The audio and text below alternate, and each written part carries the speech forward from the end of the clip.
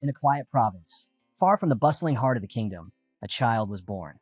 The father, restless with anticipation, prayed for a son. When the baby's first cry filled the room, the old midwife smiled and announced, "Your wish has been granted." Wrapped in soft cloth, the infant's features mirrored those of the Lord himself. "Have you chosen a name?" the midwife asked gently. The mother nodded. "Lewin, Lewin Ardle." Her voice softened as she whispered, "May he one day become the light of this world." Lewin Ardle's early years passed peacefully, marked by little more than quiet days and books. But one afternoon, as he sat reading, a pair of workers outside caught his ear, talking about heading out to collect seafood. He looked up suddenly. "Uncle Beggins." The man turned, startled. "What is it, young master?" Lewin hesitated, his tone uneasy. "Please, don't take the South Mountain Road. There's something strange there. The manna, it feels wrong." Beggins frowned, unsure what to make of a child's warning, but later passed the message to the estate's head steward. Neither could understand what the boy meant. That evening, thunder rolled across the sky. Rain lashed the windows as Beggins burst through the doors, dripping wet. The steward was waiting. "You're late," the steward said, worry in his voice. "I took another route," Beggins explained quickly. "Didn't mean to cause concern." The steward's eyes narrowed. "Why?" Beggins leaned closer. "Because of young Lewin. I avoided the South Mountain Road." The steward looked puzzled. "Remember what he said yesterday?" Beggins continued. "He warned me about that place. Just now, I heard travelers were attacked there. Beastmen ambushed everyone who passed through." The steward froze. Beggins nodded solemnly. "If I hadn't listened, I'd be among them." A heavy silence filled the room. Then quietly Beggins asked, "Do you think Lewin can really sense mana?" The steward hesitated. "If that's true, he might be the Ardle family's future." From that moment on, there was no denying it. Lewin Ardle was different. At 6, he could feel mana flow through the air. At 7, he could bend it to his will. By 10, his power was unmatched. And soon, the world would take notice. When the Ignite Magic Academy, the most prestigious institution in the Radiant Kingdom, held its entrance ceremony, every seat was filled. The announcer's voice echoed through the grand hall. "I now invite the representative of the first years." All eyes turned to the boy who stepped forward. Lewin Ardle, a child from a small noble house. Yet he had outshined even the sons of high-ranking families. He entered Ignite not merely as a student, but as the top of his class. The academy crowned him with a single title, Genius. But genius came with a cost. The expectations weighed heavy. Yet Lewin bore them with quiet resolve, believing his success would lift his family's name. Then came his first day of class. Reality struck hard. He wasn't the best. He wasn't even second. During the first practical, the instructor's command snapped through the hall. "Release your energy now." Lewin Ardle focused hard. He reached for his mana. Nothing. No response. His mind blanked. This wasn't how it was supposed to go. He stood there, frozen in disbelief, the silence around him swelling until it broke into a low wave of murmurs. Students whispered to each other, their eyes darting toward him, some curious, others pitying, most confused. Then came the verdict. Mana release disorder. The word struck like a curse. Lewin couldn't channel his magic beyond his own body, not even a meter. For a mage, that was the same as being broken. His body rejected the very essence of mana. The news spread like wildfire. His background, his failure, it was all anyone talked about. The once celebrated genius of a minor noble house became the academy's favorite target. One day, as he passed through the courtyard, a student shoved him. Lewin stumbled, but didn't fall. Another smirked. "Careful." The boy laughed, nudging his friend. "You might have touched something defective. Better wash your hands before it spreads," the other replied. Laughter followed him everywhere after that. The name Lewin Ardle became a punchline. A prodigy no longer. Just a failure. Jealousy curdled into mockery. His rise made his downfall that much sweeter to watch. One of the bullies sneered, stepping close. "What are you glaring at? You don't even deserve to." The punch came fast. Lewin didn't fight back. His fist trembled as he turned away, slamming it into the wall instead. The crack of stone echoed louder than the laughter. How had it come to this? He'd worked harder than anyone, outshined every rival, earned his place at the top, and now he was nothing. The academy had a new title for him, the genius who became useless. It should have ended there. It felt like it had. But just as the last bit of hope began to fade, something stirred. A strange glow flickered before his eyes. Player artifact activated. Status window unlocked. The world spun out of control. Lewin felt himself falling, weightless, pulled into a deep, endless void. A voice rose from the darkness, cold, and ancient. It spoke of something impossible, that he was the vessel of a world destroyer. He wanted to deny it. He couldn't. Every word felt both unreal and true. Then the shadows moved. A figure emerged, tall, monstrous, eyes burning crimson in the dark. Lewin's breath caught. The air trembled. It didn't speak, yet he knew it was about to command him. Suddenly, everything shifted. The darkness shattered. Light flooded his vision. He blinked, and he was back in the training grounds of Ignat Academy. Hours earlier, the instructor's voice cut through the noise. Next, Lewin stepped forward. All you have to do, the instructor said evenly, is form a fireball and hit the scarecrow. Simple, right? Simple for anyone else. But for someone who couldn't use magic at all, it might as well have been impossible. Lewin Artel stepped forward, taking his position. He stood there, tense, unsure if this attempt would end like all the others. Get on with it already. Heidel snapped, irritation cutting through the silence. Lewin hesitated. If he froze again, that would be it. Another failure to add to the pile. He took a deep breath, forcing the doubt aside. He had to make it work. This time he had to. He focused, drawing mana into his hand. Slowly, a fireball began to take shape, bright, dense, and alive with energy. Gasps rippled through the crowd. The orb of flame swelled larger than anyone expected, burning with raw, unrestrained power. It was obvious. His mana reserves were immense. Heidel said nothing. He just watched. For the first time in a long while, Lewin dared to hope. Maybe this time it would work. Maybe he could still prove them wrong. Then it happened. The mana flow broke. His control slipped. The fireball sputtered, then collapsed entirely. Lewin froze, confusion flickering across his face. He tried to push it out again, but nothing came. His hand went numb. His chest tightened. Mana fatigue hit him like a crashing wave. He stumbled, coughing hard. Frustration burned inside him as he spat onto the ground. Enough. Heidel barked. Show us something already. But Lewin couldn't. No matter how much he strained, the spell refused to leave his hand. I can't, he said under his breath. I can't get it out. Heidel's voice sharpened. You're serious? You're in your final year, and you still can't cast a basic spell? The words sliced through him. If you can't even manage that, Heidel growled, don't bother showing up for the exam. You're finished. Lewin said nothing. Deep down, he couldn't argue. He clenched his fist, muttering a quiet apology, more to himself than anyone else, and swore he'd do better next time. The task was simple, 10 fireballs, 10 hits on target. For most students, it was nothing. For Lewin Artel, it was torment. He couldn't even manage one. Around him, the whispers started. How did that guy even get accepted? One sneered. He should just quit already, another said, laughing. He's holding the rest of us back. Their voices blurred together, mocking, venomous. The same taunts he'd heard for years. To them, Lewin wasn't a genius anymore, just a failure. A reminder that someone from a small, forgotten province had once outshined them. Their jealousy had turned to hate, their laughter to cruelty. Lewin tried to ignore it, to swallow it down. But every word chipped away at him. His will, his pride, his dreams, all cracking under the weight of it. For 6 long years, he'd lived with it. Mana release disorder. He had endured what most wouldn't. But now, even his strength was fading. Later, in the academy halls, the same voices echoed again. A group of boys laughed as they compared exam results. Then one of them spotted him. Well, look who decided to show up. One jeered. Another snorted. Guess he's still clinging on, huh? If I were him, a third said, smirking, I'd be too ashamed to walk around here at all. Their laughter trailed behind him like a shadow. Lewin Artel didn't flinch. His voice was calm, steady. Do you know what the younger students call me? The boy grinned, his tone dripping with mockery. What, dumbass? That's what everyone calls you. To the seniors, Lewin wasn't a rival. He was a target. Someone to laugh at. Someone who didn't belong. Why don't you go back to that little countryside of yours? Another jeered, sparking laughter from the group. Lewin stayed silent. Some people are born lucky, one of them sneered, with power, money, or talent. You got none of that, another added, smirking. Your whole family's just a bunch of arrogant nobodies who've never done a thing worth remembering. That was the last straw. Lewin's fist flew before the words finished leaving the boy's mouth. The hit landed with a sharp crack. The boy flew backward, sliding across the floor before coming to a stop. The courtyard fell silent. Lewin stepped forward, voice low and cold.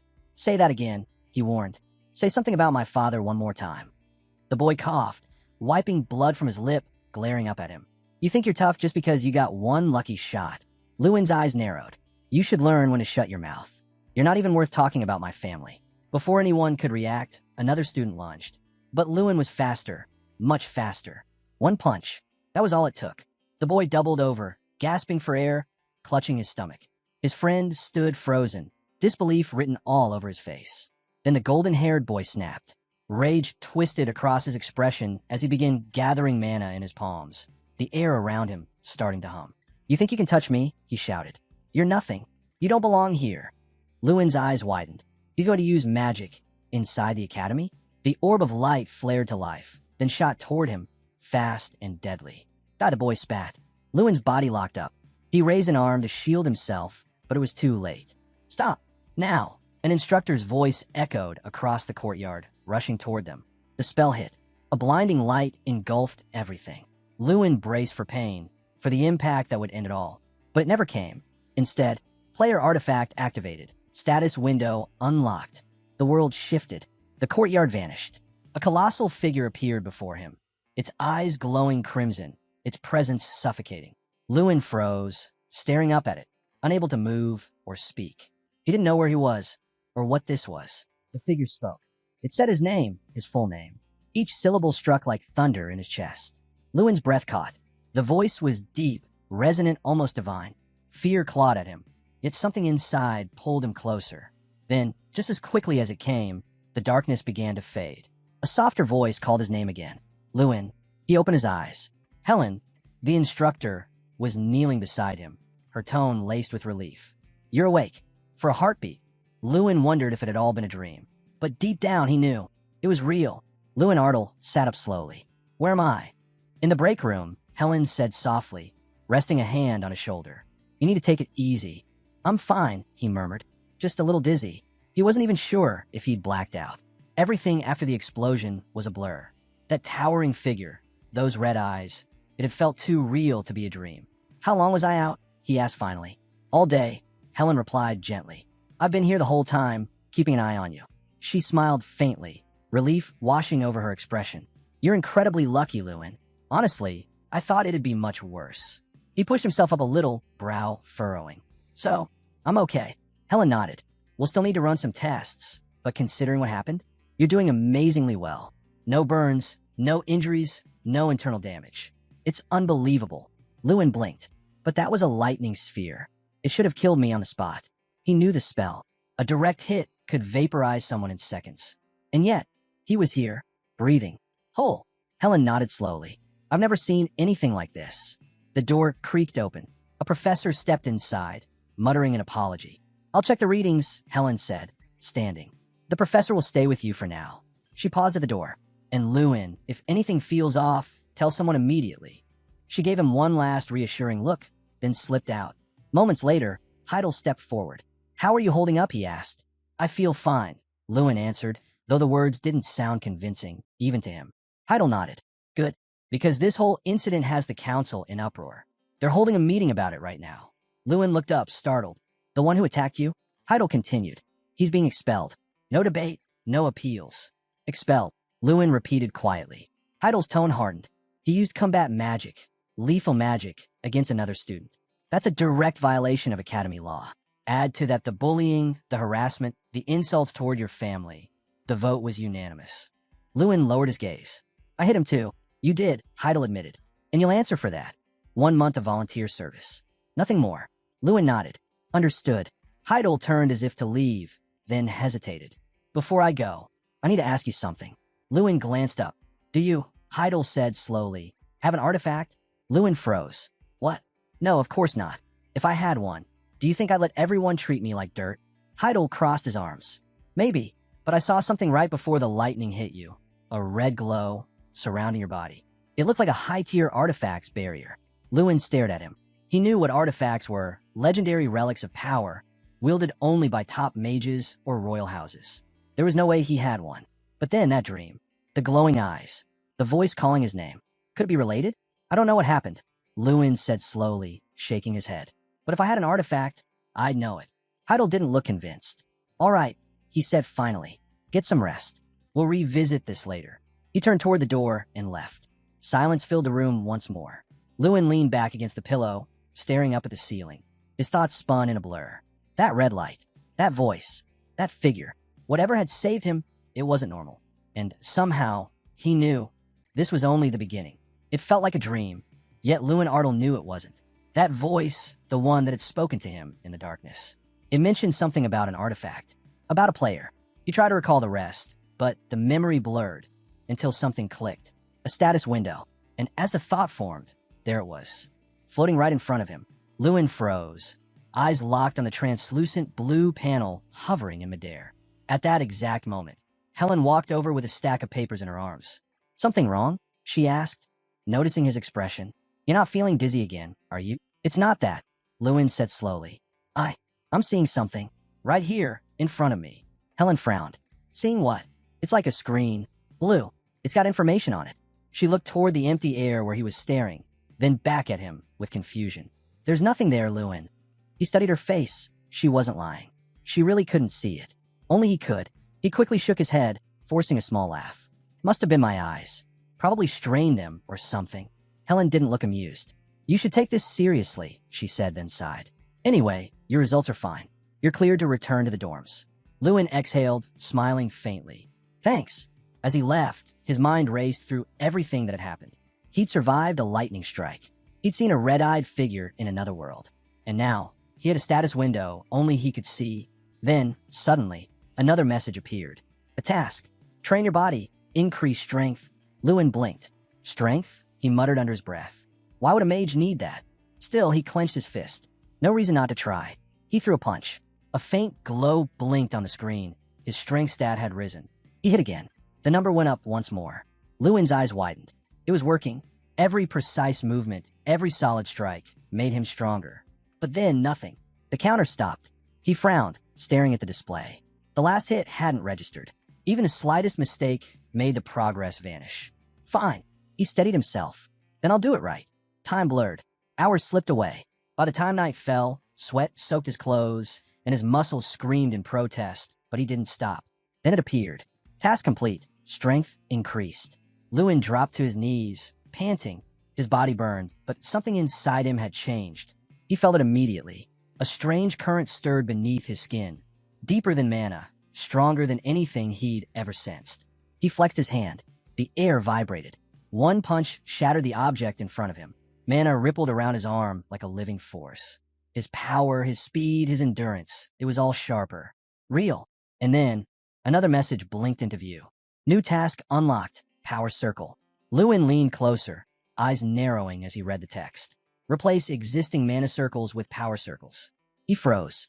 Mana circles were the foundation of a mage's being. Replacing them was unthinkable.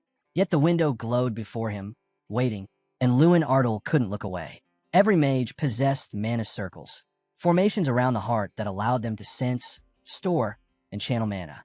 The stronger the mage, the more circles they could form. That was the foundation of all magic. Lewin Artel had 4 mana circles, an incredible feat for someone his age. But for him, they were nothing more than decoration. His disorder made them useless. Then it struck him. He turned his focus inward and froze. The mana circles were gone. Not destroyed, replaced. In their place, energy pulsed violently, untamed, raw, different. Power circles. The feeling was unlike anything he'd ever experienced. It wasn't mana. It was something deeper, more primal. It was real, tangible. Lewin Artel's thoughts raced. No mage could exist without mana circles. So what was he now? Could he even call himself a mage anymore? The question clawed at his mind, but he forced it aside. Now, it wasn't the time to question. It was time to act. He raised his hand. A spark flared, then burst into a swirling ball of flame. Instantly, his breath hitched. No hesitation, no build-up. The fireball was just there, faster than he'd ever managed before. Its heat burned fierce and steady, packed with energy that defied reason. It had to be the artifact. In basic magic theory, it took roughly 10 seconds to gather mana and form a spell.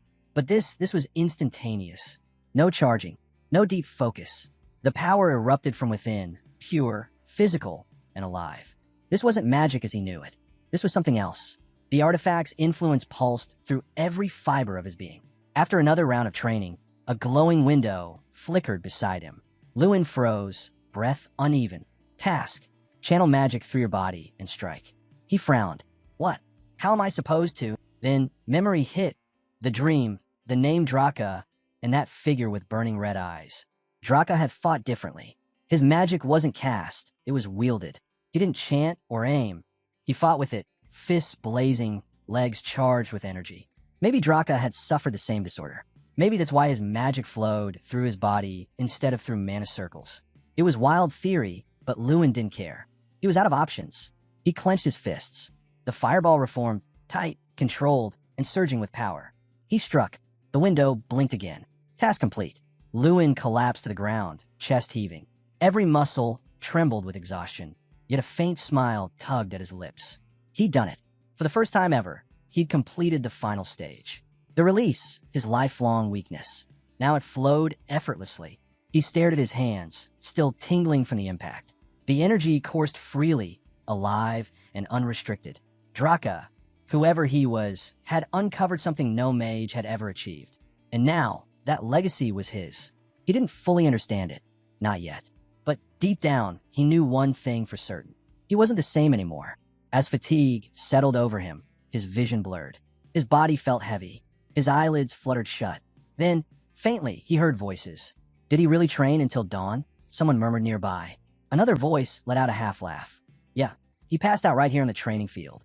Lewin Artle stirred, his body heavy, his mind still foggy. Wake him up already, a third said. There's no way he's dead. The guy survived yesterday. Flashes of lightning flickered through his thoughts, the lingering echo of that impossible sphere. His head throbbed, a dull ache pulsing behind his eyes. When his vision cleared, a small crowd of students stood over him, wide-eyed and whispering. Don't do that again, man, one said, voice shaky. Lewin sat up slowly, stretching like nothing had happened. What's with those faces? He asked, blinking at them. Never seen someone take a nap outside? Silence. One of them mumbled, that's not really how nobles from proper academies act, you know. Another snorted, were you drinking or something? Lewin rolled his eyes. Relax. I was tired. I fell asleep. End of story. They didn't look convinced. Their gazes flicked between him and each other, whispering as if they were seeing someone entirely different. Then a gasp. Wait, where's the training dummy? Heads turned. The scarecrow target that had been standing there the night before was gone. Nothing remained but scattered ash and a crater of scorched earth. Don't tell me he did that, one whispered, eyes wide. No way. Another said quickly. He can't even use magic properly. Later that day, back at the academy dorms, Jason was lounging against the wall, toothbrush in hand, foam still in his mouth. Well, look who decided to show up, he said, smirking. Get into some kind of trouble last night. That's none of your business, Lewin muttered, brushing past him. Jason didn't take it personally. He rarely did. The eldest son of a noble house, but with none of the discipline, more interested in booze and women than spellcraft. He practically lived to get caught sneaking off campus. So, Jason teased, grinning. Was it a girl? Lewin didn't even blink. He grabbed a pile of clothes and tossed them straight into Jason's face. I went to the bathroom, he said flatly. Whatever fantasy you've got, keep it to yourself. Steam filled the bath as Lewin sank into the warm water, every muscle screaming, but finally relaxing. The heat felt good. He let out a long breath until something clicked in his mind. The next task. He opened his status window, eyes narrowing. Same mission, same reward, but this time double the effort. Lewin sighed. Of course. It was harsh, but if this was the only path forward, he'd walk it. A month passed. He learned the truth. The mission could only be completed once per day. Miss even one, and everything reset. Each day, the repetitions increased, slowly grinding him down. But the reward never changed. Still, he never stopped. No matter how high the numbers climbed, Lewin stayed consistent. The tasks eventually capped at 3,000 reps. Any more might have killed him. But he endured. He ran. He trained. He struck. Day after day, Lewin Artle refused to quit. Over time, something incredible began to happen. A faint chime echoed in Lewin Artle's mind. The sound of a system notification. He blinked. A new skill had been unlocked. When he opened the details, his eyes widened, and a slow grin spread across his face. It was perfect. Exactly what he needed.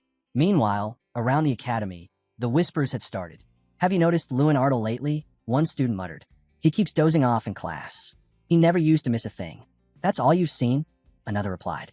The guy practically lives in the training yard now. Punches, kicks, weird stances, it's nonstop. Someone nearby sighed. Just ignore him. He's always been a bit off. To most of them, it looked pathetic, a mage with a broken mana core trying to make up for it through brute force. A desperate attempt to look strong. But none of them knew the truth. Over the past month, Lewin Ardle had been methodically clearing system tasks while searching for any clue about the mysterious figure named Draka. He dug through old records, ancient tomes, forgotten archives, anything that might hold a trace of that name. But there was nothing. No mage named Draka. No history. No legacy. Just silence. And yet, Lewin couldn't let it go. Who was Draka? And who had passed this strange, hidden power onto him? A sudden shout snapped him from his thoughts. Lewin Ardle, you haven't heard. Jason burst into the room, nearly tripping over himself, his expression wild with excitement. Lewin looked up, startled. Heard what? Jason blinked at him, incredulous. You're just sitting here reading like nothing's happened. Lewin stood, sensing something serious. Jason, what happened? Jason's grin widened. Your father, the head of the Ardle family. He's here, at the academy. Lewin froze. What? Jason nodded eagerly. Yeah, your father. Lewin didn't wait another second. He bolted out of the room, sprinting down the hallway. Father, he called out. A familiar voice answered from ahead. The man turned, composed, confident, and unmistakably him. Head Ardle. Lewin stopped short, catching his breath. His father smiled, eyes softening as they met. They soon found a quiet corner to talk, away from the curious stares of students. How have you been? Lewin asked first. It's been 6 years since you sent me here. Head Ardle nodded, a small smile tugging at his lips. Doing well, as always. And my sister? Lewin asked. How is she? A fond chuckle escaped his father. She's growing fast. Picked up swordsmanship, too. Says she wants to protect her weak, big brother. Lewin rubbed the back of his neck, embarrassed. She said that. She's as confident as ever, his father said warmly. A quiet pause lingered between them. Then Lewin spoke, voice calm but firm. I'm okay. Really? His father raised an eyebrow. What do you mean by that? I mean it, Lewin repeated. No one's mistreating me. Not physically, not mentally. I'm fine. Head Ardle took a slow sip of tea, his expression thoughtful. When he finally looked up, his tone had changed, softer but serious. I didn't come here just to check on you, he said. I came to ask if you'd like to leave the academy. Lewin's head snapped up, stunned. You've been here a long time, his father continued. If life here has been too harsh, you can always come home. Just tell me, what have you been enduring all these years? Lewin didn't answer right away. He sat in silence, the words hanging between them, heavy and unspoken. Then, with steady calm, Lewin Ardle said quietly, I won't lie to you. It's been hard. From the start, people treated me terribly. Head Ardle's expression darkened, but before he could speak, Lewin raised a hand. But I think, he said, voice steady, I've finally found a way through it. He leaned forward, eyes unwavering. Let's make a deal. His father frowned slightly. A deal. There's a practical exam coming up, Lewin said. If I pass, if I prove myself, I stay here. But if I fail, I'll come home. No excuses. He met his father's gaze head on. But I won't fail. For a moment, silence filled the space between them. Then, seeing the conviction burning in his son's eyes, Head Ardle gave a small nod. There was nothing left to argue. Not long after, he returned to the family estate. Days passed. The long-awaited moment had arrived, the Academy's mid-year exams. The first phase, the written test in magic theory. The vast examination hall was silent. Rows of students sat upright, their focus absolute. Instructors paced between the desks, eyes sharp, ensuring no one dared to cheat. A single warning had echoed through the hall before it began. Any violation will be punished immediately. Once the timers were set, the exam commenced. Lewin Ardle lifted his pen. The exam was divided into 2 main sections, written and practical. The practical portion had 4 trials: precision shooting, magic power measurement, group combat, and one-on-one duels. Despite his condition, Lewin moved through the written test with ease. Every question felt familiar. Every formula, every theorem, every theory. He had mastered them all through endless study and sleepless nights. Around him, even the top-ranked students struggled. But Lewin finished with quiet confidence. Among the competitors, one student in particular had always dominated the practical exams, a prodigy from a noble family, famous for his talent and lineage. But this time, Lewin Ardle had no intention of watching from the sidelines. This time, he was aiming for the top. A few days later, the practical exams began. The training grounds buzzed with anticipation, students warming up, testing spells, exchanging last-minute strategies. As Lewin adjusted his gloves, a familiar voice called out. Yo, Lewin. Jason jogged up beside him, grinning. You've been acting kind of weird lately. Got a plan for today? Lewin nodded. Trying something new with my magic. Jason's eyes narrowed with interest. Something new, huh? Sounds risky. So what's the strategy? Before Lewin could answer, another voice cut through the air. Well, look who decided to show up. Mikkel. He strolled over, laughter dripping with mockery. You're actually taking the exam? Lewin stayed composed. Yeah, that's why I'm here. Mikkel chuckled. You? With your little release disorder. The nearby student snickered. Mikkel slung an arm around Lewin's shoulder, his smirk widening. Take it from someone who's seen you fail 6 times. Don't bother. Save yourself the humiliation. Lewin brushed his hand away. Appreciate the concern, he said coolly. But your advice won't help me. Michael's grin faded, replaced with irritation. You really think someone like you can pass this? You honestly believe that? His tone sharpened. You're not even worth my time. Lewin didn't rise to the bait. He just watched quietly, and in that silence, he noticed it. Michael's tone, his swagger, wasn't confidence. It was fear. He saw Lewin as a threat. Mikkel leaned closer, voice low. I'll deal with you in the duel, he muttered before walking off. Lewin exhaled slowly, letting the noise of the crowd fade around him. Then the announcement came. All participants for the first test prepare for precision shooting. Also known as the multi-target shooting test. It measured how many moving targets a mage could strike in a limited time. Lewin stepped forward. His turn had come.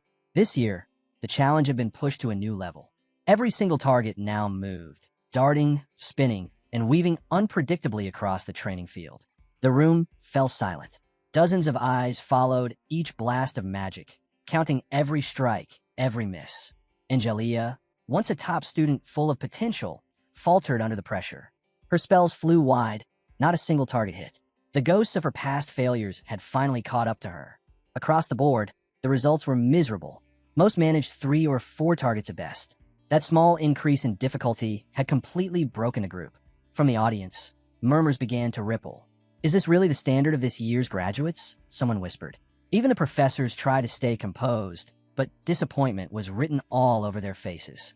Then, Professor Elric's voice echoed through the arena. Mikkel, you're up next. Finally, a name that gave the crowd hope. Mikkel stepped forward with his usual swagger, his grin sharp and confident. He shot a glance toward Lewin Artel and smirked. Watch and learn. I'll show you how this is supposed to look. The signal rang. Mikkel raised his hand, and his magic burst to life in a flurry of crackling light. Firebolts flew, one after another, striking the moving targets with precision. The crowd erupted in applause. They expected it, but it was still a sight to see. Clean hits, flawless rhythm, perfect control. Mikkel was back on top, right where everyone thought he belonged. One of the instructors proudly declared him a true successor to his noble bloodline. Professor Elric turned to his colleagues, voice full of pride. Tell me, is there any doubt left? This is the kind of talent our academy stands for, the one who will represent us at the grand festival. Before the praise could spiral any further, Tyrion Ignat, one of the senior examiners, raised his hand. That's enough, Elric. We've seen what we needed to. Let's call it a day. But Professor Heidel, seated nearby, leaned forward with curiosity. Not quite yet, he said. I want to see one more performance. Let's see what Lewin Artel can do. Tyrion arched an eyebrow. Artel?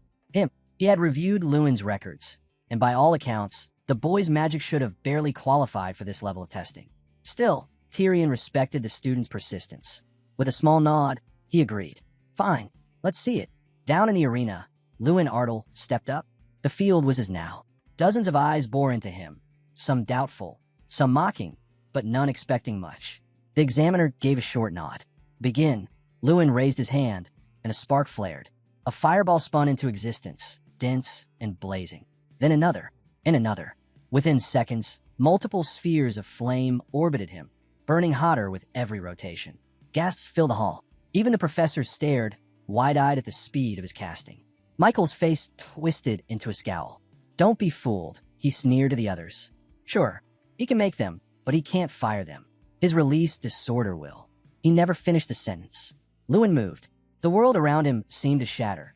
Motion slowed, air cracked, and his body blurred.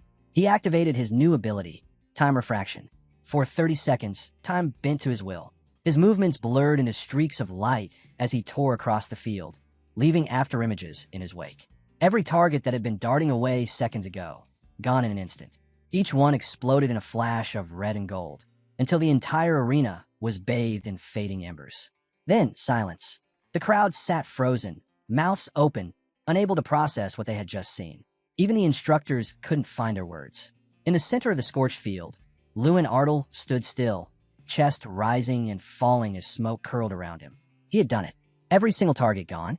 An official stepped forward, trembling slightly as he recorded the score. 27. His voice quivered as the number echoed through the arena. The crowd remained silent. And then the whispers began. Lewin Artel had just rewritten the Academy's definition of impossible. 27 perfect strikes. It was a record the Academy had never seen before. Whispers swept through the arena. How did he move like that? Was that even magic? No one's ever done this. Then a single pair of hands began to clap. Tyrion Ignat rose from his seat, smiling broadly as he applauded. Outstanding, he said, his voice carrying across the silent hall. Truly extraordinary. The students followed, their cheers exploding into the air. For the first time in 6 years, Lewin Artel heard something he'd almost forgotten, the sound of approval. For years, he'd been mocked, doubted, ignored. But now, every corner of the arena echoed with his name. That warmth swelling in his chest. Maybe this moment was what he had been striving for all along. But not everyone was clapping. Mikhail sat frozen, his jaw clenched, his pride shattered. He couldn't comprehend it. How had Lewin done that? That speed, that precision, it shouldn't have been possible. Down by the judge's table, Professor Elric scowled. Hand-based magic, he said sharply. That's not even proper spell casting. Professor Heidel, ever calm, smiled faintly. Magic, he replied, isn't bound by our definitions. If it always followed the rules, it wouldn't be magic, it would be mathematics. A few professors chuckled at the remark, but Elric bristled. Before he could snap back, Tyrion Ignat raised a hand. That's enough, he said firmly. What we witnessed today was beyond expectation, a flawless performance. Around him, the faculty nodded in agreement. Even those who doubted Lewin couldn't deny what they'd seen. Elric, though, said nothing. His lips pressed into a thin line, fury simmering beneath his calm. Everything he believed in, his system, his hierarchy, had just been shaken by one boy. The next day, the Academy was buzzing. Jason practically dragged Lewin down the hallway, grinning like they'd been friends for years. You're famous now, man, he said, laughing. Everyone's talking about that crazy move. Relax, Lewin muttered, try to keep pace. But it was useless. Jason was unstoppable. Before long, other students joined in, crowding around him. How'd you do it? Was that a new spell? Teach me that trick. Just yesterday, those same faces wouldn't even meet his eyes. Now, they couldn't stop talking to him. Lewin saw right through it. The sudden kindness, the fake admiration. He just smiled faintly. I'm moving forward from here, he told Jason quietly. Jason raised an eyebrow. Forward, huh? Guess you mean business. But not everyone shared that enthusiasm. When Lewin returned to his dorm and opened the door, he froze. Mikhail was already there, standing by the window, silent. Lewin's voice dropped. What are you doing in my room? Mikhail didn't turn around. His words came low and sharp. You're getting full of yourself. One lucky score, and now you think you're something special. Lewin's expression didn't change. Sounds like jealousy. That made Mikhail snap. 6 years at the top, and now this nobody was talking to him like an equal. He spun around, stepping forward until they stood face to face. But Lewin didn't back down. When Mikhail reached for him, Lewin's hand moved faster, grabbing his wrist, holding it firmly. Michael's eyes widened. That grip wasn't normal. The strength behind it was staggering. Lewin didn't raise his voice. He spoke evenly, calmly. If you really want to settle this, he said, then we'll do it properly. One-on-one. No interference. Just us. He let go of Michael's wrist and turned toward the door. We both need to graduate, he said over his shoulder.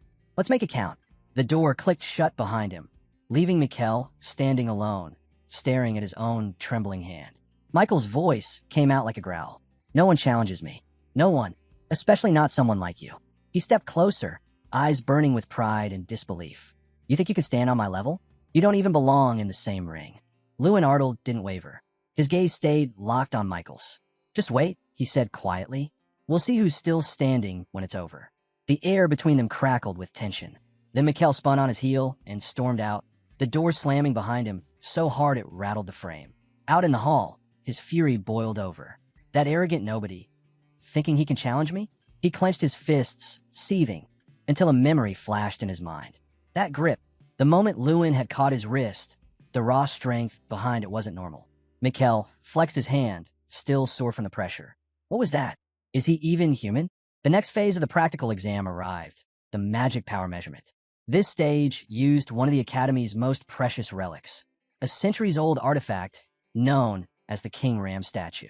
500 years ago, the legendary Archmage Freud had sealed the ancient creature King Ram inside it, turning the monstrous being into a sentient magical gauge.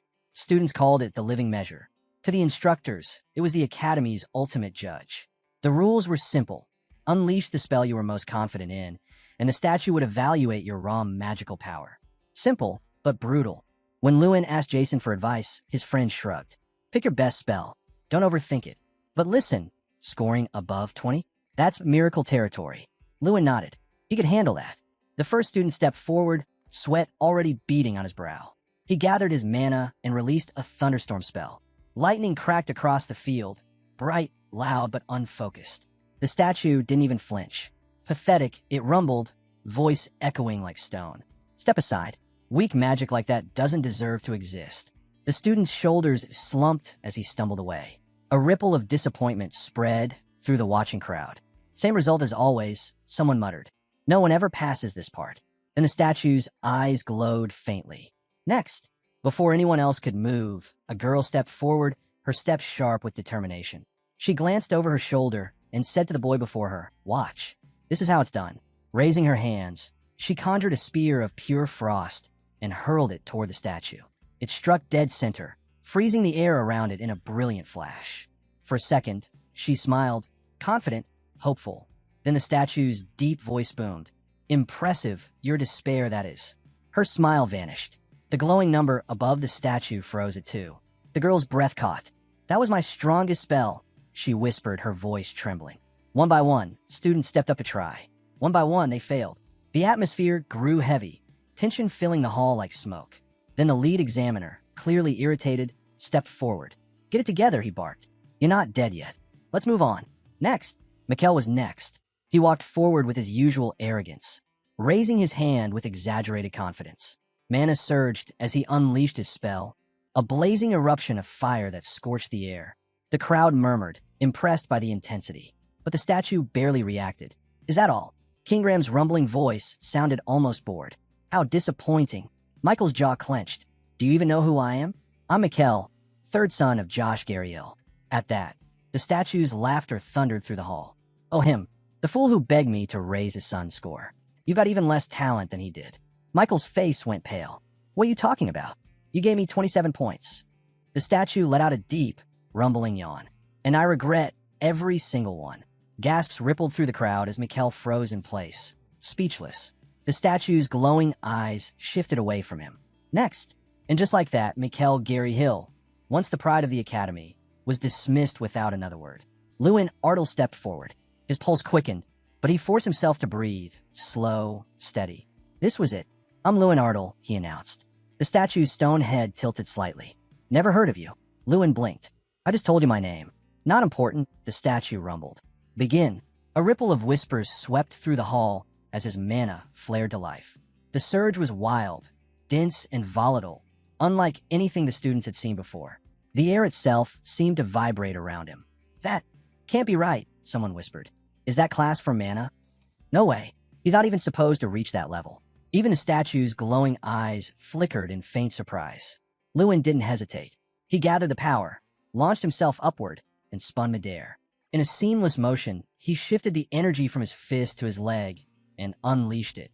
The explosion ripped through the chamber. Shockwaves pulsed outward, making the ground tremble. Students shielded their faces as the wind howled past. One of them gasped, "That's not Class 4, that's Class 5. Lewin landed hard but steady, dust swirling around his boots. He exhaled slowly, chest pounding. It had worked. His control had finally matched his power. Then he heard it. The statue's voice, quieter now, but laced with something like recognition. "Who are you?" Lewin frowned. "I already told you. Lewin Artle." The statue's eyes narrowed. "Are you Draka?" Every sound in the room stopped. Lewin froze, his mind racing. That name again, Draka. The mysterious figure that had haunted his dreams. The one he'd found nothing about in any record. The crowd exchanged puzzled looks. "Draka? Who's that?" someone murmured. Lewin looked up. "Do you know who Draka is?" The statue nodded slowly. "I've been waiting for him," it said. "And now he's finally here." Lewin's heart skipped. "What do you mean, his incarnation?" The statue chuckled, the sound deep and ancient. "Say your name again." Lewin hesitated. Lewin Ardle. The hall fell utterly still. The statue's glowing eyes dimmed for a moment, then flared back to life, brighter than before. The air seemed to hum with unseen energy. No one moved. No one spoke. Whatever happened next, they would never forget it. The student in charge of recording results finally broke the silence. He stepped forward nervously. "Sir Kingram, please the score. Before you vanish again." The statue's voice rumbled low. "Too much. I'll give it later, when we're alone." The recorder blinked, confused. "But you're bound by contract. Every student must receive an evaluation." The ogre's stone brow furrowed, its tone sharp. "For centuries, I've judged fledglings who barely understand magic. And now you're reciting rules to me." The poor student stumbled back. Sorry, sir. I just need a number." King Ram sighed, clearly irritated. "Fine," he said at last. "I'll give him a score." The air grew heavy as his eyes locked on Lewin. "Let him decide," the statue said. "Z, or 100. Gasps erupted from the students. "Did he just say 100? Someone whispered.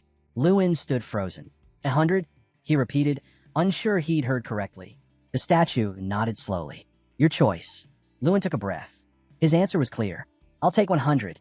A wave of disbelief swept through the hall. The crowd burst into noise, students shouting, teachers whispering, no one able to believe what they'd just witnessed. No one in a century had ever received a perfect score. Not one. Lewin Ardle had just made history. One of the instructors murmured to the others, "That boy, he's the Academy's new legend." Lewin turned, scanning the sea of stunned faces, until his eyes landed on a figure in the crowd. A professor, watching him closely. "And what are you doing here?" Lewin asked. The teacher held up a folded sheet of parchment. "Word travels fast," he said with a faint smile. "Your score has already reached the head of the Academy. Take this." Lewin Ardle frowned as he unfolded the paper. His eyes darted over the words. "The artifact room? What is this supposed to mean?" The teacher's tone stayed calm. "Follow me. You'll understand soon enough." They walked without a word. The sound of their footsteps echoed softly as the door behind them sealed shut. Ahead, a narrow stairwell spiraled downward into dim light. Lewin glanced around, uneasy. "I've never seen this part of the Academy before." "You wouldn't have," the teacher said, not slowing. "No one's allowed here. You're the first." That made Lewin stop in his tracks. "Then why am I allowed?" The man turned at the end of the stairwell, expression unreadable. "Because you earned it. But this is as far as I go. From here on, it's just you." Lewin hesitated, then nodded and stepped through the heavy door ahead. He had no idea what waited for him, but something deep inside told him this was his reward. The sight that met him took his breath away. The room was vast, shimmering with an otherworldly glow. Relics lined the walls, crystal spheres, ancient grimoires, blades humming with dormant energy. Legendary artifacts he'd only ever read about were scattered across the room like forgotten treasures. It felt less like a vault and more like stepping into the very heart of magic itself. Then, "You look lost." The voice made him spin around instantly. Standing there was a figure, massive, solid, alive. Not a statue of stone this time, but the ogre himself. Lewin's breath caught. "You're not stone anymore." The ogre's deep chuckle filled the chamber. "Only in this place can I appear like this," he said. "The ancient mana here allows me to exist fully, not as an artifact, not as an echo, but as what I truly am." Lewin stared at him, caught between awe and confusion. "What did you mean earlier, when you said I didn't understand my true value?" The ogre's gaze sharpened, glowing faintly. "Exactly that. You walk with power you don't yet comprehend. You have no idea who you are, or what you're destined to become." Lewin frowned, tension tightening in his chest. The ogre spoke as if he knew him, knew too much. "How do you know all this?" Lewin asked. "You're part of the same artifact I used." "How would you know about it?" The ogre tilted his head. "You've seen the artifact, haven't you? The one unlike any other. So tell me, boy, how did you come to possess it? What ties you to Draka?" Lewin's eyes narrowed. "That's what I've been trying to figure out. I don't even know who or what Draka is." For a long moment, the ogre was silent. His expression shifted, something between remembrance and grief. Then he spoke, his voice low and ancient. "There was once a being who sought to transcend mortality. He came to the Sky Peak tribe, my tribe, centuries ago. Small, fragile, almost human. The room seemed to darken as his tone deepened. But his power," the ogre's eyes burned brighter. "It was terrifying. We fought him with everything we had, tribe against one man. And still, he stood above us. The more we resisted, the stronger he became. Lewin listened in stunned silence. In the end, the ogre continued. We stopped fighting. We learned from him. He became one of us, a brother, a teacher, a legend. The ogre's gaze locked onto Lewin. That being was Draka. He taught our chieftains the ancient language, the roots of magic, the truths of creation itself. For nearly a century, he guided us. Lewin's breath hitched. He lived that long. He wasn't human, the ogre said simply. His true form was that of the black dragon, Dragonia. Lewin staggered back. A dragon, he whispered. You're telling me dragons are real? The ogre's lips curled into something between a grin and a snarl. You've heard the tales, haven't you? Dragons breathing magic into the world, the first beings to wield power freely. He stepped closer, his shadow stretching across the glowing floor. But they're not just myths, the ogre said. They're magic. Tell me, boy, do you know where your power really comes from? Lewin shook his head slowly, still trying to process what he was hearing. I've only heard stories, nothing more than old myths. The ogre's eyes gleamed. Then it's time you learn the truth. Draka couldn't use magic like everyone else. The ogre began, his deep voice echoing through the chamber. He had no mana circles, no channels like ordinary mages. So he created his own path, one that infused pure, raw energy into his body, into his fists, his legs. Every motion carried the force of a spell. Lewin Ardle listened intently, piecing it together. He was like me, he said quietly, misunderstood, rejected by the world. The ogre nodded slowly. Exactly. Draka forged a power that no one could imitate. He learned to convert magic itself into strength. That ability made him the mightiest being alive. Lewin frowned. Then why do they call him the Destroyer of Worlds? The ogre's eyes dimmed, his tone dropping low. Because power alone wasn't enough for him. He kept pushing beyond the limits of body, mind, and even soul. In the end, that hunger consumed everything. Worlds burned, and so did he. Lewin fell silent, the weight of it pressing down on him. To wield such strength and lose everything that made you human.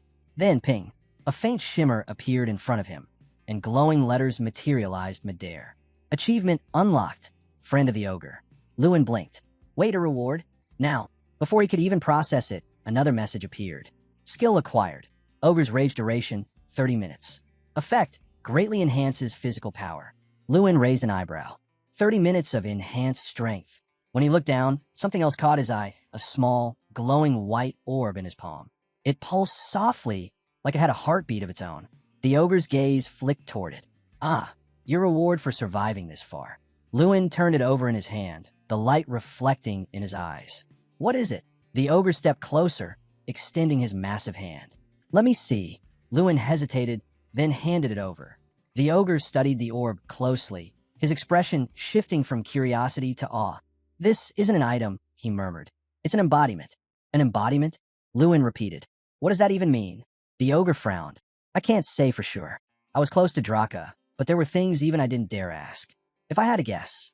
He paused, staring at the sphere, his voice softening. This is a piece of him. When he died, he sealed part of himself into a spirit stone. What you're holding? Lewin's grip tightened unconsciously. Is what remains of Draka. The words hung heavy in the air. This orb, the ogre said solemnly, is the embodiment of his power. It's called a spirit, but don't mistake it for the kind you've read about. This one has a will of its own. Lewin studied the sphere, the glow pulsing between his fingers. Bear, the ogre continued, his tone grim, has a difficult personality. He's greedy, always craving more power, more energy. But if you can endure his demands, he'll give you something in return, unlimited strength. Lewin looked up sharply. Wait, Bear, you mean it's his name? The ogre nodded. Exactly. He came from that stone. And if I'm not mistaken, he's about to wake up. Before Lewin could react, cracks began to spiderweb across the orb's surface. The glow intensified until it burst open in a flash of blinding white. When the light faded, something small and fuzzy sat in his hands. Lewin blinked. A bear. The creature crossed its stubby arms, glaring up at him with fiery eyes. I'm not a bear. Lewin Ardle froze mid-step. Wait, did you just talk? The creature growled, voice rumbling like thunder. I said, don't ever call me that again. Lewin blinked in disbelief. Okay, then what exactly are you? It declared proudly, puffing up its chest, am an incarnation. No limits, no fixed form. I can become whatever I choose. It paused, then raised its head dramatically. Watch closely. I'll show you my true power. Lewin leaned forward, eyes wide. Nothing happened. The creature blinked, glancing down at itself. Huh, where's my power? Why can't I transform? Lewin tilted his head. What are you even trying to do? The creature huffed. I'm reconstructing. Clearly, I'm running on empty. Feed me. Lewin frowned. You're being kind of rude, you know. And there's no food around here anyway. What do you even eat? The creature scoffed. My owner can't even feed me? How embarrassing. Lewin's eyes widened. Wait, owner? Are you saying I'm? But before he could finish, the creature turned away with a long, dramatic sigh. Wake me when something interesting happens. It curled up and went completely still. Still stunned, Lewin turned toward the ogre, sitting nearby. The old warrior chuckled softly. 1,000 years have passed, and that attitude of his hasn't changed a bit. He leaned back in his massive stone seat. Seeing you two together, it takes me back. Reminds me of when Bear and Draka lived among us in the Sky Peak tribe. Then his tone shifted, calm but sharp. Tell me, Lewin Ardle, what will you do now? Lewin hesitated. What do you mean? I'm talking about power, the ogre said. The kind that shapes people, guides some, destroys others. Why do you seek strength? Lewin lowered his gaze, thinking carefully. To protect my people, to rebuild the Ardle name, and to prove everyone who looked down on me wrong. He clenched his fists. That's reason enough for my family, my people, and for myself. The ogre smiled. Good, I'll be watching. Let's see where that conviction leads you. Lewin nodded quietly. Though he'd only begun to uncover Draka's secret, his daily life barely changed. Well, except for one new addition. From that day on, whenever Lewin called out to Bear, the creature would appear instantly and say the same thing every single time. Got food. That was the biggest difference. Bear's endless hunger. And not for normal meals. His diet was unusual. He fed on power, the kind Lewin earned through quests. Once satisfied, Bear would stretch, grin, and mutter a much better. As Lewin continued his journey, Bear grew alongside him. Their bond unlocked a unique ability called Onir, a skill that dramatically accelerated Lewin's growth. Every time he leveled up, he gained an extra 100 power points. And once he reached 2 stars, the bonus doubled. Bear boasted that, before being sealed, he'd reached a total of 31 stars. Lewin's jaw nearly dropped. That's 3,100 power. He didn't even have 1,000 yet, and already he felt unstoppable. Just how far had Draka climbed? Was all of that really from quests alone? Bear smirked, arms crossed proudly. Of course. That's why they call me the Great Bear. Lewin Ardle crossed his arms. You gonna share that secret? Or just keep stalling? Bear smirked. Sure thing. But first, how about a glass of water? Lewin's eyes narrowed. Say that again, and I'll cut off your food supply. Bear immediately sat upright. All right. No need to get violent. I'll tell you for free. He leaned back, tone turning serious. There are plenty of ways to grow stronger. Harder quests, crafting rare items, discovering lost artifacts, even brewing, let's say, questionable things. Ogre tendon elixirs, for example. Then, just as casually, he added, but none of that fits you. Lewin frowned. So there are all these options, and not one works for me? Bear nodded. Not yet. You've got potential, but your body's not ready. You need at least 1,000 in strength before you can handle anything more. Push it now, and you'll just break yourself. That hit hard. Lewin had thought he'd come a long way, but this made it clear. He was still standing at the start of the path. From that day forward, he set a new goal, 1,000 strength. Every sunrise, Lewin threw himself into brutal training. He fought, ran, lifted, and sparred until his body burned. Day after day, he pushed past his limits, climbing closer to that number. When he finally reached 930, the third phase of the exam began. Real combat. Bear floated beside him, looking uneasy. Wait, today's the big one. Lewin nodded. Yeah, I've been waiting for this. The final test was known for its chaos. Unlike the earlier stages, this wasn't about theory or precision. It was survival. Mages hurled spells from behind the lines, and one careless move could fry their own teammates. The entire point? To see who could stay calm in a battlefield and fight as a unit under pressure.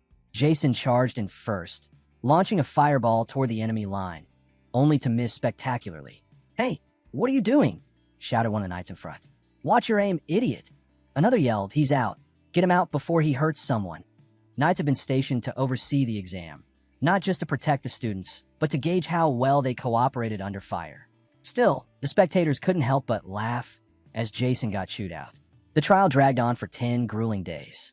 The students were assigned different monsters depending on their scores, each fight tougher than the last. And now, on the final day, 13 top-ranked students stood ready. The air was tense. No one spoke above a whisper. "What kind of monster are we facing this time?" someone muttered. Then, boom, the ground trembled. Dust exploded into the air. A colossal figure emerged from the shadows. An ogre. Ogres were ancient beings scattered across the continent in sprawling tribes. Towering, fast, and brutally strong, they were far more than simple beasts. They were intelligent, clever as any human, but their instincts were violent, untamed. It was in their nature to dominate, to fight, to conquer. And now, one of them stood before the trembling students, ready to test who among them truly had the strength to survive. Now one stood in the middle of the exam grounds. No one knew how to fight it. And worse, everyone could tell this wouldn't end with just bruises. Someone might not make it out alive. Heidel's voice cut through the tension. "Focus. Treat this like real combat. No holding back." The ogre roared and charged with blinding speed. The knights barely had time to raise their shields. Mikkel quickly summoned glowing orbs of mana behind the front line and fired a sharp, focused arrow of energy. But the ogre sprang high into the air, clearing the blast entirely. Gasps rippled through the arena. No one expected something that massive to move like that. "Mikkel, dodge!" Heidel shouted, but Mikkel couldn't. His body locked in fear, his legs refused to move. Heidel gritted his teeth and slammed his staff down. From the ground, thick roots burst upward, tree prison. The spell coiled around the ogre's limbs just in time, restraining its rampage. The beast snarled and fought to break free, but the magic held strong. Mikkel hadn't been struck, but his spirit was crushed. "He's out," Heidel declared firmly. Up in the observation deck, Professor Elric slammed his fist against the table. His jaw tightened, frustration burning behind his eyes. Mikkel had failed again, but Lewin Ardle was still standing. And that, Elric couldn't accept. He turned sharply toward Tyrion Ignat. "We're seriously going to let this continue?" Tyrion raised a brow. "What exactly are you suggesting?" "You know what I mean," Elric snapped. "Lewin Ardle's turn is next." Tyrion nodded slowly. "Yes, and he's the only student to ever receive a perfect score from King Ram," Elric said, voice tense. "Testing him like the others isn't fair, and you know it." Tyrion leaned back in his chair. "Then what do you propose?" Elric's eyes narrowed. "The knights didn't just bring an ogre today. They also delivered another. I say we use it." Tyrion's expression hardened. "An ogre during an exam? That's too dangerous." "We've got professors and knights watching," Elric countered. "It'll be contained. Don't you want to see what Lewin Ardle's really capable of?" A narrow corridor stretched ahead, dimly lit and silent. Lewin Ardle stood at one end, leaning casually against the wall. A voice called his name. He turned as a professor stepped into view, raising a hand to stop him. "Before you begin," the man said, "there's something you should know." Lewin tilted his head slightly. "What is it?" "Your test will be harder than the others." Lewin's gaze sharpened. "So that's what this is about." The professor nodded. "You earned the highest score from King Ram. That's never happened before. Some think it wouldn't be fair to give you the same opponent." Lewin stayed silent. The professor met his eyes. "You won't be facing an ogre." Lewin's eyes widened slightly. "Then what am I facing?" The man's tone went cold. "An ogre." Lewin blinked. "An ogre?" From beside him, Bear let out a low laugh, his grin spreading wide. "Oh, your first real opponent is an ogre? Now, this is going to be fun." Heavy chains clattered as the towering beast stepped into the light. Its head rose, and it unleashed a roar that shook the entire field. From a distance, Jason's voice trembled. "Is that the ogre, Captain?" Someone beside him shook their head. "No, that's an ogre." Jason frowned. "An ogre? That can't be right." The young knight next to him tightened his grip on his sword. "I was part of the team that captured it, but I didn't think they'd actually use it for an exam. That thing's too powerful." Though similar in appearance, ogres were nothing like ogre. They were larger, heavier, and far more brutal. And now, Lewin Ardle had to fight one. Ogres were monsters of raw destruction. A single swing from them could crush bone and break a man in half. The knight's voice was tight with worry. "Are you sure about this?" The professor replied calmly, almost too calmly. Even our knights struggled to subdue it. The knight gave a humorless laugh. "Seems like the Academy's gotten real bold with how it values human lives." Lewin Ardle stepped forward. "Then I'll gamble mine too." The knight blinked, caught off guard. "What?" Lewin faced him directly. "I'm Lewin Ardle, the one taking this test." The knight's eyes narrowed as he studied him. "You're the one they're throwing against that thing?" He muttered under his breath. "There's no way this guy can take it down." Then, more seriously, he said, "If anything goes wrong, we'll step in. You don't have to die out there." But Lewin didn't respond. He was already walking, to the wrong side of the field. Hey, where do you think you're going? The knight called. Lewin glanced back. Getting into position. That's not your spot, the knight said, confused. You're supposed to stand behind me, not in front. My spells work differently, Lewin replied without hesitation. The knight's eyes widened. If you stand there, we can't protect you. That's not an ogre, it's an ogre. I know, Lewin said firmly. Then why take that risk? Lewin threw off his cloak, eyes fixed ahead. Because I've already decided. The knight stared at him, tried to make sense of the calm in his face. No hesitation, no fear, just resolve. He was nothing like the others. The professor stepped forward. Lewin Ardle, prepare yourself. With a sharp snap of his fingers, the chains fell away, crashing to the ground. The ogre roared and charged. So did Lewin Ardle. Wait, what's he doing? The knight shouted. He's running straight at it. Is he insane? The ogre's massive arm came down in a crushing swing, shaking the ground. Two flashes of light erupted as Lewin darted forward, hand raised. Fireball, he shouted.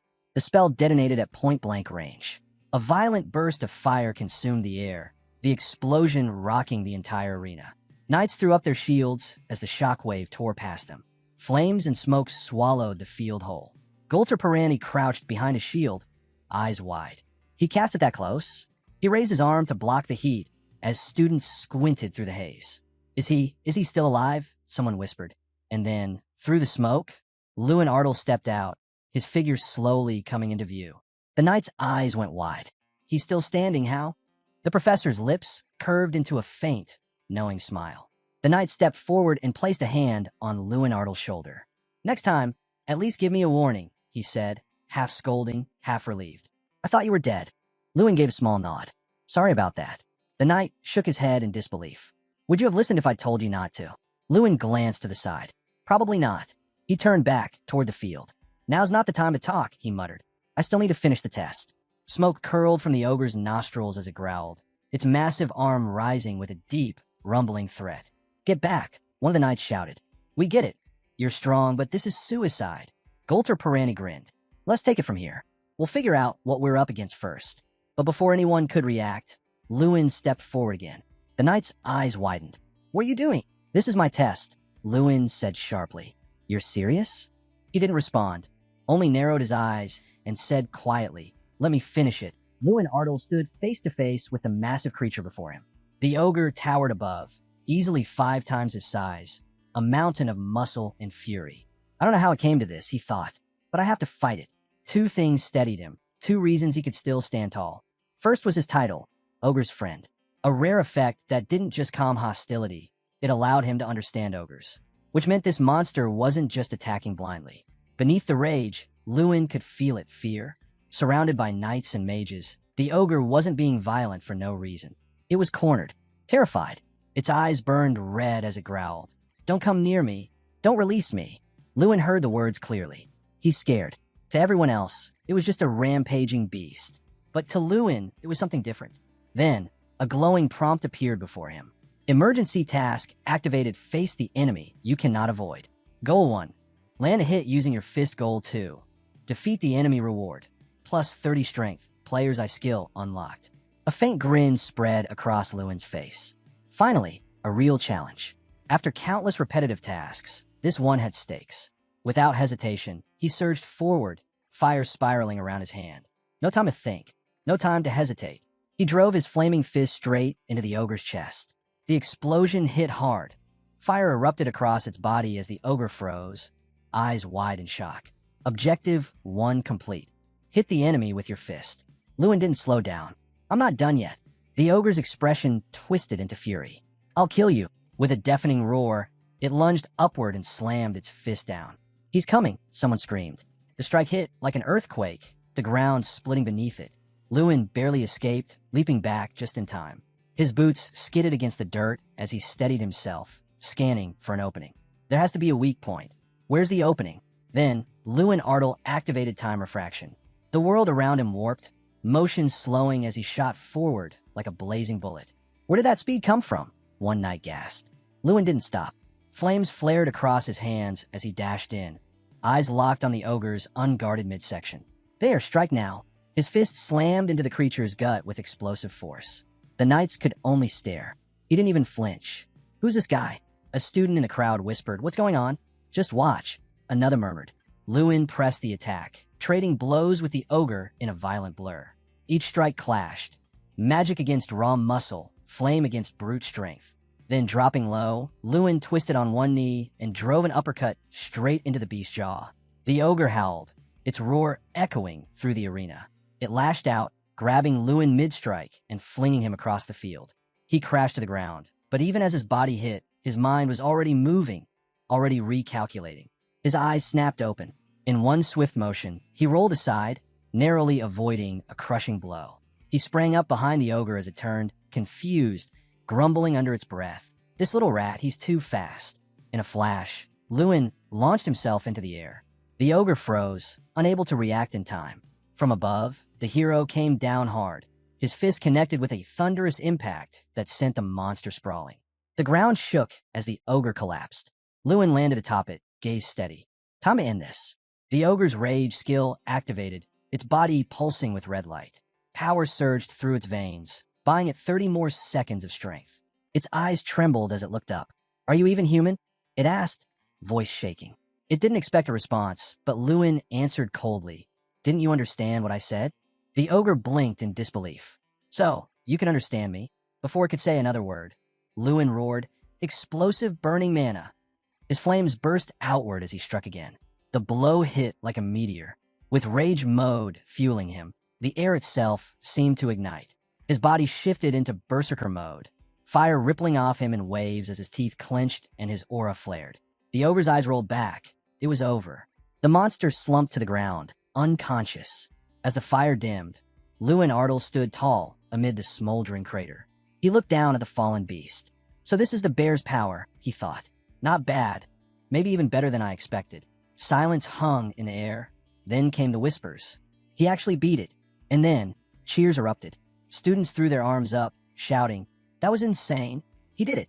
Even the knights exchanged stunned looks. One man frowned, still trying to process it. He really won. Tyrion Ignat watched from above, a faint smile tugging at his lips. Around the field, knights surrounded the fallen ogre, murmuring in disbelief. "Did he take it down alone?" one asked. "How's that even possible?" another muttered. A knight with crossed arms stepped forward and met Lewin's gaze. "Who taught you to fight like that?" "No one," Lewin said simply. The knight's eyes narrowed. "So you're telling me you learned all that on your own?" Lewin clenched his jaw and nodded. "That's right." Then he raised his hand, voice steady. "So, can I get the results of my test now?" The professor approached, eyes scanning him from head to toe. Behind him, the ogre's body shimmered before fading out. A defeated illusion, nothing more. Heidel stood nearby, shaking his head. "Honestly, I didn't think he'd pull it off. I didn't even get the chance to step in." The professor looked at Lewin Ardle, a faint smile tugging at his lips. "You've done it again. You've exceeded every expectation." "Then that means," Lewin started. Before he could finish, the ground shimmered. A new training field materialized before them, glowing softly. "You've passed," the man confirmed. A small grin crossed Lewin Ardle's face as a system message blinked into view. "Task complete. Objective, strike down the enemy. Reward, player's eye skill, plus 30 strength." He blinked in surprise. Wait, the player's eye? It was a Terran-level passive skill, something extraordinary. With it, Lewin could now see the true nature of anything. He could analyze, detect, and even sense hidden entities or cloaked magic. He turned toward the bear. "Player's eye. So this makes me a real player now. You know about this skill?" he asked. Bear smirked. "Of course. That's a skill only true players can unlock." Perched on Lewin's shoulder, Bear added, "From now on, even people using stealth or invisibility magic won't fool you. You'll see a faint outline around them. They can't hide anymore." Lewin nodded. "That'll be useful." Then, before he could say more, another notification appeared. Mini-map unlocked. Lewin raised an eyebrow. A map. A glowing interface unfolded before him, revealing a bird's-eye view of the area. "With this," Bear explained, "you can see everything within a 500-meter radius." Lewin blinked. "You're kidding." Another prompt followed. Target status window available. He could now view the detailed stats of any target, depending on its level. Bear crossed his arms, looking rather pleased. "And that's not all. Try using the player's eye on that ogre you defeated." Lewin turned toward the creature. "Look at what exactly?" "Just focus," Bear said. Lewin activated the skill. Data flooded his vision. Species, shoulder blade ogre habitat, Thunder Mountains traits, smaller and weaker than common ogre's temperament. Mild, less aggressive distinguishing feature, protruding shoulder blades. Lewin grinned. So I can even see this kind of information now. He glanced at the professor and focused again. 6th class magician, access denied. Some data's locked, Lewin muttered. That's normal, Bear replied.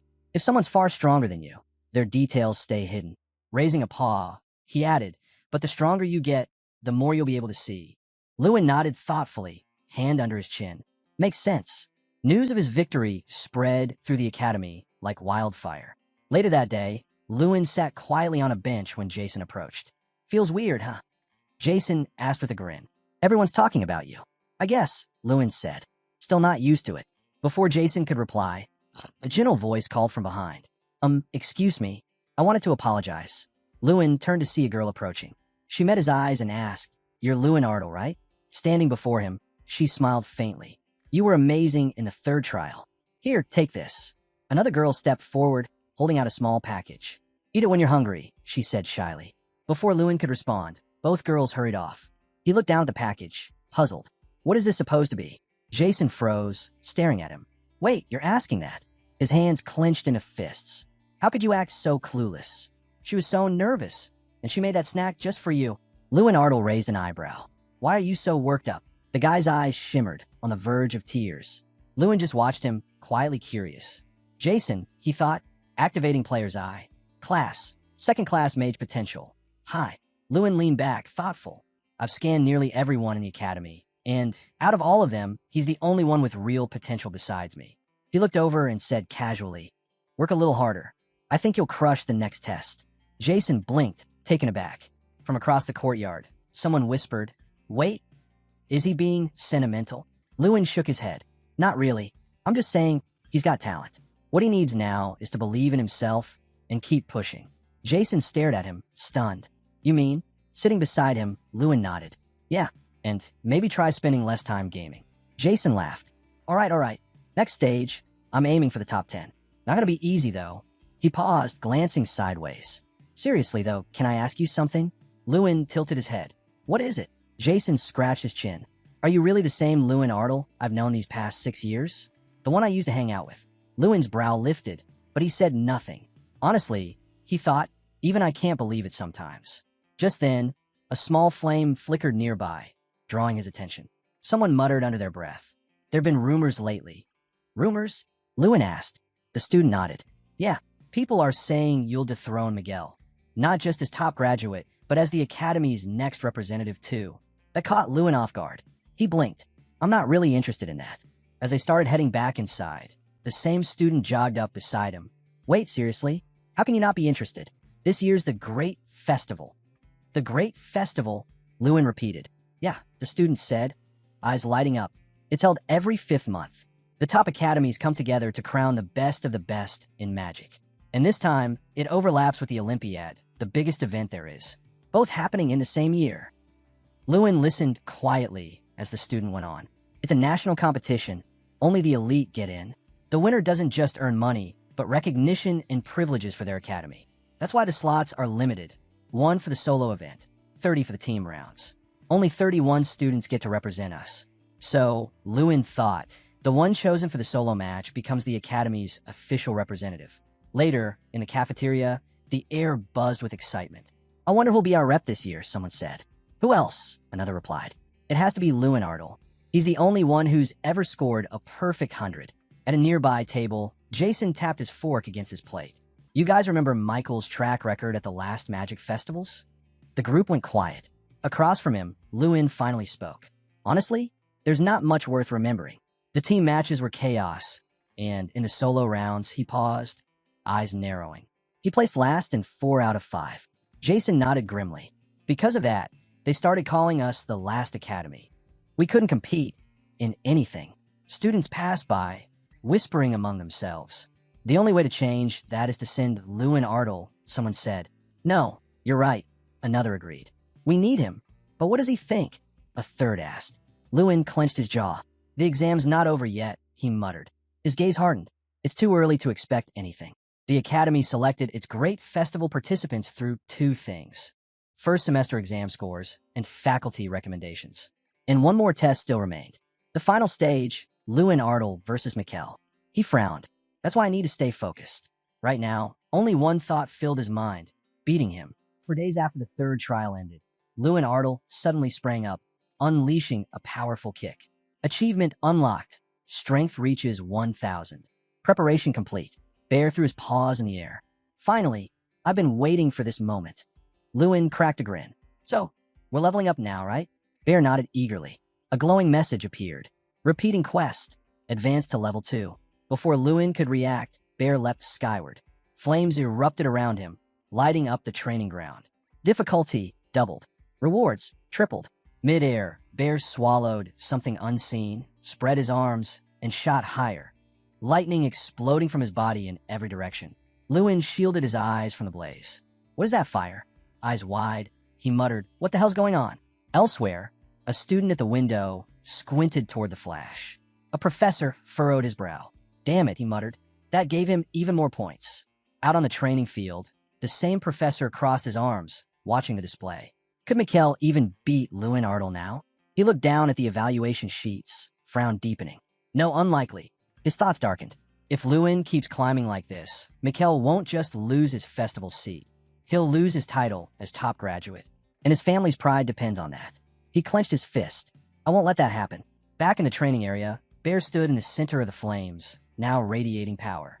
His rank had jumped to tier 2. In Lewin's palm, fire surged again. Plus 200 strength gained. Lewin turned to him.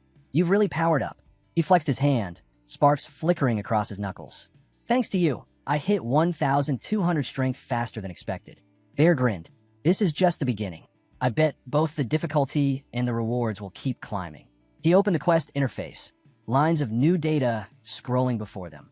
Repeating quest, body training, basic strength achieved, but the training never ends. Keep pushing forward. Punches, 0/5,000. Kicks, 0/5,000. Roundhouse kicks, 0/5,000. Run, 15 kilometers/1.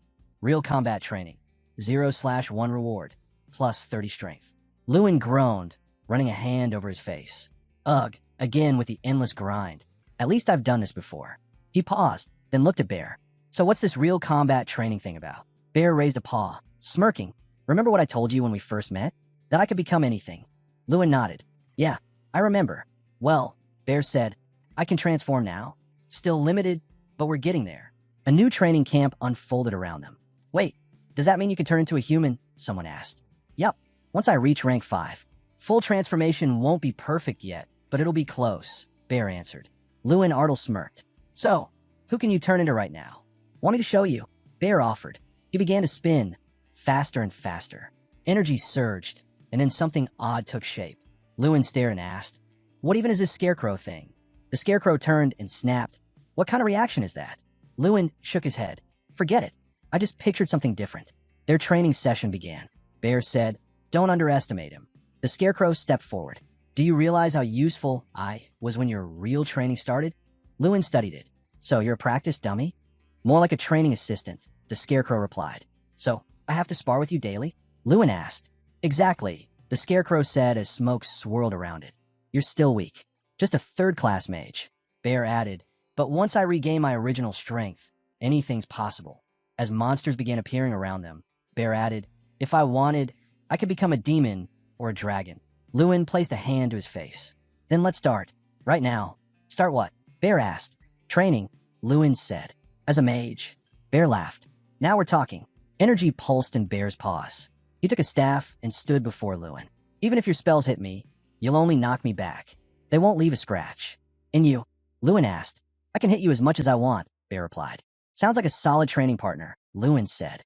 Flames burst around them. Bear nodded. Let's begin. Lewin took off running, then leapt into view. Michael's probably training hard too. Itching for a battle, he thought. Elsewhere, a boy scowled at a piece of paper and turned to his uncle. This brat's starting to get on my nerves. What should I do? The man muttered. Maybe he's not so weak after all. The boy spun. You don't get to complain. Rumor has it you're the reason Lewin Artel scored so high. The man blinked. What? Mikkel glared. I heard you suggested tossing an ogre at him. His fist clenched. That's why he aced it. If our family finds out, you're dead meat. The man gritted his teeth. Why is that brat blackmailing me now? Mikkel sat beside him. If you don't like it, stop with the nonsense. We should focus on fixing this. Mikkel turned to his uncle. If I became the Academy's rep at the great festival. No, the man interrupted, but don't stress. I've got a plan. He handed Mikkel a flask. Mikkel stared at it, taken aback. The awakening herb, the flaming flower? The awakening herb, also called the flaming flower, only grows deep within the illusion-filled northern territories. It's rare, volatile, and often used in crafting high-grade elixirs. Professor Elric held out his hand. Drink this, and you'll trigger awakening. It'll drastically shorten your spell-casting time. Mikkel frowned. But it causes pain and makes it impossible to tell friend from foe, right? The man smirked. Exactly. You'll lose all sense of awareness. Guess you haven't been listening in class. Mikkel turned the flask in his hand, expression unreadable. Why should I even drink this?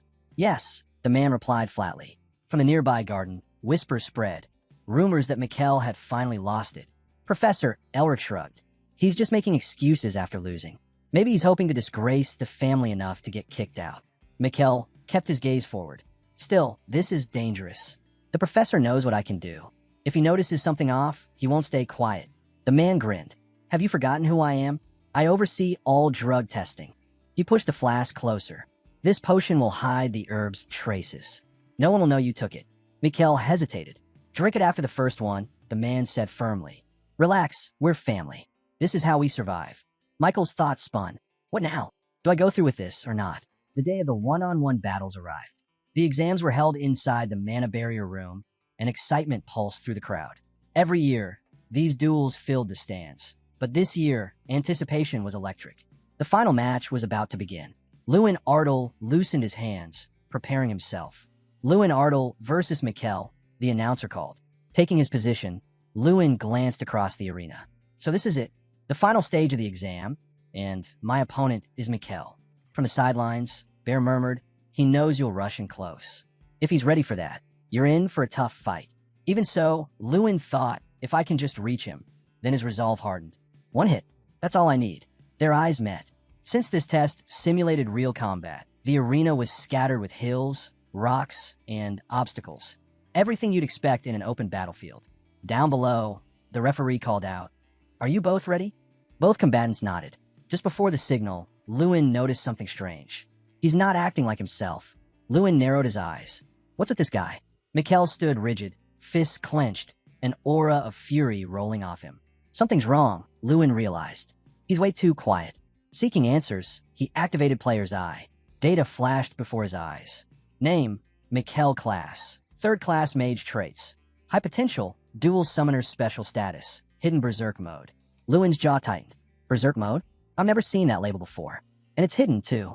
He understood instantly. Mikkel had taken something, a drug designed to mask its own effects. No one else would suspect a thing. The man stood with his arms crossed as realization dawned on the protagonist. Drug tests had been done before the exam, and Professor Elric was in charge. If he's Michael's uncle, did he help cover it up? Straightening, the man spread his arms. Listen carefully. Only one kind of magic is off limits during these duels. Black magic. Anything tied to the 4 elements is fair game. Your grades depend entirely on how strong and refined your attacks are. He paused, his tone softening slightly. And don't worry about holding back. We're inside the mana barrier hall.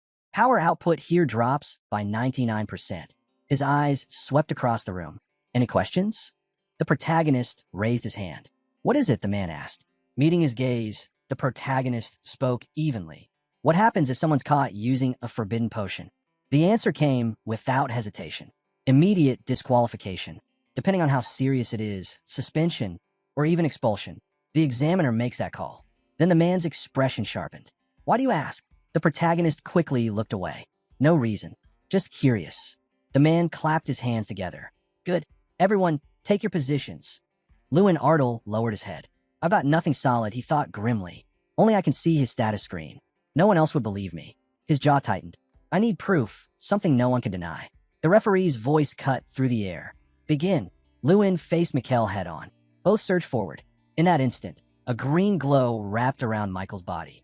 Die, Lewin Ardle, he shouted. Vines shot out, snaring Lewin's leg, but he tore through them effortlessly. Gasps erupted from the stands. What? He broke free already. Michael's spell had fizzled. The control was off. Lewin lunged, a smirk tugging at his lips. The mana barrier may suppress magic, But my physical strength? That's untouched. Then a skull appeared above Michael's head. I'll stop you right here, Mikhail roared. The summoned skeleton inhaled deeply. Fire breath. Flames burst forth, scorching the air. But Lewin darted straight through, acceleration magic propelling him faster than sight. He dove behind a large rock, scanning the field. Faster casting, stronger absorption. That's it, the awakening herb. Michael's mocking voice echoed. What's wrong, Lewin? Hiding again. Lewin stayed crouched, eyes narrowed. He's out of control. Definitely took it. A vine-like plant slithered toward him. The flaming flower, of course. Mikhail laughed wildly. Come on, Lewin Ardle. Let's go. Lewin studied him closely. Shaking hands, manic energy, no pain response, total disregard for reason. All the signs are there. His expression hardened. Just one thing left to confirm. Does he still feel pain? He rose to his feet, voice cutting through the noise. So that's the secret behind your confidence. Step by step, he moved forward. It's all thanks to that herb, isn't it? Mikhail sneered. What was that? Lewin met his eyes. It's because of the flaming flower. Michael's eyes widened for an instant, but he quickly sneered. So what? That won't stop me from crushing you. The hero lifted his hand. Then brace yourself. In a flash, he vanished forward. Time refraction activated. Michael's expression twisted. He's too fast. Before Mikhail could react, the hero was already on him. It's pointless to resist, he shouted. Suddenly, a massive wall of ice erupted between them, halting the attack. The professors in the stands gasped. What was that? That wasn't elemental magic. Before anyone could respond, a blazing monster crashed through the smoke. Go, Mikhail roared. Tear him apart. A fire lizard, third class summoning magic. But the hero didn't even flinch. He slammed his fist into the ground. Earthquake. A thunderous explosion ripped through the arena. The ground cracked open, tossing the fire lizard high into the air. The crowd erupted. He countered fire with earth magic. Mikhail stumbled back, shouting no. When he lifted his head again, his eyes burned crimson. Don't come any closer. The hero smirked. Come on, don't act so fragile. Let's see what you've got. Michael's gaze darted to the hero's hand, just before it struck. Outside the barrier, students watched in awe as a storm of fire engulfed the battlefield. Smoke billowed skyward. When it cleared, the hero stood tall. Across from him, Mikhail glared with glowing red eyes. Don't underestimate me, he snarled. That was nothing. Before he could counter, the hero lunged and struck again. Mikhail screamed, stumbling back, but the assault didn't stop. The hero pressed forward relentlessly. Then, with a loud crack, Michael's legs buckled. He collapsed, laughing through the pain. You thought that weak hit could stop me? That didn't even hurt. The hero's eyes narrowed. He's still conscious after all that. If this keeps up, his body won't hold out. He stepped in, gripping Michael's shoulder. This fight's over. It's gone too far. Lifting his hand, he summoned the shackling tree. Vines burst forth, wrapping tightly around Mikhail. Then, turning to the examiners, he declared, Mikhail used a forbidden potion. The crowd buzzed with confusion. One of the officials stepped forward. What are you saying? Are you certain? Yes, the hero replied firmly. Someone helped him hide the evidence. The man frowned. If you're wrong, you'll be disqualified. I know, but think about it. Only one person could pull that off, someone who manages the testing and has access to rare ingredients. The man froze. You mean? The hero cut him off. Who in this academy handles every pre-exam drug screening and has the power to obtain restricted materials? Realization struck. There's only one person like that. A sudden silence fell.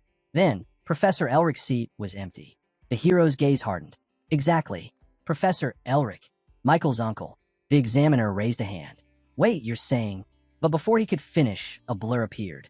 Professor Elric materialized, storming straight toward them. Professor Elric's voice thundered through the hall. Do you have any idea what you're accusing me of? His glare locked on the hero.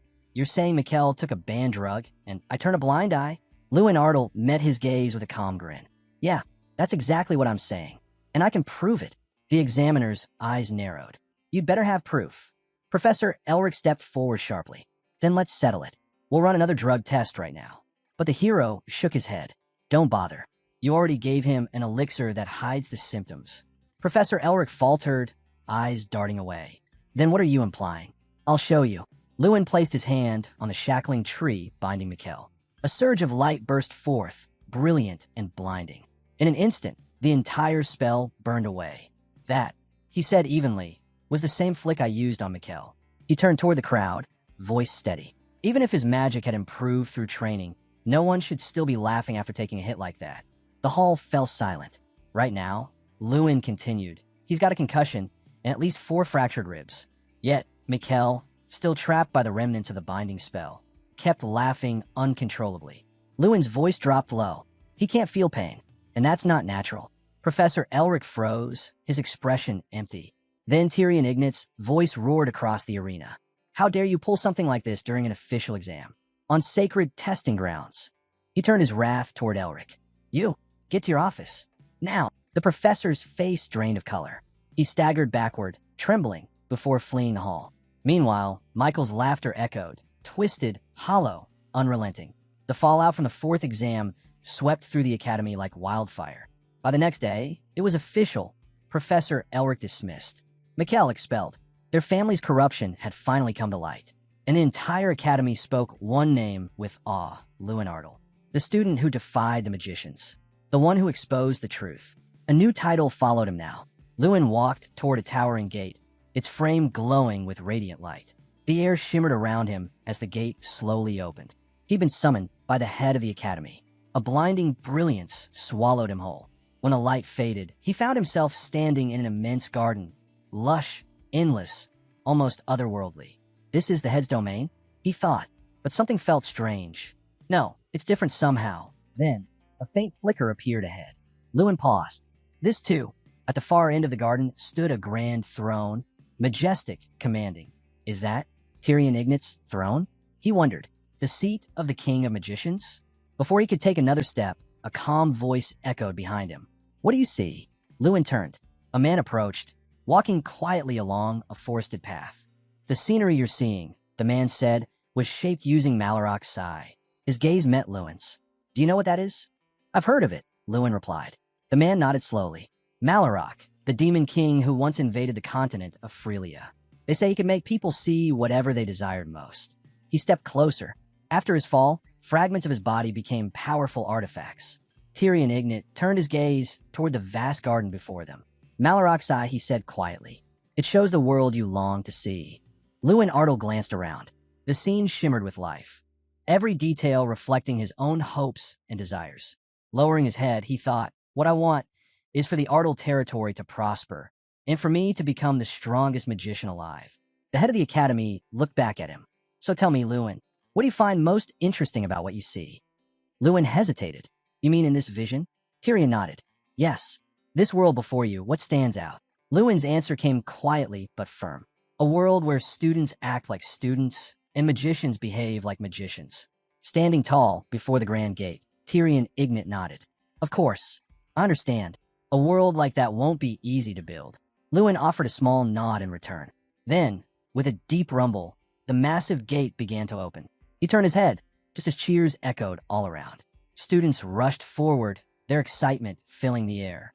You did it, Lewin Ardle. You're the top graduate. Hands lifted him up amid a swirl of laughter and joy. For a brief moment, he let himself breathe it in. The pride, the warmth, the relief. A faint smile crossed his lips. The scene faded. A quiet room. A polished table. Steam rose gently from a cup placed before him. Please, help yourself, Tyrion said softly. Thank you, Lewin replied, sitting across from him. The head of the academy studied him for a long moment, his expression unreadable. Then he spoke. I called you here because there's something I want to ask. Lewin met his gaze. I'll answer whatever I can.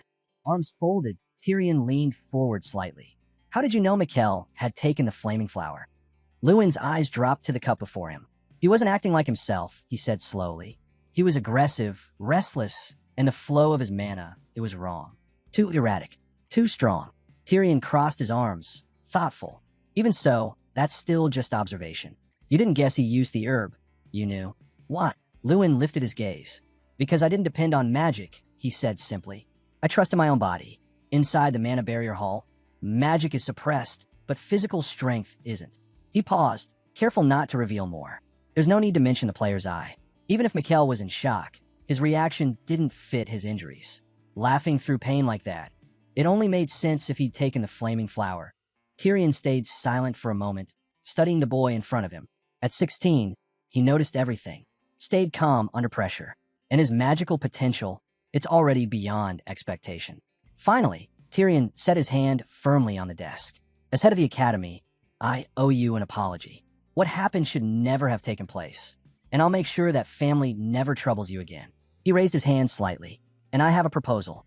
Lewin blinked. A proposal? A faint smile touched Tyrion's lips. I'd like you to represent the academy at the Grand Festival this coming 7th month. Lewin froze, eyes wide. The Grand Festival, an honor reserved for the very best. A dream every student chased, and now it was his turn.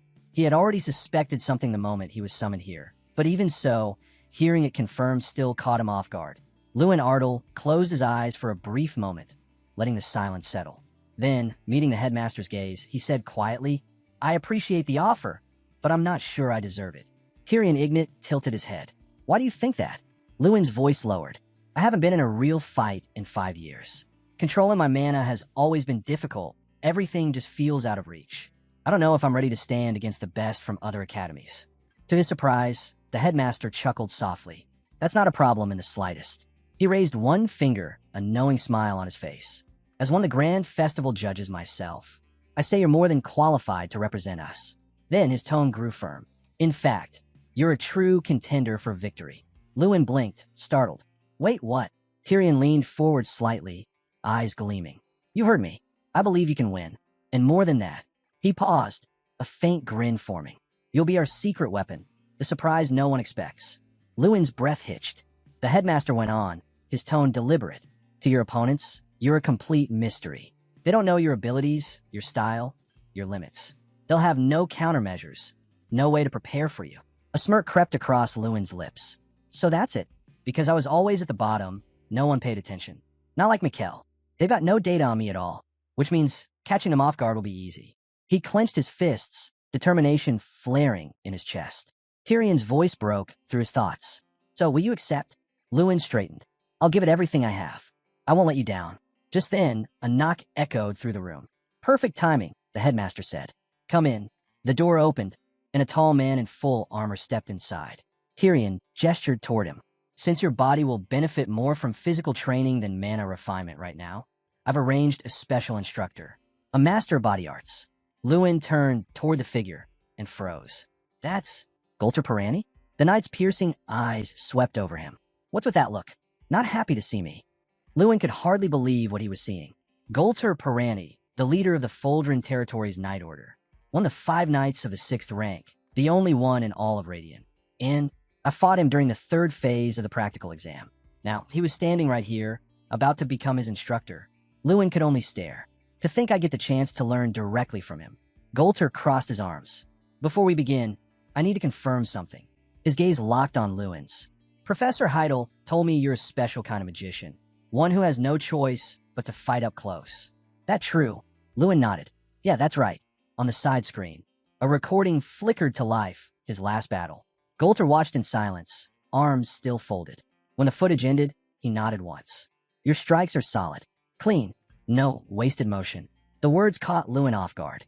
For a second, he didn't know what to say. But Golter Pirani said, his tone firm but measured, I'll be honest, your lack of formal training shows. He stepped closer, posture straight, gaze sharp. What worked against an ogre won't work against a true warrior. A skilled knight can read you like an open book. One glance at your shoulders, your hips, and they'll know your next move before you make it. Lewin Ardle lowered his head, hands resting on his knees. He's right. My movements were just repeated drills. Rigid, predictable. In a real fight, that won't cut it. Golter straightened, crossing his arms. But don't worry.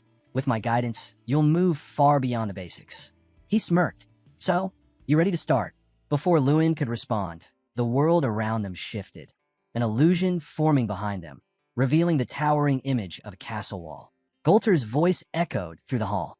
A knight's greatest weapon isn't his sword, it's his legs. They give your strikes power, and your eyes time to read your opponent. He planted his feet firmly. So we'll start there. Then, with a grin, he added, you need to learn how to walk properly first. Lewin stepped forward, focused, steady. Only after that, Golter said, can you truly begin mastering the body arts? Lewin drew in a deep breath and swung his arm, slicing through the air. Golter nodded approvingly. At the academy, we start with the foundation, celestial martial arts. Lewin kept striking, each motion sharper than the last, sweat flicking into the air. Without weapon techniques, Golter continued. Celestial martial arts is built on 36 core combat forms. Master those, and your body becomes your greatest weapon. Lewin gritted his teeth and struck again. Then again, each blow faster, heavier. Golter watched silently, eyes narrowed. Why does this feel familiar? A memory surfaced. Lewin's own voice echoed in his mind.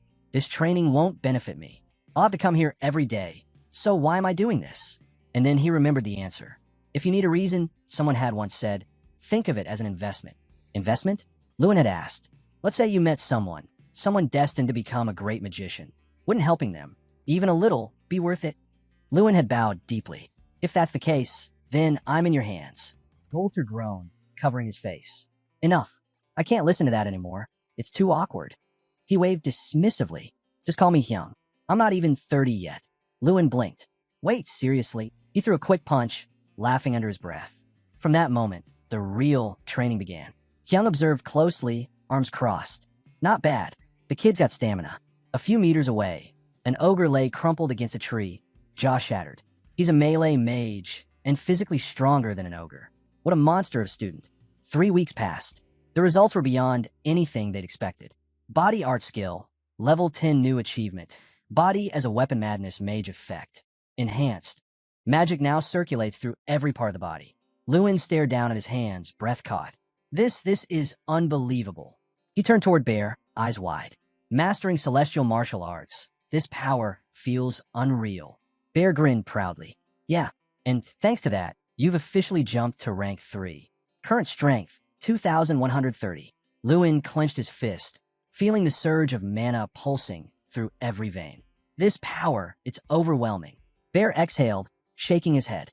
You're growing at a ridiculous pace. Took me over a year just to break 2,000. Another 6 months after meeting you to push past that. Lewin Artle raised an eyebrow. Maybe it's a time perception thing between humans and dragons? Before he could think further, a voice called out from behind. Lewin. He turned to see Jason sprinting toward him, breathless. What's going on? Lewin asked. Jason bent forward, panting. You haven't seen it yet? Lewin tilted his head. Seen what? The participant list for the Great Festival. Jason said quickly. It's up, at the Academy Gate. Lewin's expression sharpened. The Great Festival. His mind drifted back to the entrance ceremony years ago, standing on that stage as a new student, surrounded by stares of envy and suspicion. They all looked at me with doubt. Those silent expectations had haunted him ever since. For years, he'd been the shadow behind Mikkel, the one who couldn't stand out, the one no one believed in. But now he was running. Lewin and Jason sprinted up the academy steps, wind rushing past them. Excitement surged in his chest as he shouted, I made it! They reached the gate, breathless, eyes scanning the board. Lewin's heart pounded hard enough to drown out the noise around him. Then there it was. His name. He stared for a moment, hardly believing it. I'm the representative. I actually became the representative. A ripple of voices spread through the crowd. Lewin Artle, congratulations. You're the Academy's representative. You'll be speaking for us at the Great Festival. The cheers grew louder until the courtyard was filled with them. Lewin's chest tightened, not with nerves but pride. It took so long, but I'm finally standing where I was meant to be. Later that day, a professor approached him with a knowing smile. I heard from Sir Hyung that you've already mastered celestial martial arts. It was Professor Heidel. He studied Lewin for a moment before adding with a smirk. And reaching 5th class mage at 16? Sometimes your talent even scares me. He chuckled lightly. Still, I'm confident you can handle what's coming. Preparation for the grand festival went smoothly after that. And soon, it was time to depart for Altain, the grand city chosen to host the event. Students gathered in the bustling station, chatter and laughter filling the air. They say we'll be riding the mono train, someone said excitedly. It's his first time, right? I heard it's insanely fast. Lewin listened quietly, eyes following the enormous steel rails that gleamed in the sunlight. The Kingdom of Radian only has 2 mono train stations, but in the Imperial Federation of Reen, over 100. No surprise, it's an empire. Radian's a fraction of its size. A few boys nearby snickered, noticing his curiosity. What's with the look? Never seen a train before, redneck? One sneered. Jason frowned. What did you just say? The boy crossed his arms. I said shut it. You're embarrassing yourselves. Lewin turned his gaze sideways. Henkies, one of Michael's old followers. They'd both competed in last year's Magic Festival. Hanky smirked. If you really think Lewin Artel's gonna pull off some miracle at the festival, you're dreaming. So what if he had one good semester? He leaned closer, voice dripping with arrogance. Other academies aren't full of amateurs. They're monsters. Mikkel already fought against them. You think Lewin's stronger than him? Then, with a dismissive snort, he muttered, whatever. He's not our representative anyway. Let him fend for himself. Lewin's eyes flickered for a moment, but he didn't respond. He simply looked away, calm and composed. Words don't win battles, he thought. I'll let the results speak for me. People like him always try and climb their way up by flattering Michael's family. Still, it didn't matter. Even if not everyone accepted him, Lewin Artel would make sure their team delivered. Henke suddenly chuckled, a mocking edge in his voice. Mikkel would be flattered, you know. His little mutt's still loyal to him, even after he got kicked out. Lewin's lips curved into a faint grin. Well, at least his dogs know how to stay loyal. Henke's expression twisted. What did you just call us? I'm glad it clicked, Lewin replied coolly. I made sure to phrase it simply, so even someone with your level of brain power could keep up. The other boy stepped closer, voice low and sharp. You might be our academy's representative, but... Lewin didn't let him finish. Then listened carefully. He lowered his head slightly, tone calm, but cutting like a blade. This festival is beyond anything we've seen before. He met Henke's glare head on. If I perform well here, I'll gain opportunities that even Michael's family influence can't buy. Yeah, sure. Henke snapped. But that's only if you actually achieve something. His tone turned harsh. You think the students at the festival are just regular competitors? They're monsters. Be realistic. Our destiny is to stay stuck in Radian, serving nobles like obedient dogs. So how about you come down from clouds? Lewin turned slowly toward him. Actually, that is possible. Henke's blinked, thrown off. What? Lewin walked past him, voice steady. The grand festival is about teamwork, coordination, and if someone's going to drag the team down, maybe they don't belong on it. Henke's jaw tightened. You saying we should compete without you? Lewin looked over his shoulder. I'm saying, maybe it's time you reconsider who your representative really is. Henke's face reddened with fury. Lewin added quietly, oh, and there's no one from Michael's family left to reward your loyalty anymore. That hit home. Fine. Henke snapped. Just make sure you don't lose your first solo match, or I'm done listening to anything you say at the festival. The conversation ended there as the mono train surged forward, its powerful hum filling the cabin. Outside the windows, the landscape blurred into streaks of color. Students gasped in awe. It's so fast. Bear, perched comfortably on Lewin's shoulder, glanced around. The world's changed, he muttered. In my time, nothing like this even existed. Suddenly, slam! The door at the end of the carriage burst open. Lewin turned. A sneering voice rang out, dripping with arrogance. TCH, smells like losers in here. A boy stood at the far end of the car, arms crossed, wearing a confident smirk. Well, he drawled. What do we have here? A bunch of countryside nobodies from that little academy of yours. Lewin's eyes fell to the crest on the boy's uniform. That emblem, Iota National Magic Institute.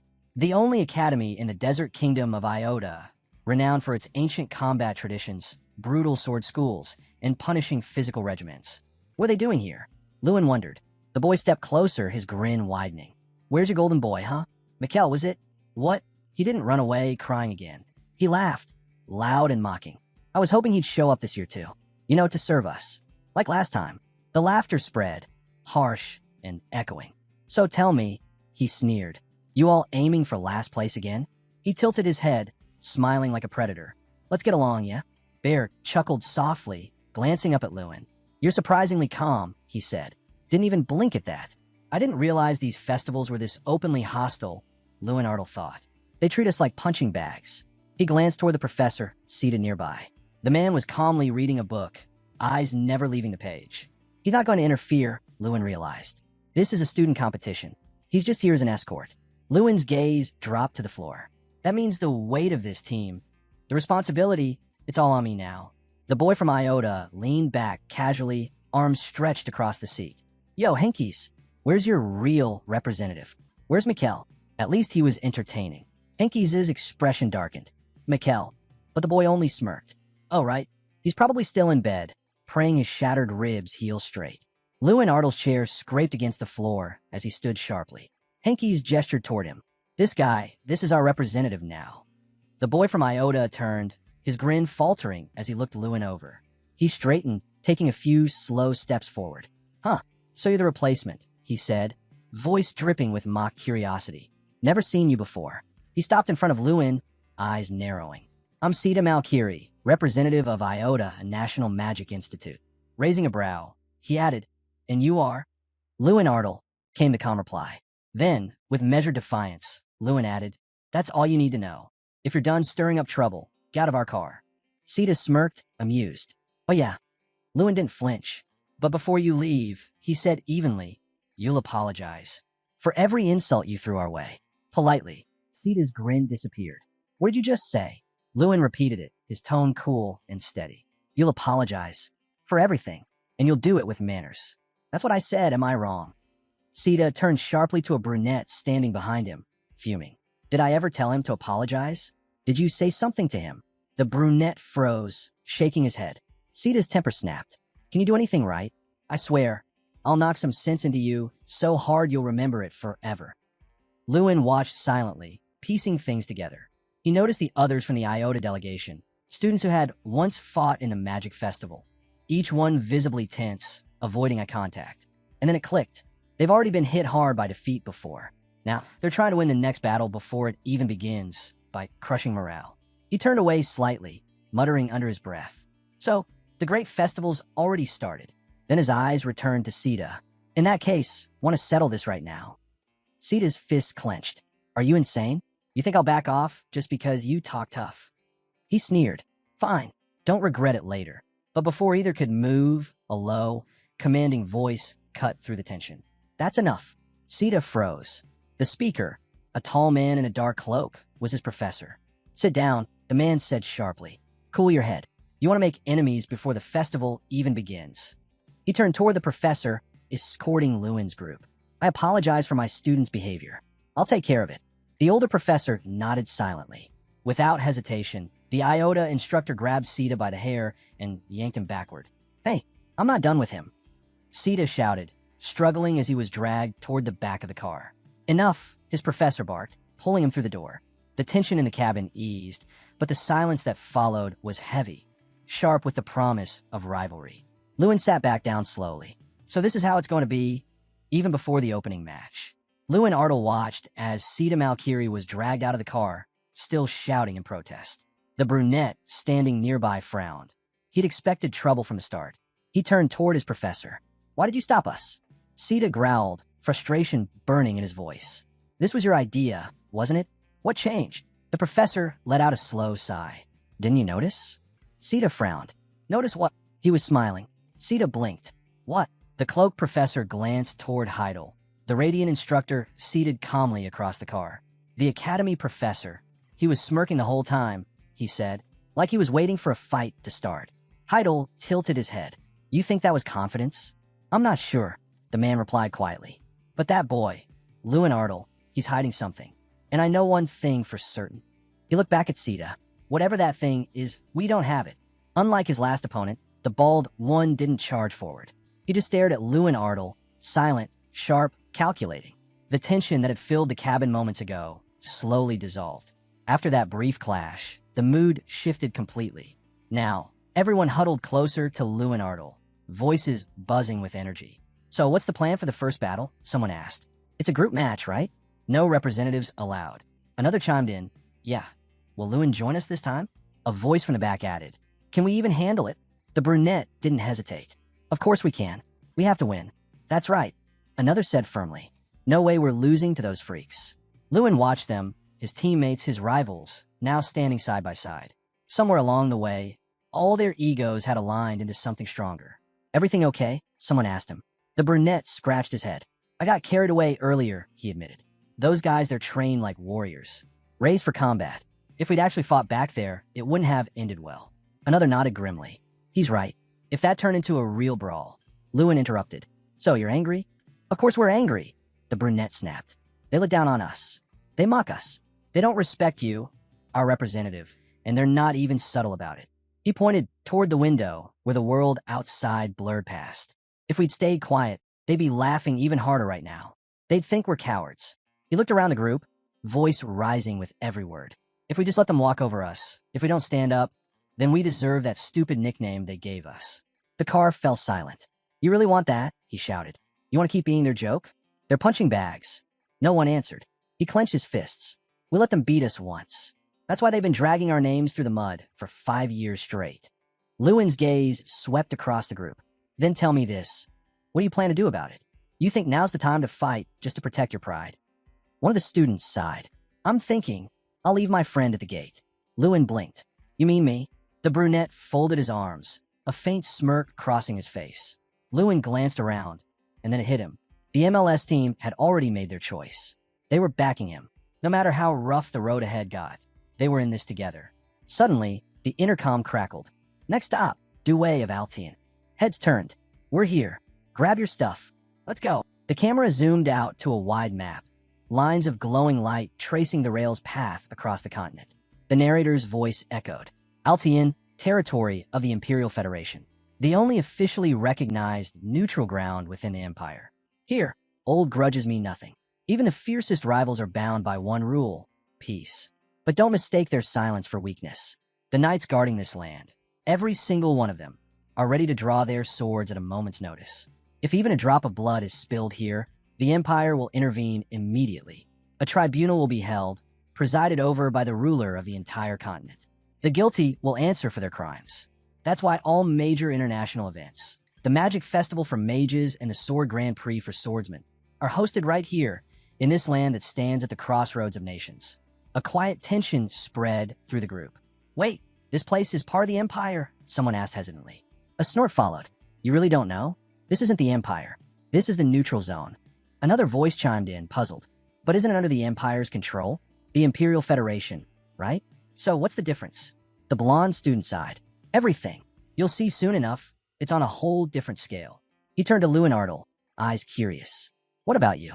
What's your take? Before Lewin could respond, the blonde added, I'm from one of the wealthiest territories back home, and even that doesn't compare to this. The brunette gazed ahead, his eyes tracing the magnificent skyline. The Imperial Federation stretched before him, grand, orderly, alive. Laughter echoed in the streets. Noble carriages rolled past, and every building seemed steeped in history. This place, Lewin thought, it breathes nobility. We really did come from a small corner of the world. A chariot rolled up, polished and gleaming. One of the guides waved them forward. All right, everyone, time to head to your temporary quarters. Load up. As they climbed aboard, the man continued, his tone turning serious. Not to scare you, but another man, wearing glasses, stepped forward, voice firm. Stay away from the other academies. Don't even brush shoulders with them. You'll only find trouble if you do. Lewin tilted his head. Why the warning? Before anyone could answer, Bear called out. Lewin Ardle, over here. Lewin turned. What is it? Just look. Bear pointed ahead. The bear beside him sniffed the air, eyes narrowing. There's something different over there. Bear leapt down, scanning the distance. Yeah, there's a relic here. One that belonged to Draka. The next morning, Ignat Academy. The blonde yawned, rubbing his eyes, just in time to see Lewin rushing out. Boy, where are you headed? Off on a date or something. But Lewin was already gone. Outside, he found Bear waiting. You're sure about what you sensed yesterday? Bear nodded, pulling out a small map. You'll see for yourself soon enough. Even for you, this one's rare. He pointed ahead. The place is called Touching Memories. It's a workshop. They pushed through the door. Lewin scanned the room, unimpressed. This is it. I expected something belonging to the Black Dragon to be locked away in a vault or auctioned off in some underground market. Instead, the shop felt ordinary. Peaceful. Bear explained. That relic's useless to most mages. If your magic isn't power-based, it's basically scrap metal. Lewin activated the player's eyes. A flash of light filled his vision, and then he saw it. A spark. A window appeared before him. Ring of Invul. Vulnerability. Unique artifact of the player. It was his first artifact forged through battle, and also his first failure. The ring carried the power of invulnerability. A slim chance, sometimes almost impossible, of resisting any physical force. At its peak, it could even nullify all damage entirely. But Bear's tone grew serious. There's a catch. Bear's voice dropped low as he looked at Lewin Ardle. It's not just enemy attacks this thing blocks, he warned. If you're not careful, it could even stop a friend's touch. Maybe even a hug from someone you love. Lewin didn't respond. His eyes stayed fixed on the ring. The effect doesn't always activate when you want it to, Bear continued. And when it does, well, you don't get to choose how it works. Lewin studied the artifact carefully, An item born from failure, perhaps, but still holding power. And for him, that was enough. He needed it. A faint smirk crossed his face as he nodded. Then a system message appeared before his eyes. Strength plus 200. Just that alone made it worth keeping. He slipped a ring onto his finger. The fit was perfect, like it had been waiting for him all along. Turning to the old shopkeeper, he said, "I'll take this ring." "How much?" The old man waved a hand dismissively. "No charge. It's been collecting dust for ages. I'd nearly forgotten it existed." "Take it, boy." Lewin hesitated, then glanced around the shop. "Then I'll buy something else. It's only fair." The shopkeeper chuckled. "Suit yourself." Lewin activated the player's eye once more. The skill illuminated the shop like a radar, revealing hidden values and subtle magic flows. Not only could he gauge quality, he could see an item's true worth. His eyes locked onto something on a nearby shelf, a faintly glowing book. Title: Quantum Mechanisms of Magic and Swords. Its rarity shimmered higher than anything else in the room. Lewin stepped forward, reaching for it, but another hand got there first. He looked up sharply. A blonde girl stood before him, the book already in her grasp. Recognition hit him immediately. Irene Prius, a fifth-class mage, one of the prodigies from the Women's University. She wasn't just talented. She'd been personally chosen by the king of magicians, Terran Artemis, the so-called king of the border, as one of 11 mages meant to lead the next generation.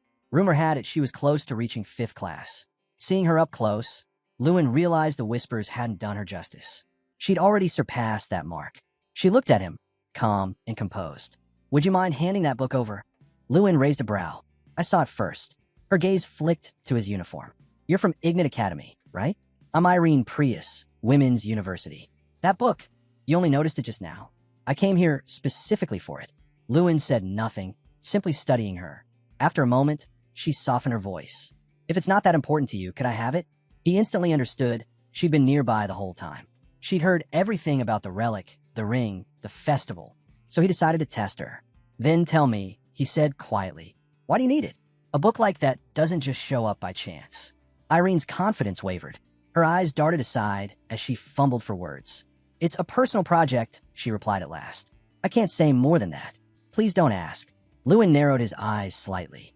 Her answer didn't sound like any school assignment. Could this be a direct request from the king himself? He wondered. He didn't press further. Instead, he extended the book toward her. Irene blinked in surprise. "You're giving it to me?" "You said it's important," Lewin replied simply. "So take it." She hesitated for a moment, then accepted the book with a quiet nod of thanks. As Lewin Ardle wandered off, scanning the shelves for something else to buy, the blonde beside him just stood there, speechless. A few voices drifted from nearby. "Wait, was that really Irene Prius? What were you two talking about?" Someone leaned closer, whispering, "Is she really as gorgeous as everyone says?" The blonde jumped in immediately. "Come on, man. Where did you even meet her? What's the story here?" Lewin sighed, rubbing his temple. "Could you at least ask one question at a time?" The blonde grinned. "Can't help it. I'm jealous. My biggest dream? To just hold her hand once." Lewin blinked. "That's seriously your dream?" The guy burst out laughing. "You all sound so pathetic," he teased, smirking. "I actually saw her at the great festival, you know. Even sat next to her." Someone cut in, curious. "Oh yeah? Did you talk to her?" The guy scratched his head awkwardly. Not exactly. We didn't cross paths again after that." Another voice joined the conversation. "Anyway, that girl's strong. Crazy strong. But she's always second place. I heard she's obsessed with beating one person and keeps failing." That struck a nerve. The blonde's face twisted. "Watch your mouth. Don't talk like that about my Irene Prius." Lewin folded his arms. "Didn't realize she was taken," he said dryly. Then he added, "And it's not nonsense. The person she keeps losing to is the #1 student at the Special School of Combat Magicians. The strongest in the entire continent." The brunette beside him nodded. "Yeah, and he's the one who wields the shining sword." Lewin raised an eyebrow. "The shining sword?" "Yeah," the guy explained. "It's a legendary artifact, top tier. That's probably why she wanted that book so badly. She's trying to close the gap and finally surpass him." Lewin thought about it for a moment. Even so, being a magic swordsman isn't exactly easy. Unlike normal weapons, magic swords don't really enhance your magic. And mastering both magic and swordsmanship, that's an entirely different challenge. The brunette nodded in agreement. "True, but that guy's on another level. His sword's a rare artifact, and his swordsmanship, probably as good as a trained knight. Maybe even better." The blonde groaned, throwing his hands up. "Artifact, swordsmanship, Ridiculous magical power, rich family, good looks, and popular too? That's just unfair. People like that shouldn't even exist. Lewin didn't join in the complaints. He just stayed quiet, lost in thought. A fifth-class mage at 16, and her rival, the top combat magician on the continent. Could he ever stand against people like that? His mind drifted back to that day on the train. How everyone had looked down on him, dismissed him as unremarkable. Then he remembered his grandfather's voice. You are more than worthy of being called a contender. Lewin's expression hardened. Then I'll prove it. I'll make those words real. Before he could think any further, the door burst open. First team, assemble. The opening ceremony of the great festival is starting. Lewin took a deep breath, straightened his uniform, and headed for the door. His pulse quickened as the noise of the crowd echoed from outside. It's finally beginning. The great festival had begun, and with it, the battles that would decide the future. Lewin Artel stared out at the vast field ahead, his mind already locked on the battles waiting beyond the horizon. Every match, every rival, they were all pieces of what lay ahead. No one could quite understand how their first match after joining the academy had ended so easily. But Lewin? He just smiled. Guess I got lucky, he said casually. The truth was obvious. These were the last people anyone wanted to face. Their reputation preceded them. Dirty tricks, cheap shots, and a trail of bad blood wherever they went. Lewin couldn't understand why they had been chosen for this matchup. He even pointed out how some students were still shaken from previous encounters with that same group. But the so-called heroes just laughed it off. To them, this fight was nothing more than a boring warm-up. Then Lewin overheard it. Mocking whispers, sneers directed at his team. They called them cowards, said they'd crumble before the fight even started. That's when he saw his moment. If he wanted to prove himself, prove his place, this was it. With a calm breath, Lewin stepped forward, his voice steady and clear. He smiled as he noticed a crowd forming. Other great festival participants were gathering, watching. He raised his voice so everyone could hear. My name is Lewin Artel.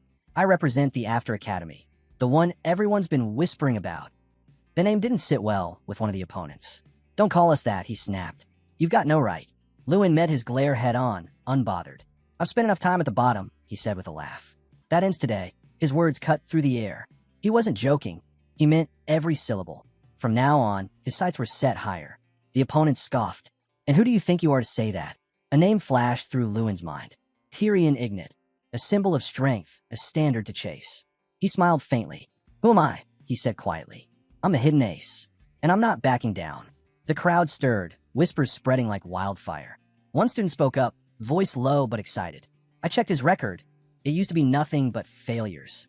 Another added quickly. Yeah, but that was before this semester. Now, he's been unstoppable. His results are off the charts. Eyes widened around the arena. So that's why he sounded so confident. It wasn't empty talk. Their so-called hero straightened his posture, his arrogance fading to focus. Fine, he said. Then we'll settle this the proper way at tomorrow's event. The Mana Grenade Throw. It was one of the great festival's signature group events. Every team except their representative would take part. The challenge? Destroy a mithril golem using mana charge grenades. The faster the golem fell, the higher the team's rank. Someone turned to Lewin. Think you can actually win this? He nodded without hesitation. We might not have the strongest fighters, but we've got a plan. He'd already figured out this wouldn't be about raw power. It would be about coordination, teamwork, timing. So he proposed a strategy that caught everyone off guard. For specialized squads, one group to charge the mana grenades, another to transport them to the front lines, a third to launch the attacks in sync, and a final team to sabotage the enemy's golem mid-battle. The idea stunned them into silence. Then, slowly, determination began to replace doubt. Lewin looked at them all. Well, he asked. The guy beside him grinned. We're done being last, he said. This time, we're taking first. Lewin's expression hardened into quiet resolve. Whatever it took, they were going to win. Lewin Artel laid out the strategy in simple terms. While other teams throw one grenade at a time, he said, we'll throw two, maybe even three. More firepower means more pressure. More pressure means victory. The team lit up instantly. Energy surged through the room. Cheers erupted as everyone got behind the plan. Voices rose, hands clenched, determination blazing. With Walken taking command on the front line and mana grenades being sorted and loaded in perfect order, the group moved with focus and precision. Every member was assigned exactly where they'd shine the most. The formation took shape like a puzzle snapping into place. But what truly made this all possible was him. Lewin Artel's secret weapon, Player's Eye. The skill allowed him to see deeper than anyone else, to grasp the core of every task, every goal, every person. With it, he could pinpoint weaknesses others missed, then turn them into strengths. He saw talent where others saw doubt, potential where others saw limits. As he guided each classmate into their role, even the skeptics began to believe. Smiles replaced hesitation.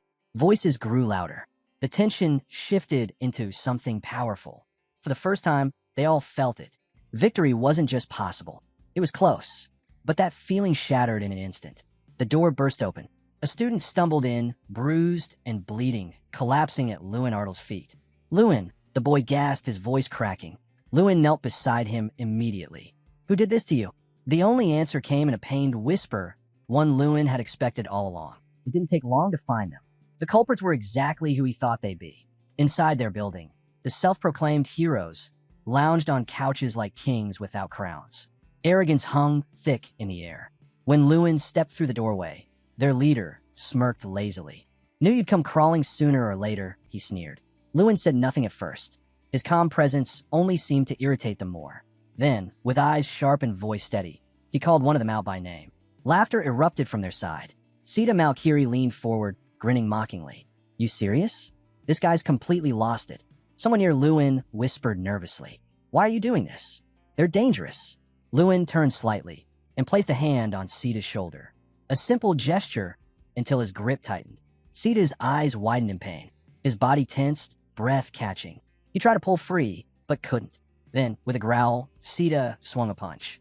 Lewin caught it effortlessly, hand snapping up to lock his wrist midair.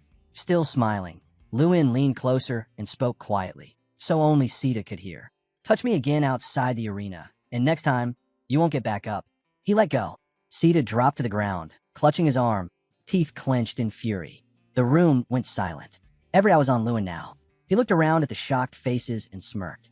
"Want to make a bet?" he asked casually. Murmurs spread. His teammates cheered behind him, voices rising with excitement. Lewin raised his hand and declared, "If we win tomorrow, Sita Malkiri takes a flick to the face and apologizes in front of everyone." The crowd roared. Now, every single one of them had something to fight for. Their destination was clear: Altane Stadium. The great festival of magic, held once every cycle across the continent. A place where legends were made, and where history remembered every name that shone on its stage. Cries of Ignite Academy echoed through the air, mixing with thunderous cheers. As Lewin stood there, he felt the weight of it all. This wasn't just a competition. This was a battlefield where futures were forged. A voice rang out, signaling the end of the ceremony. Students were told to return to their seats. Lewin took a slow step forward, then another. His thoughts sharpened into focus. It's time. The great festival had truly begun. As Lewin Artel turned to leave, a voice barked from behind him. "Sita Malkiri." This time, he shouted, fury cutting through the noise. "I won't go easy on you. Be ready." Lewin didn't look back. He could already tell Sita was analyzing him, trying to understand, to plan. But Lewin's thoughts were elsewhere, because beyond Sita stood someone far more dangerous. The Doom Prime, the undefeated prodigy of the Special Combat Magician School. The name whispered across the continent. If Lewin and his team kept winning, that was who they'd eventually face. Someone called out his name, breaking his focus. Lewin Artel. He turned. Irene Prius stood there, a faint smile on her lips. "You really stirred things up," she said with a light laugh. Lewin raised an eyebrow. That wasn't the reaction he expected. She smirked. "You walked straight into their den and made it out in one piece." That's not something most people can say. He had to admit, she wasn't wrong. By confronting the Institute's team head-on, he'd practically lit the fuse for a war between schools. "Wait, how you even know about that?" he asked, genuinely surprised. Irene just laughed softly. "You didn't go talk, Lewin. You challenged them, in front of everyone." He waved it off casually. "Come on, it was just a conversation." But she wasn't buying it. Her smile faded into something quieter. "You should be careful. Drawing that much attention this early might not be a good idea." Then, with a knowing look, she added, "You're hiding something, aren't you? Your real ability." Lewin didn't answer. He just grinned. "I'm up in the first match," he said, already turning away. "We'll talk later." And with that, he sprinted off. Irene watched him go, eyebrows raised. That guy, he's full of surprises. The arena buzzed with energy. The first event was moments away. Throw mana grenades. Ignite Academy versus the National Institute. Everyone ready? One of his teammates asked. This time, it wasn't just about participation. It was about proof. They were here to show the world what they were capable of. When a signal blared, the team shot forward. Confusion rippled through the audience almost immediately. What are they doing? Someone shouted. Instead of fighting as individuals, the team split into groups, something unheard of in the Great Festival. Heaters, movers, throwers, each one working in perfect synchronization. Spectators jeered from the stands. They're insane. That's not how this event works. Even some of the other competitors shook their heads. But then, a deafening crack. The golem from Ignite Academy, its right arm was gone. The crowd gasped. Lewin's voice cut through the chaos. Keep the pressure up. Don't stop. Another barrage of mana grenades hit. Boom. The golem's other arm shattered. Sita Malkiri's eyes widened. What are you idiots doing? He roared at his own team, panic breaking through his arrogance. But no one had an answer. The After Academy's movements were precise, calculated, and completely unpredictable. And then came the twist. Some of Lewin's teammates were healing the enemy golem, keeping it from falling too fast. At first glance, it looked insane. But to those paying attention, it was genius. From the sidelines, Irene Prius froze. Now she understood. This wasn't just magic. It was strategy. Every move, every position, every decision, all of it built around Lewin Ardle's ability, seeing exactly what each person was capable of and how to bring their best out. She remembered how easily he'd found that rare book, how quickly he'd sorted people into perfect roles back at the workshop. Her gaze followed him on the field. Who is he, she whispered, and why have I never seen him compete before? Then, the moment arrived. Lewin stood at the front, a glowing mana orb in his hand. This is it, he shouted. The light flared, brilliant as a sunrise. Then boom, a shock wave tore through the air as the golem's core exploded into dust. The mithril giant staggered, cracked, and finally collapsed. Silence held for a heartbeat. Then the crowd erupted. Cheers thundered through the stadium.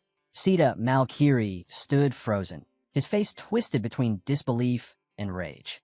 Ignite Academy had won, and Lewin Ardle, the name no one knew yesterday, had just made sure everyone would remember it tomorrow. They'd done it. Against every expectation, After Academy had pulled off the impossible. What should have been a guaranteed victory for the National Institute had flipped completely. The underdogs had won. The first contest of the Great Festival, throw mana grenades, belonged to them. And now, the next stage awaited, grab the flag. No one could believe it. The team everyone used to mock was no longer at the bottom. The National Institute now held that spot. And the first match of the new round? Lewin Ardle of Ignite Academy versus Sita Malkiri of the National Magic Institute. They stood across from each other on the arena floor, air thick with tension. Bear leaned over with a teasing grin. Feeling nervous? Lewin didn't look at him. His voice stayed calm. We're ranked 20th now, out of 32. To him, that was ideal. The whispers had already started spreading through the crowd. People finally paying attention to the name they'd once dismissed. Even with their shocking victory, Lewin knew one wouldn't erase his past. The failure from After Academy. That label still clung to him. But now he had momentum, and momentum could change everything. If we crush them again, he thought, eyes narrowing, they'll have no choice but to see us differently. Beside him, Bear kept grinning, his usual mix of pride and mischief. But Lewin's gaze was fixed far ahead, on someone beyond this arena. The man every mage aspired to impress. The king of wizards. Somewhere far from the chaos of the stadium, a group of figures sat gathered around a glowing orb, watching the match unfold through its flickering surface. In the projection, Lewin Ardle and Sita Malkiri stood face to face, ready to begin. One man watched in silence. Terran Artemis, the king himself. Next to him, Tyrion Ignit finally spoke. I always thought that kid had potential, he said quietly. He could have been one of the next generation. Terran smirked faintly. He was born gifted, could channel magic instinctively as a child. Another voice broke in, heavy and grim, until we discovered his mana release disorder. Tyrion frowned. I thought that condition made him a lost cause. Terran's tone didn't waver, and yet here he stands, representing his academy, which means he paused, eyes narrowing.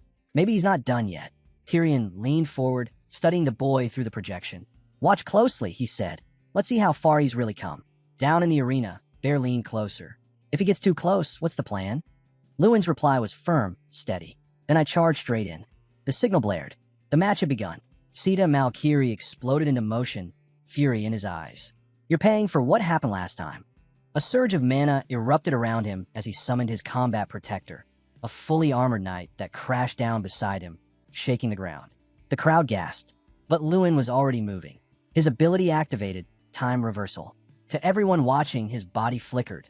One instant here, the next gone. He darted to the side, blurring through the arena in unpredictable bursts of movement. Sita's eyes whipped around wildly. What? Where is he? A flash of movement. Lewin was suddenly right next to him, his fist already drawn back. Sita froze, laughter caught in his throat. You're really doing this? Lewin's voice was low, calm. You think I came here just to chat?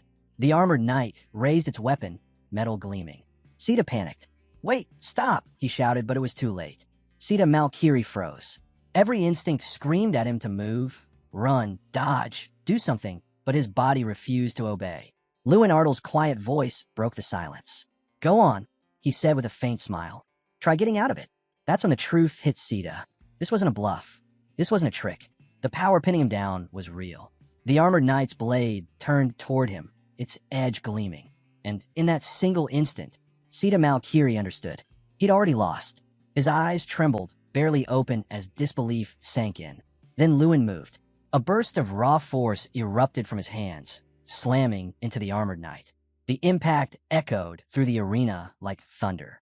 Sita gasped. That's not possible. Lewin Artel had struck solid steel with his bare fists, and the armor was cracking. Bit by bit, the combat protector fell apart, its metal shell splintering and shattering across the floor. Lewin stepped forward through the smoke. Sita blinked, disoriented. Did you just save me? Lewin glanced down at him, expression unreadable. Save you? He repeated, almost amused. After what you did to my teammate? His smirk widened. No, I just wanted to finish you off myself. He leaned in slightly, voice low but sharp. Don't tell me you forgot our little bet. Before Sita could respond, Lewin flicked his forehead once. A clean, effortless motion. And in the next instant, Sita Malkiri was airborne. He flew across the arena like a rag doll, spinning through the air before crashing onto the field. Flat on his back, eyes dazed, he stared up at the sky and let out a breathless laugh. Wow, he murmured. It's kind of beautiful up here. The entire arena fell silent. Then chaos. The crowd erupted. Cheers thundered through the stands, shaking the very ground beneath them. Lewin Artel stood motionless in the middle of the arena, quietly watching the celebration. A faint smile crossed his face.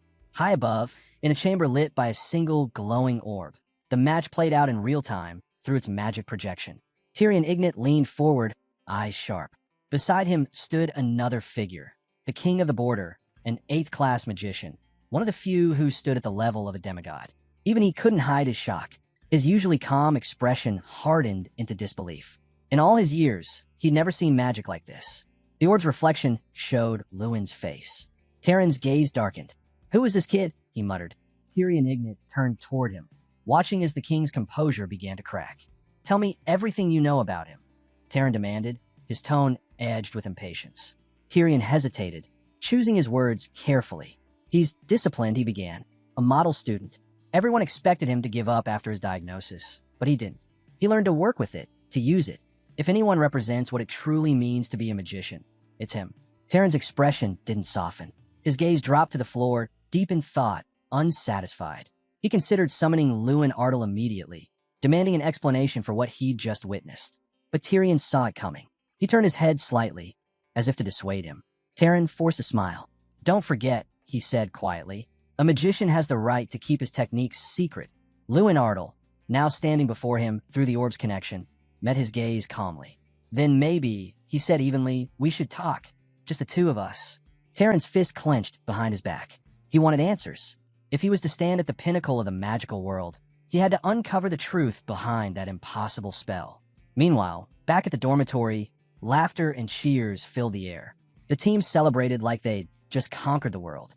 Lewin Artel sat quietly amid the noise, rubbing his temple with a sigh. It was just one win, he said softly. We haven't even started preparing for what's next. But no one listened. They were too busy celebrating the moment, because for the first time ever, they believed. Tonight's for celebrating, someone shouted. The table was already overflowing, glasses clinking, bottles scattered, laughter echoing off the dorm walls. Among the lineup sat two infamous drinks, the sweet coconut vanilla juice everyone loved, and the deep crimson dragon's kiss. a drink known more for its bite than its flavor. Lou and Artel eyed the red liquid cautiously. The others burst into laughter. That one's from your homeland, Lewin, someone teased. One sip and it'll feel like you kissed a dragon. It's the best stuff here. A grin spread across the guy's face as he poured the drink for him.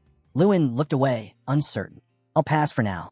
Before he could say more, a new voice spoke from behind. Mind if I join you? Lewin froze. He turned and saw Sita Malkiri standing there, head lowered, eyes heavy. The room fell silent. Lewin's tone hardened.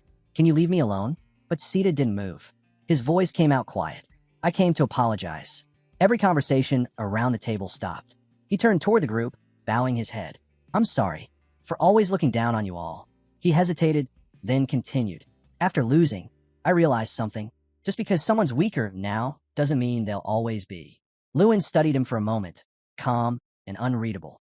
There are plenty of people stronger than me, too. That simple truth hit Sita harder than any blow. Change isn't easy, Lewin added softly. Sita nodded, his voice strained. Still, I'm sorry. The silence that followed carried more weight than words. Then, almost awkwardly, Sita stepped back. Didn't mean to kill the mood. Lewin looked at him again. Tell me, was that real? Or just guilt talking? Sita met his gaze without flinching. It's real. Lewin's lips curved slightly.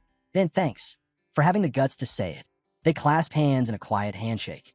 No theatrics, no grand speeches, just mutual respect. The others around them smiled silently. The tension that had lingered for so long finally dissolved. Moments later, laughter filled the room again. Arms went over shoulders, glasses were raised, and cheers echoed as they drank to victory and peace. Lewin took a sip of Dragon's Kiss. It burned like fire. The next morning came too soon. Hey, you alive over there? Someone teased as Lewin groaned, rubbing his temples. Barely, he muttered. Another burst out laughing. Do you even remember last night? What do you mean? Lewin asked warily. You were bawling your eyes out, thanking everyone for believing in you. Lewin blinked. Wait, I what? The whole table erupted in laughter. He sank into his seat, mortified. Never again, he muttered under his breath. I'm done with that drink. Someone grinned. You sure you're Lewin Artel? 'Cause last night, you were acting more like Sita Malkiri. Sita himself walked by, a faint smile tugging at his lips. Hope you got some sleep. Lewin remembered the night before. The handshake, the apology, the shared understanding. For all the rivalry, something had changed between them. As Sita turned to leave, he called out, We'll meet again. Lewin raised a hand in reply. Count on it. Later that day, Lewin ran into his professor in the corridor. The man sighed, eyeing him the way only a tired teacher could. You're always in the middle of something, aren't you? Lewin opened his mouth to respond, but stopped when the professor's tone suddenly shifted. By the way, he said quietly, the head of the academy wants to see you. Lewin blinked. Wait, Taryn. The professor nodded gravely. Yeah, sounds like he's worried about something. Lewin straightened. That couldn't be good. The professor's voice dropped to a warning tone. Be careful, Lewin. A man like Taryn, he hides everything. And people who hide everything. He paused. They're the most dangerous kind. Lewin Artel stood quietly, eyes down for a moment, thinking it through. Then he looked up, calm but resolute. I understand. Across the courtyard, laughter echoed, his teammates waving him over. Lewin Artel, they called out. He turned, the corner of his mouth lifting into a confident smile. Looks like we got another reason to win, he said. They blinked in confusion. What do you mean by that? But Lewin didn't answer. He was already moving, running straight toward the next arena. The next event, Arrow Ball. Unlike any sport they'd faced before, this wasn't just a game. It was war disguised as competition. The ball wasn't even a ball at all. It was a sentient flying arrow. Each team fielded 9 players, attackers, defenders, and a single goalkeeper. The goal? Guide the arrow into the opponent's net. Simple in theory, brutal in practice. It demanded more than strength. It required precision, strategy, timing, barriers, elemental bursts, disarming magic. Every second mattered. Lewin clenched his fists, his voice ringing through the field. Let's do this. The whistle blew. Chaos erupted instantly. Lewin darted forward as spells tore through the air. A massive ice tree burst from the ground. A spear of frost streaked past his shoulder. A wall of fire split the field in two. Magic collided from every angle. Lewin Artel go. The shout came from behind him, Sita Malkiri. Heads turned everywhere. Wasn't this the same guy who'd sworn vengeance just yesterday? Now he was cheering for Lewin? Real men become friends after a fight. Sita yelled proudly. Laughter rippled through the stands. But Lewin didn't even look back. His focus was absolute, eyes locked on the glowing arrow zipping across the sky. From the sidelines, a quiet observer watched every movement with interest. He'd seen enough to know. Lewin Ardle wasn't just talented. He was something more. Every player on the field was strong. Sita Malkiri knew that better than anyone, having fought them during the Magic Festival. But Lewin? Lewin wasn't just strong. He could lead. He could inspire. On the Institute's bench, panic was setting in. Everyone regroup. We need a strategy, one of them shouted. Someone stop Lewin Ardle, another voice cried. But it was too late. Lewin was already tearing through their defenses, weaving between spells like wind. His movements were unpredictable, fluid, precise, and fearless. With a grin, he called out to his team, "All right, our turn." He surged forward, magic flaring around him like a storm. His fists cut through the air, each strike detonating bursts of light and pressure. Shards of ice scattered like shrapnel. Defenders dove out of the way. "Get back," someone screamed. "You'll get hit." But even as Lewin drew all eyes to himself, the real danger wasn't just him. He's not the only threat. Another voice yelled, panic creeping in. Because while the Institute focused on Lewin, his teammates were already moving in formation. Every role he'd assigned clicked into motion, a perfect rhythm of coordination and trust. The arrow ball streaked through the air, straight into the net. 1-0. The crowd gasped, and before they could even react, 2-0. 2 points back-to-back. The opposing team threw everything they had at him, desperate to stop the momentum. But their focus became their downfall. They tunneled in on Lewin and left their defense wide open. His teammates struck hard, tearing through the chaos. The Institute's formation broke apart. Their control vanished. "Is this even real?" someone whispered from the stands. Lewin didn't answer. He didn't need to. His team's strength spoke louder than words. They weren't underdogs anymore. They were contenders. In a game where most teams barely managed 4 points in 3 minutes, after Academy shattered expectations, scoring 11. The opposing team threw up their hands in surrender. They didn't even try to fight back anymore. Another overwhelming victory. Another statement to the entire festival. Lewin Ardle smiled, a quiet, confident smile. This wasn't just a win. It was domination. His teammates burst into laughter, unable to contain their excitement. For the first time, the belief felt real. "We could actually become number one," someone whispered. On the sidelines, Lewin caught sight of his professor approaching. "Don't forget," the man reminded him. "The meeting's at 7 during dinner." Lewin nodded. He already knew. A server passed by, offering a glass of wine. He almost reached for it, until Taryn's words echoed in his mind. "Don't eat anything. Wait for the meeting." He set the glass down. Lewin's expression hardened as he walked across the marble hall. The cheers from the stadium faded behind him, replaced by the quiet echo of his own footsteps. Someone called out. He turned to see Tyrion Ignat waiting at the entrance, wearing that familiar, calm smile. "Shall we go in together?" Tyrion asked. Lewin nodded, and the two entered side by side. The doors opened, revealing a vast, golden chamber. At the far end sat Taryn, the king of magicians himself, on a throne. Even after seeing powerful figures before, Lewin felt something different here. This presence wasn't human. Bear's voice trembled beside him. "He's a monster." Lewin didn't disagree. Taryn wasn't just a magician. He was something beyond that, teetering on the line between man and legend. Before them stretched a massive table loaded with food, every dish crafted to perfection. Taryn's voice broke the silence, deep and composed. "I've known about you for quite some time," he said. He leaned back, almost casually. "I've had the chance to observe you." Then his tone shifted, weight settling into his words. "It's been 5 years since I selected 11 children. You were one of them."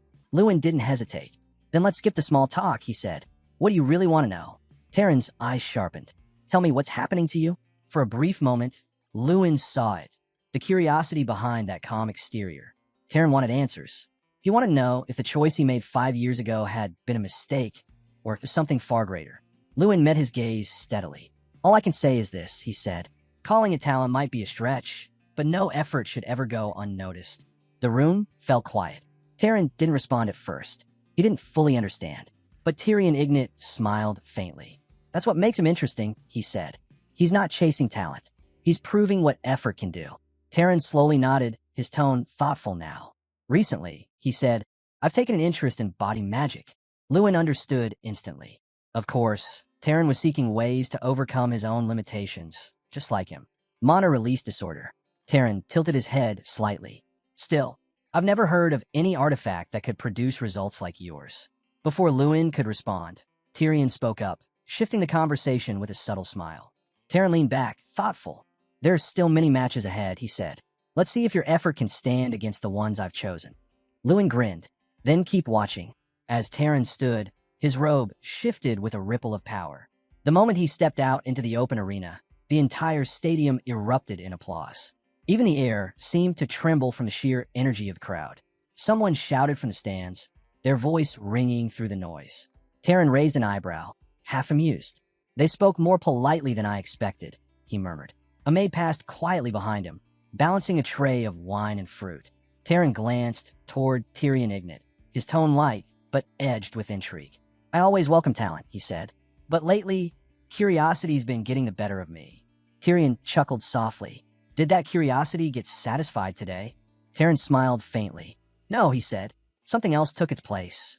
Tyrion turned, his expression easing. Lewin Ardle's still young, he said with a knowing grin. Don't be too hard on him. Tyrion's eyes followed Lewin's departing figure through the grand window. Hard on him, he whispered. Quite the opposite. The demigod shot him a sideways glance. Strange, he didn't even flinch. Most people will be shaking by now. Tyrion's eyes gleamed with curiosity. He's different. I like that. If the one I'm training turns out half as interesting, I'll be satisfied. Outside, the arena roared with noise. The next team stepped forward to fight. One of the heroes scoffed. Why bother? It's just noise, nothing more. But another leaned in and whispered. You really think that? Lewin Ardle's been to the magic tower. The first hero froze. His fists clenched tight. He met him before I did, he asked, voice sharp. Yeah, came the reply. The moment he arrived, his magic had the whole tower on edge. They said it was unstoppable. But you didn't see him as a rival? Someone asked. He shook his head. No matter what he went through, it didn't feel that way. Still, something had changed. There was something in Lewin Ardle's strange way of using magic. Something that pulled at his curiosity, even against his will. Tyrion found himself replaying every moment he'd seen Lewin Ardle in action. Across the hall, another hero slammed his fist into the wall. The sound echoed. His anger wasn't just about Lewin Ardle meeting Tyrion first. It was the belief burning inside him that he was the only one worthy of the king of magicians' recognition. The door creaked open. Heads turned. A figure stepped inside, Doom Prime. His eyes locked on Lewin Ardle. His jaw tightened. So, he said through gritted teeth, what did you and that filthy king talk about? Lewin Ardle blinked. You waited just to ask me that. Doom Prime said nothing, but his stare demanded an answer. Lewin Ardle crossed his arms. Do I owe you one? In an instant, Doom Prime's sword was drawn. I want to hear it. From you, he growled. Lewin Ardle shifted into a stance, feeling the pressure coming off him. That wasn't just anger.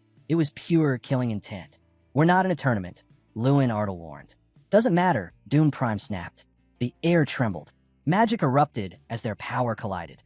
Doom Prime charged forward, relentless. Lewin Ardle stood his ground, refusing to move an inch. He's not holding back, someone muttered. The clash of energy shook the room. Wild, raw, and evenly matched. Doom Prime's grip on his sword tightened, just as it was about to explode further. Stop! A sharp voice cut through the chaos. A girl stepped between them. From the corner, someone chuckled. Look at that. Everyone's gathered in one place.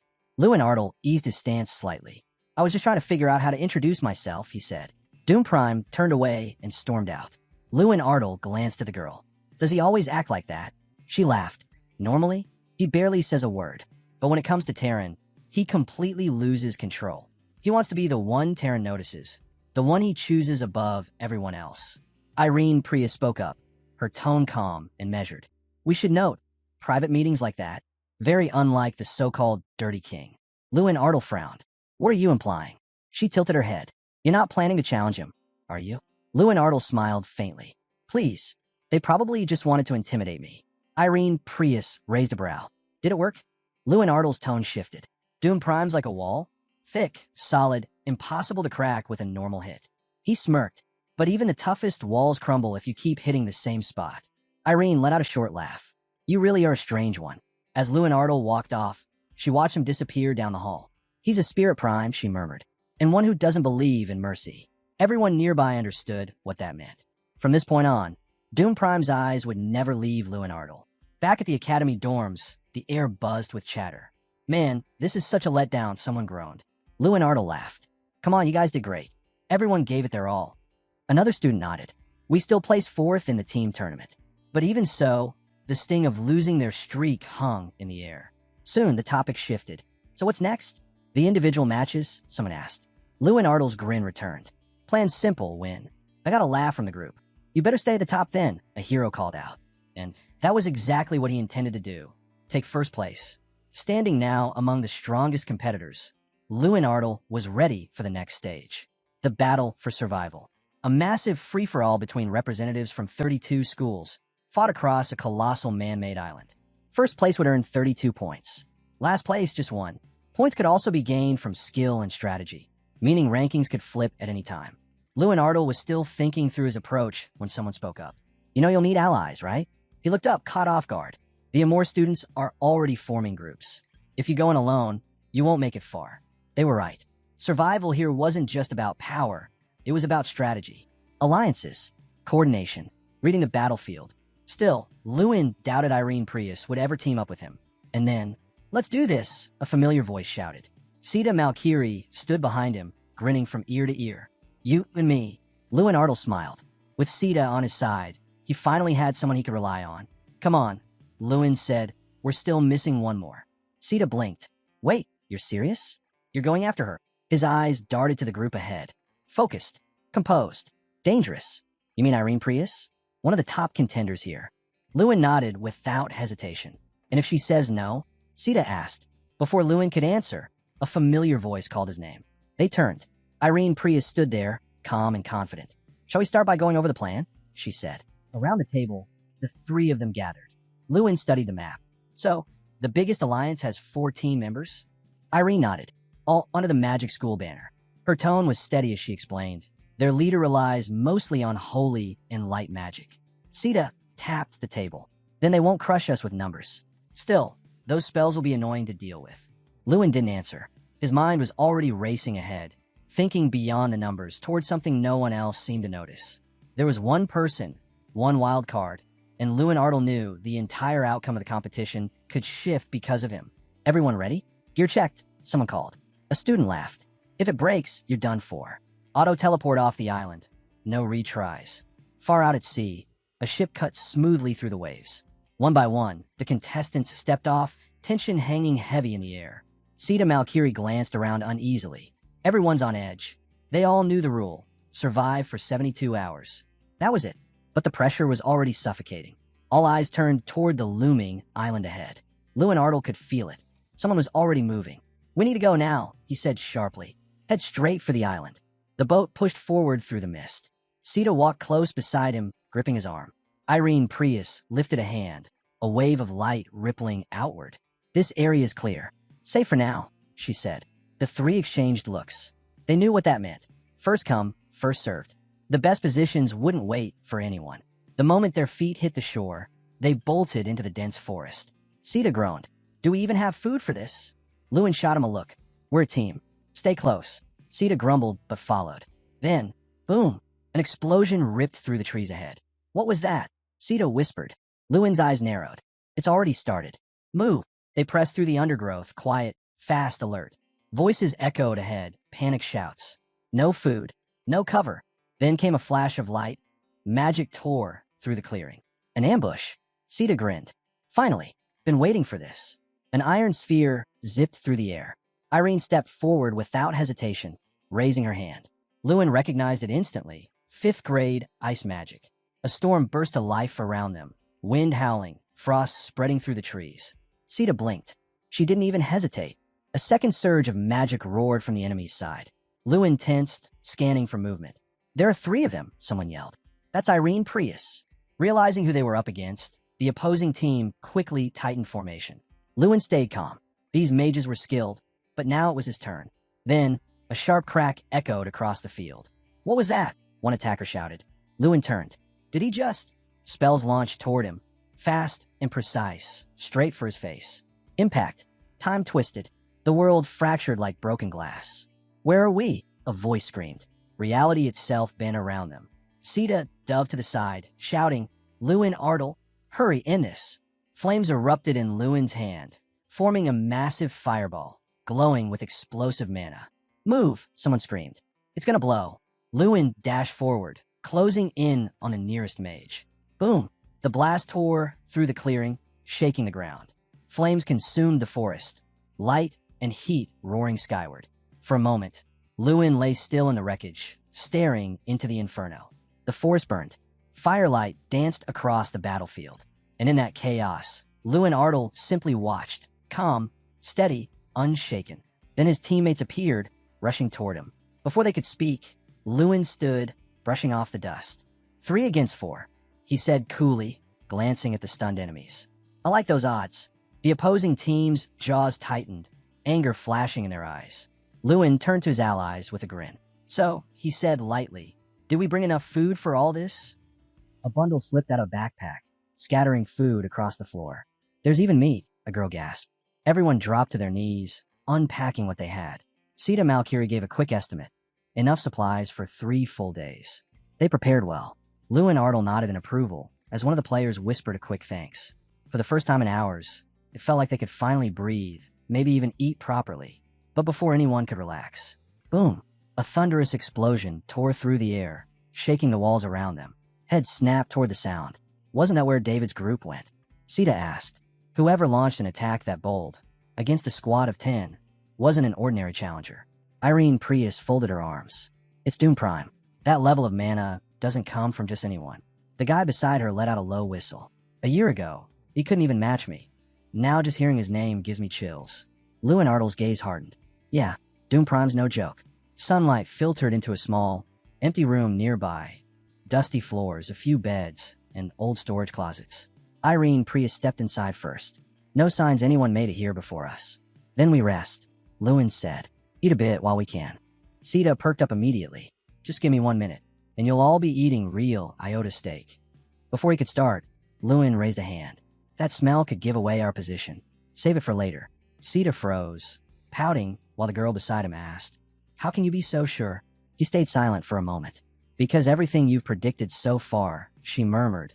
"It keeps happening." Lewin leaned against the wall. "The central settlement's the only spot big enough to hold a large group. David will head there, and so will Doom Prime." Irene frowned. "He'd go alone? Against a force that size? That's suicide." Lewin shook his head. "No, it's strategy. He'll go, because it's the best way to win solo." Her brows knit together. "Ow." The answer hit like a chill. "Kill points," he said quietly. "Every enemy taken down earn points." That kind of logic, Lewin added, is exactly how Doom Prime thinks. He paused, then looked away. "If I were in his place, I'd probably do the same. It's the only way to get the king's attention."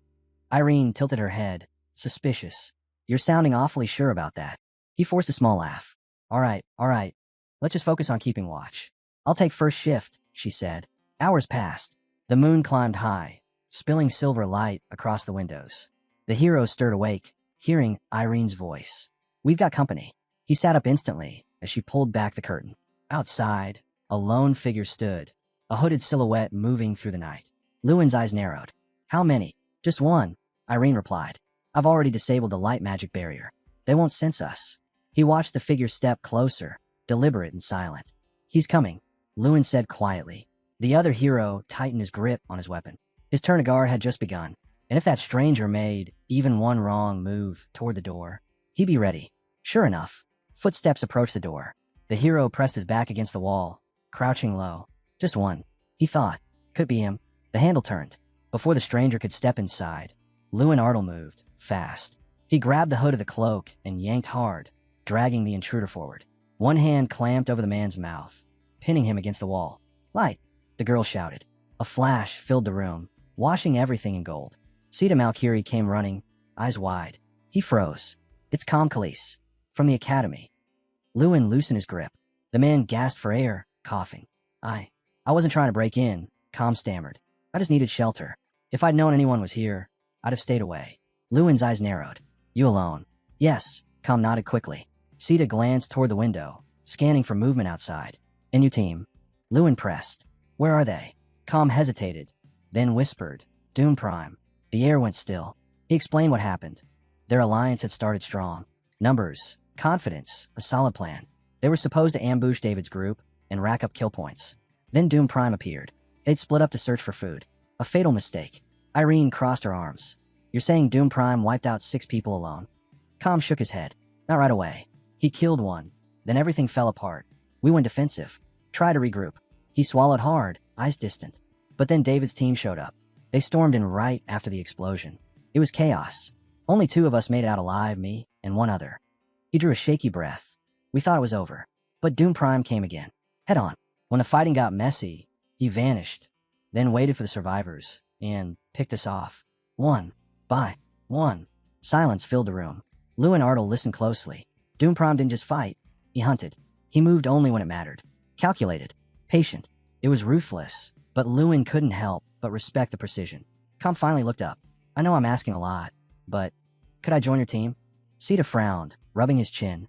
Even after all that, he's still thinking strategy. But the others didn't look convinced. Lewin didn't hesitate. No. Irene turned to him. Why not? Lewin's gaze stayed fixed on Com. Tell me this. How did you escape? Com opened his mouth, but Lewin cut him off. If we're talking about Doom Prime, there's no way he let someone walk away. Not even wounded. Sita snapped his fingers. Exactly. Lewin's voice dropped low, steady. 3 options. 1, you're lying. 2, Doom Prime spared you, and he's still watching.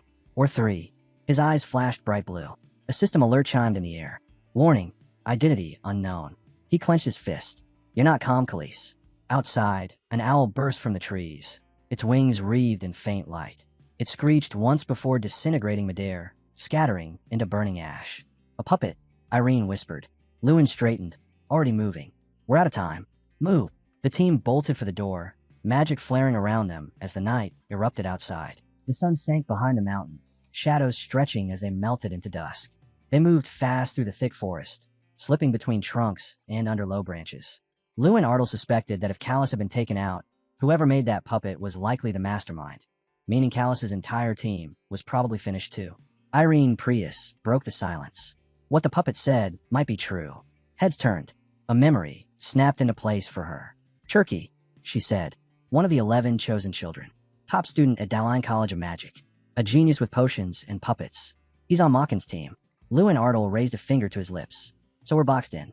Enemies everywhere. If Turkey had already tracked them with a puppet, word would spread fast. The hunt had begun. The western zone won't stay open, Irene added. The barrier's closing in quick. Any ideas? Lewin slung his backpack over his shoulder. There's an old saying from the Maze Rat Ocean. Use pirates to fight pirates. We'll let our enemies take care of each other. In a dim house nearby, Turkey sat under questioning. Did you find them? Someone asked. Turkey covered his face with one hand. They're hiding in the western part of the island. Like rats. I nearly had them, but I got exposed at the last second. The leader raised an eyebrow. Your puppet got found out. Turkey shrugged. No idea how. One moment, bam. It was over. Malkin put a finger to his lips and thought. Irene Prius. Sita Malkiri. Lou and Artel. All problems. We're not wasting time. All power. Focus on taking them out. Back in the forest, Team Malkin moved down a narrow path. The trees whispered as they passed. We're almost to the western base, the commander called. A flash of light exploded through the trees up ahead. Thunder followed. Turkey narrowed his eyes. Looks like a fight. Malkin answered. Lou and Artel must be there. The team took to the air, ascending fast. Move in. Time to earn some points. Malkin ordered. They closed in and spotted a group of 3 fighters. Ambush. One shouted and fled. Malkin drew his bow. Holy arrow, he called, and then froze. That's not Lou and Artel. A towering pillar of light shot up. Lou and Artel's team watched the chaos from a nearby tree. That's holy magic, Irene said. Makin's using it. Everything's going just right, Sita Malkiri said. We lit up the sky. Now every creature on the island's running toward them. And we're not even down there. Irene turned to Lou and Artel. What now? Lewin stood. We go in and claim our kill points. Back on the ground, Malkin suddenly spun around. A flash of light exploded behind him. A roaring fireball shot through the smoke, tearing across the field. One of his men screamed as he hit the dirt. From the side, a blonde fighter shouted. Malkin, it's Lou and Artel. Up in the trees, Irene Prius watched closely. Their numbers are dropping fast, she said quietly. Maybe the story about Doom Prime wasn't a rumor after all. Sita Malkiri scanned the battlefield. Still outnumbered, he muttered. 3 enemies broke through the trees behind them. He smirked. Looks like we got a temporary alliance forming. Well, might as well enjoy it while it lasts. Malkin pointed his sword forward. Even if they team up, there are only 6. Hit them hard. Fire burst through the trees. One of Lewin Ardle's allies barely dodged, the flames closing into a fiery ring. Another was blasted backward, crashing into the dirt, leaving a deep trench behind. The team froze, shocked. Sita Malkiri's voice dropped. That power, that's Doom Prime. And then, from above, a figure dropped like lightning. Doom Prime slammed in a Mockin squad, sword flashing, cutting through the chaos with perfect precision. Sita watched the scene unfold. He's making it clear without saying a word. He's with us. For now. Irene nodded. Looks like our little alliance just got stronger. Lewin Ardle's eyes narrowed. So that's his move. Take out Mockin's crew first. With all the top players gathered here, the match was reaching its peak. Screams echoed from Mockin's group. Why is he only targeting us? Everyone retreat to base. Don't you dare. Malkin roared. We fight, together. Lewin Ardle clenched his fists. Our turn. Light flared around his eyes. Time refraction. A searing beam warped through the air, slicing the battlefield in half. He drove his fist into the ground. How dare you? Earthquake. The ground split wide open, the shockwave blasting outward. Across the field, Doom Prime landed cleanly, his sword gleaming. He took a slow step forward, eyes locked on Lewin Ardle. Lewin Ardle, he said coldly, voice steady. I'll finish this myself. He charged. Lewin Ardle exhaled once, steadying his stance. The air trembled. Their clash was about to shake the island. Later, in the organizer's chamber, light glowed from a crystal table surrounded by officials. Tyrion Ignat leaned forward. That's it. The top 10 finalists are confirmed. Taran rested his chin on his hand, smirking. Yeah, all the right names made it in. He raised an eyebrow. Didn't Lewin Ardle say he'd prove he's stronger than the 11 chosen? A faint grin crossed his face. Now I'm curious. Can he actually beat that monster? Morning light spilled across the island. A small house sat hidden among the trees. Outside, Lewin Ardle jogged around the clearing, stretching his arms, shaking off the weight of last night's battle. They'd relocated to Base B, right near the island center. After everything, only Malkin and Cherky remained from their once massive alliance. The temporary allies who'd fought alongside them were gone, and so was Doom Prime. Then, a system window flickered into view. Quest complete. Repeat task. Lewin Ardle grinned. Finally, it's been a while since I cleared one. The front door creaked open behind him. Irene Prius stepped out, her tone calm but warm. You're up already? He asked, surprised. You've been training this whole time. Lewin Ardle stretched, rolling his shoulders. Yeah, my body's itching to move. Irene raised an eyebrow. Even after everything that happened. Oh, and Sita left your share of breakfast, she said, pointing to the table. Eat up. I'll be back soon. Thanks. Lewin replied with a faint smile. Irene took a seat and tore into a thick piece of steak. Her eyes widened. He's a better cook than I thought. Lewin stepped back into the room, chuckling. That good, huh? She nodded, grinning. Yeah, Sita Malkiri really knows his stuff. After a pause, Irene glanced down. I went to bed without saying anything, sorry about that. Lewin waved it off. Don't worry about it. You were exhausted after your shift. She poured 2 cups of tea, setting one in front of him. Their eyes met. There's something I've been meaning to ask you, she said. What is it? He asked, curious. Her hands tightened slightly around the cup. What are you planning to do after graduation? Lewin blinked. Why ask that? Just curious, she said softly. You're not like the others. The way you approach things, it's different. She went on to explain that most mages who passed through the competition followed the same few paths. Joining the Night Order, serving in the Empire's army, entering the Mage Tower, or taking guild contracts to make a living. The usual routes. The safe ones. Lewin looked down at his tea. And me? He crossed his arms. Honestly, I've got no idea. I've never thought that far ahead. He admitted that until this year, he was always at the bottom of his class. Barely keeping up, just trying to stay afloat. Dreaming about the future wasn't something he had time for. He let out a quiet laugh. But after all this, once we're back at the academy, maybe I'll finally figure something out. He glanced up. What about you? Irene stared into her tea for a long moment. I don't know either, she said softly. I never really knew what kind of mage I wanted to be. I just did what people expected. Irene Prius, you should be great. You should be the best. That's all I ever heard. She took a sip and set the cup down gently. Her voice shifted, stronger, sharper. But that's why I want to fight Doom Prime first. Her eyes met his. I think once I face him, I'll finally understand what kind of mage I want to become. Lewin studied her expression. He understood. For Irene Prius, always second best, facing Doom Prime wasn't just a fight. It was her mountain. Her test. He smiled faintly.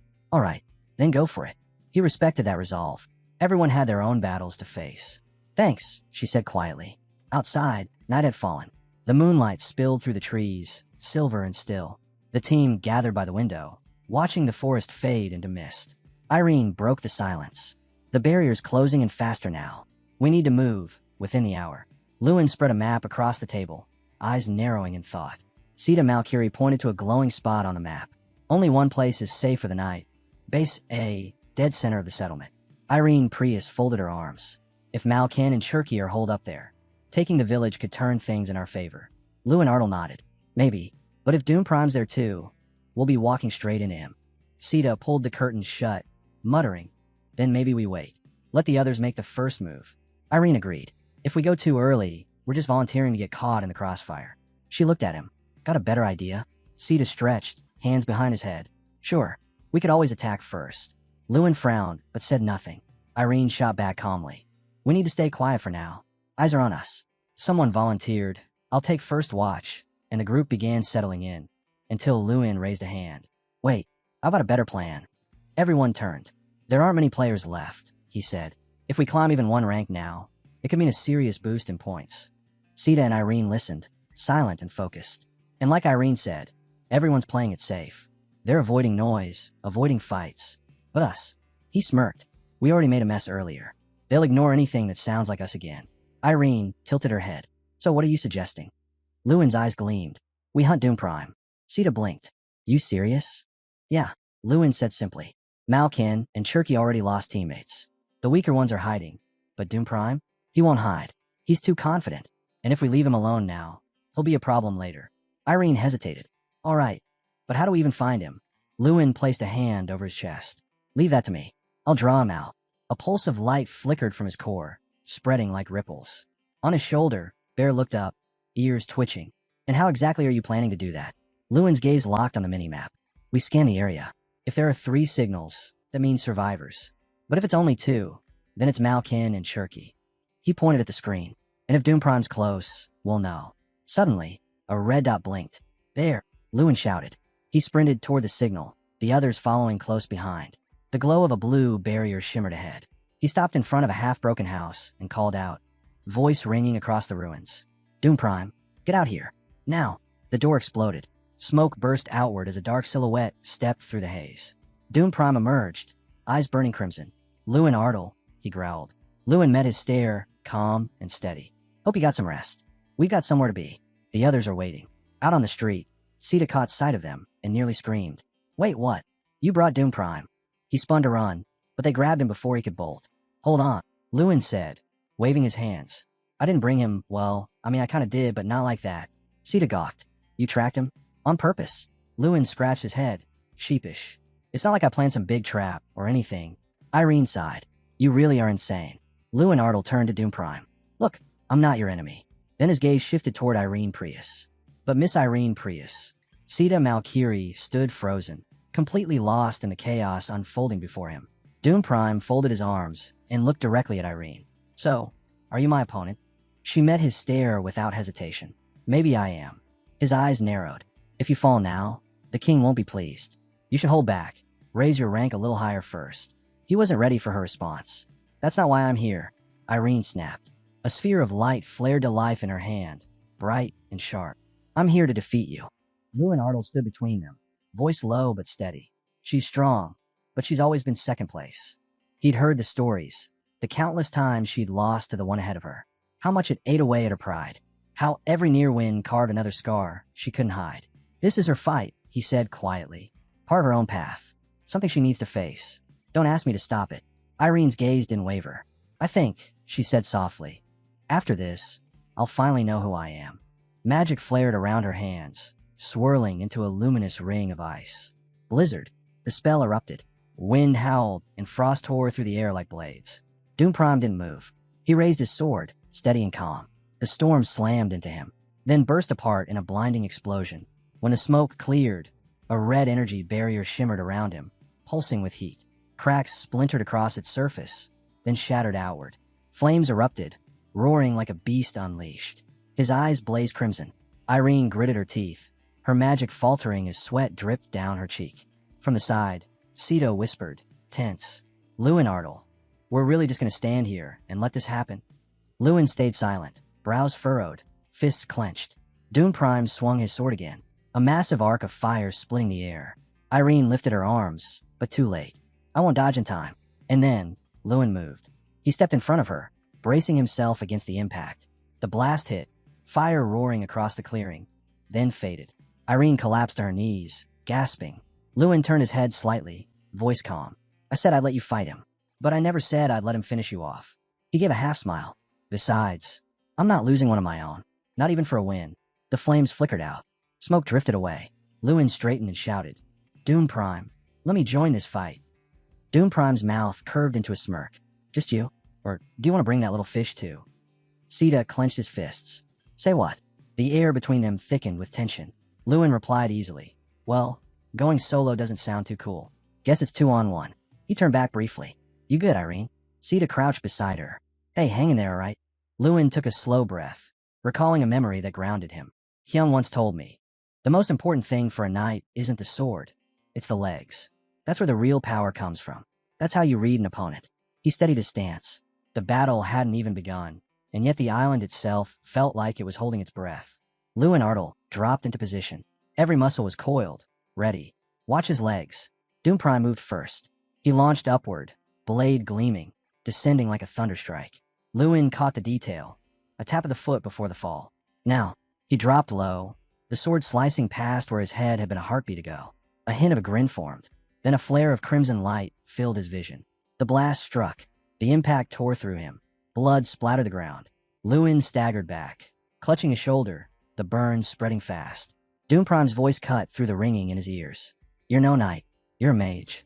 Lewin gritted his teeth, forcing himself upright. People think sword mages are weak, Doom Prime went on. Not real magicians. Not real warriors.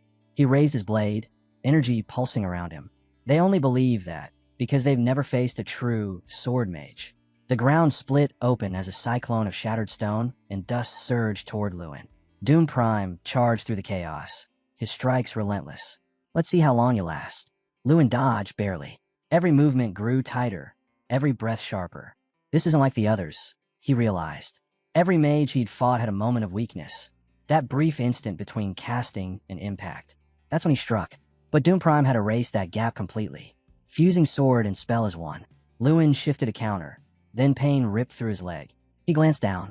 His pants were shredded, blood trailing from a deep gash. That's the trace of radiance, Doom Prime said, closing in. He walked forward, calm, deliberate.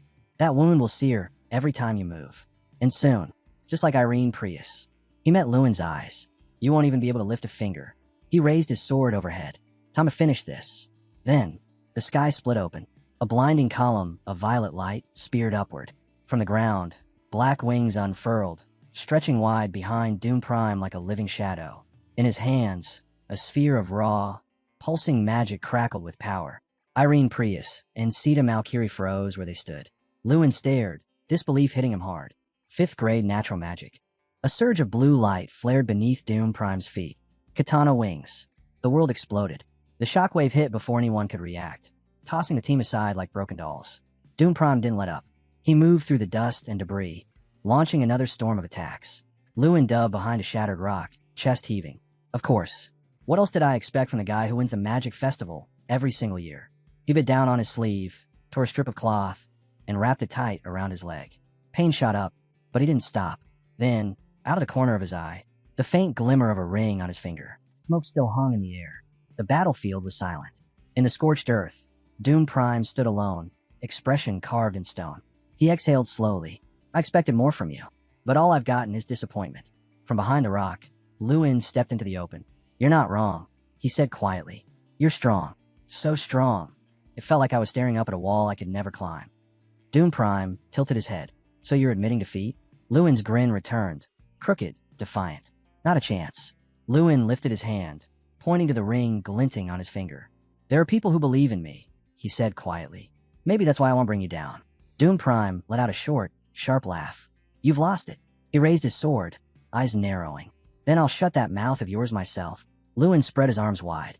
Ogre fury. Flames burst to life, swirling around him in a blazing storm. Better guard your chin. They clashed, blades, fists, and raw magic colliding with a sound that split the air. Doom Prime's strike came heavy and fast. Keep running your mouth, and you won't live long enough to regret it. Lewin met the blow, his counter swift and precise. Doom Prime's expression hardened. He tried to resist, but Lewin's strike connected clean. The blade slammed against Lewin's ring and stopped. A faint flash of blue light shimmered across the metal. Effect: invulnerability, small chance to nullify any physical impact. The sword shattered, fragments scattering through the flames. Lewin's counterattack hit home, first the shoulder, then the leg. Doom Prime stumbled, one knee crashing into the ground. His eyes widened, disbelief plain. Lewin stood over him. "There's something I want you to remember." He looked down, voice steady. "I don't have enemies." Doom Prime blinked, confusion flickering. "That arrogance of yours, that belief that no one can touch you." Lewin's hand clenched into a fist. "That's exactly why you're losing right now." Before Doom Prime could answer, crack! A burst of lightning exploded from Lewin's strike, engulfing Doom Prime in white-hot energy. The ground shook as Doom Prime hit the dirt, flames curling around his fallen form. From the edge of the field, Sita Malkiri exhaled shakily, hand over his chest. "I thought my heart was going to stop. If you lost, we'd all be done." Lewin let out a long breath. "I just got lucky," he muttered. "Barely made it through." He turned to Irene Prius. She stood silently, eyes lowered. Lewin extended his hand toward her. "Sorry for stepping into your fight." A faint smile tugged at Irene's lips. "No, I should be the one apologizing." She bowed her head. "For chasing my own selfish goal." Her voice wavered. "I put everyone at risk. I'm sorry." Lewin tightened his jaw. "You couldn't reach your goal this time, because of me." She looked away. "Forget it. That goal doesn't matter anymore." Then she paused, turning back toward him. "I'm not interested in Doom Prime anymore." Her finger pointed straight at Lewin. "Now, I'm interested in you." Lewin's grin returned, crooked and calm. "That's not going to make things any easier." Irene smirked. "I don't care. I'll surpass you, whatever it takes." Lewin took a slow breath and turned toward the field. Two figures still stood, Dalian and Cherky, both drained, both beaten down, but not broken. They had fought with everything they had, yet it hadn't been enough. He gave a small nod. Including them, there were 5 contestants left. Then, a sudden explosion ripped through the distant forest. The shockwave tore through the trees, scattering dust and debris high into the air. Bodies littered the ground, unmoving. Even a blonde was out cold. Lewin Ardle glanced across the ruined field. Down to 3. Beside him, Sita Malkiri threw his hands up, laughing. "Can you believe we actually made it this far?" Lewin smirked. "Just so we're clear, I'm not giving either of you a free pass." Irene Prius stepped forward, hand resting on her hip. "I'm stepping out here. I'm not exactly at my best. But next time, when we're both ready, let's finish this properly." Lewin nodded once. "I'll hold you to that." She was right. She'd already given everything she had. Sita cracked his knuckles with a grin. "Then I guess it's my turn." Lewin lifted his fists, a spark of challenge in his voice. "Leader or not, I'm not backing down. Last time, I went easy on you." He braced himself. This time, no holding back. But before he could move, Sita shot into the air. Wait. Let's not rush into this." Lewin blinked, thrown off guard, as Sita suddenly raised both arms and shouted, "Long live the champions, representing our academy." A roar of laughter and cheers erupted around them as the gathered warriors lifted their circles high. "Raise your circles for the winner, Lewin Ardle." Lewin froze, caught off guard by the sudden announcement. Someone from the crowd yelled. "He wasn't in the dorms. We figured we'd find him here." And there they were, Irene Prius and Sita Malkiri, standing proudly beside him. Irene smiled softly, her eyes closed. "We couldn't miss the celebration. After everything, the pain, the chaos, it's only right that we end it together." Lewin blinked, speechless. He started to respond, then stopped. She leaned closer. "Don't start pulling away again. The competition's over." Her tone left no room for argument. Only she could speak to him that way. A faint spark flickered in Lewin's eyes. Just like before, even after all the brutal rounds, after everything they'd endured, they were still here, and he was the last one standing. Doom Prime had dominated in kill points, but his survival score had dragged him down hard. Lewin could still picture that moment clearly. Doom Prime, kneeling in the dirt, sword broken.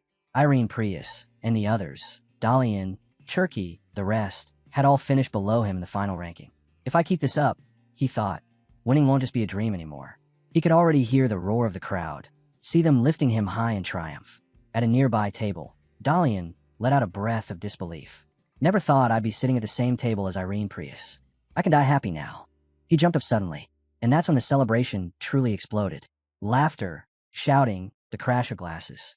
The entire hall came alive. Whispers spread through the crowd. Some spoke of awe, reverence, the goddess who had once descended among them. But Irene Prius said nothing. She simply turned and walked away. Lewin watched her go, a quiet smile forming on his lips. Outside, the sun dipped below the horizon. Inside the hall, the noise carried on, echoing against the walls.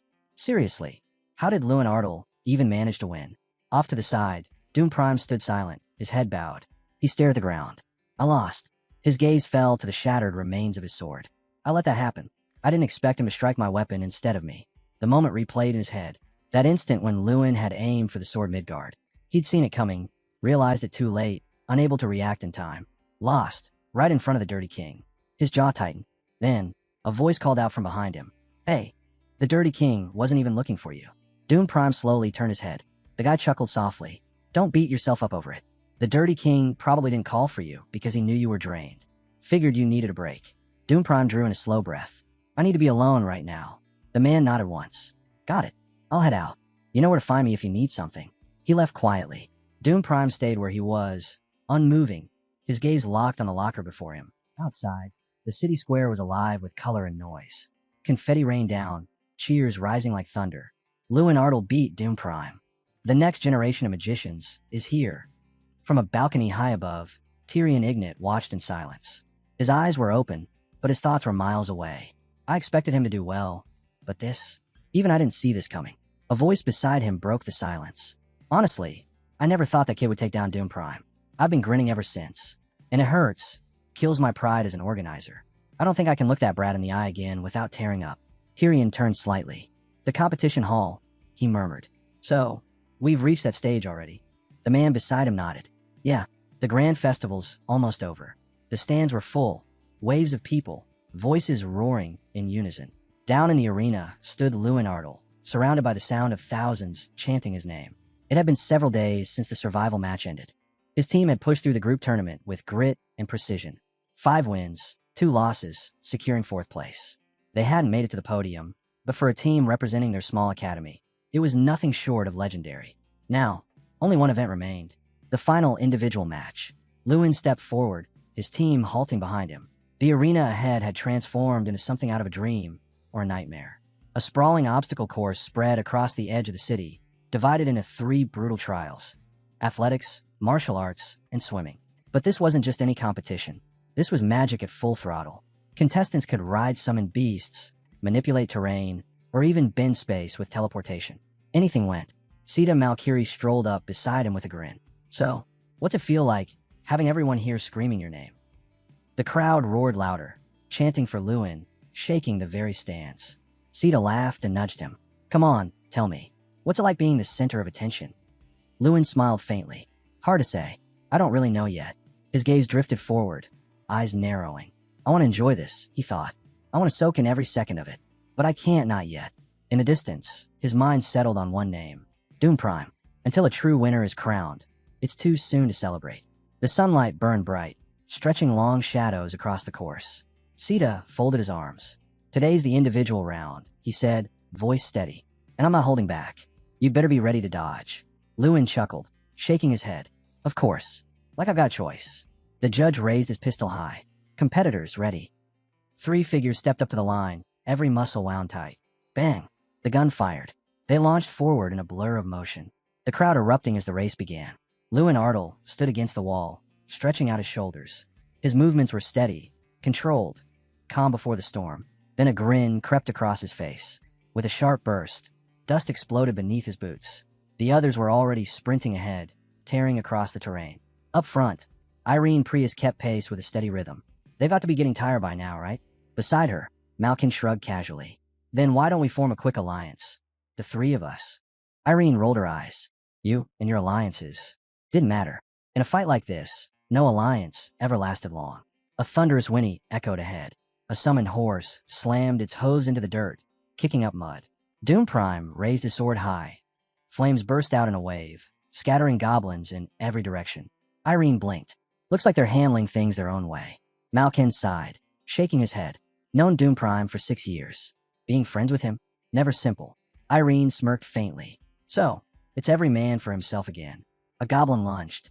Doom Prime met it midair, cutting it clean in half. He scanned the field, breathing steady. Why isn't he here yet? Another goblin charged. Doom Prime crushed it underfoot and looked around. I've been ahead from the start. Only these 2 are close. So, Where's Lewinardle? Irene glanced over her shoulder. Where is he anyway? Doom Prime lowered his blade slightly. Yeah, he should have caught up by now. Irene frowned. No idea. But it's weird. Goblins swarmed again. She cast a quick spell, fire erupting to keep them back. We've been leading this whole time, she said. No one's even close. Not even Lewin. Machen's eyes went wide. Hold up, enough time's passed. He should have caught up by now. Then, all three froze. A deep rumble rolled across the field. The ground trembled. From behind them, a massive cloud of dust tore through the horizon. And then, Lewinardle emerged. He landed hard, sliding forward, dirt flying from under his boots. Finally caught up, he said coolly, eyes fixed ahead. Doom Prime's gaze sharpened instantly. Irene's jaw dropped. Wait, what about the others? Lewin's smirk returned. They're not coming. The stands erupted. What's he doing just standing there? Did he give up? No way, it's him. The one who beat Doom Prime. Lewin scratched the back of his head, glancing around at the chaos. This is it, the moment I've been waiting for. From the second I signed up for the Grand Festival, this is what it's all been leading to. Months of training, pushing myself to the edge. I'm not just ready, I'm sure of it. But the surge of energy nearby snapped him back. They're closing in. He couldn't afford to drop his guard. He was a close-range mage. One mistake, one exposed flank, and it was over. He needed to move. Now, Lewin raised his hand, a spark flashing in his eyes. Fire burst at his feet. He launched forward. I'll take them all down, one by one. The students ahead turned too late. Impact. Lewin slammed through them, tearing through the ranks like a bolt of lightning. He didn't stop, didn't slow. The field blurred past him, spells flashing, earth cracking beneath his steps. By the time he reached the clearing, he'd already lost count of who was still standing. Above, a few students were still floating midair, caught in levitation spells. Sita Malkiri noticed them too. He turned toward Lewin with a half-smile. When did you even find the time to pull all this off? Lewin's grin widened. You get it now, don't you? Sita closed his eyes briefly, exhaling through his nose. So, the endless fight begins again. Lewin took one step forward. Sorry, he said quietly, and struck. A heartbeat later, Sita Malkiri was hurled skyward, vanishing into the clouds with a shout. Irene Prius raised a hand, startled. Wait, what do you mean you've taken out everyone? Lewinardle glanced over his shoulder. It's not like anyone else will be able to jump back in. He paused, eyes steady. Right now, there are no other contenders. Doom Prime clenched his jaw, gaze fixed on the horizon. This time, he muttered, things will be different. Check. The clearing had gone still. 3 warriors, Doom Prime, Irene Prius, and Malkin, stood facing Lewinardle. Doom Prime's grip tightened on his weapon. I challenge you right here, he said quietly, but too many others are still behind us. Then, a flare of blue light. A spectral horse appeared beneath him, summoned in an instant. Through gritted teeth, he called out, We'll finish this up ahead. And with that, he took off, dust and light exploding in his wake. From behind, Neen shouted, I'm breaking through too. His eyes locked on the castle, rising in the distance. Wait, there's a trap zone up there. Lewinardle didn't move. His eyes stayed fixed on the path ahead. He began explaining, voice even but sharp. The castle grounds were lined with spiked traps, remnants of an ancient defense system once meant to protect hidden treasures.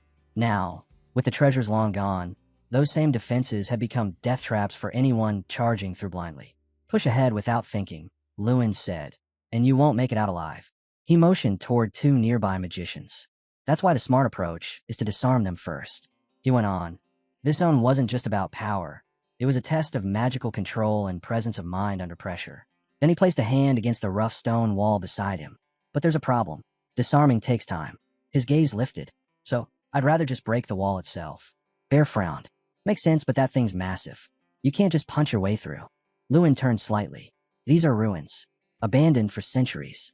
Which means... Bear's eyes narrowed. You're looking for weak points. Exactly. Lewin scanned the wall, spotted a cracked section near the base, and clenched his fists.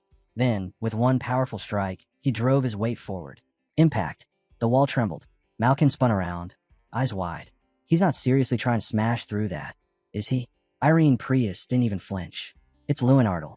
Of course he is. Malkin groaned. We're almost at the finish line, but this is just overkill. Irene suddenly shouted. Look, a deep crack split the wall clean across. And then, boom, it collapsed in a thunderous crash. Malkin shielded his face from the dust and debris. What? How is that even possible? He rubbed his head in disbelief. Wait, does that mean we can go through too? Lewin turned back, smiling faintly. Can't let you do that, he said under his breath. Wait, hold on. Malkin shouted. Too late. A boulder fell, blocking the path entirely. From the crowd of onlookers, someone shouted, Greedy, but Lewin was already gone, charging through the new opening at full speed. It was incredible. He'd shattered a fortress wall with nothing but 2,000 strength. And now, only 2 competitors remained. Him and Doom Prime. Rounding a corner, Tam spotted a streak of movement. He's already out of the castle. Then he noticed it. An arrow embedded in Lewin's shoulder. Yeah, definitely in a hurry. Lewin kept running, teeth clenched, blood streaking down his arm. Why? Why do I want to beat Doom Prime this badly? He didn't know. But every step made that question burn brighter. Up ahead, Doom Prime vaulted onto his spear horse, mana flaring beneath its hooves. But Lewin Artle knew. The clock was running out. He surged forward, wind screaming past his ears. No way you're beating me in a foot race. Doom Prime swung down with his blade. Missed. Lewin caught his wrist mid-swing, yanked him down, and growled. Then let's finish this, together. Both of them tumbled off the edge, crashing into the river below. Splash. The current roared. Lewin surfaced first, gasping for air before striking out hard against the current. He'd chosen not to use magic on the fall. That meant he had no buffer now. Only raw stamina. He pushed through the water, then froze. Something shimmered beneath the surface. An eye? Doom Prime raised his hand from the bank. A glowing orb of blue energy appeared, and the river turned to ice. What the? Why's the water freezing? Lewin shouted. Frost surged up his legs, locking him in place. Doom Prime watched calmly from shore. Is that really what you're worried about in a competition? A smirk. Then he turned to leave. Lewin grit his teeth. The cold bit deep, but he wasn't done. He braced himself, drew in his strength, and cracked the ice apart. Shards burst in every direction. Doom Prime heard the sound, turned, and his eyes widened. What? How'd he catch up? The finish line rose in the distance. Altane Arena, glowing beneath the setting sun. No traps, no magic, no tricks left. Only the final sprint.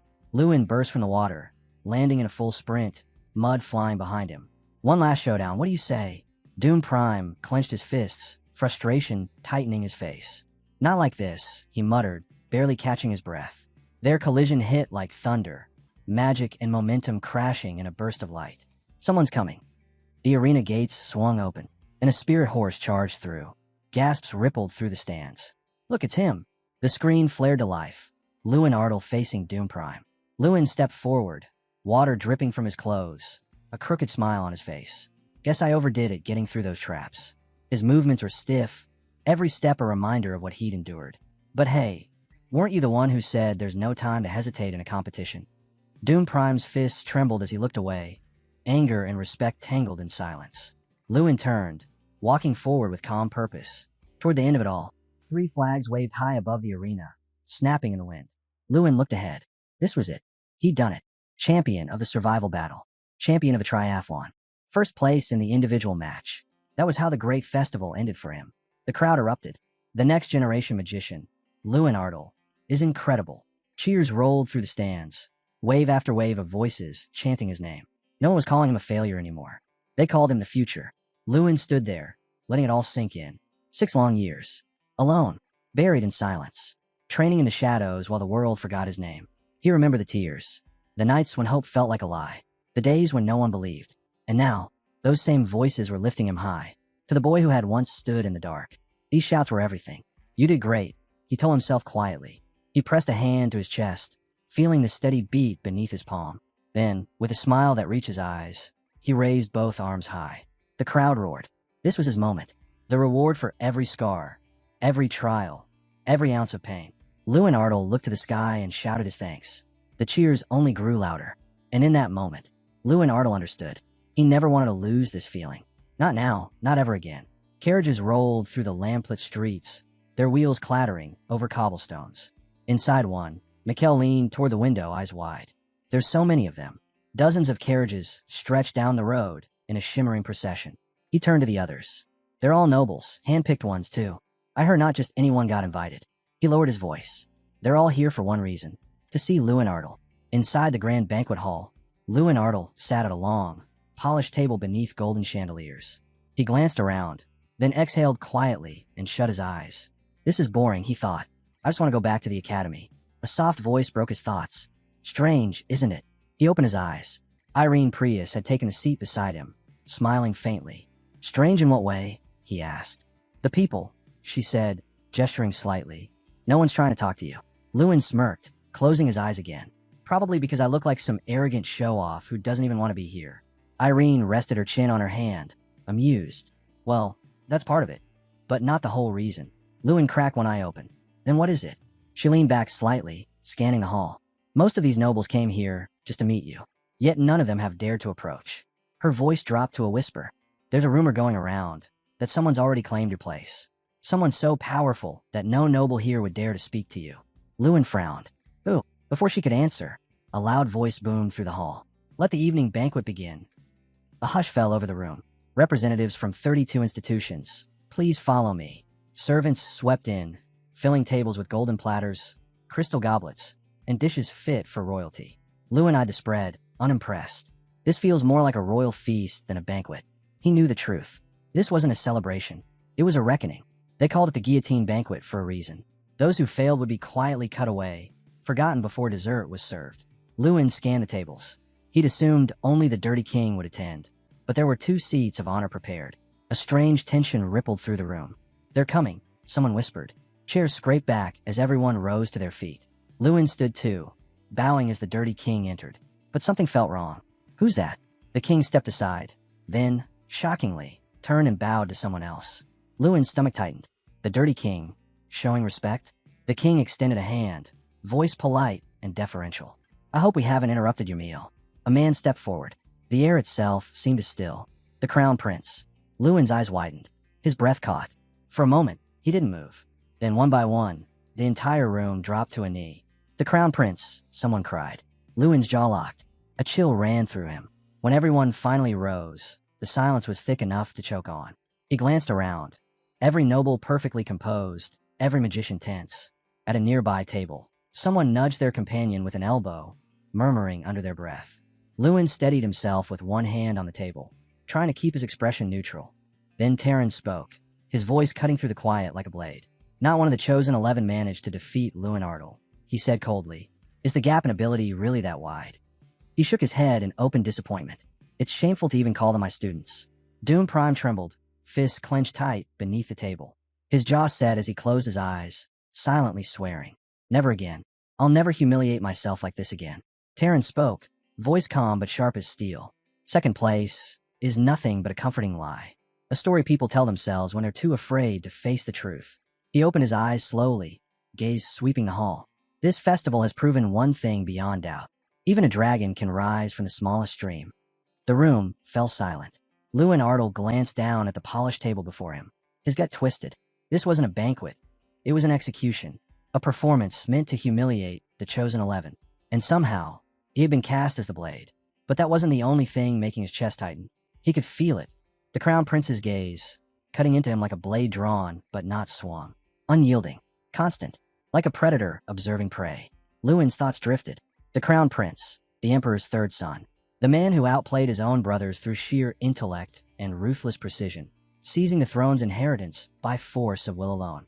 So this is him, Lewin thought. A man as dangerous in politics as he was in combat. Every word calculated, every smile a mask. Then Irene's voice echoed in his mind. "Someone staked a claim on you." His eyes flicked toward the royal figure. Could be him. Was she talking about the Crown Prince? The thought barely formed before Terran's voice broke through. "So then, Lewin Ardle," he said, "how does it feel to win the great festival?" Lewin's gaze dropped for a moment, then lifted again, steady. "It's uncomfortable," he admitted. A ripple of surprise moved through the hall. "I'm proud of what I achieved," Lewin continued, "but I don't like that my victory is being used to discredit others or stir resentment." A soft murmur spread among the nobles and mages. Terran tilted his head, intrigued. "You say that, but feelings of inferiority, those are what drive people to grow stronger. You of all people should understand that." Lewin met his gaze squarely. "I see this less as inspiring growth, and more as provoking hostility." He leaned back slightly, his tone calm but unyielding. "There's a difference between showing someone their flaws to help them improve, and rubbing their losses in just to make a point." Then his voice hardened. "And for the record, Ardle isn't some forgotten stream. It's small, yes, but it's a proud, beautiful country." His stare locked on Terran. "An Ignat Academy, the place that trained me, is not something to look down on." The room froze. Terran went still, caught off guard by the defiance. For a long moment, neither of them moved. Then a low chuckle broke the tension. The crown prince leaned back in his seat, laughter bubbling up from deep in his chest until it filled the entire hall. Lewin Arnold didn't move, watching him carefully. The prince wiped his eyes, still laughing. "This one's real," he said between breaths. "A real pain in the ass." He grinned wide, looking directly at Terran. He actually snapped at his own godfather. Terran's brow furrowed. "What are you talking about?" The crown prince chuckled again, waving it off. "He's just too entertaining." I laughed so hard I nearly split my sides. Where did this kid even come from? The whispers spread like wildfire across the hall. Did you hear what he said? He called his homeland a small stream at first, but then corrected himself. Said it was small, but beautiful. Ardle, wasn't it? Small, but beautiful. Another murmured. "I'd like to see it one day." Across the table, Irene Prius pressed a hand to her chest, clearly moved. She leaned in close, whispering just for him. "You're not planning to stir up another scene like that, are you?" Lewin said nothing, only gave her the faintest, knowing smile. Terran folded his arms, tone flat and unimpressed. "A fine victory speech," he said, "but I've heard that kind of idealism before, especially from your academy's headmaster. It doesn't change my view." The air hung heavy, split between admiration and quiet hostility. But for the first time that night, Lewin Arnold didn't look away. The crown prince glanced at Lewin once more, a faint gleam in his eyes. "Still, yours at a sharper edge," he said thoughtfully. "I'm curious to see what kind of future you'll carve out." Then he turned toward the hall. With that, the banquet is officially concluded. The tension began to ease. Chairs creaked. Conversation slowly returned, until his voice cut through the air again. Calm, commanding. "Actually, hold on a moment." He rose casually, as if discussing the weather. "We'll be having tea with the victor." Then came a grin, playful on the surface, but sharp underneath. "And no, refusing isn't an option." Moments later, Lewin Ardle found himself seated across from the crown prince at a smaller table, the clinking of fine porcelain filling the silence. He braced his feet against the floor, trying to steady his pulse. This wasn't about congratulations. It wasn't about honor or courtesy. The crown prince wanted something, and Lewin was determined to figure out what. Then his name, Lewin Ardle. The sound of it hit like a spark. He looked up. The crown prince smiled faintly, voice calm, but unyielding. "I want you to work for me." He said it like it was already decided. And just like before, he added, "I won't accept a no." He extended his hand across the table.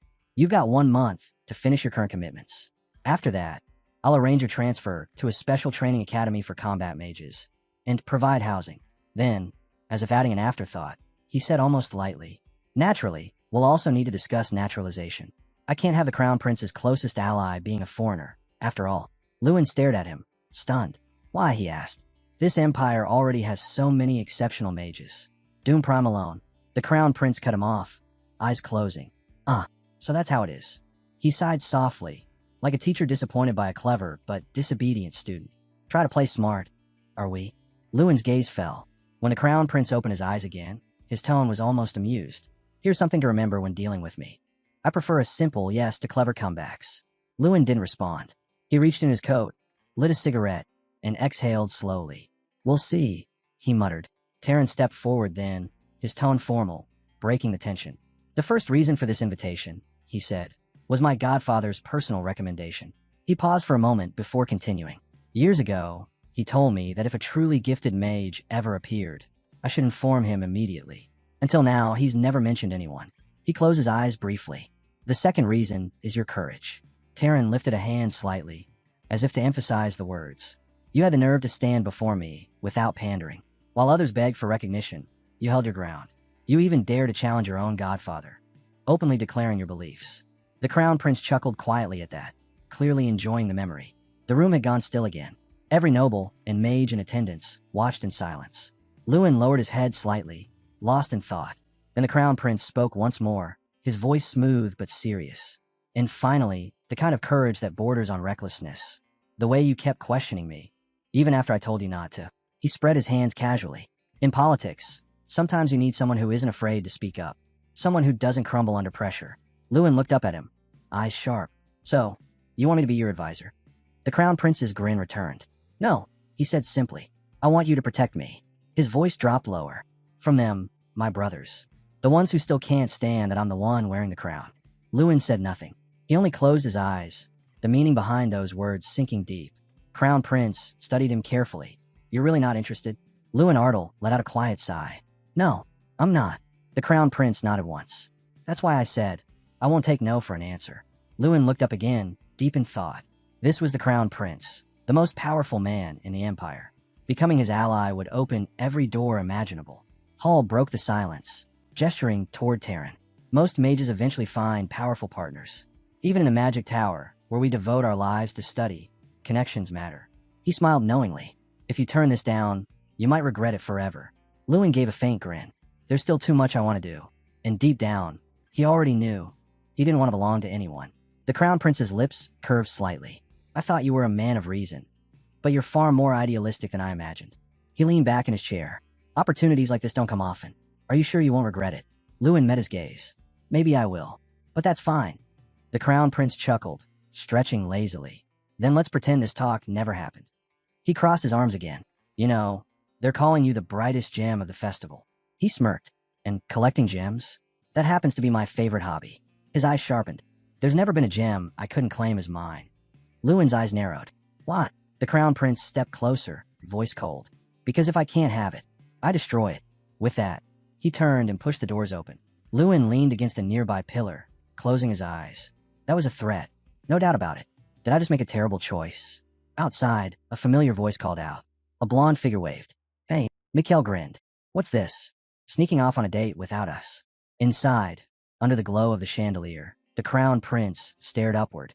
I was curious, he admitted. You spoke so highly of him. Terran nodded. And you were right. He's exceptional.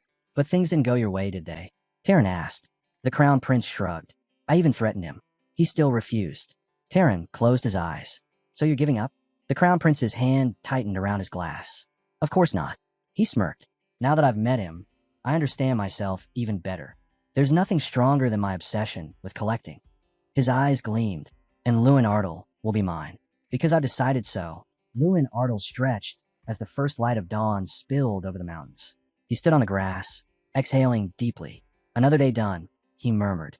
Then he flopped down on the ground with a grin. Feels like my body's getting stronger every day. He glanced at the bear nearby. I don't want to hear that from another guy, Lewin muttered. The bear blinked. What are you talking about? She's a woman. Lewin shot up. Wait, what? She's a woman. She was born that way. The bear replied matter-of-factly. Suddenly, the bear roared in frustration. Why now? Why can't I be? Nobody even asked me. Lewin froze, his mind flashing back.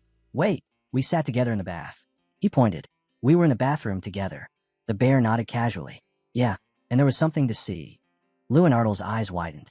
Then that means you saw everything. He froze for a second, then let out a sharp laugh, stood up, and brushed off his clothes. Yeah, I'm done here. The bear scrambled after him. Wait up. Lewin pointed a finger back. And no more jokes like that. Ever. Got it. Moments later, the train screeched into the station. Mikhail pulled Lewin into a tight hug. Guess this is it for me. Take care, all right. Lewin smirked. Relax. I'm not dying. The train began to roll forward, steam rising as it pulled away. Lewin stood there, watching until it disappeared from sight. Another man approached quietly. We should get moving too. Later, Lewin sat alone on a bench. His friends had all gone home, but his journey wasn't over yet. As the champion of the great festival, he had one final destination, Riven, and a full schedule waiting for him. His thoughts drifted to the man who once called himself a street cat. Now, that same man was walking beside him, as his escort. Lewin glanced at him. A street cat. Huh? Except this one was no drifter. He was a mage so strong that Lewin's players I couldn't read a single stat. Not one. That meant only one thing. He was at least on par with the Academy's top professors. And yet, he looked young. Maybe around 30, if that. The man spoke up. Let me explain what's next. Lewin nodded. First, the man said, you'll go to the Imperial Palace to receive an official commendation. Lewin tilted his head. You don't have to sound so formal with me. I insist, the man replied smoothly. Even if you're only 16. Lewin smiled faintly. Everything about him was meticulous, precise to the point of perfection. After that, the man continued. We'll head to the Magic Tower. You'll select an artifact there. He paused. Though, you might not be the one doing the choosing. The artifact has to choose you. Lewin's mind flickered to the strange ogre he'd encountered. So even the artifacts have wills of their own. The man reached into his bag. And finally, he said, you'll receive your first official mission. Lewin's eyes narrowed, imagining a lone figure standing at the top of a hill. Normally, the man went on, students aren't allowed to take missions. But since you won the great festival, you've been granted an exception. He handed Lewin a sheet of paper. This is the Empire's way of announcing it to the world. A new generation mage has arrived. Lewin stared at the paper for a moment. So, this is like a declaration? The man nodded. Exactly. Now, it's time to choose your mission. Lewin scanned the list. Exploration, subjugation, elimination, research, investigation. His eyes flicked toward the bear, then back to the sheet. Outside the window, the landscape blurred as the train sped forward. One mission caught his attention. This one, he murmured. I'll take this one. Sunlight bathed the distant palace in a golden glow as they approached. The man beside him stopped at the massive doors. This is Pei Palace, the Crown Prince's personal residence. Everyone's waiting inside. He bowed respectfully. I'll remain here. Lewin Artel glanced at him. You're not coming in? But before the man could answer, the enormous doors creaked open on their own.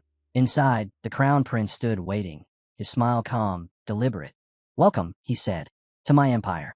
Lewin Artel didn't respond. Instead, he lowered his head and bowed. 10,000 gold. Just as a prize, he thought. That's more than Artel's entire annual budget. The Crown Prince settled gracefully onto his throne. If that's not enough, he said with a smooth smile, you can always return. The doors of Pei Palace will always be open to you. Lewin Artel understood instantly. The Crown Prince hadn't given up on recruiting him. But Lewin had no time for that. There were other paths he needed to walk. As he moved through the Grand Hall, the long red carpet stretched endlessly before him. People must have incredible stamina just to walk through this palace every day, he thought absently. His escort shot him a sidelong glance. Please try to hold back on the jokes. The Tower Master is waiting. Lewin shrugged. I wasn't joking. I don't even have a sense of humor. The man's brow twitched. So, you've confirmed your mission choice? Yeah, Lewin replied. The escort stopped before an ornate door. You picked the hardest one. He smirked faintly. Let's see what the Tower Master has to say about that. The door opened with a low creak. Inside, the room was dim, lit only by the warm glow of a single lamp. Taran sat there, calm and composed, a teacup in hand. Welcome to the tower, he said, lifting his cup slightly in greeting. He flipped open a file, scanning it briefly. So, you chose the retrieval mission, huh? He took a slow sip. Subjugation would have been easier. You could have joined the Imperial Guard, cleared a few bandit camps near Sasano, and earned yourself a quick reputation. Lewin sank into the couch, listening in silence. But instead, Taran went on. You chose to venture into a wasteland. Lifeless. Forgotten. He leaned back with a knowing smile. Not exactly a popular choice. Lewin's gaze dropped to the mission sheet in his hands. Taran's voice softened. And that's exactly why it had to be yours. Lewin blinked. This place, it's King Ram's homeland. The bear beside him nodded. That's right. The dragon lived there for over 100 years. Lewin Artel's mind filled with the image of a vast clearing. A colossal dragon rested there, surrounded by towering mountains under a gray sky. The northern territory of the Kingdom of Radiant. They said the ancient ogre once lived there, mighty beings, proud and fierce.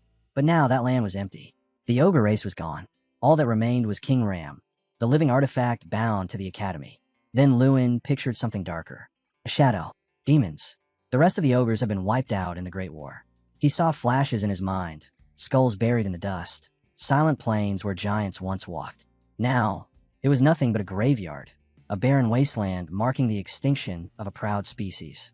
And that was why the retrieval mission carried the highest difficulty rank. The reason? The barrier. Lewin's thoughts turned to the image of jagged peaks, unforgiving, stretching into the clouds. He imagined 3 mages standing before it, powerless. A wall of pure mana that no spell had ever broken. For centuries, the mystery of the Heavenly Mountains barrier had defied every scholar, every mage, every scientist who dared to approach it. And now, it was his turn to face it. And now, his mission was clear, to uncover the true nature of the barrier. Lewin Artel stared ahead in silence. Across from him, Taran folded his arms. Interesting, he said. What draws a young mage like you to a wasteland where nothing survives? He tilted his head. Or maybe, you believe the rumors? That the wrath of the Orcish gods scorched that land into a divine sanctuary. Lewin didn't answer. His gaze stayed fixed, steady. Others had no reason to go there. But for him, there was one. Dragonia, the world destroyer. The image of that colossal dragon rose in his mind, its wings blotting out the sky. That reason alone was enough. He turned to Taran. This mission's labeled top difficulty. Why? Taran nodded slightly. If that's what worries you, I'd suggest picking something easier. He lifted a small, chain-lock box onto the table. The danger doesn't come from monsters or enemies, he said. It's from the unknown. No one's been able to solve what lies there. Lewin smirked. Then if a 16-year-old managed to figure it out, that'd make the achievement even greater, wouldn't it? Terran rested his chin on one hand. Or, he said flatly, you'd go down as the first great festival winner to fail his very first mission. Lewin raised a brow. You're counting me out already. Terran said nothing at first. Just watch him quietly. Then, after a pause, he asked, do you know why I recommended you to the Crown Prince? Lewin didn't reply. Terran continued, I wanted to keep you here, in Riven, so I could see for myself. Lewin blinked, caught off guard. Terran folded his hands under the table. Your unique ability. It's not just why the Crown Prince is interested in this mission. His voice lowered. It's why I am too. Lewin's hands tightened. That night, Lewin lay in bed, staring up at the ceiling. I keep saying I've got this handled, he muttered. But will it really work out? Bear's voice came from the corner. You're worried you won't find anything? Lewin sighed. That land's been untouched for centuries. What are the odds I'll discover something now? Bear turned his head slightly. No one's ever succeeded with ordinary methods. But you're not ordinary. Doom Prime interjected, voice sharp. He's still human. Bear didn't look away from the ceiling. Maybe, but his abilities already surpass what humans are capable of. A knock echoed through the quiet room. It's me, Debor. Lewin sat up. Come in.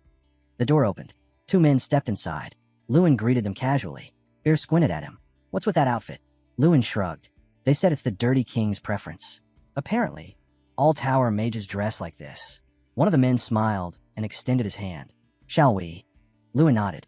Let's go. The corridor ahead was long and silent, lined with arcane lights that shimmered faintly along the walls. He walked with the others, each step echoing softly against the marble floor. This is it, one of the escorts said as they reached the end. The artifact vault of the magic tower. They stopped before an enormous, intricately carved door pulsing faintly with mana. It's divided into 4 zones, the escort continued. Lewin looked at the door with quiet curiosity. So this is where it all begins. Zone C holds the most common artifacts, one of the escorts explained, while Zone X contains the rarest of them all. The cat beside them turned to Lewin Artle. You'll be taken to Zone A. Lewin raised an eyebrow. Wait, but you just said there's a Zone X. The man nodded. There is, but entry into Zone X is reserved for extraordinary circumstances. Even the Emperor can't enter it freely. Lewin's eyes widened. Even the Emperor? They stepped into the first chamber, Zone C. Shelves lined the walls, each one stacked with weapons and relics, glowing faintly under the flicker of mana light. Lewin walked slowly through the room, gaze wandering from case to case. His hand stopped on a sword that gleamed with a soft, blue sheen. This is a magic sword, he murmured. Correct, one of the mages said. Every item here is in pristine condition. Most were recovered during the Great War against the demons. Lewin studied the blade's edge, feeling the hum of power beneath the metal. This isn't any weaker than Doom Prime's shining sword, he thought. That realization said enough. Even the artifacts in Zone C eclipsed the treasures of entire noble houses. As they moved deeper, Lewin's attention caught on a bookshelf. He stopped, eyes narrowing on a worn spine. Specializations in Transformation by Tina Brone, he read aloud. I thought this was lost. One of the escorts smiled faintly. It's not. This edition is over 100 years old. Lewin smiled back. There was a time when books were the only entertainment we had. His gaze drifted further. Behind the Walls of the 7th Grade by MCKM Cruz. Exploring unknown lands in search of ancient creatures. He glanced toward his escort. Are these open for reading? The Tower Master sometimes allows it, the cat answered. But removing them from the tower? Absolutely forbidden. Lewin nodded slightly, turning his attention to the next chamber, Zone B.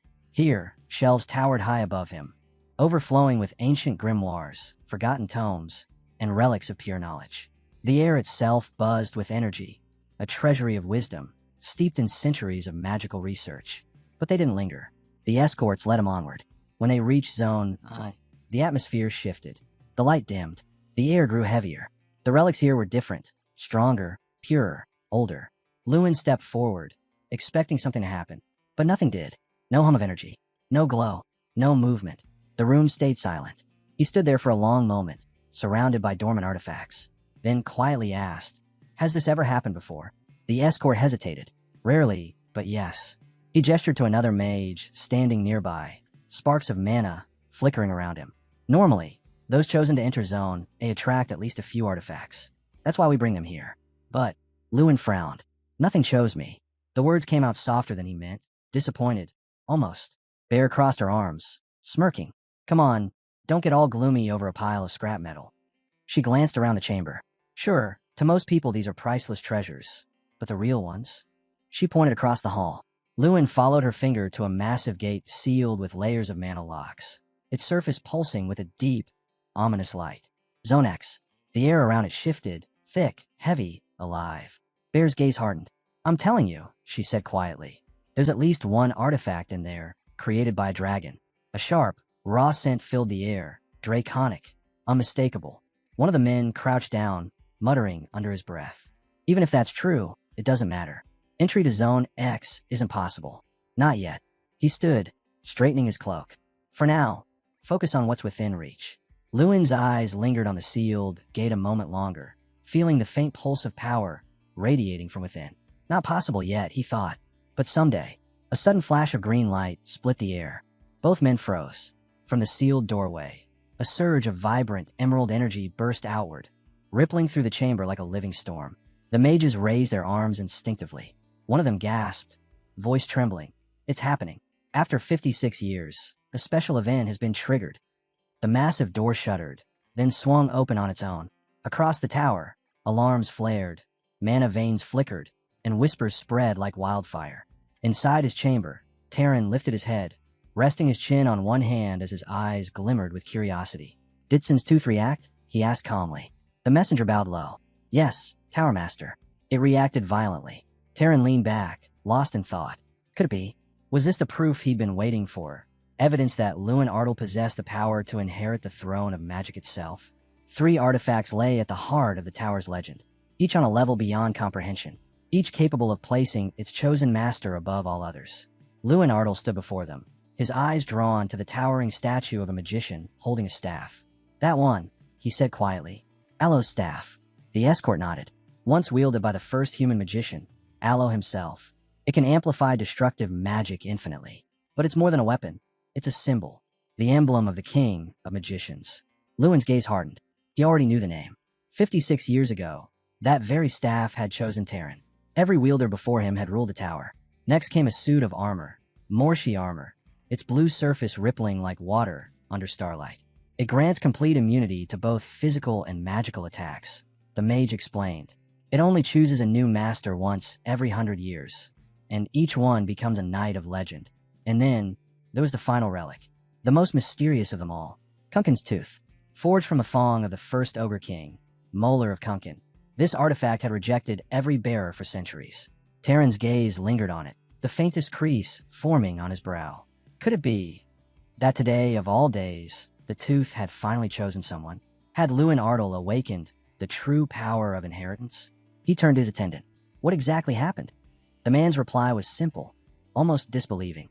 He lifted the chieftain's tooth, Tower Master, effortlessly. Terran's eyes narrowed. That artifact was so dense with spiritual weight, it took 5 grown men just to move an inch. And Lewin had lifted it with one hand. That strength, Terran muttered, voice low. That's the power of an ogre. He stared at the table before him, picturing Lewin Ardell gripping the artifact, its glow flooding around his arm. That kind of power rivaled the might of the Ogre King himself. Then Terran's expression shifted. Determination hardened in his eyes. Assign him a new mission, he said. Investigate the Heavenly Mountain, the land where Kunkin's tooth was first discovered. He turned sharply to his aide. Gather everyone. And then, with a commanding roar that shook the chamber, summon all the Scream Mages. Far away, under a fading sunset, Lewin Ardell gazed westward. Beyond the horizon stood the Heavenly Mountain, his next destination. A cat-like figure approached, holding out a small envelope. You have 1 month to complete your mission, the cat said curtly. Don't be late. This is your permit ID and your train ticket. Lewin accepted them. Thanks. But the cat didn't move. He just stared at him, silent. Lewin raised an eyebrow. You got something to say? The Debor hesitated. Yes and no. He sighed softly. I'm a mage of the Magic Tower. I'm not supposed to have opinions. He paused, then looked up again, voice lower, firmer. But just this once, he said, allow me to speak. Not as a tower mage, but as an elder. Lewin Ardell froze as Debor's gaze locked with his. The cat's usually calm eyes gleamed with something sharper, something dangerous. The Magic Tower is generous, Debor began, his voice low, deliberate, but only to mages who kneel. For those who refuse to bow, it's merciless. He took a step closer, and I think you already know which side you're on. Then, barely above a whisper, be cautious, and question everything. The words hung heavy in the air. Around them, The noise in the station seemed to fade. Shadows deepened across the floor. No one spoke. The scene shifted. Tezsaren, a fortress city, the closest settlement to the Heavenly Mountain. Once, it was the continent's strongest bulwark, built to withstand endless ogre sieges. They called it the shield of the continent. In his mind, Lewin pictured roaring flames, clashing blades, warriors standing shoulder to shoulder against a tide of monsters. High walls forged from stone and pride. Armies whose discipline was as solid as their steel. But standing in the middle of the city now, Lewin Ardle muttered quietly. At least that's what the book said. He looked around. Streets half empty. Windows boarded. The faint stench of alcohol drifting from broken taverns. In reality, he said, it's almost a ghost town. Bear nodded. The city's lost its purpose. Lewin's eyes trailed to a nearby bar. A structure once built as a citizen's shelter during ogre attacks. Now, laughter echoed from within. Not the laughter of soldiers, but the hollow kind that came from too much ale and too little hope. They say this place once stood fearless in the face of war. Lewin murmured, watching a well-dressed man slump over a table. The man clenched his fist in his sleep, muttering, let him give everything he has. Lewin rested a hand on his shoulder. The real world isn't like the stories, he said softly. The man stirred, blinking awake in panic. I'm sorry. I didn't mean to fall asleep, especially not in front of a magician. Lewin smiled faintly. Relax. Just tell me, where can I find a horse? The man hesitated, looking around nervously before gesturing toward the stables nearby. Truthfully, there aren't any right now. Lewin raised a brow. No horses? In a stable? The man shook his head. This is the only stable in Tezsaren. Bear's temper flared. What kind of place is this? No horses in a stable. Unbelievable. Lewin folded his arms. Maintaining an empty stable seems pointless. The man waved his hands quickly. Please don't misunderstand. There were 3 horses this morning, but they're all gone now. Until today, no one's needed any. Suddenly, visitors arrive, and all the horses vanish. He lowered his gaze. If you can wait a day, I'll try to find something. Lewin studied him silently. So, no one's needed horses for years. And today, someone takes all 3? The man nodded nervously. Exactly. Lewin's expression darkened. A quiet city no one visits. And suddenly, strangers appear, all looking for transport. His thoughts echoed back to DeBoer's warning. Question everything. He turned to Bear. You feel it too. Bear paused, scanning the empty street. Yeah, ever since we got off that train. Then she stopped mid-sentence. Her ears twitched. Lewin followed her gaze. Around the corner, just out of the light, a shadow moved. Someone was following them. Without hesitation, Lewin kicked off the ground, the cobblestones cracking under his feet as he launched forward. The hunt had begun. Earlier that evening, Lewin Ardle had slipped a coin to the innkeeper. If anyone comes asking about me, he'd said, report it immediately. Then he'd left the inn quietly, vanishing into Tessarin's narrow streets. Now, walking through the dimly lit alleys, he murmured to himself, they should have realized by now that I'm gone. That's when they'll start asking questions. A faint grin crossed his face, and it's not hard to guess who sent them. The Re-Empire. Whether it was the Crown Prince still stewing over Lewin's refusal to be naturalized, or Terran, the King of Magicians, chasing his obsession, it didn't matter. Either way, it meant trouble. His gaze turned toward the horizon. Before he could head to the Heavenly Mountain, there was one thing he needed to do. Cut every loose end. Lewin narrowed his eyes. He couldn't afford to have anyone tracking him. And now, he had a trail to follow. Back at the inn, the staff greeted him nervously. No one's asked about you, sir. The clerk said, wringing his hands. Lewin frowned. No one at all. The man nodded. Not a single soul. Lewin's jaw tightened. I was certain they'd show up. Bear leaned closer, voice low. Doesn't sound like he's lying. The innkeeper hesitated, rubbing his temple. Something strange, though. I can't remember a few minutes. Just gone. No matter how hard I try, I can't recall. Lewin went silent. His expression darkened. A gap in memory. A blank space forced into the mind. He knew exactly what that meant. Mind control. A 6th class, high-grade spell. One that twists a person's will and erases the evidence afterward. Victims never remember being controlled. And worse, the caster gains full access to their memories. Lewin turned toward the stairs.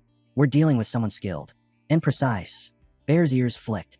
If they search his memories, then they already know we're aware of them. Lewin stepped into his room. His eyes landed instantly on the bed. A single folded note. He opened it slowly. We don't intend to hurt you. Don't waste time searching for us. Focus on your mission. Lewin's hand tightened, the paper crumpling in his grip. They were here, he muttered, and they dare leave a message like this. His voice rose, hard and cold. So that's it. They think they can threaten me into obedience. Fine. He'd play along for now. Without another thought, he moved. Lewin vaulted through the open window and landed soundlessly on the roof below. Then he was gone, sliding across rooftops, darting through shadows, sprinting across the cityscape like a phantom. We're finding them, he said. The mini-map in his mind flared to life. He looked back at Bear. Try to keep up. A smirk tugged at his mouth. First place in the triathlon, remember? Behind him, distant voices murmured through the wind. Should we go after him? One asked. Another chuckled.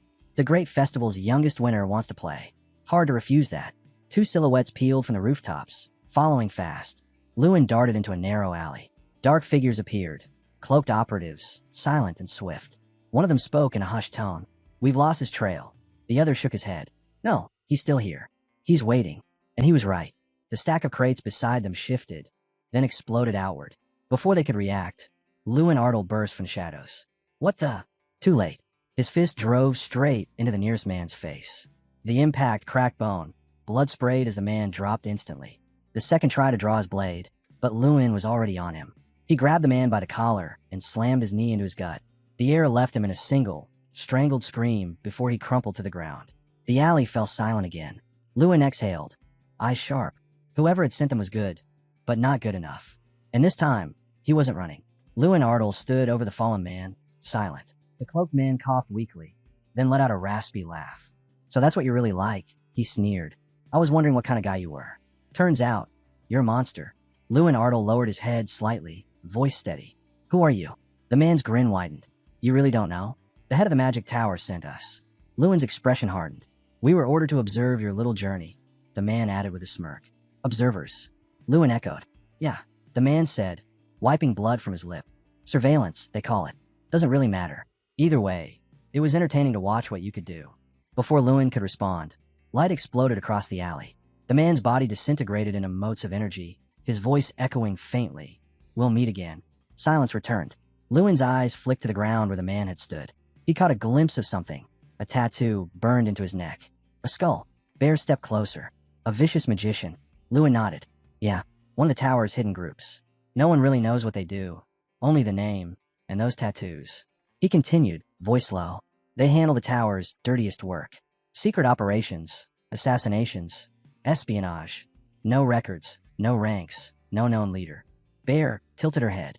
So, after fighting one of them, what's your impression? Lewin paused for a moment. Mixed, he said finally. They're not stronger than the great festival contenders I've faced. Not yet, anyway. Bear crossed her arms. Maybe, but we haven't seen what they're truly capable of. Lewin nodded. True. That one used a 6-class spell without even breaking a sweat. That's not something an ordinary mage can pull off. Bear's voice dropped, and he'll be back. Watching. Waiting. From nearby, the bear looked up again. So what now? Lewin's eyes narrowed. Simple, he said. I'll make him come to me. The next morning, Lewin Arnold began his trek toward the heavenly mountain. The landscape stretched endlessly before him. Dry plains, silent air, and wind that howled like ghosts. Each step crunched against the barren earth, but with every one, he felt the pull stronger. Then his chest tightened. Lewin gritted his teeth, clutching his shirt. My power circle, it won't settle. A moment later, his pain twisted into a grin. That kind of reaction could only mean one thing. Before him shimmered a colossal wall of blue light, vast and alive, the heavenly mountain's barrier. So this is it, he said quietly. Bear nodded beside him. More precisely, its core. Lewin stepped closer. The air vibrated with mana, so thick it almost hummed. So this is where Dracoe, the dragon, once lived, he murmured. Exactly, Bear confirmed. Lewin sat down on the rocky ground, scanning the endless ridges. Not even ruins. Nothing. How are we supposed to get inside? He turned to Bear. This mindset. It's not human. Bear gave a small, knowing smile. That's because getting past it takes more than strength. She hopped lightly onto his head. That's why I'm here, she said smugly. If I were human, she added, I'd probably just try to destroy the barrier. Lewin chuckled faintly. Yeah, that was my first thought too. Bear jumped down again, shaking her head. But you can't. No human can break this barrier. Lewin blinked. Wait, what about the ogres? He rubbed his forehead, half in thought, half frustration. Maybe I could call to them, like old friends opening a gate. The mountain wind howled in response, deep and ancient. And somewhere beyond the barrier, something stirred. Bear crossed her arms. Now we're getting somewhere. Lewin Arnold's eyes sharpened, a flicker of realization crossing them. But didn't the ogres of Sky Mountain all die out? The bear chuckled softly. That's what humans believe. Lewin turned his head sharply, startled. Remember, the bear continued, gaze fixed on the barrier before them. Your ability isn't about confirming what's real or what's illusion. Lewin stepped closer, pressing his palm gently against the wall of light. It's about breaking through. His eyes locked forward. I know you can hear me. You're pretending to be gone, but I know the truth. His voice rose, echoing across the empty range. I came to return your leader's tooth. He stood tall, his hand glowing against the shimmering wall. If you can hear me, open the door. For a long moment, there was nothing but silence. Then, light erupted. A blinding surge of green-blue energy burst around his hand, spreading outward like a shockwave. Lewin narrowed his eyes against the glare, and in the next instant, he vanished. On the other side, a man watching from afar gasped. He passed through. He stumbled forward, disbelief written across his face. That brat actually made it. No one's ever succeeded in this mission. He lunged toward the barrier, but it had already sealed shut. What's going on? A shadow dropped from above. Crack! A fist smashed into his face before he could react. Lewin Artle stood over him, eyes blazing. You're not slipping away this time. He slammed his palm into the ground. The earth shuddered violently. Cracks split across the rocky terrain as tremors rippled outward. The man screamed, trying to stand, but Lewin was already moving. Binding tree. From the ground, thick vines erupted, twisting and coiling around the attacker's body until he was completely restrained. The man groaned through gritted teeth, whispering something under his breath. Lewin's expression hardened. You thought you had me. He stepped closer, his shadow falling over the captive. But it was you who walked into my trap. He crouched slightly, voice cold. Let's end this game of tag. But before the man could respond, a shadow fell across the battlefield. Something huge blotted out the light. Lewin looked up and froze. A massive ogre came crashing down, its club dripping with blood. The ground split under the impact, dust billowing in every direction. The ogre's heavy gaze shifted between Lewin and the man trapped beneath the vines. Then, in a deep, rumbling voice, it spoke. Who are you? Bears smirked from the sidelines. They think like beasts. Their logic isn't human. Lewin stood motionless. He'd crossed the heavenly mountain's barrier, and now it felt as though he'd stepped into another world entirely. The air was heavy, charged with primal energy. The mountains here breathed. The ogre sniffed, nostrils flaring. You don't smell like a man, it growled. You smell like us. Bear perched on Lewin's shoulder again, whispering quietly. Stay sharp. Human rules don't apply here. Lewin nodded slowly. I know. He met the ogre's unblinking gaze. So far, I've done nothing to. He cut himself off. The only thing holding the ogre's back was the relic in his possession, the leader's tooth. But even that protection might not last forever. He followed the ogre across the jagged terrain. The landscape shifted beneath them, until finally, a towering mountain came into view. That's it, the ogre said. The heavenly peak. Lewin looked up. The peak. But he frowned. There's another one behind it, isn't there? Then he looked again and froze. That wasn't a mountain. The ground trembled as the massive shape began to move. Stone cracked, dust fell away, and beneath it, skin, flesh. The mountain itself was alive. A towering figure stepped forward, each motion echoing like thunder. My name, it rumbled, voice deep enough to shake the air, is Chieftain. It leaned closer, eyes glowing faintly. I've heard, you're holding Kunkin's relic. Lewin Artle lifted his gaze. The ogre towering before him was massive, so massive he made the others look small. The chieftain's voice rumbled through the air. You're lucky, human. For now, I haven't decided if I'll rip you apart and feed you to the eagles yet. So who are you? Lewin smirked. Didn't I already say before I came in? The chieftain's tooth chose me. The ogre's brow furrowed, eyeing the relic in Lewin's hand. Impossible. No human can wield that. Lewin lifted the artifact. Then watched closely. The chieftain's expression shifted as he stepped forward. So it's true. His tone deepened. You're interesting. I could sense your power the moment you arrived. Lewin grinned. Guess your nose works pretty well. The chieftain folded his arms. Then tell me, who are you really? Lewin opened his mouth but paused, glancing toward Bear. The chieftain blinked. Did you just say Dracagonia? A hush fell over the chamber. The ogre's massive form stiffened. That name, it belonged to a dragon who once ruled Sky Mountain. He lowered his hand slowly. How do you know it? Lewin's reply was calm, steady. I've heard of him. The chieftain narrowed his eyes. He's still alive? Lewin nodded. In a way.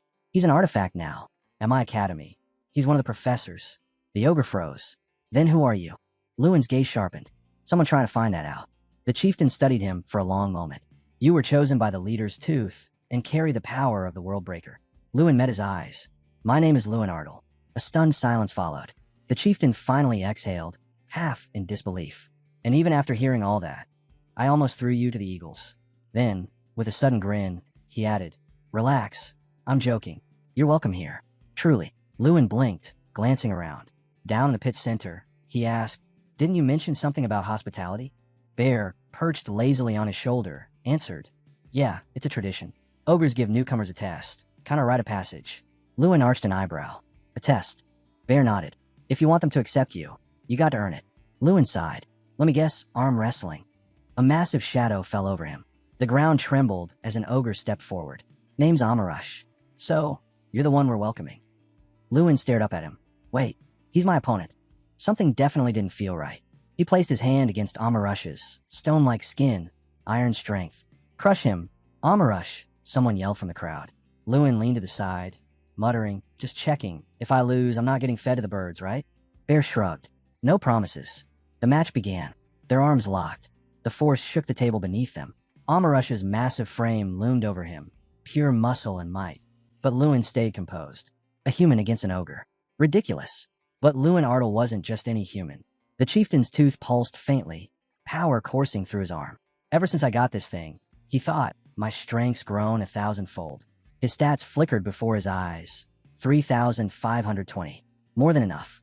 Amarush grinned, his grip tightening. You're not ordinary, are you? I can feel it. But I'm Amarush, and I don't hold back. Lewin Ardle smirked.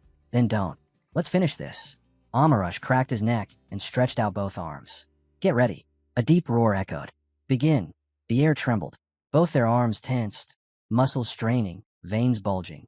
The pressure was so intense that Lewin's sleeves split open, threads snapping apart. Gasps rippled through the crowd. Lewin clenched his teeth. Not yet. Then, in a flash, something surged through him. A raw, burning force rising from deep within. This is it, my last push. Amarush's roar shook the mountain. He slammed Lewin's arm down with an earth-shaking thud. Lewin froze, stunned. The crowd exploded. Amarush wins. Flat on his back, staring at the sky, Lewin muttered, I gave it everything I had, and still lost. His arms trembled from a strain. So what now? You throw me to the birds. A shadow fell over him. Amarush stood there, towering as ever. Get up. Lewin frowned but pushed himself to his feet. You lasted that long against me. Amarush said, his voice calm but heavy. Sky Mountain's strongest warrior. That alone deserves respect. Then, before Lewin's eyes, a glowing message appeared. New task, Sky Mountain Outsider. Amarush continued. Among ogres, strength earns honor. It took me 17 years to prove myself. You've already taken your first step. Keep going. Defeat me one day, and the pride of Sky Mountain will be yours. Lewin nodded slowly. I'll remember that. Thanks. Bear floated up beside him, grinning. Congratulations. You've earned their respect. Lewin shot him a look. You knew this was coming, didn't you? Bear chuckled. Maybe, but it was entertaining. Lewin smirked. 17 years, huh? I'll beat him in 1 month.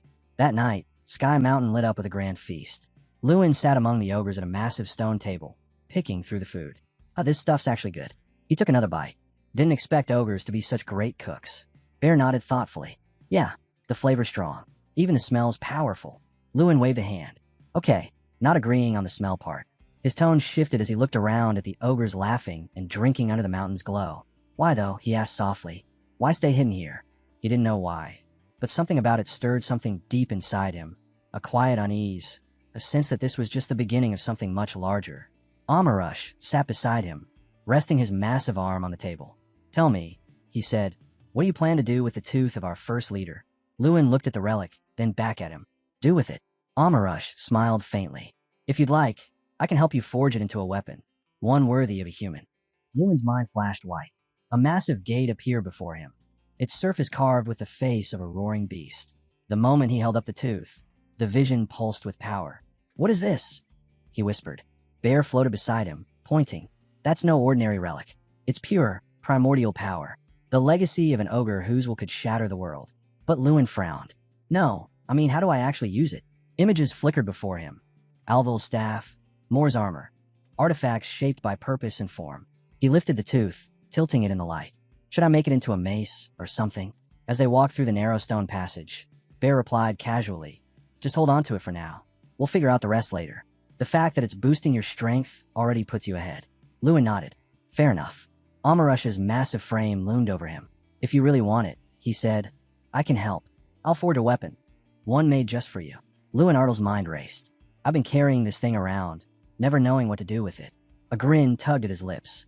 This offer, it's perfect. Amarush sat down heavily, voice low and steady. The chieftain's tooth is no ordinary material. It's heavy, dense, almost unbreakable. Most couldn't even scratch it. But for me, a blacksmith who's forged metal my whole life, it's possible. Lewin blinked. Wait, you're a blacksmith? Bear nodded. Pretty much, yeah. That's the human word for it. Amarush turned his head. So tell me, you got something in mind? Lewin paused, then smirked. You mean I can actually design it myself? Half a month later, Amarush pointed toward a rocky trail ahead. This way. Lewin sprinted past him with a grin. Then I'm counting on you. In those 2 weeks, he gave everything he had. Hunting alongside ogres, training from sunrise to sunset, pushing his body to the limit. One night, he opened his stat window, scanning the numbers. Not bad, he muttered. A huge hand suddenly smacked his arm aside. Amarush laughed. Stay focused. But not everything went smoothly. Bear floated nearby, counting on his fingers. 15 matches. 15 losses. Lewin groaned. Seriously? Again? This is just cruel at this point. Indet hummed beside him. Don't be so hard on yourself. You're getting better. Amarush chuckled. She's right. You're finally learning to control your strength. You're not wasting it anymore. Lewin turned away, muttering softly. Thanks. Bit by bit, under Amarush's guidance, he learned. His movements grew sharper. His stamina lasted longer. His power, steadier. One day, staring out across the training ground, he whispered to himself, I have to do it. He'd made up his mind. He wasn't leaving Sky Mountain until he beat Amarush. Whispers spread through the cavern.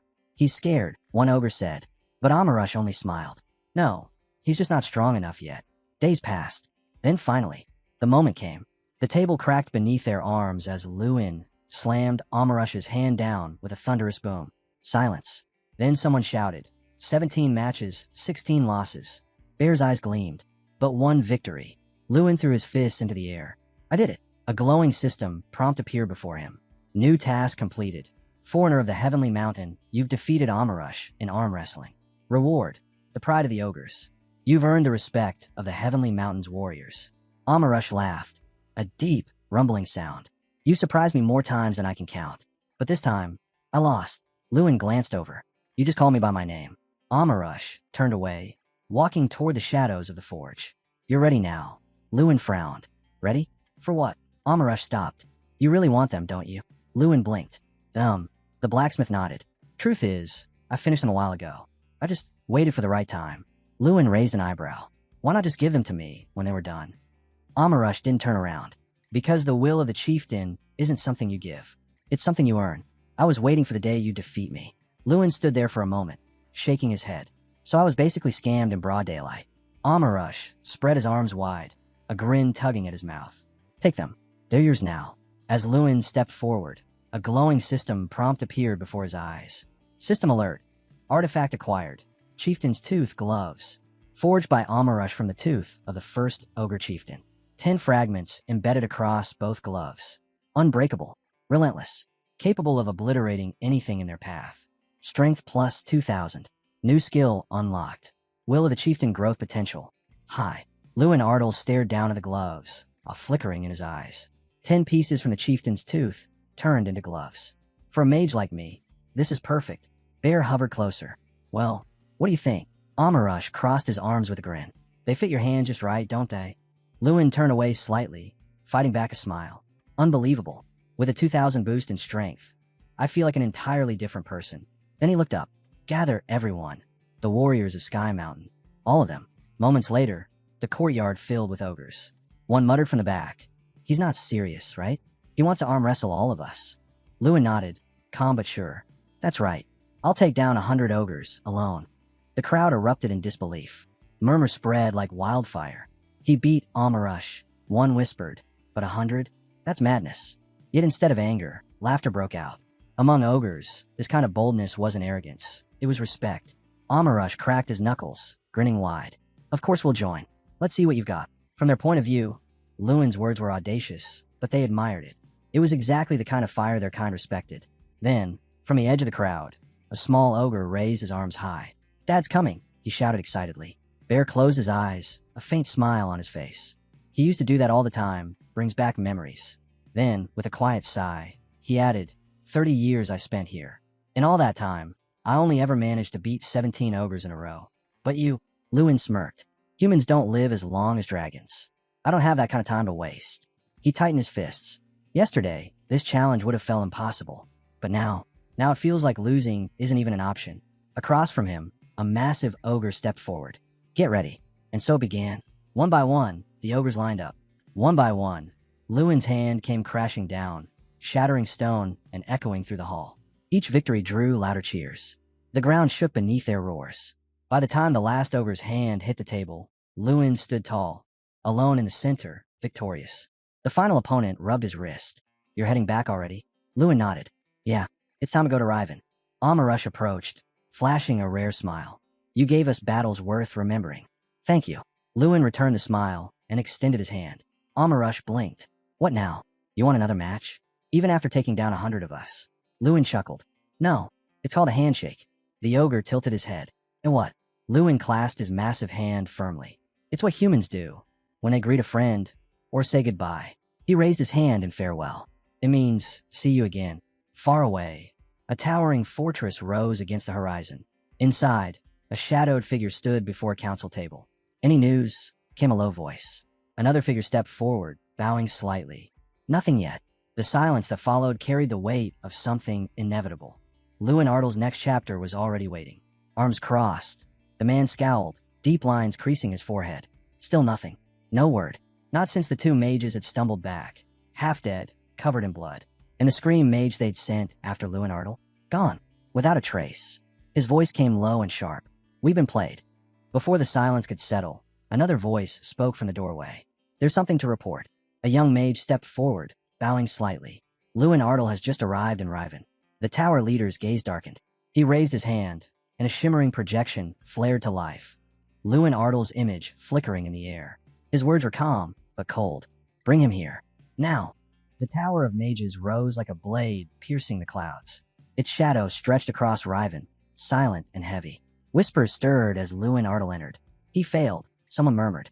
The tower leader leaned back in his chair, fingers pressed against his temple. I told them, no one ever completes that mission. He looked up slowly. Once you set foot on Sky Mountain, you realize it's beyond anything a normal mage can handle. Lewin stood before them, eyes lowered. That barrier was impossible to cross, he said quietly. Across the room, a voice cut in, sharp, accusing. Not a convincing lie. The tower leader, Terran, rose from his seat, the air around him thrumming with magic. Let's stop pretending, he said evenly. You're the mage chosen by the ogre chieftain's tooth. He paused, eyes narrowing. And your mission? Finding the ogre homeland? Tell me, doesn't that sound a bit too convenient? Lewin smiled faintly. So you were watching me all along? Terran's gaze hardened. You're not a fool. You know why. We feared what you might become, a mage who defies the tower. Lewin's tone dropped. Anyone who goes against the will of the king of magicians becomes the tower's enemy, right? Terran gave a thin smile. Most do. He leaned back, voice turning cold. Enough word games. Tell me, what did you really see on the heavenly mountain? Another mage leaned forward. Are the first ogres still alive? Lewin froze. A flicker of tension crossed his face, but he said nothing. The scene faded. Outside the tower, Lewin exhaled, closing the door behind him. Got away with it. Back inside, Terran's expression twisted into a quiet sneer. No need to lie so boldly, he muttered, especially when I could simply read his memories. The mage beside him stiffened. You wouldn't actually do that, would you? Lewin's voice echoed in Terran's mind. Words from earlier. You're the great king of magicians. Surely you wouldn't stoop so low as to pry into the mind of a mere student. Terran's eyes had flared. You dare speak to me like that? But Lewin hadn't flinched. Maybe calling myself ordinary was too modest. For a moment, silence. Then the king of magicians sighed, waving a hand dismissively. Fine, call a failure. Your first mission is over. Return to the academy. As Lewin walked through the tower's grand hall, his jaw tightened. I played on his pride, barely managed to pull it off.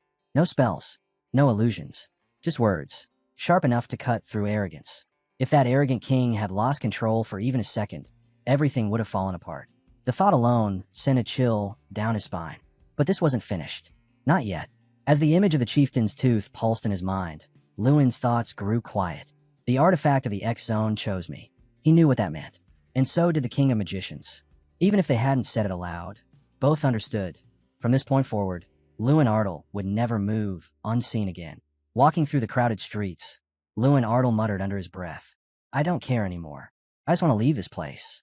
A train thundered past, its iron wheels shrieking as it picked up speed, carrying him far from Riven.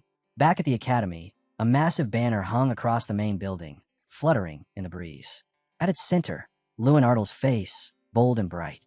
Congratulations, Lewin Ardle, champion of the great festival, someone shouted from the courtyard. Before he could react, a swarm of students surrounded him, laughing, cheering, tossing him into the air. Welcome back, Lewin. Hero of the festival. Lewin waved his hands frantically. All right, that's enough. Put me down already. It had been 2 months since the tournament, 2 months since everything changed. Back in his dorm room, a heavy box landed on the table with a thud. Lewin frowned. What's this? Jason leaned casually against the wall, grinning. Mail. Seems like the festival's champion has quite the fan base now. Everyone wants a word with you. Lewin opened the box and froze. There's so many. Jason pointed toward the cabinet. Those are just the new ones. The rest? We had to start storing them. Lewin walked over, opened the cabinet, and just stared. Letters. Pile high. Dozens. Hundreds. Maybe more. He sat down on the bed, picked one up, and blinked. These are from princes. He unfolded one, reading aloud. To the brilliant magician and true patriot of the kingdom. Dear Lewin Ardle. He looked toward the overflowing closet, exhaling. All this because of one decision. Word had spread fast. He turned down an offer from the Empire's crown prince himself. And somehow, that refusal made him a national hero, a true patriot. Even the hero of the academy had laughed when he heard. Wow, dear, that's how they start their letters now. Jason shrugged. Dear is what you say when you want to get close to someone, not when you already are. The hero raised a brow. You sound like you've got experience with that. Jason grinned. Maybe I do. Lewin just sighed, sinking back into the bed. So, Jason asked, any plans for the break? Lewin opened his eyes slowly, a faint smile tugging at his lips. This time, I want to do something different. The next scene opened under an open sky. Lewin on horseback, wind brushing against his hair. It had been 5 years since he last returned home. Every holiday before this one, he'd stayed behind at the academy, never once making the trip back. But now, he could finally return, with his head held high. As the distant outline of his village came into view, he whispered, I'll finally get to see my family again. The townspeople noticed first, the figure riding in from the valley, the same confident look they remembered from years ago. Wait, is that the young master? Someone murmured. Lewin dismounted, smiling warmly. Is everyone doing well?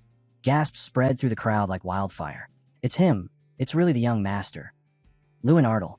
He's back. How long has it been? We thought he'd never return. Standing in the center of the square, Lewin lowered his head. I'm sorry for being away so long. A villager called out. How's the academy? Is it true? You rejected the crown prince himself. Another laughed through tears. You've always been our pride, Lewin. And then she ran to him. A young girl, eyes wide and trembling, threw her arms around him. Not one letter, she whispered against his chest. All this time, not a single word. And now you just show up. Lewin smiled softly, resting a hand on her shoulder. When she turned toward their father, tears streaking her face, Lewin looked at her properly for the first time. You've grown, he said quietly. So much. The wind carried their silence, the weight of years between them fading away under the warmth of home. She looked up, blinking away the last of her tears. Really? Lewin grinned. Nah, still just a little one. The sky above had cleared, a deep, calm blue stretching endlessly overhead. Turning to his father, he said, Call everyone. We got a lot to catch up on. That night, the family gathered around the table. The warm glow of lanterns filled the room as Lewin began to speak, telling them everything. The battles, the journeys, the victories. His sister wiped her eyes. You've been through so much, she whispered. A woman beside her nodded. You've overcome so many hardships. We're all proud of you, Lewin. Across the table, Mr. Beggins shifted uncomfortably, his voice low. So, you really met the crown prince and won that big competition? Lewin smiled faintly. Yeah, I did. Though 2 months had passed, in their quiet village, the news still felt fresh, like it had just happened yesterday. One of the villagers held up a letter. That's why the ruling family sent this. Even the nobles can't stop talking about you. Lewin smiled to himself. I wanted to be the one to tell them first. Then his uncle leaned forward, tone serious. There's something you need to know. But before he could continue, Another man interrupted sharply. Let's not bring that up. Lewin frowned. He heard it clearly, but didn't understand. His uncle insisted. No, he deserves to know. This concerns him too. That made Lewin pause. The air in the room shifted. He looked at his father. If I hear it from someone else first, he said quietly, I'll be disappointed. His father sighed heavily, rubbing his face. There's no easy way to say this. He glanced at the stack of letters piled beside them. As I mentioned before, he said, we've been flooded with letters. Every one of them, about you. Most were filled with praise and promises. Generous donations to their land. Lavish offers of positions and wealth, all claiming to honor him. His sister and the woman exchanged uneasy glances. But, his father continued, there's one matter we couldn't ignore. Lewin's gaze hardened. What matter? His father hesitated. Then, finally, he spoke a name. Monzo. He exhaled, eyes closing for a moment. They're using your name to pressure our family. Monzo, the great trade city, and the only route connecting their territory to the outer regions. Almost everything flowed through its markets. Lewin's expression sharpened. They're forcing our hand, offering to buy our goods at a fraction of their value. His father nodded grimly. Exactly. In exchange, they want you to serve as a mage protecting Monzo. It wasn't an offer. It was a threat. If Lewin refused, Monzo could choke the Ardle family's trade overnight. Head, standing nearby, rubbed his forehead. At this rate, we'll be broke before winter. His father nodded solemnly. We still haven't found a way around it. Later, Lewin stood outside, looking over his village. He heard laughter and chatter from the fields. This year's harvest is our best yet, someone cheered. The young master's going to love it. And the goat milk, another said proudly. It's top quality this time. Lewin closed his eyes, listening quietly. Then from somewhere behind him, a whisper. What goes around comes around. He glanced down at his gloves, the ones forged from the chieftain's tooth. Power hummed faintly through them. Monzo's been calling for me. Huh. He murmured, a small smile forming. Then maybe it's time I answered. Lewin approached his horse. Someone hurried up beside him, pressing a bundle into his hands. Some dried meat and water for the road, the man said. Be careful out there. Lewin nodded. Thanks. His uncle stepped forward, guilt in his eyes. I hate to burden you like this, especially right after you came home. Lewin shook his head. Don't. This is what I should be doing. My duty, as the next lord. His uncle said nothing, only watching as Lewin adjusted the reins. Then, as he swung himself into the saddle, the older man called out, Don't let your father's efforts be wasted. Lewin turned, puzzled. What do you mean? Mr. Beggins stepped closer. The Lord, your father, he's done everything he could to hold this land together. He even covered Monzo's losses himself. No one outside this family knows how close we came to collapse. Lewin froze for a moment, the words hitting harder than he expected.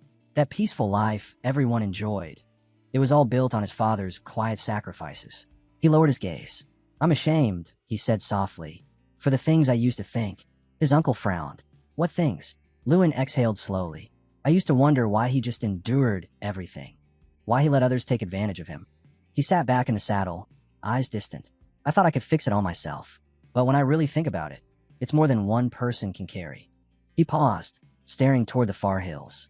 Since I was a kid, I've known no one protects this land like my father does. No one loves it more. The older man stood silently beside him.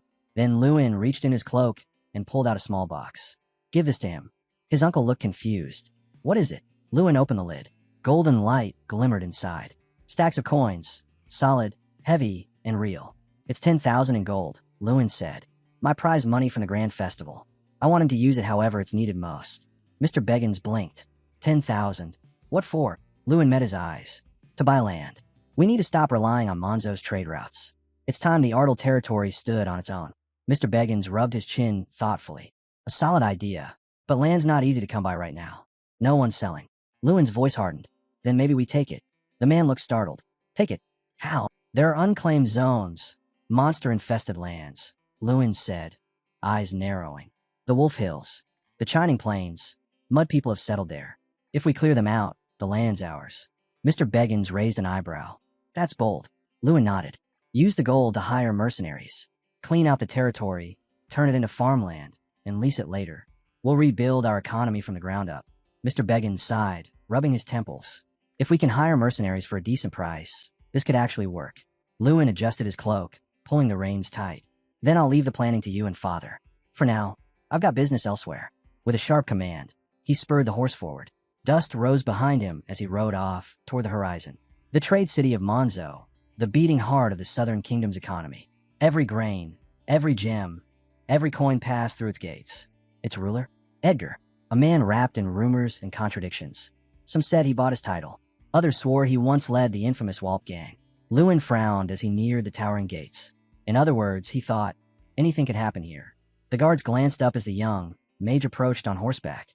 The road dust swirled around his boots as he dismounted, eyes fixed on the city before him. Lewin Ardle had arrived in Monzo. At the gate of Monzo's lord's mansion, Lewin reined in his horse. The steel of his voice cut through the air.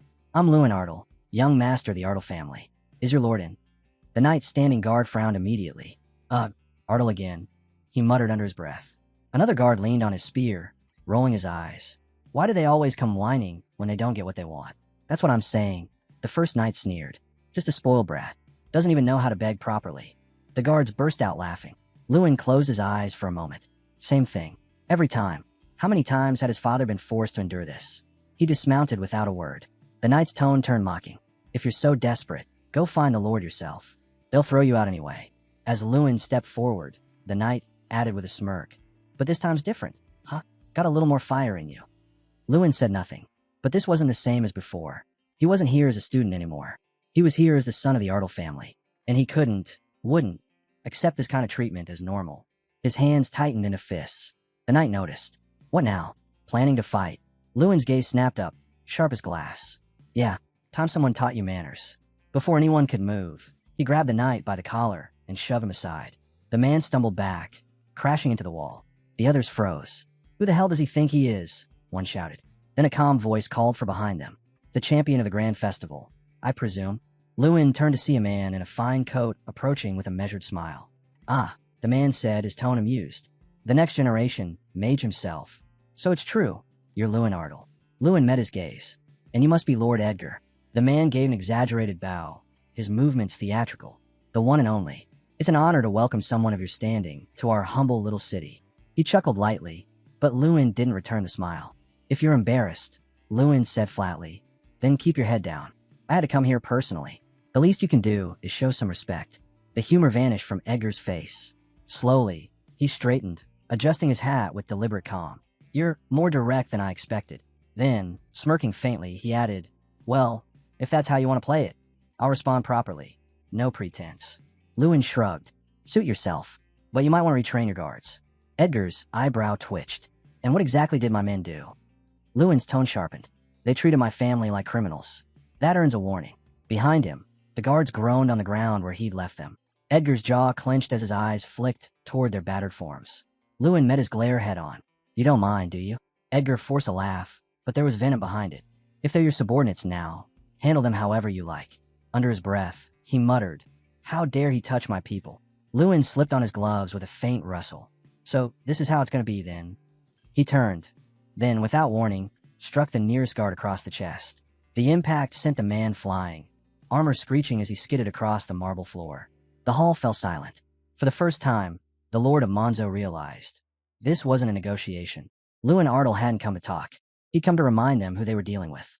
Inside the manor, a strange animal figurine caught Lewin Ardle's attention. Dozens of grotesque monster sculptures filled the room, arranged like a private menagerie. Isn't it something? A servant commented nearby. He collects these little beasts. They're unsettling, Lewin replied. Bilkos Monzo took his seat across from him. Everyone has different tastes, he said. Lewin looked around the room, then lowered his gaze. The sculptures seemed intended to intimidate. You brought me here to scare me, he observed. Monzo poured tea into a delicate cup. This is Paris, rare tea from the southern provinces. Try it. Lewin remained still for a moment, then accepted the cup. He sipped and set it down. So, what is this drink, really? He asked. Monzo's voice was measured. You think I'd poison you? I'm not here to make an enemy. He added, I hope we could be friends. Lewin looked up. Do friends start by threatening each other? Threats, Monzo said. No, that was a proposal. A generous one. The words that followed were blunt. A proposal? You call that your scheme to drag Ardle into ruin. Monzo's tone shifted. If you refuse my hand, the prices for Ardle's goods will stay exactly where they are. Dirt cheap. Lewin replied. You do better to return the prices to where they were. Silence filled the room for a beat. Monzo spoke again. Listen, boy. You're from the backwaters. You don't understand how things work. He rose. You think you could just walk away? The one who should kneel here is you. Knights stepped forward, forming a line around Lewin Ardle. Monzo continued. Student from the Magic Academy, can't use magic during the holidays, right? The guards closed in. Let me give you a lesson in humility, he said. Lewin's thought was simple. He had expected no mercy. Monzo pointed and shouted, kill him. I'll turn his corpse into a centerpiece for my gallery. Lewin answered, flat and steady. You want to turn me into a trophy? You're crazier than I thought.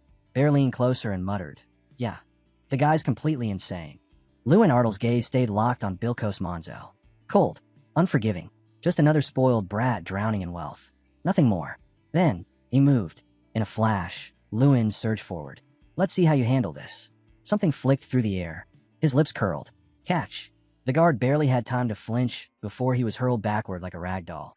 The room exploded into chaos as Lewin cut through one knight after another. Swift, precise, unstoppable. He raised his hand. Let me show you something real. The ground trembled beneath their feet. It's all recorded. Lewin said, his voice echoing through the hall. The chieftain's will. As long as I draw breath. The first chieftain of the heavenly mountain fights beside me. A radiant spirit flared to life above him, its blazing form mirroring every move he made. Bilko stumbled back, eyes wide. What is that? What have you done? Fire whirled around Lewin like a living storm. The heat rippled out, stretching as far as an ogre's reach. Behind him, a colossal fire beast took shape. Gasps filled the hall.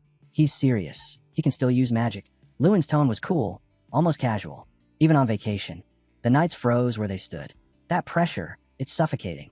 They say anyone who stands before the leader's aura faces their deepest fears. One night broke. We'll die if we stay. The panic spread like wildfire. Everyone out. Run. Lewin watched them flee, a faint grin playing on his lips. You really think running will help? He stepped forward, and the world erupted. Explosive burn, mama. The explosion shook the building, fire bursting through every doorway. Screams filled the air as guards and servants scattered in a frenzy. Hurry, don't look back. Amid the chaos, Bilkos Monzo clutched his head. No, my collection, my life's work. That portrait, 2,000 gold. Lewin's voice came from behind him, low and sharp. You've got time to cry over paintings? The flames licked up the walls, devouring everything in their path. Lewin stepped closer.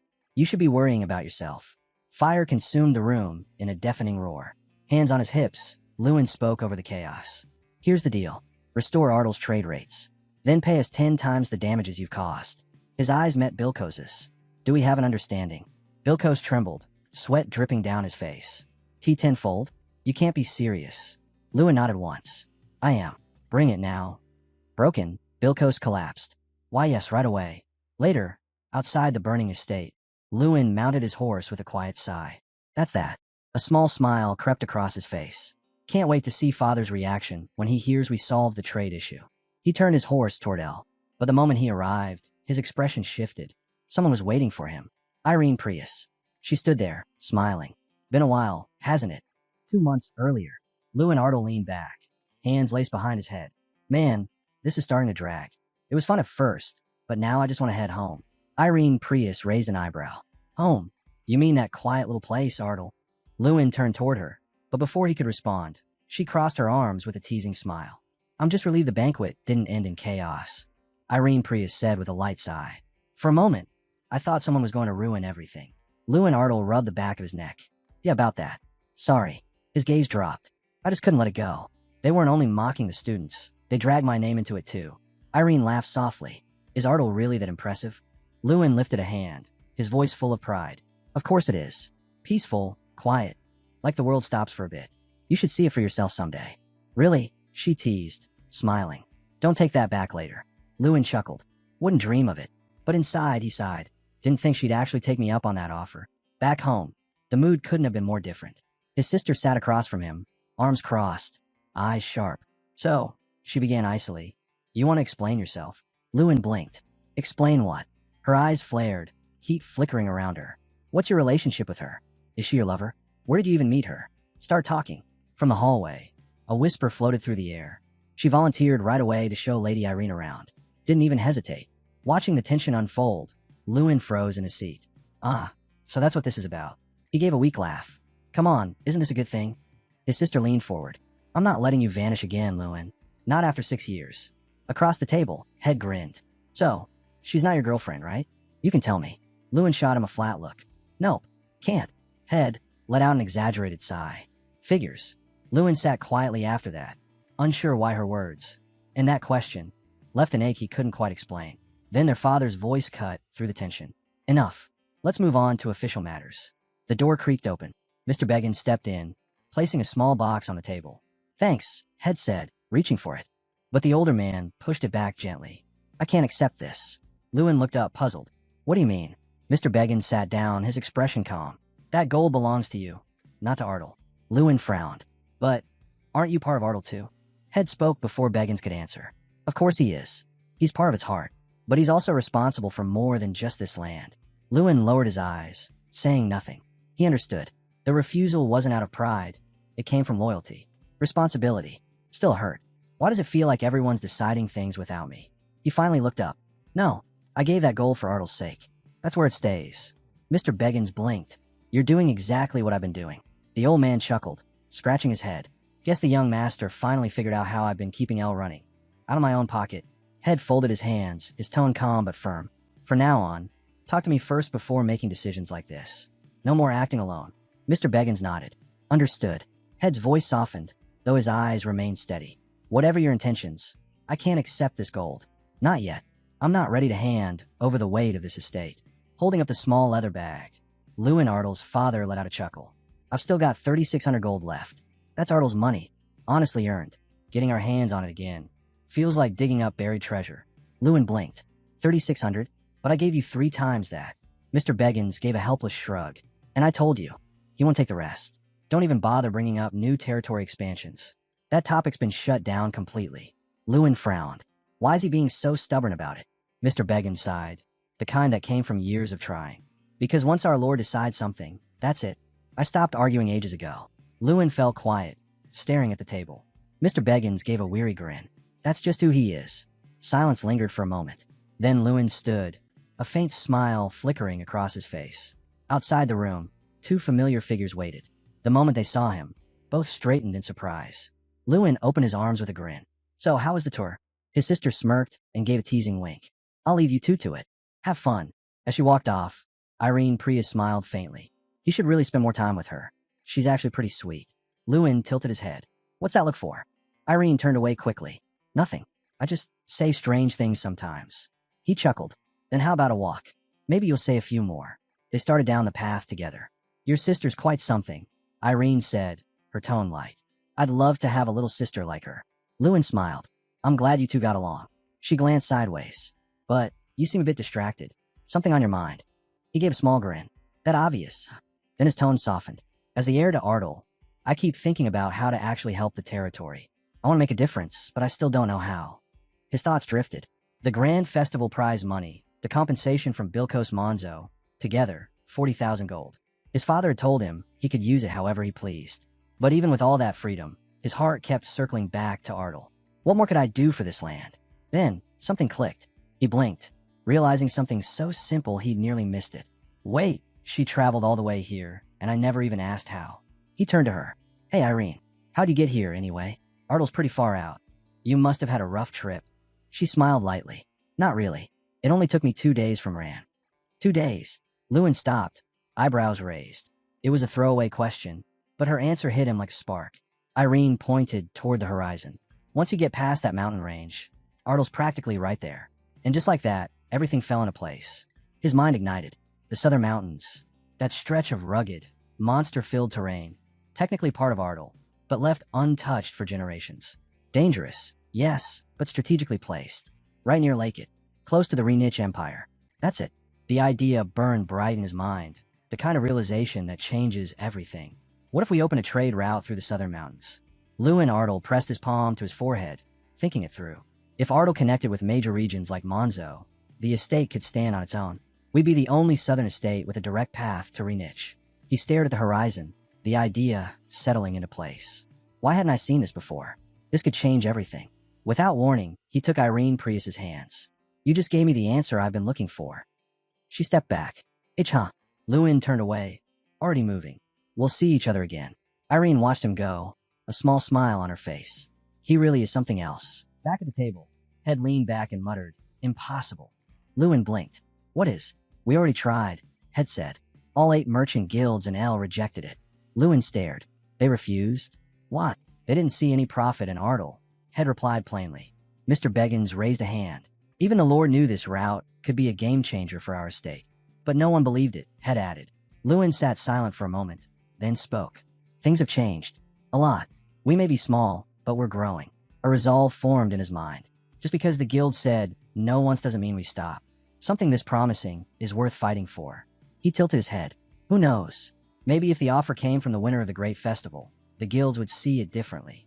Head paused, then exhaled. You're right.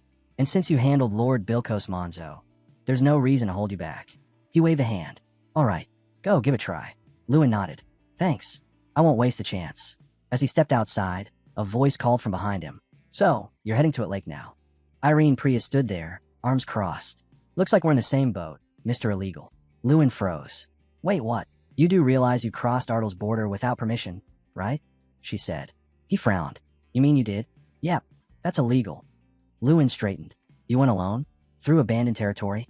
That's insanely dangerous. Irene shrugged. Says the guy who broke into a dorm and used wild tactics in a tournament.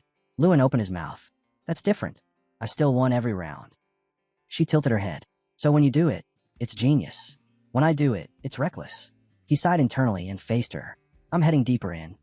Then I'm coming too, she said. I've already gone illegal. Might as well see it through. Together, they set out toward it Lake, venturing deep into the unforgiving southern mountains. The path was brutal. Steep cliffs, tangled woods, and trails that vanished beneath their feet.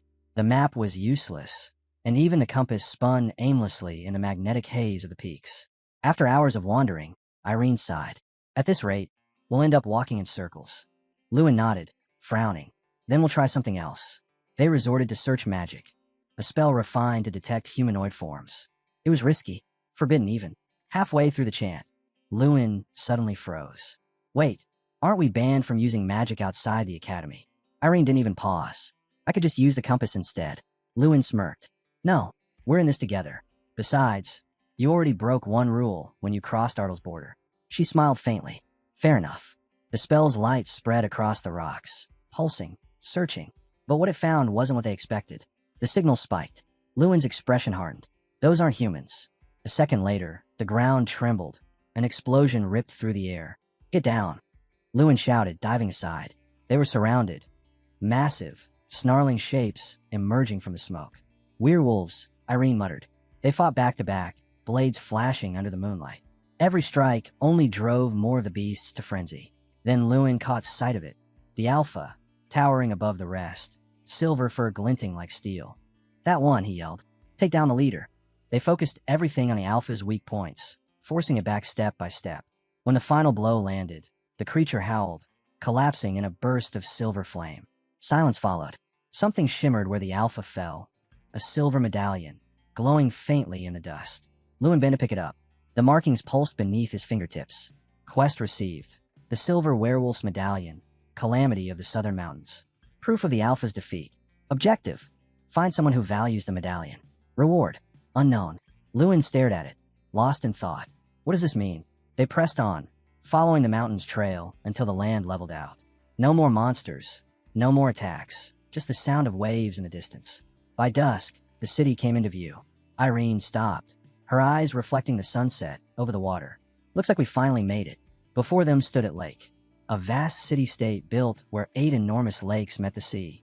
Bridges and canals gleamed with golden light, ships gliding silently through the mist. Welcome to it Lake, Irene said. Neutral territory under imperial supervision. No king, no crown, just coin. Here, power didn't belong to nobles or soldiers. It rested in the hands of 8 mighty trade guilds. Together, they ruled under one name, the joint government. In this city, gold was law, and profit was the only truth. Irene turned to him. So what's the plan now? Lewin smiled. We go to the Hall of Gold. That's where the guild representatives meet. If we're negotiating, that's the place. The hall stood at the city's heart, grand and blinding with polished marble. 2 armored knights guarded its gates. One of them stepped forward. Do you have an appointment? Lewin shook his head calmly. No, but I don't mind waiting. Would you like me to deliver a message? The guard asked. If you want to go through proper channels, you'll have to file official documents, the knight said. That could take some time. Lewin Ardle smiled calmly. Then just tell them Lewin is here. He gestured toward the girl beside him, and Irene Prius as well. The knight blinked, eyes widening. Wait, you're the winner of the great festival. Lewin nodded once. The knight immediately straightened. My apologies, sir. I'll announce you right away. Moments later, the grand doors swung open. As they stepped inside, the hall bathed in warm light. A towering golden statue gleamed in the center. Irene let out a low whistle. Well, they didn't call it the Hall of Gold for nothing. Lewin smirked. Yeah, this place makes it look like a storage shed. The guards led them forward to a massive set of doors. You may enter. Lewin took a deep breath. Stay calm. You're not here to beg. You're here to build something. He pushed the door open and stepped into the meeting chamber. Thank you for your time, he said, his voice steady. I'm Lewin Ardle. A dozen heads turned. Conversations froze. A hooded man lifted his gaze, eyes narrowing in recognition. I saw him at Altain, someone murmured. He's really the festival champion. Another merchant leaned back in his chair, smirking. So what brings the great next-generation mage to our table? Lewin ignored the tone.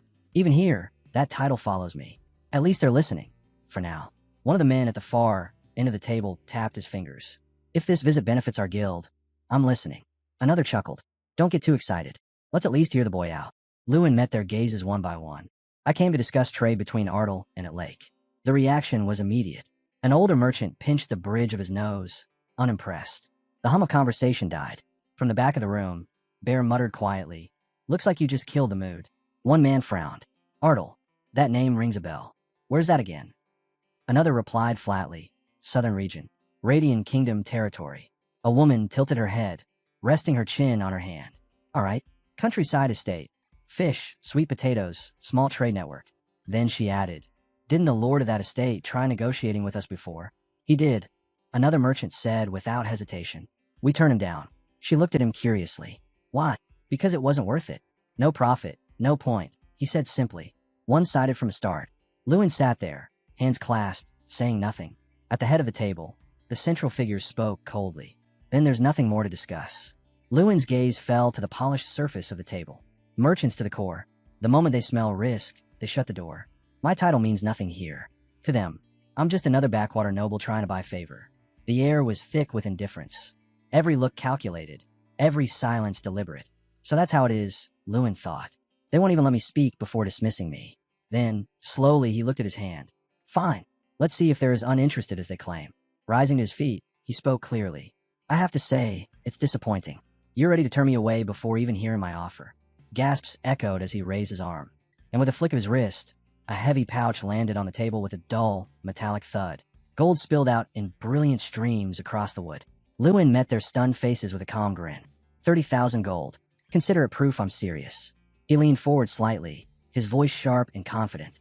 Now, are you more interested in hearing what I have to say? 8 Lake, a thriving city built around its shimmering lakes, stands as a symbol of trade and power.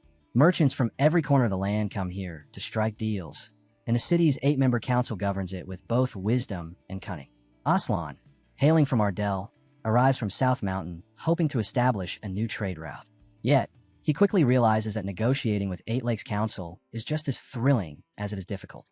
After enduring fierce battles against monsters on his way here, Lewin's mind is fixed on one goal, expanding Ardell's reach. He questions the council's hesitation to finalize a deal and confidently proposes a bold offer to purchase 30,000 gold worth of weapons for Ardell. In return, he wants Ardell's goods to be traded freely within 8 Lake. The representatives exchange stunned looks. The sheer scale of his proposal leaves them speechless. 30,000 gold in weapons is more than a small territory's multi-year budget, even enough to fund a mid-sized city for an entire year. Lewin takes in their reactions calmly. This is exactly what he expected. He remembers the lesson from the Monzo incident. True power draws wealth, and only power can secure lasting peace. Determined to make this trade succeed, he knows that a stable foundation must come first, and this deal is the key. He then asks which of the 8 representatives oversees weapon trading. It's explained that each member of the council manages a different sector, and the one in charge of weapons, iron, ore, flora, fauna, and shipping is Representative 1. Lewin studies him closely. The man appears younger than expected, but there's a weight in his demeanor that speaks of experience beyond his years. Representative 1 narrows his eyes. Why do you need so many weapons? Lewin can't help but notice how youthful the man looks, yet he answers without hesitation. I'm planning a large-scale monster hunt near Ardell. This trade will be our first major step. He continues, clarifying that his initial goal is to establish a permanent trade route between Ardell and Eight Lake. The group gathers around a grand table as Lewin mentions using the path across South Mountain.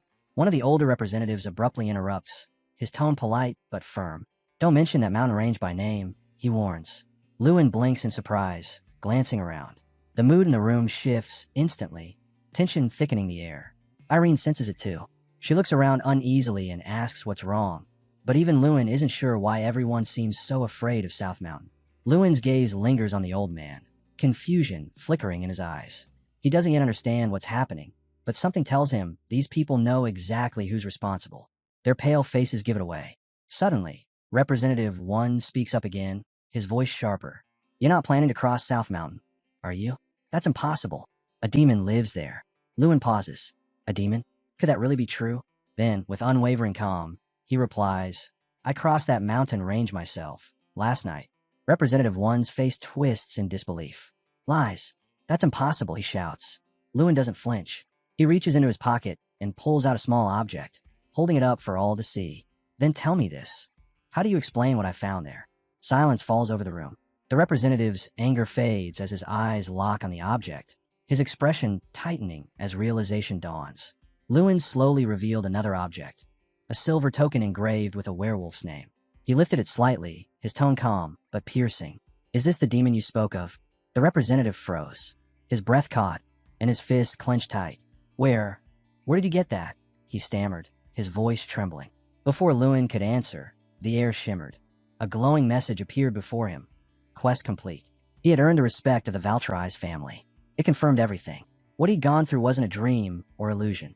The representative, now clearly shaken, sank back in her seat, murmuring softly, It's finally over. 3 days later, Lewin and Representative 1 were walking side by side along a quiet mountain path. Representative 1, now revealed to be Cecilia Valtry's, spoke first. Sorry for making you wait, she said. Lewin smiled. It's perfectly fine. Cecilia's gaze drifted toward the mountain peaks. I never thought I'd set foot here again, she said quietly. My heart still feels heavy, but this time, it's different. She paused, her expression softening. The calamity that took my father is gone, and it's all thanks to you, Lewin. He shook his head lightly. I just happened to pass through at the right time. Cecilia took a deep breath. If we build a proper road through South Mountain, we can open a direct trade route from Ardell all the way to the Western Sand Kingdom. Iota. It would save both time and money, no longer needing to detour through the central region. She added that the Valtry's family would help construct the road. Lewin considered her words carefully.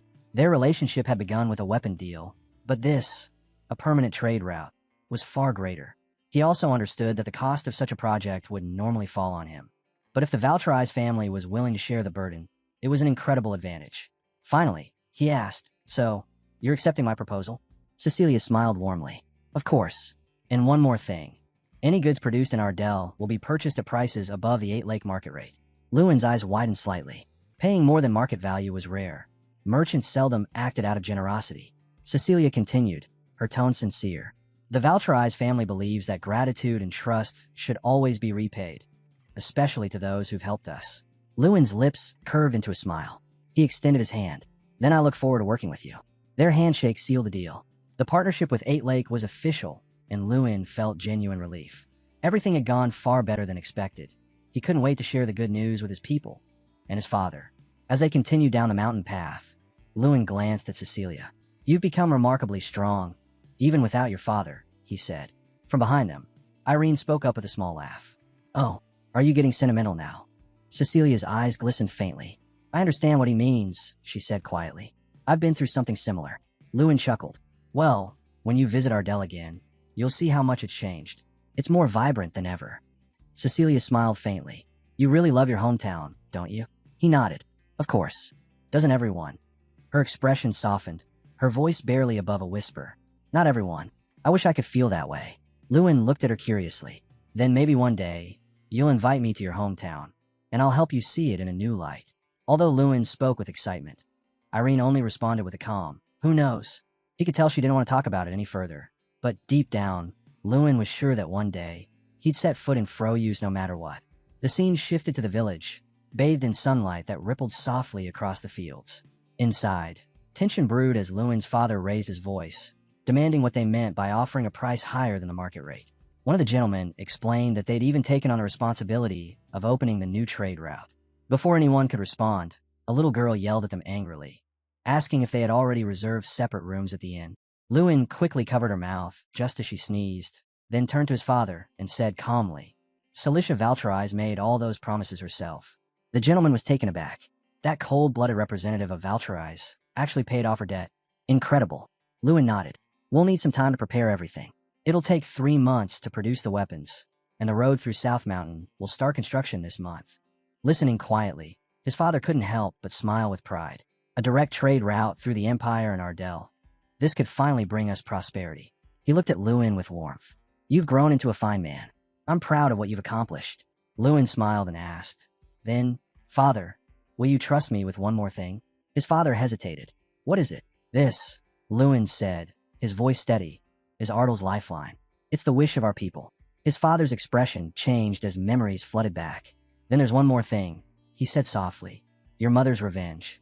At that moment, his thoughts drifted to the Crimson Plain Hunt, a day soaked in blood and regret. He stared at Lewin, unable to speak, as the weight of the past returned to haunt him. On Ruin Ardell's 6th birthday, a day meant for joy turned into a nightmare. His peaceful village was engulfed in flames as the mudmen from the Crimson Plains attacked, burning everything in their path. The villagers ran for their lives, but not everyone escaped. Among the fallen was his mother. Years later, Ruin stood before her portrait in the hall, trying to recall her gentle smile. His father, standing beside him, fought back tears as memories of that tragic day surfaced. The day Mrs. Ardell gave her life to protect her son. Even as a child, Ruin had made a silent vow. He would grow stronger, strong enough to make sure no one else suffered the same fate. Now, as the young Lord of Ardell, he devoted himself to that promise. Under his command, the people trained relentlessly, learning to fight with spears and stand their ground. The nightmare of the past had forged an unbreakable resolve in them all. When Lewin arrived at the village with her, she immediately noticed a change in the air, the discipline, the spirit. Lewin smiled. This is all thanks to everyone's effort. The whole village is growing stronger together. She looked around, intrigued. It feels different. Who's been training them? Lewin replied, Okaler, or as they call him now, Flash. Once a frontline warrior, now the one who strengthens our defenses. Lewin mentioned another name with a faint smile. And of course, Sir Bolvar Peyton, the pride of Ardell. They still talk about his legendary strike during the Mudmen invasion. 5 Mudmen, down in a single swing. He chuckled lightly. Funny thing though, he seems to like fishing rods more than spears these days. As Lewin watched the soldiers training, a familiar voice rang out behind him. Lewin, there you are. Turning around, Lewin raised an eyebrow. Something wrong. Sir Bolvar approached, his usual grin in place. Lewin greeted him warmly, saying it had been a while, and that he planned to stop by once the training was over. Bolvar waved it off. No need to wait. It's nearly done anyway. He clasped Lewin's hand firmly. You've really caused a stir this time, Bolvar laughed. Winning the grand tournament, and now leading the hunt? Quite the rise. And who's this with you? Before Lewin could reply, Irene stepped forward with a polite smile. I'm Irene. It's an honor to meet you, Sir Bolvar. Bolvar's grin widened as he looked between them. Ah, so that's how it is. Making waves everywhere. Are we, Lord Lewin? Lewin scratched the back of his neck, clearly a little embarrassed, while everyone around them shared a good laugh. Irene remembered learning about Bolvar during her nightly exhibition classes for the children of 11. Watching the estate knights train with their spears, she had realized that Bolvar wasn't just any instructor. He was extraordinary. Later that day, she brought it up. You know, she said, I've heard stories about the Spear Knight of the Ledian Kingdom, a man who vanished at 30 after countless victories. Bolvar chuckled quietly. You've been reading too many legends. But everyone knew the truth. Sir Bolvar Peyton was that very man. The one who once cut down more than 10 high-ranking mages from the Pernan Confederation in a single battle. When Lewin found out, he felt a twinge of disappointment. You never mentioned any of that, he said. Bolvar just shrugged. You never asked. There was a moment of silence between them. Lewin unsure what to say. Bolvar as calm as ever. Then Bolvar looked him straight in the eye. You, of all people, should know me best. I'm not just some fisherman or old soldier. But if that's all people remember, that's fine too. Later, by the river, Bolvar sat quietly with a fishing rod in hand, the water rippling softly under the moonlight. He thought back to when Lewin was a boy, how he used to take him on walks down this very path. Watching Lewin now, grown and resolute, filled him with quiet pride. I'm just a simple man living by the hill, enjoying his days fishing, he said with a smile. Isn't that enough to know? Lewin lowered his head slightly. I wasn't thinking clearly, he admitted. You're right. I know you better than anyone. Bolvar nodded. Good. Then, in his usual easy tone, he added, I was helping the young lady with her swordsmanship today. Care to join us? Lewin grinned. Gladly. I'd like to watch. No. Bolvar interrupted, smirking. I'm in a spar. Lewin clarified. Bolvar blinked. Pardon. The scene shifted. A title flashed across the screen. The mightiest melee magician. Night had fallen, and the air felt charged with anticipation. In the dim light of the training grounds, Sir Bolvar Peyton stood across from a blue-haired fighter, both gripping wooden swords. Their blades crossed with a sharp crack. A quiet night, a single spark, and the promise of something extraordinary about to begin. She spoke about the girl's talent. At just 12, her swordsmanship was already impressive. Our hero agreed, genuinely amazed. Her sword balance was flawless, her steps steady, signs of a strong foundation built through hard work and discipline. Later, they observed Sir Bolvar's fighting style. He wielded a wooden sword, using only his left hand, yet every move carried precision and control. No flashy spear techniques, just pure, refined skill. When the spar ended, Sir Bolvar lowered his sword and smiled. That's enough for today. He turned to Lewin. Tell me, young master, did you see that? The young lady's improvement is so great that even I can hardly keep up. Lewin nodded proudly. My sister's remarkable. The hero added with a grin. She's earned it. She's worked harder than anyone. Bolvar laughed. Then it's your turn to be recalled, young master. Remember, when you were 9, you'd charge at me with wooden swords every day. Even a mage should know how to fight knight. Lewin smiled faintly at the memory, but noticed something different now. Bolvar's movements were sharper than ever. You've gotten faster, he remarked. Bolvar paused for a moment, then nodded. Perhaps I wasn't thinking clearly before. I appreciate the observation. Curious, Lewin asked. Back in your prime, how skilled were you compared to the knights of today? Bolvar thought for a moment, then said, It's been 50 years since I retired. Hard to compare now. Lewin mentioned Sir Glulter Pirani, the only 6-star knight in the eastern Ledian region, recalling how Glulter had once guided him in martial arts. He was unbelievably strong, Lewin said. Bolvar chuckled softly. I remember him. When I left the Order 20 years ago, I was a 7-star knight.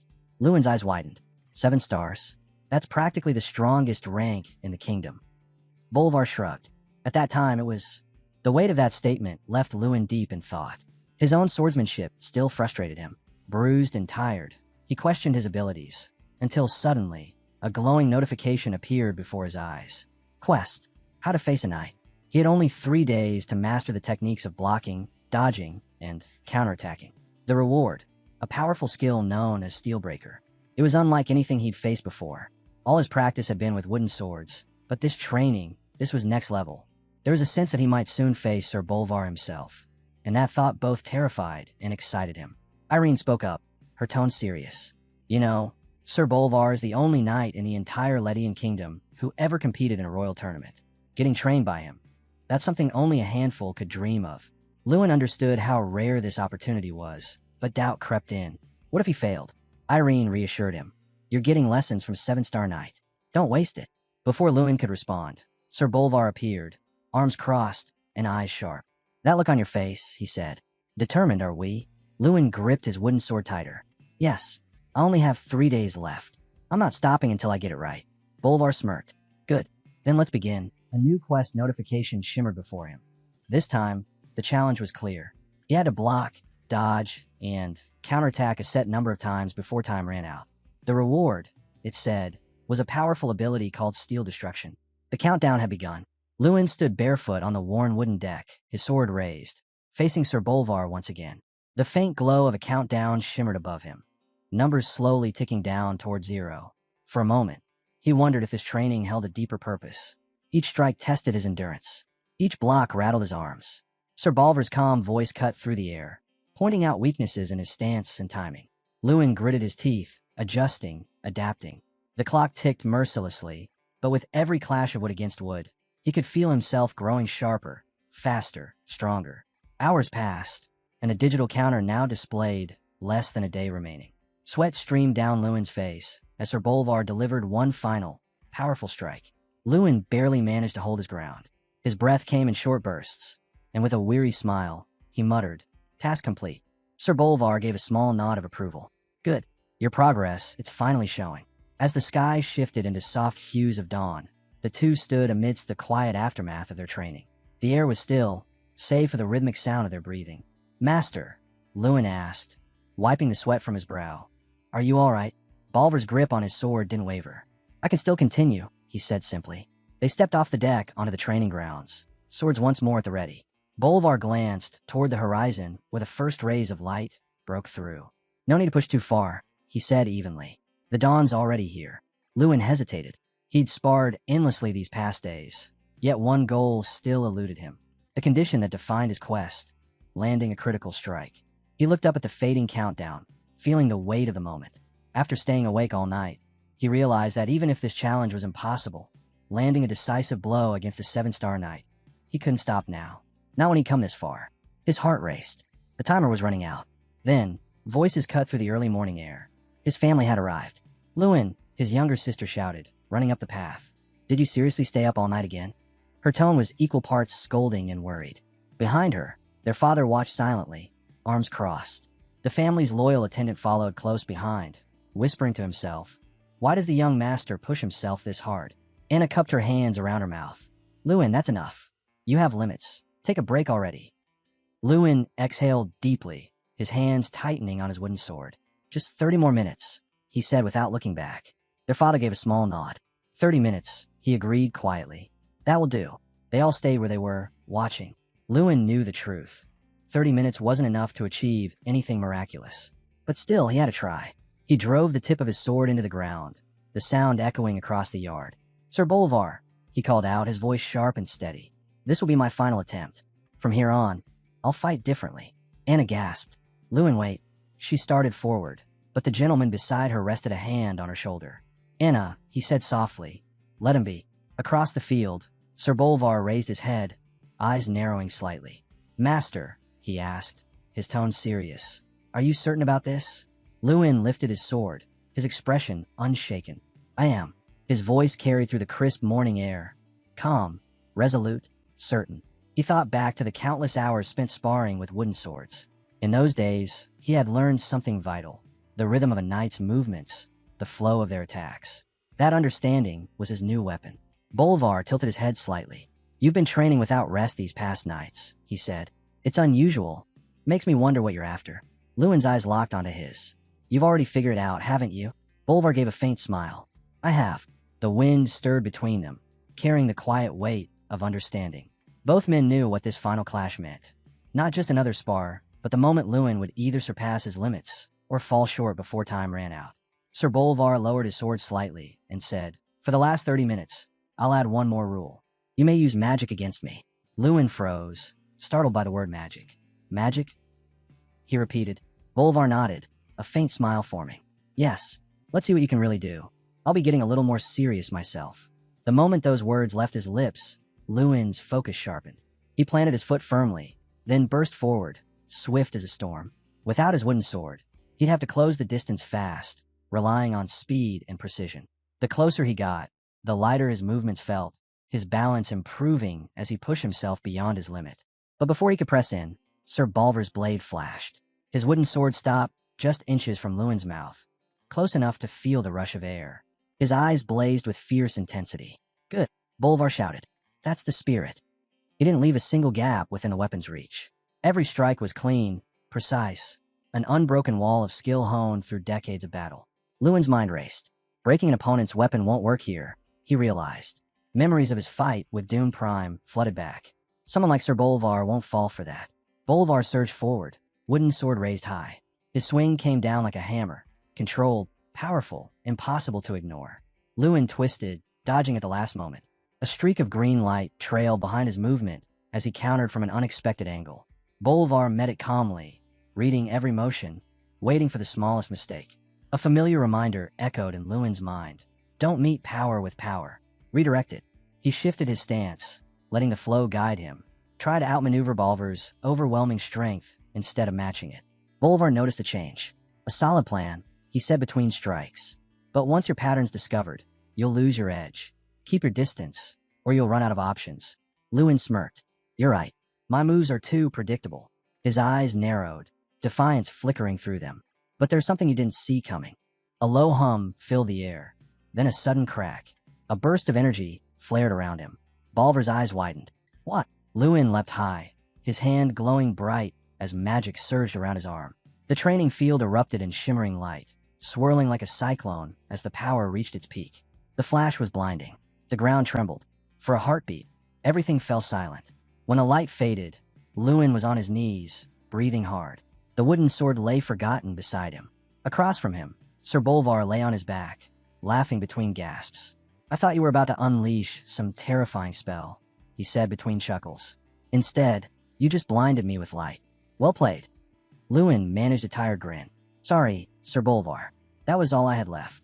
Bolvar waved him off. No need to apologize. You caught me off guard. That's no small feat.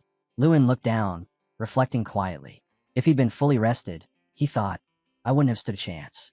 A faint ding echoed in his mind. A glowing message appeared before his eyes. Quest complete. How to fight a knight. He'd done it. Landed a critical strike against a 7-star knight. Reward unlocked. Steel destruction. Cooldown. 3 minutes. Lewin smiled faintly as he caught his breath. It wasn't just a victory. It was proof that all his sleepless nights had meant something.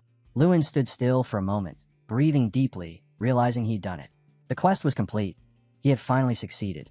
Then came a familiar voice, loud and exasperated. Brother, what are you doing? Anna's shout echoed across the training ground. Lewin turned toward her, blinking in surprise. I might have gotten carried away. She ran up, pointing accusingly. Even if it's just sparring, you can't go around slamming Sir Bolvar to the ground. Lewin scratched the back of his head awkwardly. Sorry about that. Sir Bolvar, still sitting where he had fallen, waved a hand and chuckled. I'm fine. Don't scold him too much, young lady. The master did well today. He then stretched his arms and sighed in relief. Now that we're done, I could use a nice hot bath. Lewin smiled and offered his hand to help him up. I've already taken too much of your time, Sir Bolvar, but I've learned more than I could have hoped for. Bolvar gripped his hand firmly as he rose. This old man's enjoyed himself too. It's been a good experience for both of us. Lewin nodded quietly, feeling genuine gratitude. Later that day, as they made their way back, Lewin's father called out, Your vacation's nearly over, isn't it? Lewin gave a small nod. Yes, I'll be leaving soon. It takes 10 days on horseback to reach the academy. The thought lingered as he walked through the familiar streets of Ardell. His short break was ending, and the time had come to leave his hometown once again. When they reached the upper terrace, they could see the workers below shouting to one another, urging everyone to move faster so they could finish up and finally enjoy some beer. One of them laughed and promised to drink until morning. Lewin smiled faintly. They're workers from the Valtry's family, he explained. Now that they've set up a base here, Ardell needs all the manpower it can get. He continued, Once the route is complete, we'll transport weapons from Ardell Lake. They'll also handle extermination efforts along the border. And since most of them stay in our inns and eat at our restaurants, Ardell's economy will finally start to grow. He looked around, watching the busy scene unfold, and thought to himself, this marks the beginning of change. Turning to his father, Lewin said, There's one more thing. He handed him a small wooden box. Inside is 12,000 gold. Use it for Ardell. His father immediately shook his head. That's too much, Lewin. I can't. Lewin cut him off with a grin. I kept 400 for myself. Don't start refusing again, father. His father chuckled softly, a hint of embarrassment in his eyes. You've really grown. They shared a long embrace, silent, heartfelt, and full of understanding. When the time came to leave, Lewin said his goodbyes to everyone. At the crossroads, he traveled alongside Irene for a while. After some silence, she glanced his way. Were you about to say goodbye? He smiled slightly. Something like that. She nodded. Then I'll say this now. After I graduate, I'll help with the extermination. And when that's done, I'll follow you until I defeat you, Master Lewin. He laughed quietly at her determination, still as bold as ever. They eventually parted ways, both promising to meet again. She really is a strange one, Lewin thought as he watched her go. A week later, after days of travel, he crossed the central border into the eastern region. Unlike the quiet southern lands, this place buzzed with life. Merchants, travelers, soldiers, people coming and going in every direction. Then, a noise caught his attention. A shout, a scuffle. He turned sharply just in time to see a man grab a small girl by the arm, yelling at her harshly. The sound of insults followed, ugly and loud. Lewin's expression darkened. His hands clenched at his sides. What's going on here? His journey had only just resumed, and already, trouble awaited. Hans dropped to his knees, pleading for his sister's release. Please, let her go. I'm a knight too. I won't just stand by and watch. Sitting calmly atop his horse, Lewin watched the scene unfold. His voice cut through the noise, cold and unimpressed. And if you don't stay still, what exactly are you planning to do? Before Hans could answer, the man holding his sister sneered and shoved him hard to the ground. All of this is happening because your family couldn't pay back what they owe, he spat. He stepped closer, his tone venomous. We gotta make a living somehow, so I'll take what's due, even if that means selling your sister. Hans froze, disbelief flooding his face. The words echoed in his head.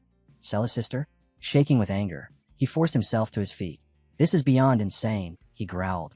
You're not getting away with this. Without another word, he lunged forward and landed a solid punch across the man's face. The impact snapped through the air.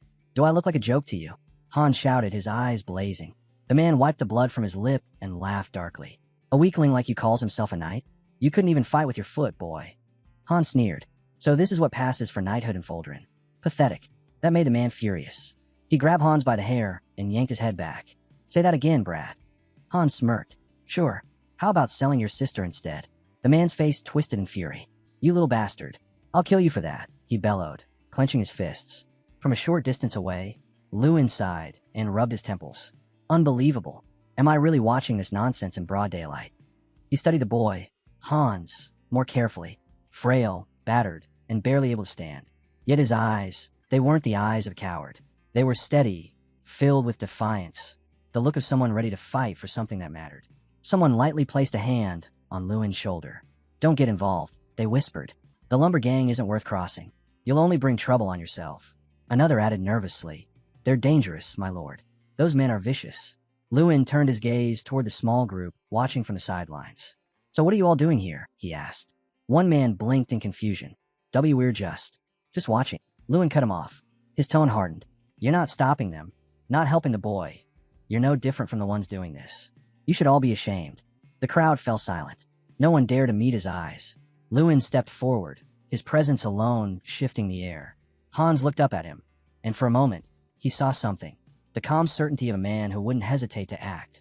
The onlookers murmured among themselves, realizing this wasn't someone ordinary. The thug gripping Hans snarled and turned toward Lewin. And who the hell are you supposed to be? You here to get beaten up too? Lewin's eyes narrowed slightly. No, he said quietly. A flash of light flared from his hand. In an instant, a pulse of magic blasted outward. Invisible, but powerful. The man was thrown backward, crashing several meters away. The gang members froze in shock as Lewin lowered his hand, his expression unreadable. You should disappear, he said coolly, before you start seeing stars again. The man groaned from the ground, dazed and clutching his head. Around him, whispers spread through the crowd, the kind that carried awe and warning in equal measure. Lewin remained where he stood, calm amidst the chaos, as if the entire confrontation had been nothing more than a passing inconvenience. The entire crowd stood frozen, eyes wide in disbelief. One of the gamblers stammered. What was that just now? The thug who'd been hurled across the ground blinked in confusion, struggling to get up. What just happened? He gasped, still unable to process the sudden reversal. Lewin stepped forward, the faint flicker of fiery energy still dancing along his hand.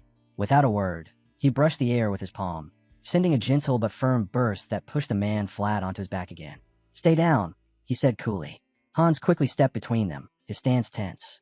Don't come any closer, he warned. His voice trembled slightly, but held its ground. Then, narrowing his eyes, he demanded, Who are you, really? Lewin's tone was calm and clear. Lewin Ardell. Hans's eyes widened at the name. Lewin continued evenly. This boy, Hans, right? Invited me to his home. His story isn't one I'll forget. A brother burdened by a father's death, fighting to protect his sister from being sold to a brothel, and a child forced to pick up a sword far too early. The words hung heavy in the air. Even the gamblers looked uneasy. Then Lewin asked, This lumber gang, what kind of name is that? It sounds harmless, but their actions aren't. Hans grimaced. They're anything but harmless. If they get annoyed, they tie people to trees they're cutting and let them die there. Their boss has already killed 4 people. No one dares to cross them. Lewin's gaze darkened. And Foldren territory allows this. Hans shook his head quickly. No, their reach doesn't go that far. They control the smaller villages, ours included. There aren't any guards around to protect us. People just endure it. Lewin exhaled slowly. Worse than I thought, he mused. He wanted to take care of them himself, but his time was limited. Hans bowed slightly. Thank you for saving us. I've heard your name before. Lewin Ardell, the champion of the grand tournament. Lewin smirked faintly. That's right. You must have heard it from Sir Glolter Pirani. Hans blinked in surprise. How did you know? I overheard one of those thugs calling you a squire knight from Foldren territory, Lewin replied. If Sir Glolter's your captain, then it makes sense. He used to talk about a strong magician at the academy. Said he wasn't quite as strong as your captain, though. Lewin tilted his head slightly, an amused thought crossing his mind. Oh really? That magician. I already beat him in a wrestling match. Hans clenched his fists, eyes burning with determination. I want to get stronger, strong enough to become a great knight like Captain Glolter. Lewin studied him quietly. It was a noble dream, but he could tell Hans was far from ready. He's too weak right now, he thought. At this rate, even graduating from the academy will be a challenge. Hans's shoulders slumped as he admitted softly. I get lost in the academy sometimes. Everyone laughs at me, says I don't belong there. He stared at the ground, voice heavy with frustration. They don't see what Captain sees. He said I have something others don't. A kind of strength I haven't discovered yet. He told me if I just keep working hard, I'll shine someday. Lewin looked at him thoughtfully. The boy's words carried sincerity, the same kind of determination that once drove him, too. And in that moment, he realized that Hans wasn't just another struggling squire. He was someone standing at the same crossroads Lewin once faced, torn between the weight of his weakness and the pull of his dreams. Hans brought up that old promise again, and Lewin turned to him, caught off guard. He remembered how both Professor Heidel and the headmaster had believed in him until the very end, and even Sir Gulter had shared that same trust. After all, hard work had never betrayed Hans before. Lewin asked quietly if being slower than others really mattered, because if he kept going, a miracle would eventually happen. As they sat down to eat, Lewin barely touched his food, his expression unchanged. Hans noticed and quickly apologized, saying he'd forgotten to warn him. His sister's cooking was unique. Lewin couldn't help but wonder why Hans had chosen that moment to bring it up. Their quiet meal was suddenly cut short by a sharp noise. Someone outside shouted angrily, calling them filthy brats.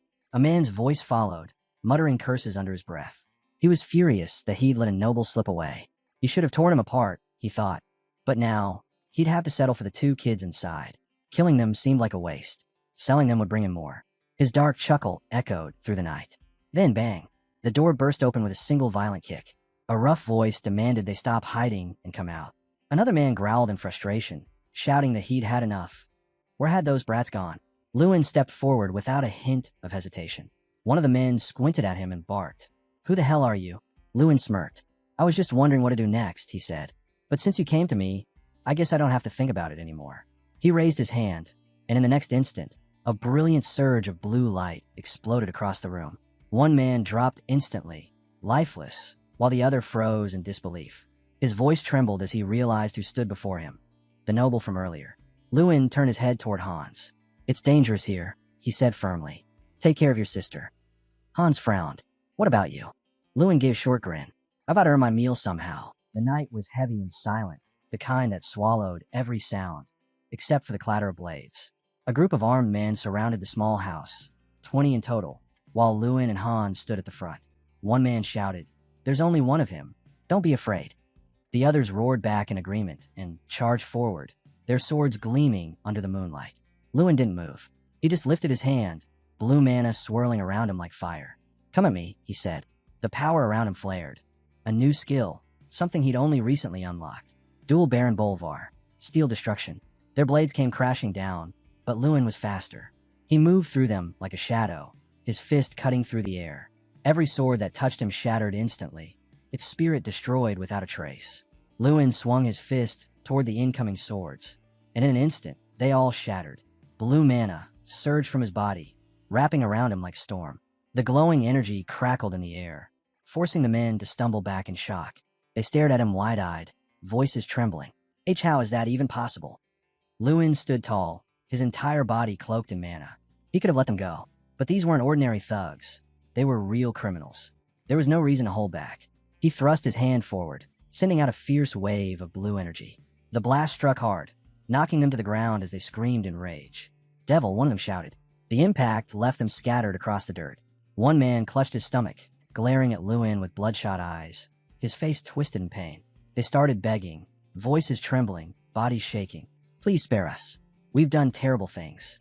Well, stop. Just let us go. The moonlight reflected off Lewin's glowing aura as he watched them. They'd realized it now. They couldn't beat him. Any further fight was meaningless. But then a sudden movement caught his eye. One of the men had grabbed a woman. Lewin's gaze sharpened. It was Han's sister, the man's knife pressed against her throat. Of course, not every criminal was the same. Some always took the coward's path. The long-haired man sneered. Try anything, and she dies. He barked at his men.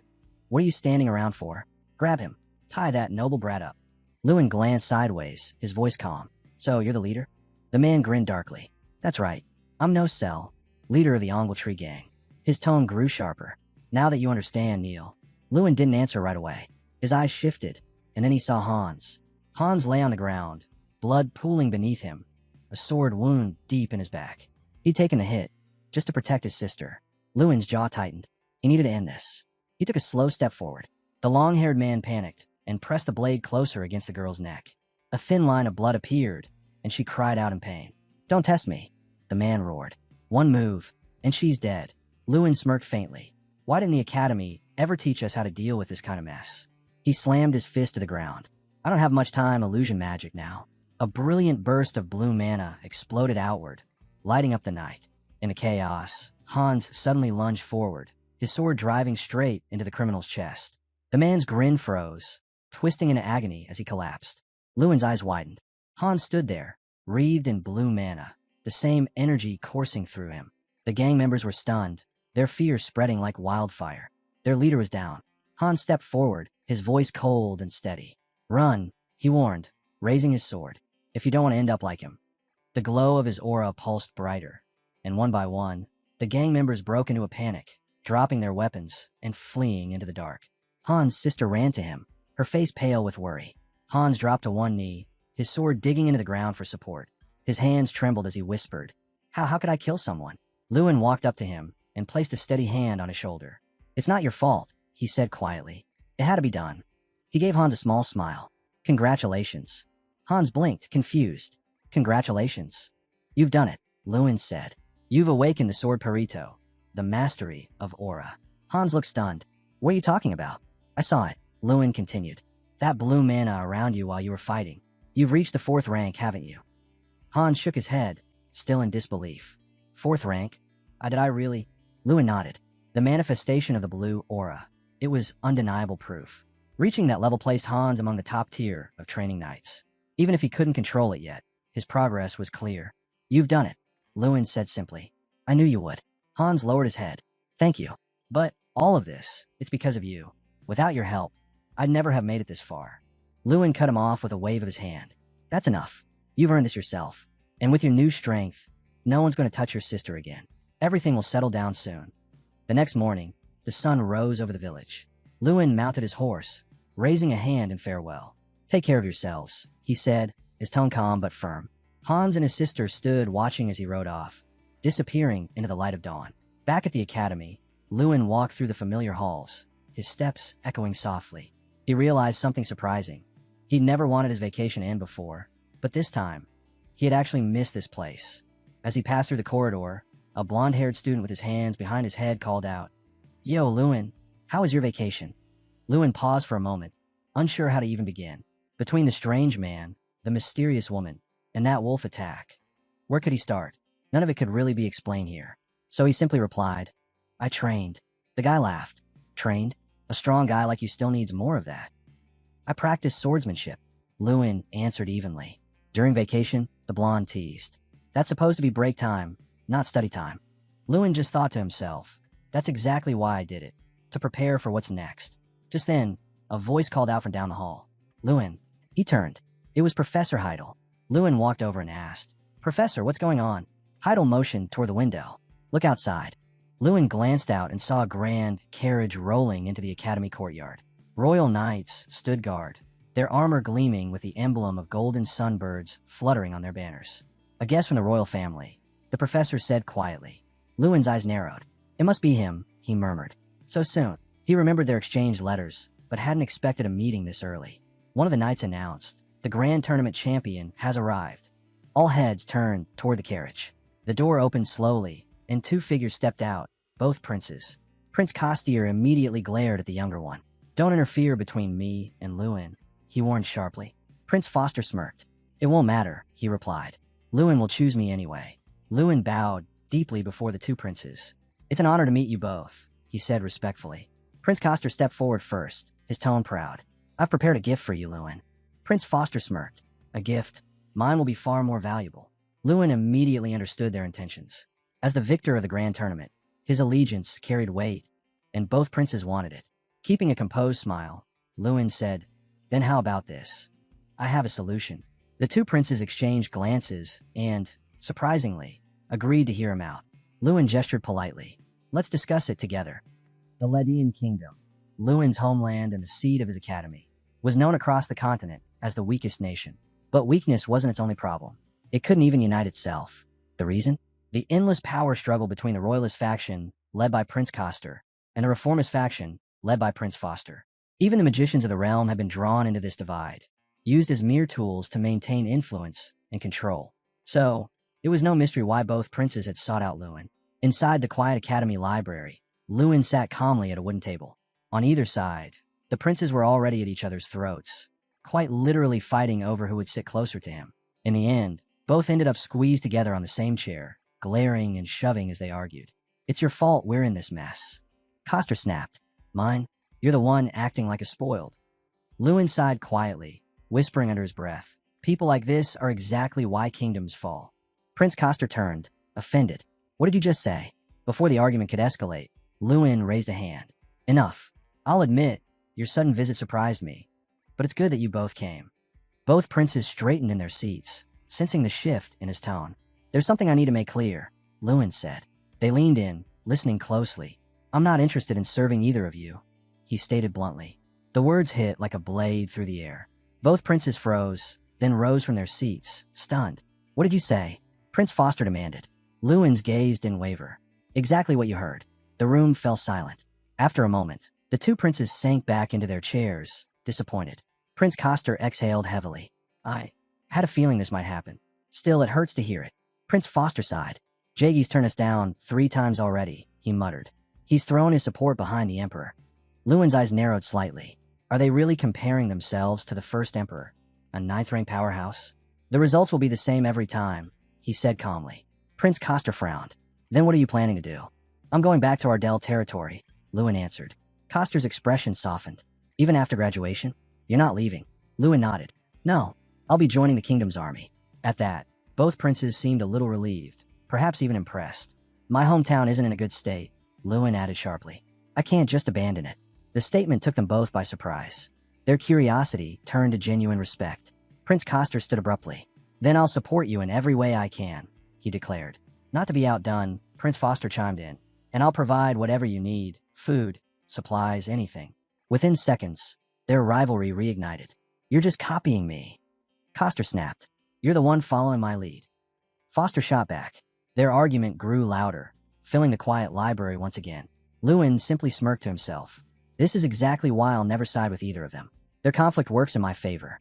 When the chaos finally settled, the princes promised to send him a valuable gift for his graduation. But Lewin only smiled and said, Instead of that, just grant me the favor I mentioned earlier. The Crown Prince smiled and told Lewin to focus on his graduation. His tone carried approval, a subtle sign of trust.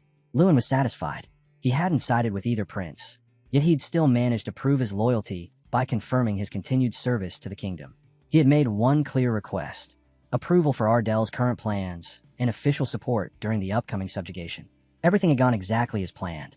Perhaps it was the prince's authority, or perhaps Lewin's reputation, but everyone had listened. Soon, both princes made a joint statement, praising him openly. Lewin is the treasure of this nation, one of them said. The protector of the royal family, added the other. It was all part of Lewin's calculated move. Titles like protector of the kingdom held power, even if unofficial, and no one dared to look down on someone with that title. The prince's words ensured that his position was secure. As the audience dispersed and the princes were greeted with fanfare, Lewin quietly noted to himself that everything had been handled cleanly. No issues, no missteps. Back in the academy halls, Lewin's classmates surrounded him with excitement. Man, that was amazing. The protector of the kingdom himself. Yes, seriously, that's next level. The crowd cheered him on as they moved toward the classrooms. The blonde-haired student raised his voice. All right, make way for the hero. Clear the hall, everyone. Lewin couldn't help but think that after the prince's visit, things were finally settling back into the usual rhythm. It was time for their class gathering, but the chatter around him soon shifted. Hey, Wasn't Gary Hill the one holding the protector title before? Someone whispered. Before the conversation could go any further, another student suddenly went pale. Wait, quiet. He's here. A tall figure appeared at the end of the hall, his grin sharp and unfriendly. Mikhail Gariel. He walked toward them slowly, eyes locked on Lewin. Are you all talking about me? He asked, his voice low and cold. No one answered. I said, he repeated, more forcefully this time. Are you talking about me? He glared around the group. Don't forget who I am. I'm Gariel, and after graduation, every one of you will answer to me. Lewin watched him silently, remembering the last time his name had come up. Mikhail had faced an expulsion review after being caught using banned substances. He'd barely escaped with a 30-day suspension. Still, the Gariel family held immense power, especially within the royal palace's magic division. Mikhail, Lewin said evenly, the princes have made it clear they don't want any more of this. Michael's grin widened. Oh, so you think you've already won, huh? Lewin tilted his head slightly. Won? What do you mean? You'll see soon enough, Mikhail said darkly. We'll find out who the real winner is. The blonde leaned toward Lewin with a half-laugh. Ignore him. He's just jealous you took the tournament title, and that the princes are favoring you now. Lewin frowned. Jealousy? No, that word doesn't fit him. He thought quietly to himself. Michael's pride had already stained his family name. That alone was dangerous enough. He was bound to try something reckless to restore it. Still, Lewin knew better than to underestimate a Gariel. His friend nudged him. Come on, let's go. The next lecture's important. As they walked toward the classroom, Lewin's curiosity stirred. I wonder who's giving the graduate lecture this time. Hopefully someone decent, his friend replied. They stepped inside, and immediately, Lewin felt something strange. The air in the room had shifted. Students were whispering, eyes wide, tension filling the space. What's going on? Lewin's friend asked. Then, from the front of the class, a man's voice rang out. Why the sudden silence? Is it because of Lewin? Lewin froze as the man on stage smiled. It's a pleasure to see you again. The words sent a chill down his spine. That voice, that face. It was him, Jekyll Gariel. The second semester had begun, and unlike before, theory took a back seat. Now, the academy focused more on practice, real combat, real pressure, and classes designed for knights in training. Inside the training hall, pairs of students faced each other, swords in hand, ready for drills. The lecturer, holding both a chalk and a thick book, stood before them. This semester, he announced, we'll also be hearing from distinguished alumni. They'll share their experience and insights into modern magic. As the announcement echoed through the room, Lewin and his friend exchanged a knowing glance. That strange feeling Lewin had earlier, it had been right again. Because today's guest lecturer was none other than Jekyll Gariel. Jekyll stepped onto the stage with the confidence of someone used to admiration. His tone carried pride, his words carefully chosen to elevate his name even further. Let's talk, he began, about the relationship between the Gariel family and the current circle of magicians. He smiled faintly, clearly enjoying the attention. You all probably know this already. Out of the 14 court magicians serving the royal palace, 11 come from the Gariel bloodline. The class murmured in surprise, or perhaps discomfort. As a senior, Jekyll continued, allow me to share the key to success. Power and status are never achieved alone. The weak must gather. Reality matters more than ideals. His smirk widened, as if daring anyone to challenge him. Then he suddenly turned toward the students. Seriously, he said mockingly. After all that praise for your class representative, you still can't figure this out? The class went silent. His gaze shifted, landing on Lewin. Tell me, what's your brilliant idea? Lewin's friend shot up instantly. Hey, watch your mouth. But Lewin calmly raised a hand to stop him. I have an answer. He stood, his tone steady but sharp enough to cut the tension in the room. 10 pieces of trash, Lewin said, can never equal one masterpiece. The class froze. Whispers rippled across the room. Jekyll's expression darkened. Are you calling me trash? The students looked between them, holding their breath. Lewin shook his head. Of course not. I wouldn't compare myself to you. The words struck deeper than any blade. Jekyll's voice tightened. I've heard plenty about you. Just another unlucky fool trying to act brave. Lewin's eyes narrowed. Then I suppose you haven't heard how your brother got beaten. The smirk vanished from Jekyll's face. His expression hardened, frustration simmering beneath his calm front. You're arrogant. They both knew the truth. This feud between Ardell and Gary Hill wasn't new. It had been brewing long before today, and it wouldn't end easily. Jekyll's influence was already spreading. Under his charm and family name, several students had joined the Gary Hill faction, even those with weaker grades. His words, full of confidence and promise, had swayed them. Later that day, a few students whispered in the corridor. Jekyll said the Gary Hill name will lead us to success. One of them grinned. Another snapped back. I don't care what he said. I'm not following Mikkel or anyone from that family. Cheaters don't deserve loyalty. Lewin watched quietly from the side. He could see it clearly now. The academy was split in two. Ardell versus Gariel, and the childish tension between them was slowly poisoning the entire place. He felt his irritation rise, but he stayed composed. There would be time to act, and soon, he'd get his chance to put Gary Hill in their place. That afternoon, Lewin found himself in the dean's office. "Sit down, Lewin," the dean said warmly, handing him a cup of tea. They both took a sip. The room was calm, the silence almost heavy. "How have you been?" the dean asked. Lewin shrugged slightly. "Things haven't changed much," he replied, "though a few new problems have come up." The dean nodded knowingly and set his cup down. "I'm well aware of the person you're talking about." The dean sighed, his expression tightening as he spoke. "Gary Hill," he said slowly. "I can't say I like that name either, but there's nothing I can do. Nearly every mage in the kingdom is connected to them somehow." He leaned back in his chair. "This year's course isn't supposed to rely on grades," he continued, "but the academy still treats it that way. Maybe it's because of me. I've received more than enough hate for that decision." Lewin glanced at Jekyll, then asked casually, "How was your student life?" Before Jekyll could respond, the dean answered instead. He was famous, not just for his grades, for his charm, his words, and his ability to keep everyone close. Top of his class, admired by everyone. He added, "At 23, he even became the youngest mage in the entire kingdom." The dean's voice grew quieter, but behind all those achievements, he carried something dark, a hunger for power, a desire so deep it changed him. Lewin listened, his eyes narrowing slightly. So that's what he really is. Someone who'll do anything to get what he wants. He clenched his fist. There were countless reasons for their conflict, but he wondered what excuse Jekyll would use this time. The dean set down his cup. "Lewin, I want to talk to you about the special lectures." "Special lectures?" Lewin asked. "Yes," the dean said. "They'll begin in the coming classes. I have an idea, and I think it'll be interesting." Later, as Lewin walked down the hallway, he thought about that idea. Interesting, he mused. Or maybe just reckless. The students' reactions earlier hadn't been promising. Still, he made up his mind. He stopped in front of the classroom door, recalling the dean's words, faced them directly. Pushing the door open, he stepped inside. Every head turned. The room fell silent. Even Jekyll froze for a moment, caught off guard by Lewin's sudden entrance. "I have something to discuss," Lewin said, his voice calm but carrying through the room. "And since I'm so beloved by my seniors, I figured I'd do it here." He smiled faintly at his own sarcasm. From the back, his blonde friend whispered, "This is definitely going to be a request. Just watch what you say, Lewin." Lewin shook his head. "No, it's not a request. It's something I've been considering for a while." He looked directly at Jekyll. "I heard you were offered to lead the night classes, but you turned it down." Jekyll raised an eyebrow, but didn't speak. Lewin continued, "I'm here to make a direct proposal. I want the academy to allow joint classes between us and the graduates." A wave of surprise rippled through the room. Jekyll's composure faltered for the first time. Joint classes meant that active graduates, skilled mages and knights, would participate alongside current students. It would put both of them, Jekyll and Lewin, on the same stage. The class buzzed with excitement. Seriously? A joint class with graduates? This is going to be huge. Jekyll's going to crush him. No way. Lewin won the tournament. Lewin ignored the noise, his eyes locked on Jekyll. The arrow's been released, he thought. Let's see if you have the courage to catch it. Jekyll finally spoke, his tone dismissive. "Why bother? Graduates are already experts. It's a waste of time. And honestly, Lewin, do you ever think about others? Not everyone can keep up with you."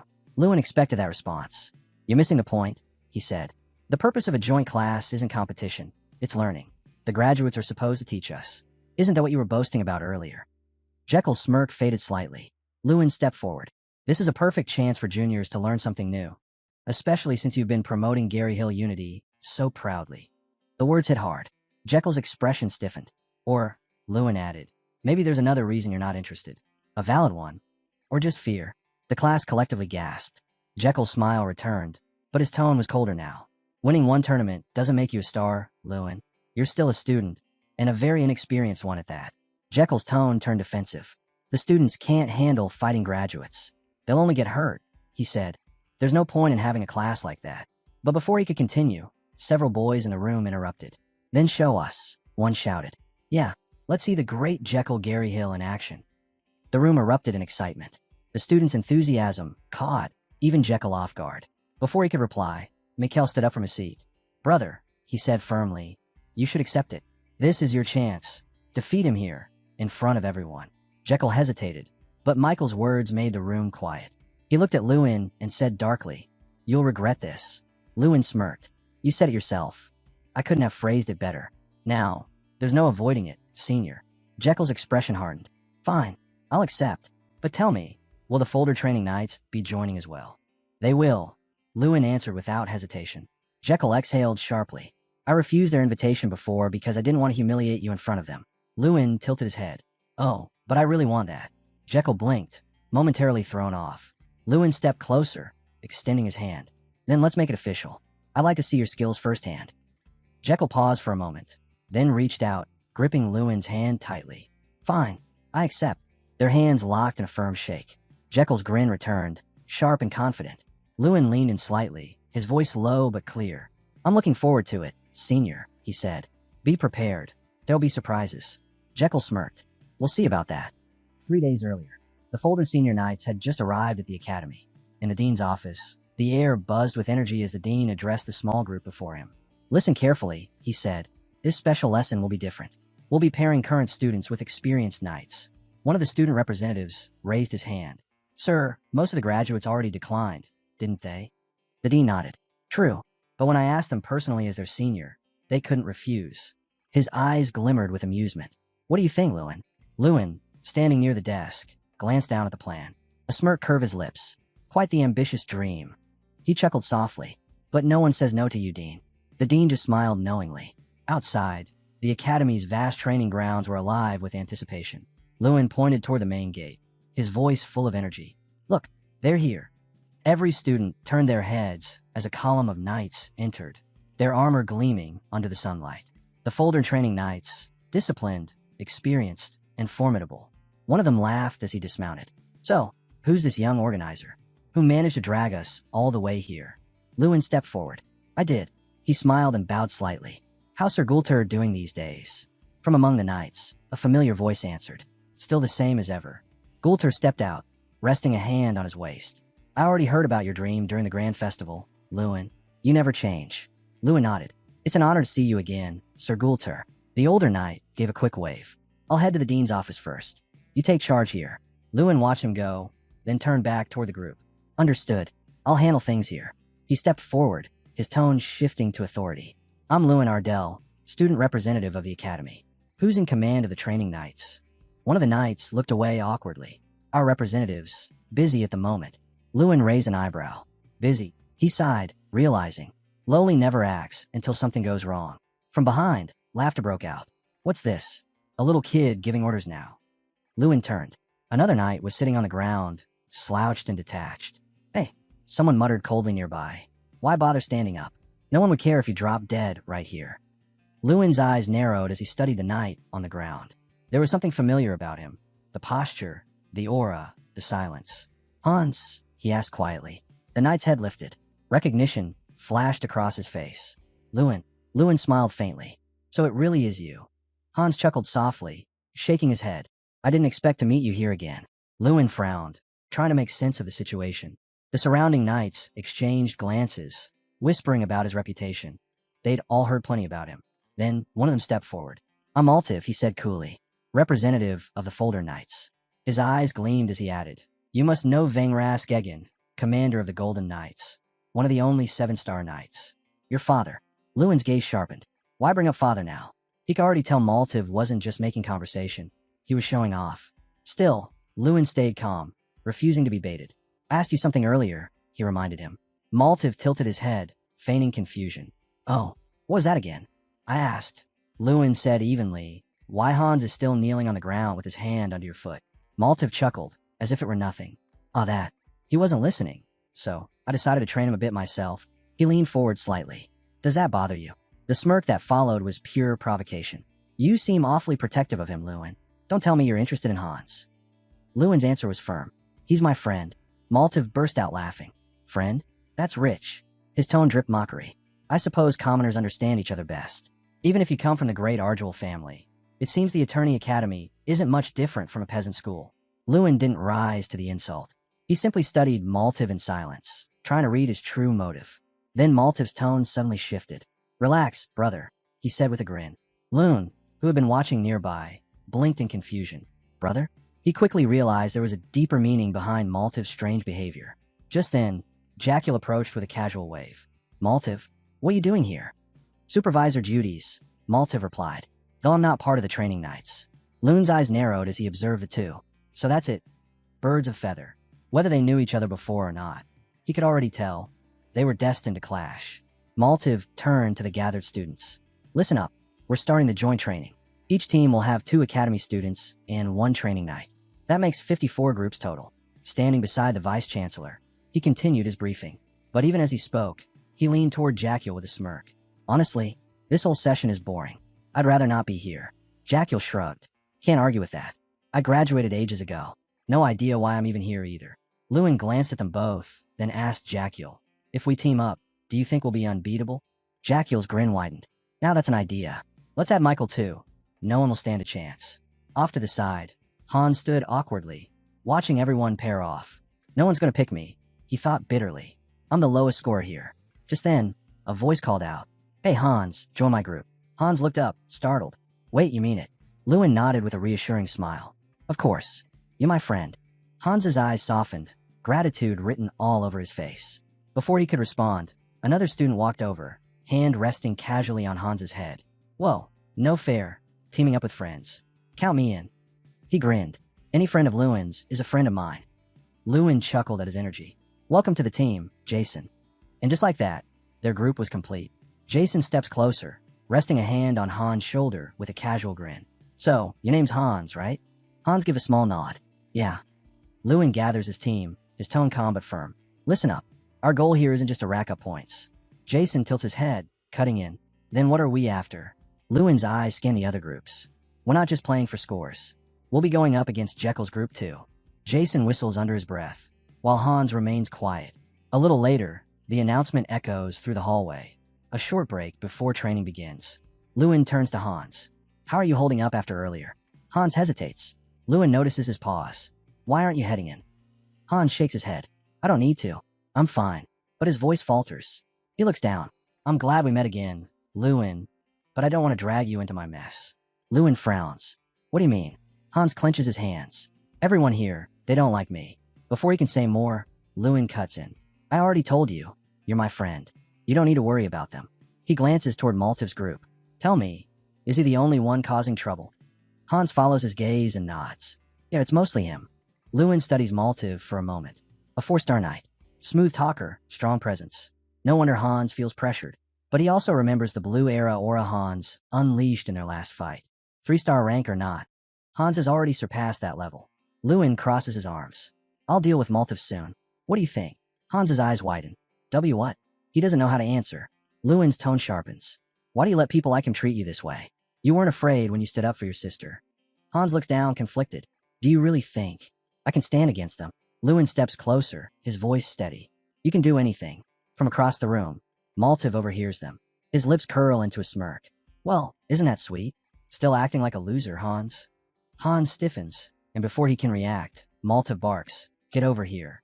Now, Lewin and Hans both freeze. Hans grits his teeth. No. Maltiv's eyes flare. What did you say? He sneers.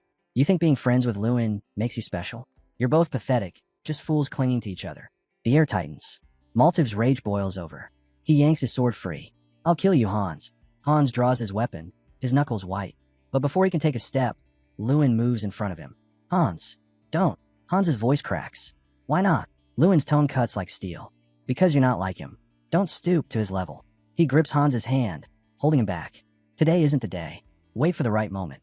The next instant, Maltiv lunges forward, his fist flying straight for Lewin's face. Lewin blocks, then counters, landing a heavy strike that sends Maltiv stumbling back. Steel rings through the air as swords clash, the fight erupting in a flash of fury. And just as the tension peaks, a powerful kick slams into one of the blades, sending it flying. The crowd falls silent.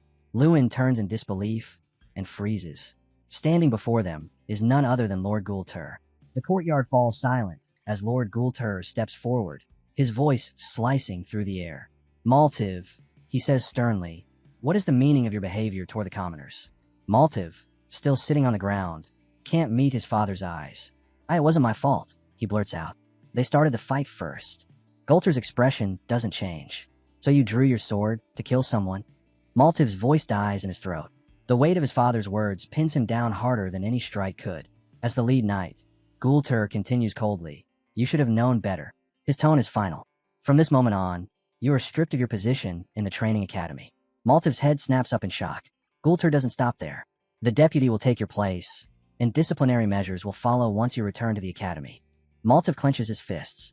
You think father will stay quiet about this? I'm counting on it, Gulter replies calmly. But if Sir Vengras hears what his son has done, he'll faint before he can even speak. The tension drains from Maltiv. He bows his head. I'm sorry. Off to the side, Leon watches him silently. So much for his tough act, he thinks. Even Maltiv fears his father. Lewin stands nearby, realizing what he's just done. Stepping into Maltiv's fight had drawn every eye toward him. There's no turning back now. The next day, the first joint training session begins. The field buzzes with anticipation as the instructor addresses the gathered knights. Today's focus, combat and defense, he declares. Learn to spot your opponent's weak points. Attack at the right moment, and you'll control the fight. The professor steps in for a demonstration. Watch carefully. His blade moves like lightning, reading, predicting, and dodging each strike with surgical precision. The students follow his every move, then pair off to practice. Across the field, a student chuckles after taking a hit. Hold on, I wasn't ready for that. The knight opposite him grins. Then I'll come at you again. Get ready this time. Nearby, Jekyll's group observes quietly. Maltiv sits beneath a tree, his irritation barely contained. First Leon ticks me off, and now I'm stuck training with people just like him, he mutters. Jekyll glances his way, unimpressed. Then why not just skip it? We already know all this stuff anyway. Maltiv frowns. You really think we can just not do it? He bites his lip. I said I participate, but with everyone watching, how am I supposed to show my skills now? Elsewhere, Hans wipes the sweat from his brow. He turns to Leon. Can we take a short break? Leon nods. Sure. Maltiv's voice cuts through the air. Already tired? You haven't even fought anyone yet, and you look terrified. Leon glances over his shoulder. Tired? Hans. He smirks. Not all. In fact, he's just getting warmed up. Hans blinks, stunned. Oh, what? Even Maltiv seems taken aback by Leon's confidence. Just then, Lord Gulter approaches once more, his presence commanding silence. Leon, he says, you don't seem tired. Should I give you a moment? Leon straightens. Do you really want to test me, Sir Gulter? Gulter folds his arms. I want to confirm something. Leon's eyes narrow. And what's that? Gulter nods slightly. Rumor has it your swordsmanship is unusual. Refined. There's no way you mastered it alone. He steps closer, his gaze sharp. Someone must have taught you. The crowd holds its breath. Sir Gulter studies Leon in silence, his sharp eyes glinting with curiosity. Then, a faint smirk tugs at his lips. Clever boy, sharper than he looks. Without warning, he raises a hand and points straight at Leon. Can I ask you a favor? Leon arches an eyebrow. A favor? Gulter's expression hardens and is something unreadable. Spar with me. A duel, swordsmanship only. A murmur spreads instantly across the training grounds. What? Did he just say duel? Why would the commander want to spar with a student?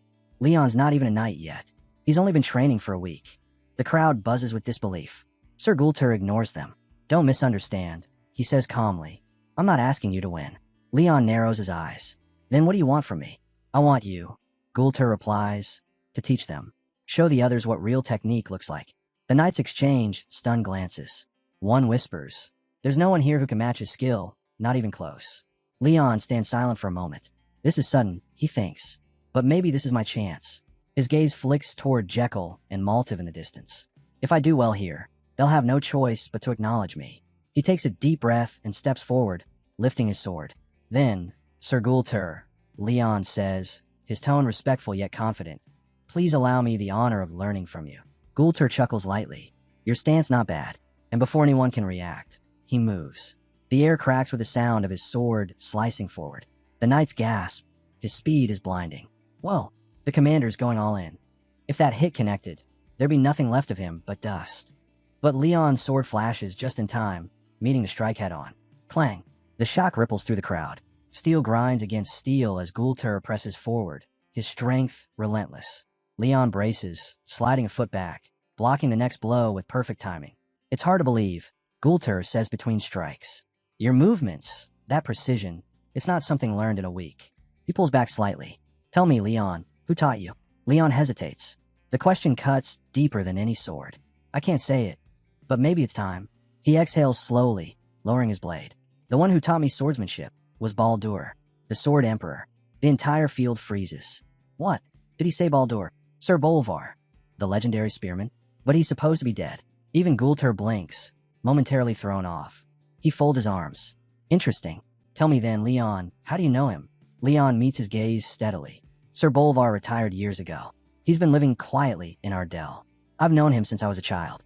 Maltiv, watching from the side, bursts out laughing. Don't lie in front of me, Leon. Leon turns toward him, calm as ever. And how exactly am I lying?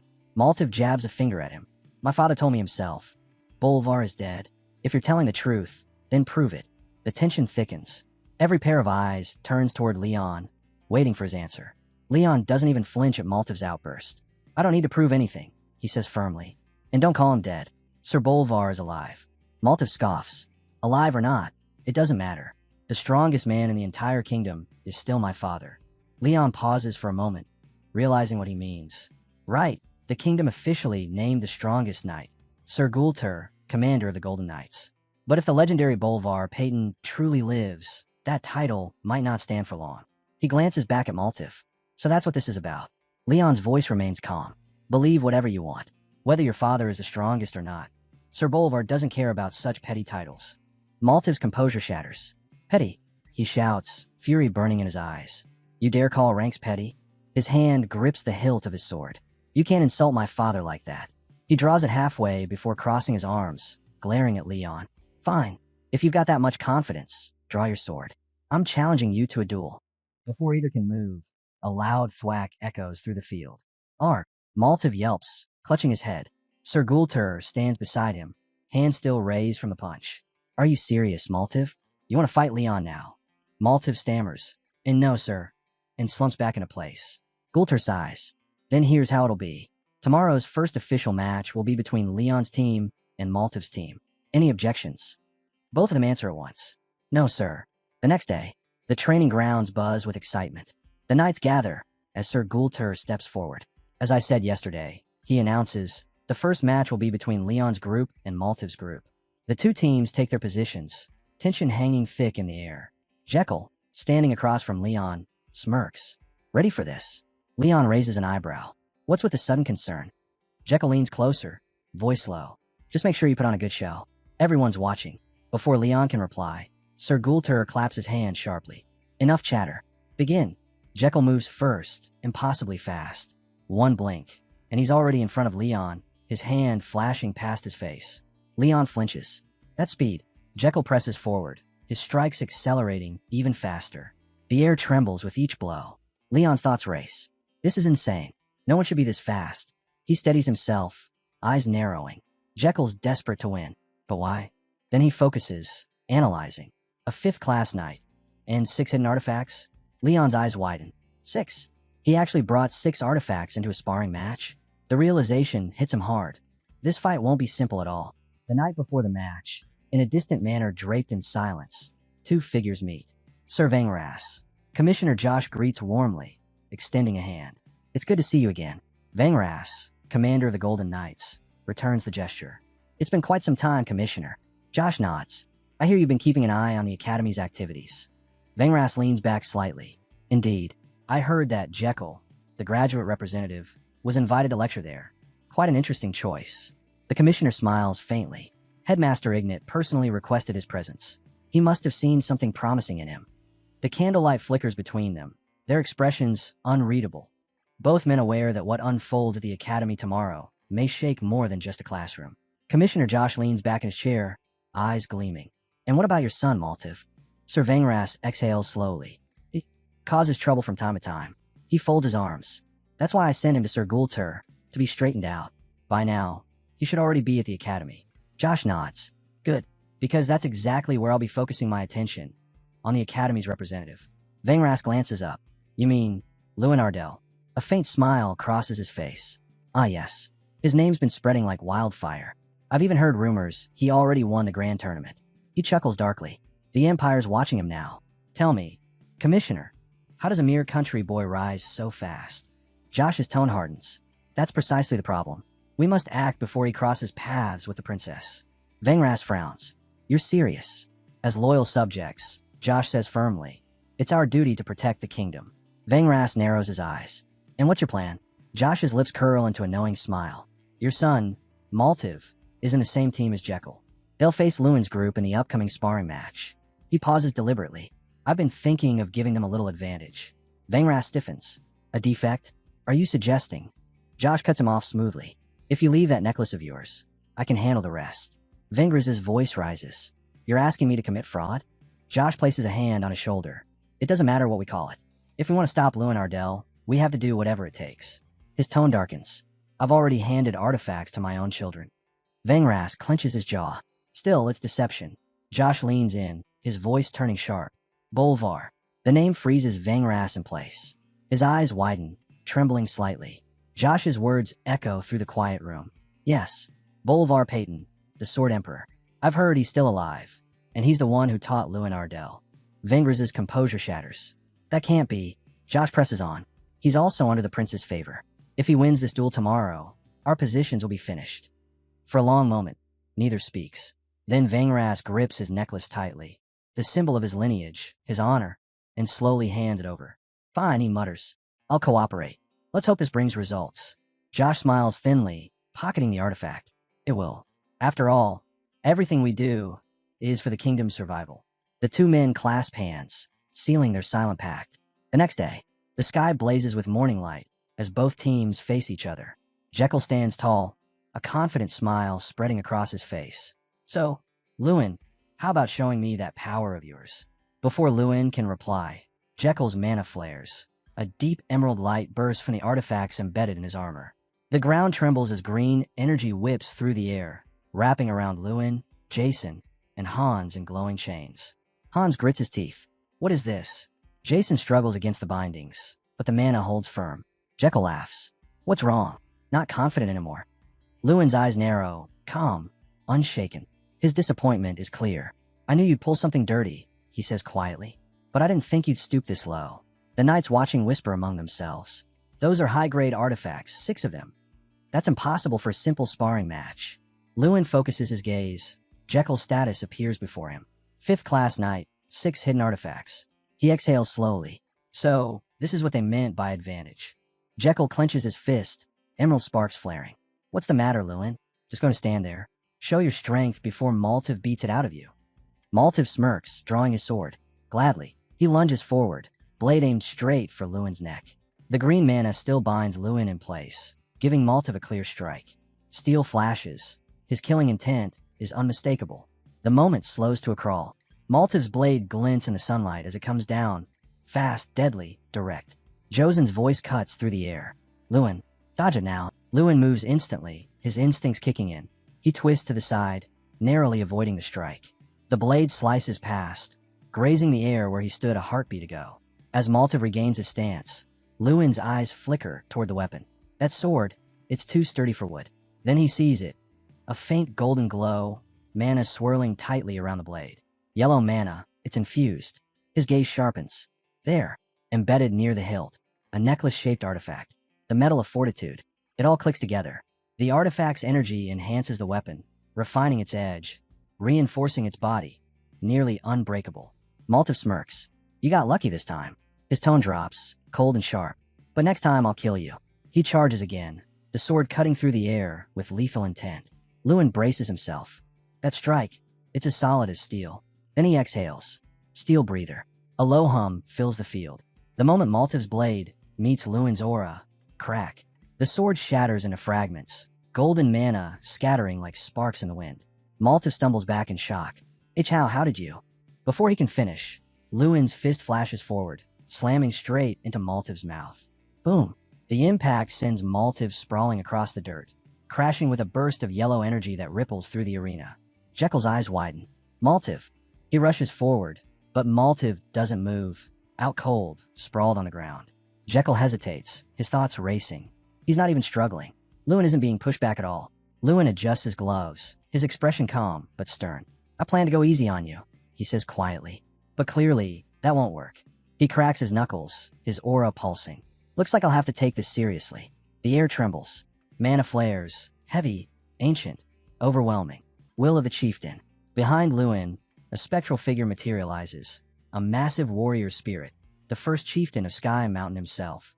The air thickens as Kunkin's spirit merges with him, the ground trembling beneath their feet. Everyone freezes. Students scream.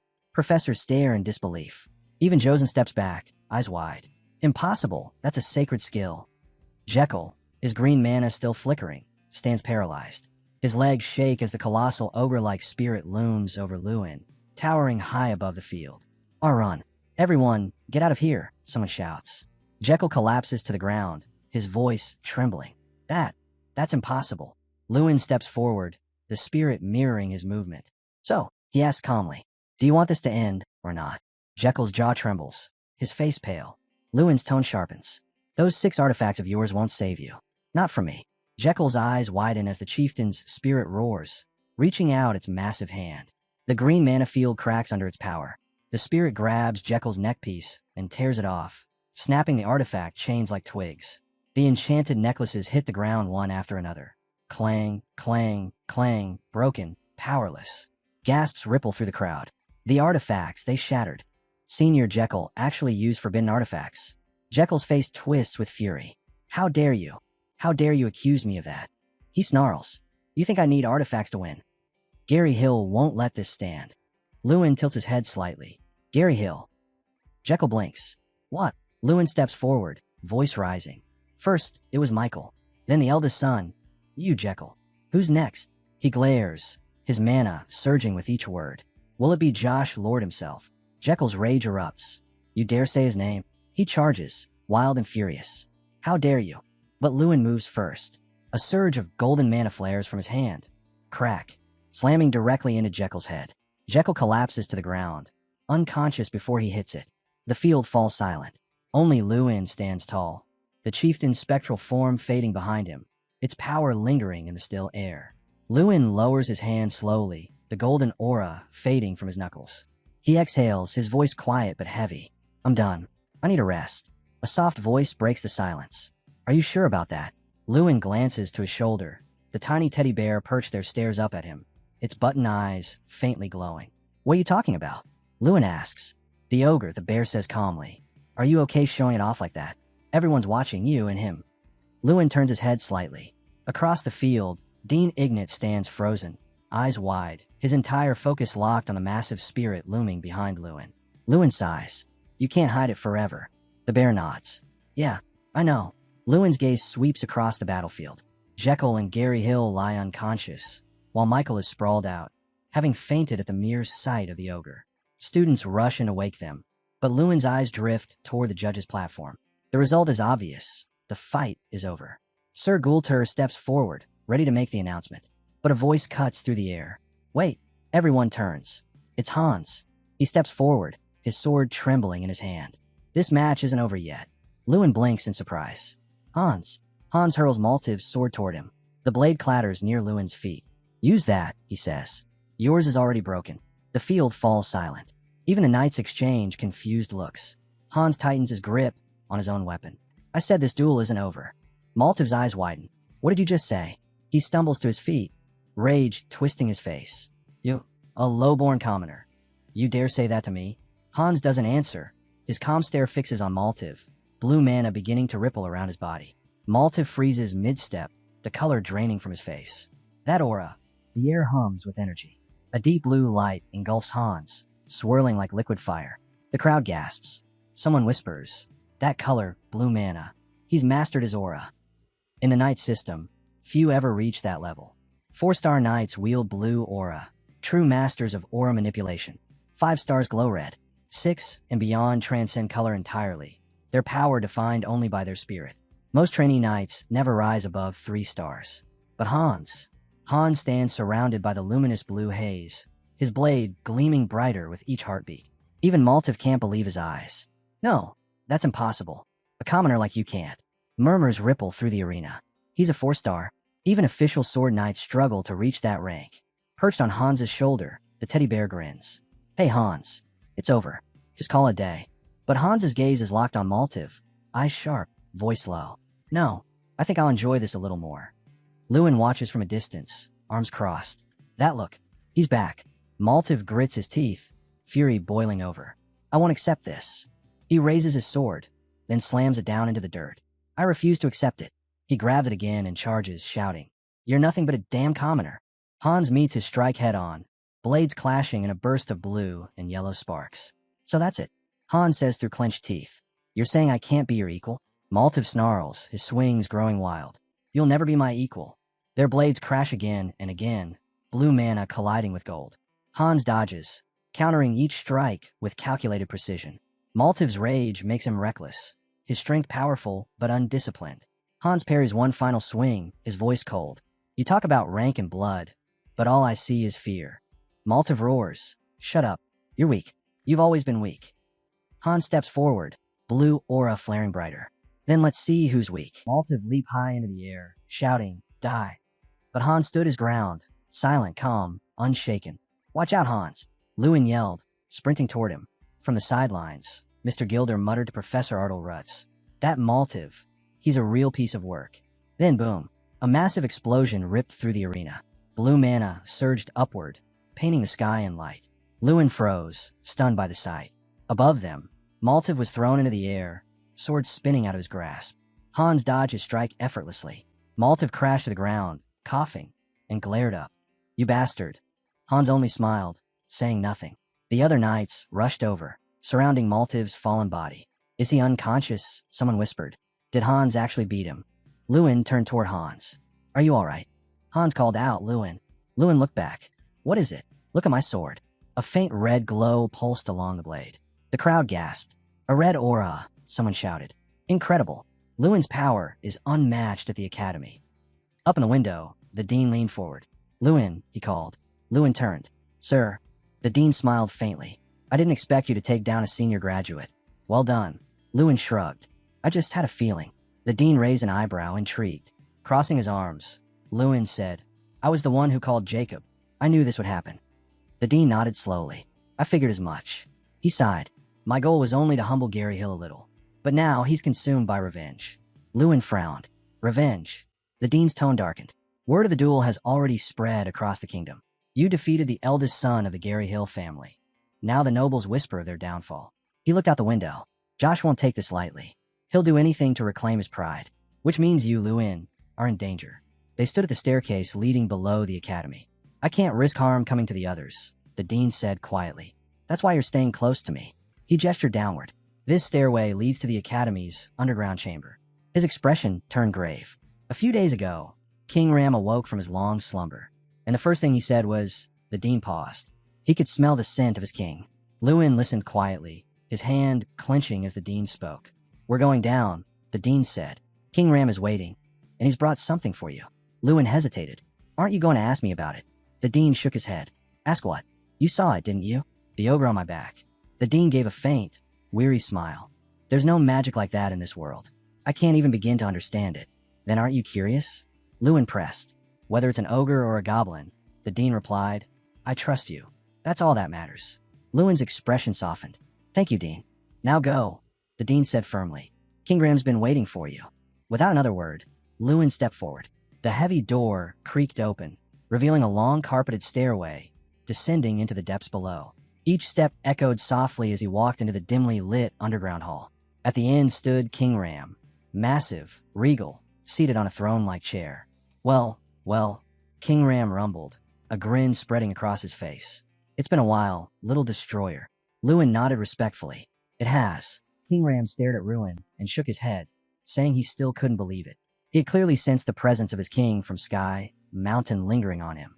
The moonkin aura of his father was unmistakable. Fixing Ruin with a sharp gaze, he asked him to explain exactly what had happened. Ruin didn't hesitate. He agreed to tell him everything. After all, King Ram already knew about the events on Sky Mountain, and about the artifact Ruin had forged using Kukin's power. There was no reason to hide anything now. King Ram burst out laughing, remarking that Ruin had faced nearly 100 ogres and done so with shocking recklessness. Ruin smirked and replied that he had won every single match, hinting that there was still more to the story. King Ram watched him closely, then said that Ruin was acting exactly like him. His kin must have enjoyed it immensely. Once, he had believed himself sealed forever within an eternal artifact, erased from the world.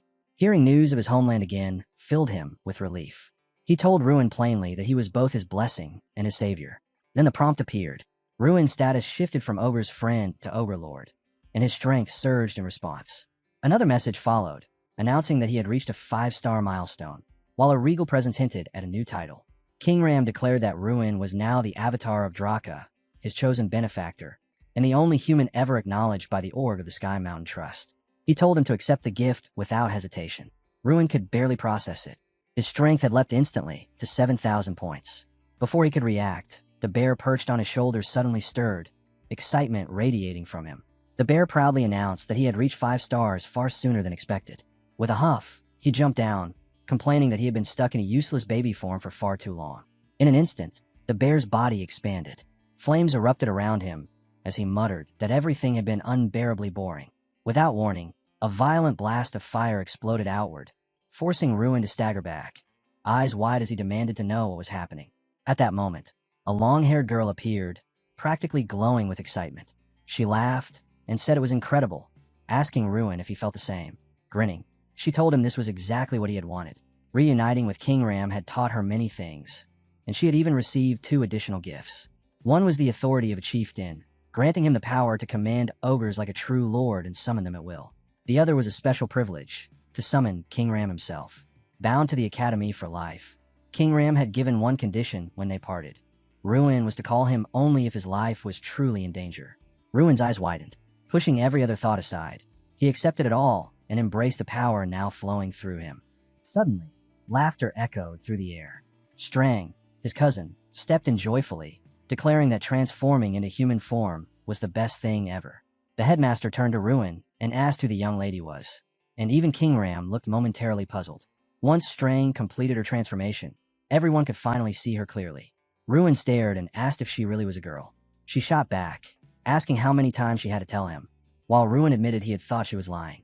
She snapped that the only one buried underground was him. Yet 2 had appeared, and demanded to know if he could explain that. Ruin froze, realizing he was completely cornered. The headmaster, drawing on his limited understanding, asked if she was a spirit. She replied that it was close enough, but more accurately, she was an avatar. The headmaster mulled over whether that explanation truly worked, until she added that they shared a symbolic relationship and could not be separated. Ruin whispered that she kept speaking too casually to the headmaster, but she countered that she had lived dozens of times longer than him. That was true, and Ruin had no rebuttal left. The headmaster then said that since she had arrived through King Ram and disrupted Ruin's status as an esteemed avatar, he would make arrangements for her to stay at the academy. She immediately lit up, asking if he had a good plan. The headmaster answered confidently that he did and burst into laughter. Soon after, the scene shifted to the academy itself. Gossip spread like wildfire, leaving everyone stunned. They asked Ruin if he was really saying he had a cousin, and that she had transferred in that very day. Ruin sighed and replied that she was in the same graduating class as them. As she introduced herself to the other students, disciples gathered around in surprise, whispering among themselves and wondering why she looked so young. Our hero calmly explained that she had skipped several grades because she was a genius. No sooner had the words left his mouth than Jason stepped forward, clearly eager to show off. He extended his hand with a confident smile and greeted her politely. Introducing himself, he asked if she would like a tour of the academy, in case she hadn't explored it yet. She looked at him blankly and asked who he even was. Our hero watched the scene unfold, wondering what this idiot thought he was doing. Undeterred, Jason pressed on, suggesting they check out the cafeteria and proudly offering her their biquettes. She frowned, replied that she didn't want bread, and bluntly told him to get lost. Even then, Jason stubbornly continued trying to impress her. Our hero started sweating slightly, uneasy about where this might go, but decided it was fine as long as nothing went wrong. Just then, someone called out to him. He turned and saw Han approaching. Han asked if today was the day he was leaving, and our hero nodded. Han said he had come specifically to say goodbye. Our hero sighed, saying it was unfortunate they had to part again, but Han smiled and promised he would visit his city someday. He added that he would love to, and said our hero was welcome anytime as well. Then Han hesitated before asking if, after graduating from the training center, he could come to Ardell. The question caught our hero off guard. Still, he told Han he could come whenever he liked. Han's expression grew serious as he explained that he didn't just want to visit. He wanted to become a knight of Ardell. He said he wanted to do something meaningful with his life, something like protecting Ardell, which our hero would one day lead. Bowing his head slightly, he asked to be accepted. Our hero didn't hesitate. He agreed at once and told Han he appreciated him deeply. Jason immediately butted in, complaining that the two of them were once again keeping things between themselves. He loudly declared that he wanted to go to Ardell too, claiming he could help with dishes and cleaning, as long as he was assigned to train with the ladies. Our hero shot back that he had never said Jason was allowed to come. Jason froze, clearly annoyed, and demanded to know what that meant, insisting it was obviously a joke. As they bickered, our hero reflected quietly. The idea of his friends moving to Ardell after graduation wasn't bad at all. In fact, it felt right. The future of Ardell was starting to look brighter, and far more exciting, by the day. Far away, in the capital of the Ledian Duchy, a mustached man slammed his fist down and shouted that it was over, that everything was ruined. He raged, asking if anyone understood how much money he had invested. Sir Vayneras, still only a commander knight in training, had defeated Maltiv. Gary Hill had fallen as well. Even their eldest had been crushed by Ruin Ardell himself. The truth was undeniable now. The era of Gary Hill was finished. The history of Gary Hill was a testament to how the family had preserved its prestige as a house of magic. When Guggen was revealed as the strongest knight in the kingdom, their influence only grew, backed firmly by the nobles, and that dominance had continued ever since. But the mustached man warned them that if such influence were ever lost, appearances would mean nothing. Even if Gary Hill still looked powerful now, once the next generation rose to become the pillars of the nation, the house would no longer be able to endure the shift. Sir Vayneras scoffed and said the answer was obvious. They should change sides immediately and align themselves with Ardell. Someone quickly objected, reminding everyone that Dellen Ardell, the head of that house, was known for never accepting money. Others laughed it off, arguing that there was no such thing as a man who disliked money. They pointed to Gary Hill itself as proof. Everyone had a price. At that moment, the door opened. A calm voice asked if they were speaking about him. The room fell silent as murmurs spread. The man who had appeared was Commissioner Josh. He smiled faintly and remarked that they seemed to be enjoying a rather interesting discussion. Then he pressed them, asking which side they were planning to stand on. Awkward laughter filled the room. The mustached man admitted that he had spoken carelessly, unaware that Josh was nearby. Josh waved it off, saying the words were clearly misspoken, and added that if he hadn't shown up, they likely would have continued spouting nonsense all night. Then his expression hardened, and he ordered everyone to listen closely. Since the founding of Ledi, Josh declared, Gary Hill had always stood at the center of power. History itself proved that their position could not be overturned. The fears they carried, he said, would never come to pass. The two men who had been arguing quickly nodded, wearing apologetic expressions as they assured him they would remember his words. Yet even as Josh spoke with such confidence, his mind was already moving elsewhere. He intended to use Ruin Ardell as nothing more than a stepping stone to raise his own son's name. Ruin had trampled Gary Hill's honor into the dirt, and for that reason alone, Josh had made up his mind. No matter the cost, Ruin Ardell had to die. The rhythmic sound of wheels echoed as a train sped along the tracks, cutting through open plains under a silver dawn. Inside, a group of travelers chatted about the upcoming semester, specifically the class that would take them to the royal capital. It's not just any field trip, someone said. We'll be visiting the court magician himself. Imagine seeing a mage of that level up close. Lewin leaned back, listening quietly. The girl beside him smiled. Even if it's for study, it sounds like fun. I wonder if Josh Garriel will be there too. Lewin hesitated. Maybe hard to say. She glanced out the window, her smile fading slightly. If the head of the Grill family still holds a grudge, this trip could be dangerous.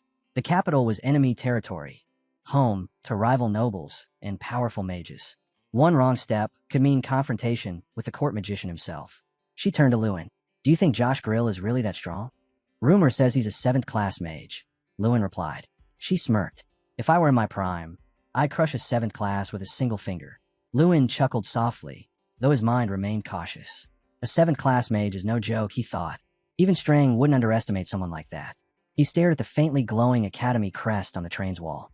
What's the headmaster planning? The status screen in front of him displayed nothing but question marks. He sighed. No point guessing.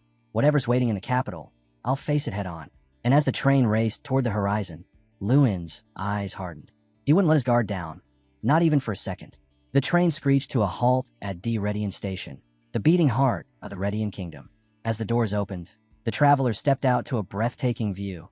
Majestic mountains surrounded the capital like stone guardians, while towers of glass and steel shimmered in the sunlight. The air carried the hum of industry and the distant clang of forged hammers, blending the beauty of nature with the precision of craft. Wow, The capital really is different, one traveler murmured. Another nodded in awe. Grand, just like they say. Even better than I imagined. Lewin scanned the skyline quietly. Flashy grand. And yet, he thought, still unworthy of a kingdom this small. The group advanced toward the palace gates. And there, waiting before the grand marble stairs, stood Josh Garyhill. He greeted the dean with a faint smile that didn't reach his eyes. Well, if it isn't the Academy's proud guardian. The dean blinked, taken aback. Josh, what brings you here in person? Josh's tone turned sharp as he stepped forward. As a protector of this nation, isn't it my duty to welcome the young sprouts who'll shape its future? He smirked. Besides, I wanted to see just how much they've grown, especially the ones who managed to humiliate the sons of their enemies. His crimson eyes flicked toward Lewin. You must be Lewin Ardell, then. Lewin met his gaze, and a chill crept down his spine. It feels like a serpent's coil tightening around me. Something's off. He remembered Josh Garyhill's reputation, a 7th-class mage, one of the strongest in the kingdom. But when he glanced at the status window floating beside him, it read, Class 6th. 6th? That's impossible. Has he fooled everyone? Lewin's gaze fell to the golden rings circling Josh's fingers, each one pulsing faintly with hidden power. So many artifacts, just like his father. A faint chuckle slipped from his lips. No matter which generation, the Garyhills never change. Josh's eyes narrowed. What's so funny? Lewin straightened. Nothing.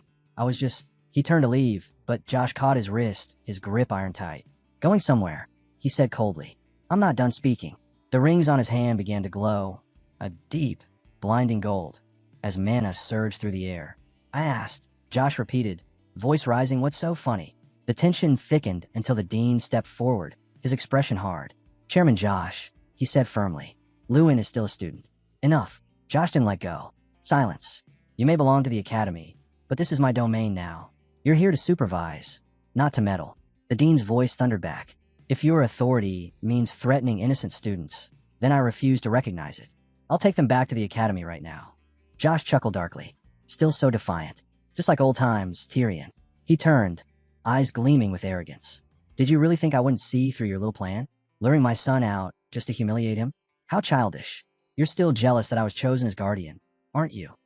Jealous. The dean's tone snapped like steel. Enough, Josh. The air around them trembled. A roar of fire erupted across the ground, scorching the cobblestones. The blast tore through the courtyard, whipping up a storm of blazing wind. Students stumbled back in shock as the flames curled upward like living serpents, and the capital's grand gates glowed crimson under the heat of the clash.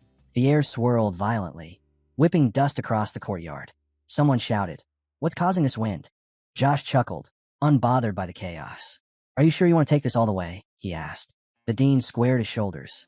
You're free to choose, Josh. Lewin watched the two in silence, a faint smile crossing his lips. This is fascinating, he murmured. Josh turned to him sharply. What's that supposed to mean? I was just thinking, Lewin said casually. I've never seen anyone wear that many rings before. Josh blinked, then laughed softly. Oh, that. My seniors, Mikkel and Zakil, were the same. They loved accessories. I suppose the wealthy all share the same habits. No real reason behind it. We just have too much to wear. I see, Lewin replied coolly. Josh's amusement faded as he faced the dean again. Step aside from the tour, he said flatly. From this moment on, all classes here will be conducted under my authority. The dean's eyes widened. What are you? But Josh was already turning away. That will be all. He gestured to his students, his cloak whipping behind him as he departed, leaving the air heavy with the scent of scorched stone. The capital stretched before them, tall towers, glimmering ruins, and the hum of enchantments filling the streets. Yet despite its splendor, the tour fell hollow. Josh had vanished as soon as they arrived, leaving an elderly wizard in charge of the schedule. The man led them through the city, explaining magical landmarks in a dry, unenthusiastic tone. Still, the others didn't seem to mind. The atmosphere was relaxed enough, until she paused mid-step, gazing up at the tower's glowing spire. Lewin, she whispered, don't you feel it too? Lewin glanced around. Yeah, I noticed it the moment we arrived. They both turned toward the windows of their lodging later that evening. Someone's been watching us, she said quietly. Ever since we got here. One of their companions frowned. You think it's one of the locals? Or something else? Lewin's eyes narrowed. No, it's an illusion. What? She gasped. You mean illusion magic? He nodded slowly. There's faint mana in the air, barely noticeable, but it's there. Look closely. The people walking by, the streets outside. Even at tower view, it's all fake.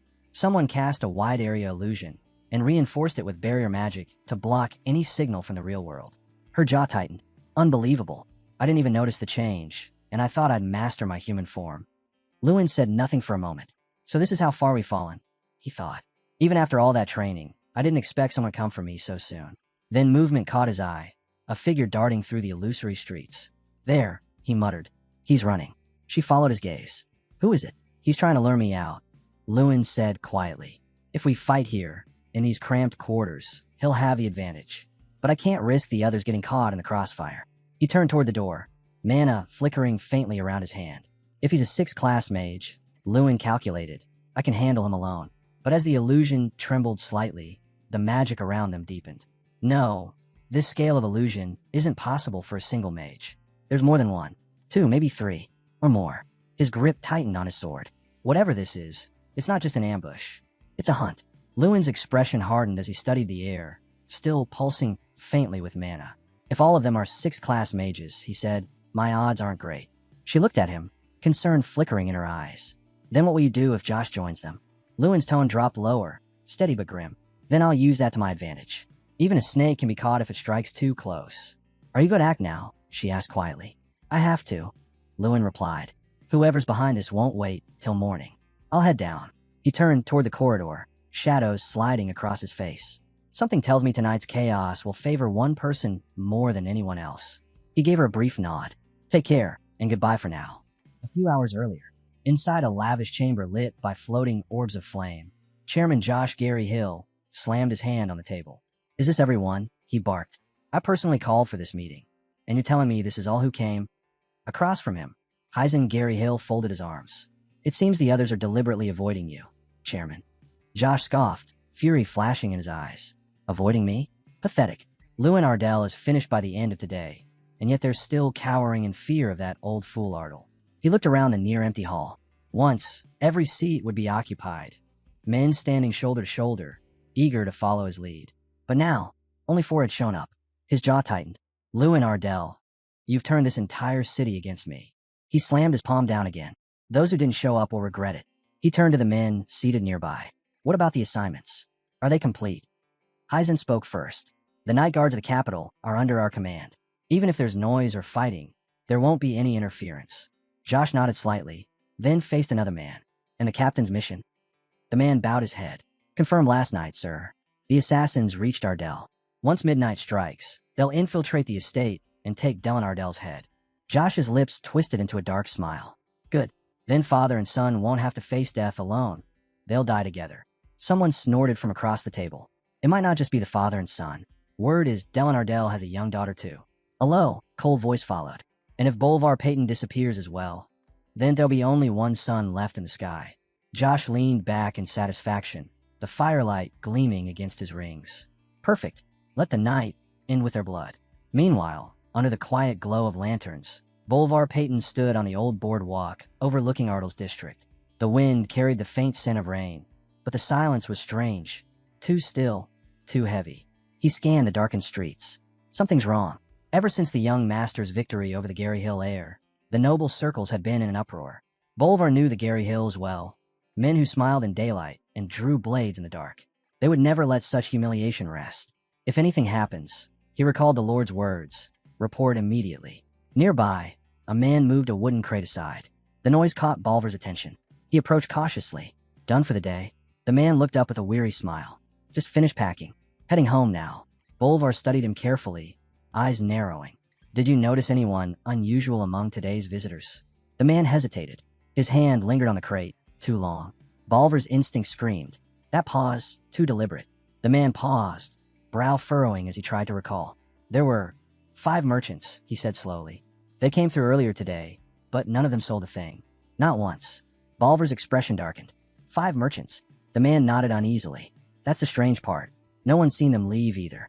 A chill settled over Bolvar's thoughts. Assassins often disguise themselves as traders. His gaze hardened, and they vanished after entering the territory. The man hesitated again. They were armed, too. Swords. Maybe it's nothing, but you should be careful, just in case. Before he could say another word, Bolvar was gone, vanishing into the shadows with the faint rustle of a cloak. The man stood frozen where he was, a troubled look washing over his face. No, this might be worse than I thought. Deep within one of the old houses, dim candlelight flickered against worn walls. A group of infiltrators gathered in silence, their voices low and sharp. Has the Elder Lord caught on? One whispered. He hasn't returned to the estate yet. Another snorted. If he had, the guards would be in an uproar by now. The streets are calm. No one suspects a thing. They relaxed slightly, convinced their cover was intact. He'll come back soon, one said. We wait. Then we strike. But before another word could be spoken, thud, something heavy crashed through the back window, slamming into the wooden floorboards. The men turned in shock. A lifeless body lay twisted at their feet. Their eyes darted toward the open window. Standing in the darkness beyond, it was Bolvar Peyton. He stepped inside, his gaze burning with fury. You fools! Do you even realize whose house you've trespassed into? The assassins froze, the weight of his presence pressing down on them. One stammered. How did he find us? Another sneered. TCH. It doesn't matter. Stealth won't save us now. Not against a 7-star knight. Then, instead of retreating, he smiled. Good. We were planning to kill you anyway. Steel flashed in the candlelight as they drew their blades. In an instant, all 5 lunged forward at once. These weren't ordinary killers. Each one was a 6-star master, trained and armed by Vengura's Gegan himself. But Bolvar Peyton was not the man they thought he was. For years, he had set aside his spear, living quietly as the territory's retired fisherman. The people believed his skills had faded. They were wrong. A burst of blue light filled the room, blinding them. Crackling thunder rolled through the walls as Bolvar raised a long spear, its edge blazing with lightning. Come, he said coldly. All of you. The assassins roared and charged. Bolvar moved like a storm. One swing, then another, and the air split with the sound of thunder. Lightning arced across the walls, and in the blink of an eye, every attacker was thrown backward, their bodies slamming against the floor. They never even saw the strike that defeated them. One of the fallen knights groaned, struggling to breathe as he lifted his head. His eyes locked on Bolvar, the stillness of the man, the precision of every strike. It was unmistakable. This can't be, he rasped. That was the technique of a 7-star warrior. But then doubt gnawed at his mind. No, we've faced 7-star knights before. Even killed more than 10 from the Empire itself. So why did this feel so different? The air around Bolvar crackled faintly, alive with blue lightning. His voice cut through the silence like steel. Do you know, he asked, why stop honing my spear techniques? No one dared to speak. The only sounds were their ragged breaths and the faint hum of his weapon. The knight stared at him, trembling. If he's really 7-star, then why is he this strong? A horrifying realization hit him. Unless he's not 7-star at all. His blood ran cold. Vengura has lied to us. This man, he's an 8-star. Before the thought fully formed, one of his comrades lunged from behind, blade flashing toward Bolvar's back. Bolvar didn't even turn. With a swift, fluid motion, his spear shot backward, lightning trailing its edge. The steel pierced clean through the attacker's chest. The man's body went limp, suspended for a breathless moment before collapsing to the floor with a dull thud. The last surviving assassin froze. His hand shook. Reality struck him like a hammer. Vengura's had sent them to their deaths. Even for 5 times the pay, he would never have accepted this mission. In his panic, words spilled from his mouth before he could stop himself. V. Vengura's Gegan sent us. Bolvar's gaze sharpened, cold as the storm in his eyes. He crossed the room in a single step, grabbed the man by the throat, and lifted him effortlessly off the ground. Then take a message back to him. Bolvar said quietly, his voice low and final. Tell Vengura's never set foot in Ardell again. He released his grip. The assassin collapsed, gasping, alive but barely. The storm was over. Elsewhere, under the faint light of a moonlit street, Lewin and his companion moved quietly through the capital's narrow alleys, until a familiar voice stopped them cold. Well, came the drawl. Mage Highzen stepped into view, smirking. I came alone tonight, he said, but don't worry. I brought someone with me, a companion for the afterlife. He laughed softly, clearly amused by his own words. Lewin didn't flinch. I have no intention of dying here. Hazen's grin faded. The world doesn't bend to your will, boy. Shadows stirred around them. One by one, cloaked figures emerged from the darkness. 7 mages in total, their auras glowing faintly red and green beneath their robes. Lewin's eyes narrowed. 7 of them. Even for a mage, that's a problem. Then, calmly, he raised his hand. A soft yellow aura flickered to life around his fingers. His voice was steady, almost casual. Let me offer you some advice. Something someone your age should already know. Keeping a low profile is the best way to live a long life. He took a step forward, the air humming around him. But for you, That advice comes too late. His eyes glowed faintly. You'll die here. Without warning, the mages unleashed their spells. Blazing orbs of fire shot forward, merging midair into a roaring inferno that consumed the entire street. The explosion thundered through the night, shaking the walls. Hyzen smiled, basking in the heat. Beautiful, isn't it? Accepting death quietly. That's your fate, Lewin Ardell. You brought this upon yourself. He turned to leave, satisfied, until the wind shifted. The smoke parted. Hyzen froze, his breath catching. Standing in the center of the blast zone, Lewin and his companion remained completely untouched. Not a single burn, not even a speck of dust on their clothes. Lewin's eyes lifted to meet his. Hazen's grin faltered. A bead of sweat rolled down his temple. And in that instant, he understood. Whatever he was facing now, it wasn't just another academy student. It was something far more terrifying. Lewin's grin carried a hint of quiet amusement as he spoke, his tone calm, yet unsettling. Some beings, he said, simply can't die. His companion, already poised to attack, replied coldly. Creatures like us don't fade. We don't perish. The only way to end Strang is to kill the binder me. The moment the words left his lips, Lewin's power surged. Can. Flames erupted around him in a violent storm, painting the battlefield in blazing red. The ground trembled under the force. His gaze locked on Hyzen. I'm not dying here, he declared. With that, he unleashed a furious strike, sending a shockwave of smoke and searing heat tearing through the air. The mages cried out as the explosion ripped into them. Lewin exhaled slowly, a flicker of satisfaction crossing his face. At this level, victory was already his. But just as that thought surfaced, his instinct screamed. A fireball struck him from behind.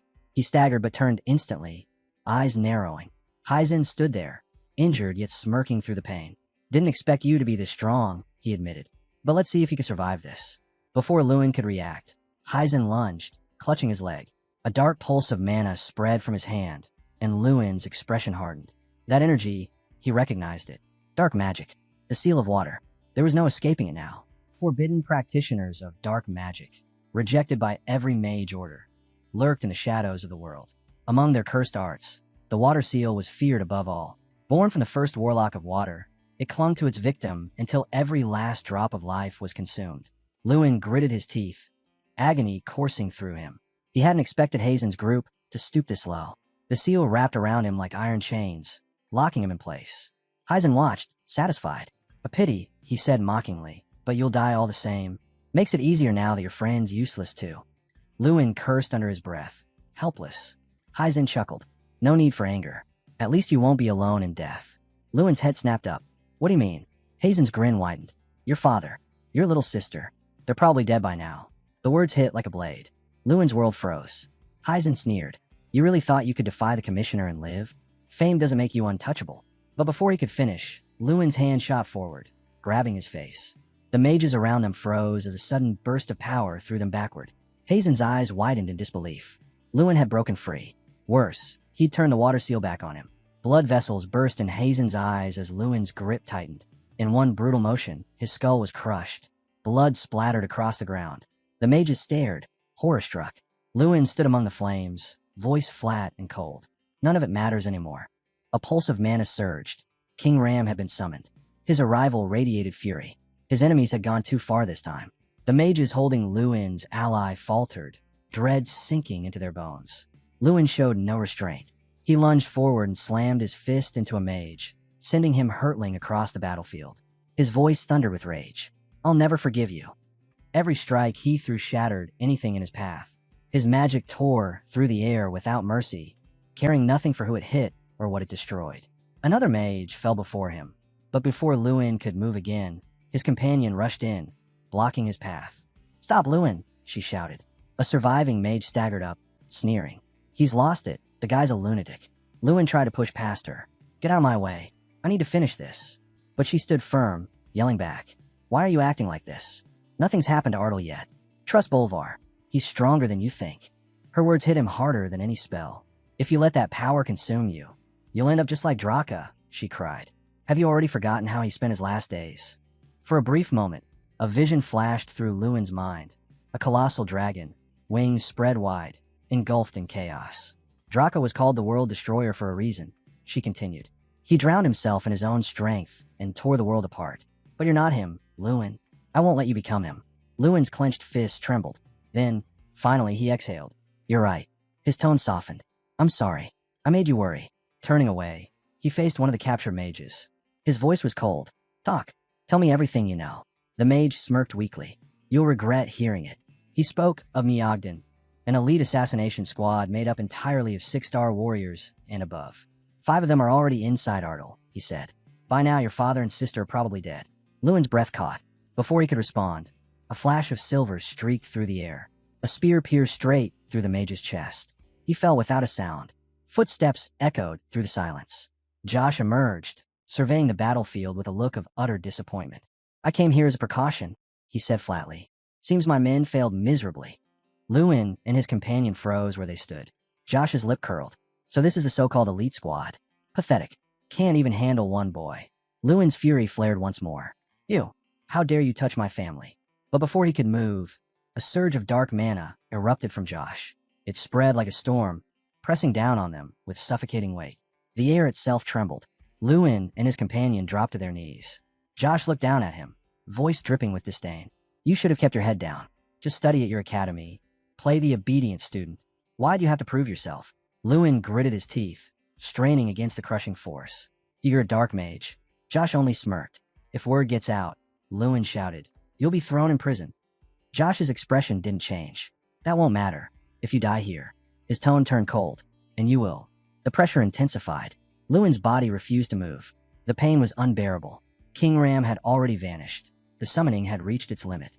Josh raised a hand, summoning multiple spears of dark magic that hovered around him, aimed straight at Lewin's chest. This is the end for you, he said. And with a flick of his wrist, the spears shot forward. The spears tore through the air. A thunderous explosion followed, smoke and dust swallowing everything in sight. For a moment, nothing moved. Then, as the haze began to clear, a silhouette stood firm amidst the chaos. Lewin was still on his feet. Someone was standing in front of him. Try and ignite. The headmaster had arrived. Josh froze. Disbelief etched across his face. You? How are you here? Trine didn't answer. He didn't need to. Around them shimmered an illusion field, its boundaries bending under his control. Josh's mind raced. This couldn't be. The field had been woven by 6 class mages, his mages. It should have been impossible for anyone to detect it. But that rule didn't apply to Try and Ignite. A mage of his level could sense distortions in mana, like ripples on still water. And worse, the illusion spell had one fatal flaw. Any spell cast by a stronger mage could shatter it entirely. And that's exactly what had happened. Josh's confidence cracked. Panic flickered in his eyes as the truth sank in. Trine had destroyed his illusion, as if it were nothing. You'll bring down the entire capital just to stop me. Josh roared, his voice trembling between rage and fear. Trine's tone remained calm, almost indifferent. Don't flatter yourself. The only one being destroyed here is you. He raised his hand slightly. A barrier has already been placed. No one outside will be harmed. Josh stumbled back, horror dawning in his expression. You knew everything. Trine's gaze hardened. You practiced forbidden magic and dare to harm my student. His voice was steady, his judgment absolute. For that, your punishment will be personal. A surge of radiant blue mana erupted from Trine's hands, flooding the air with blinding light. Josh barely managed to scream before the power engulfed him completely. His cry cut short as the torrent of energy consumed him. The difference in strength was absolute. Lewin's companion could only whisper. That was overwhelming. Lewin said nothing, but he couldn't deny it. Standing before them, the Academy's headmaster, a 7th class mage, was a force beyond comprehension. Compared to that level of mastery, Lewin still had far to climb. Trine turned, his expression softening. Are you both unharmed? They nodded, offering quick thanks. Around them, curious faces appeared from the surrounding buildings. The explosion had drawn everyone's attention. Among the crowd was Prince Groster. His eyes widened at the sight, the headmaster standing tall, and the senior commissioner, Josh Gary Hill, lying defeated. He and his brother hurried over, having just learned that Gary Hill had seized command of the capital's defenses. Their concern turned immediately to Lewin. Are you all right? The prince asked. Lewin gave a faint nod. I'm fine. Seems neither of you have changed much. He glanced toward the headmaster. He came to help. The princes exchanged looks, feigning ignorance. Who is that man on the ground? Lewin cut through the act. That's Josh Gary Hill. The prince's expressions darkened instantly. Treason, Groster declared sharply. To turn against the crown. This is rebellion. His brother stepped forward. We'll report to His Majesty at once. The Gary Hill family will face justice. Their voices carried across the courtyard, calm yet cold. Dark magic, the younger prince added, is unforgivable. Every last one of them will be arrested. Before anyone could leave, Lewin stepped forward with a request. The princes assured him, whatever you need, we'll handle it. Lewin met their eyes. Please confirm the safety of my father and sister. A report had already been sent to the nearest trade city, Manhwa, but the response would take nearly half a day. For Lewin, those hours dragged endlessly. Each minute felt heavier than the last. Finally, the captain returned. They're safe, he reported. Your father predicted the attack. Sir Bolivar intercepted all 5 assassins and eliminated them. Lewin's shoulders eased, the tension leaving him all at once. But the captain wasn't done. They also uncovered who was behind the attempt. The prince immediately spoke. Josh Garyhill, I presume. Partially, the captain replied grimly. He wasn't alone. One of his main collaborators was Sir Vengurus Jin, captain of the Golden Knights. The princes exchanged stunned glances. Vengurus, one of their most trusted knights. Without hesitation, they issued orders. Strip him of his rank and position, the elder prince commanded. He's dismissed effective immediately. The same judgment fell upon Josh, his titles, privileges, and council seat revoked on the spot. The captain, however, reminded them of the urgency that followed such decisions. Your Highness, both positions require immediate replacements. The prince nodded, already deciding. The vice captain will take temporary command of the Golden Knights. He then turned toward Try and Ignite. As for Josh's council seat, and his duties as royal guardian, headmaster, would you take them on, just for now? Trine hesitated. I'm getting old, Your Highness. I doubt I'm suited for such matters. The prince smiled faintly. You've avoided politics your entire life, headmaster. We know that well. But in times like these, there's no one more qualified. For years, the royal family had tried, and failed, to bring Try and Ignite into the capital service. He had always refused, insisting that an educator's place was in the academy, not in the halls of power. But the prince's plea was earnest, and the kingdom's stability hung by a thread. Very well, Trine said at last. I'll take the position, temporarily, only until a suitable successor is found. The princes were overjoyed. With Trine guiding the council, they believed the kingdom would move forward stronger than ever. Lewin, standing quietly beside them, wasn't so sure. He suspected no successor would appear anytime soon. Still, for now, he was content. Everything had ended as well as it could. With the turmoil behind them, their visit to the capital neared its end. Graduation exams loomed just ahead, marking the final chapter of their academy lives. There was some debate over whether to cancel the remaining events after everything that had happened. But in the end, it was decided. The schedule would continue as planned. They remained in the capital for several more days. Rumors began to spread like wildfire. Word was that Mikkel Garyhill had withdrawn from the academy.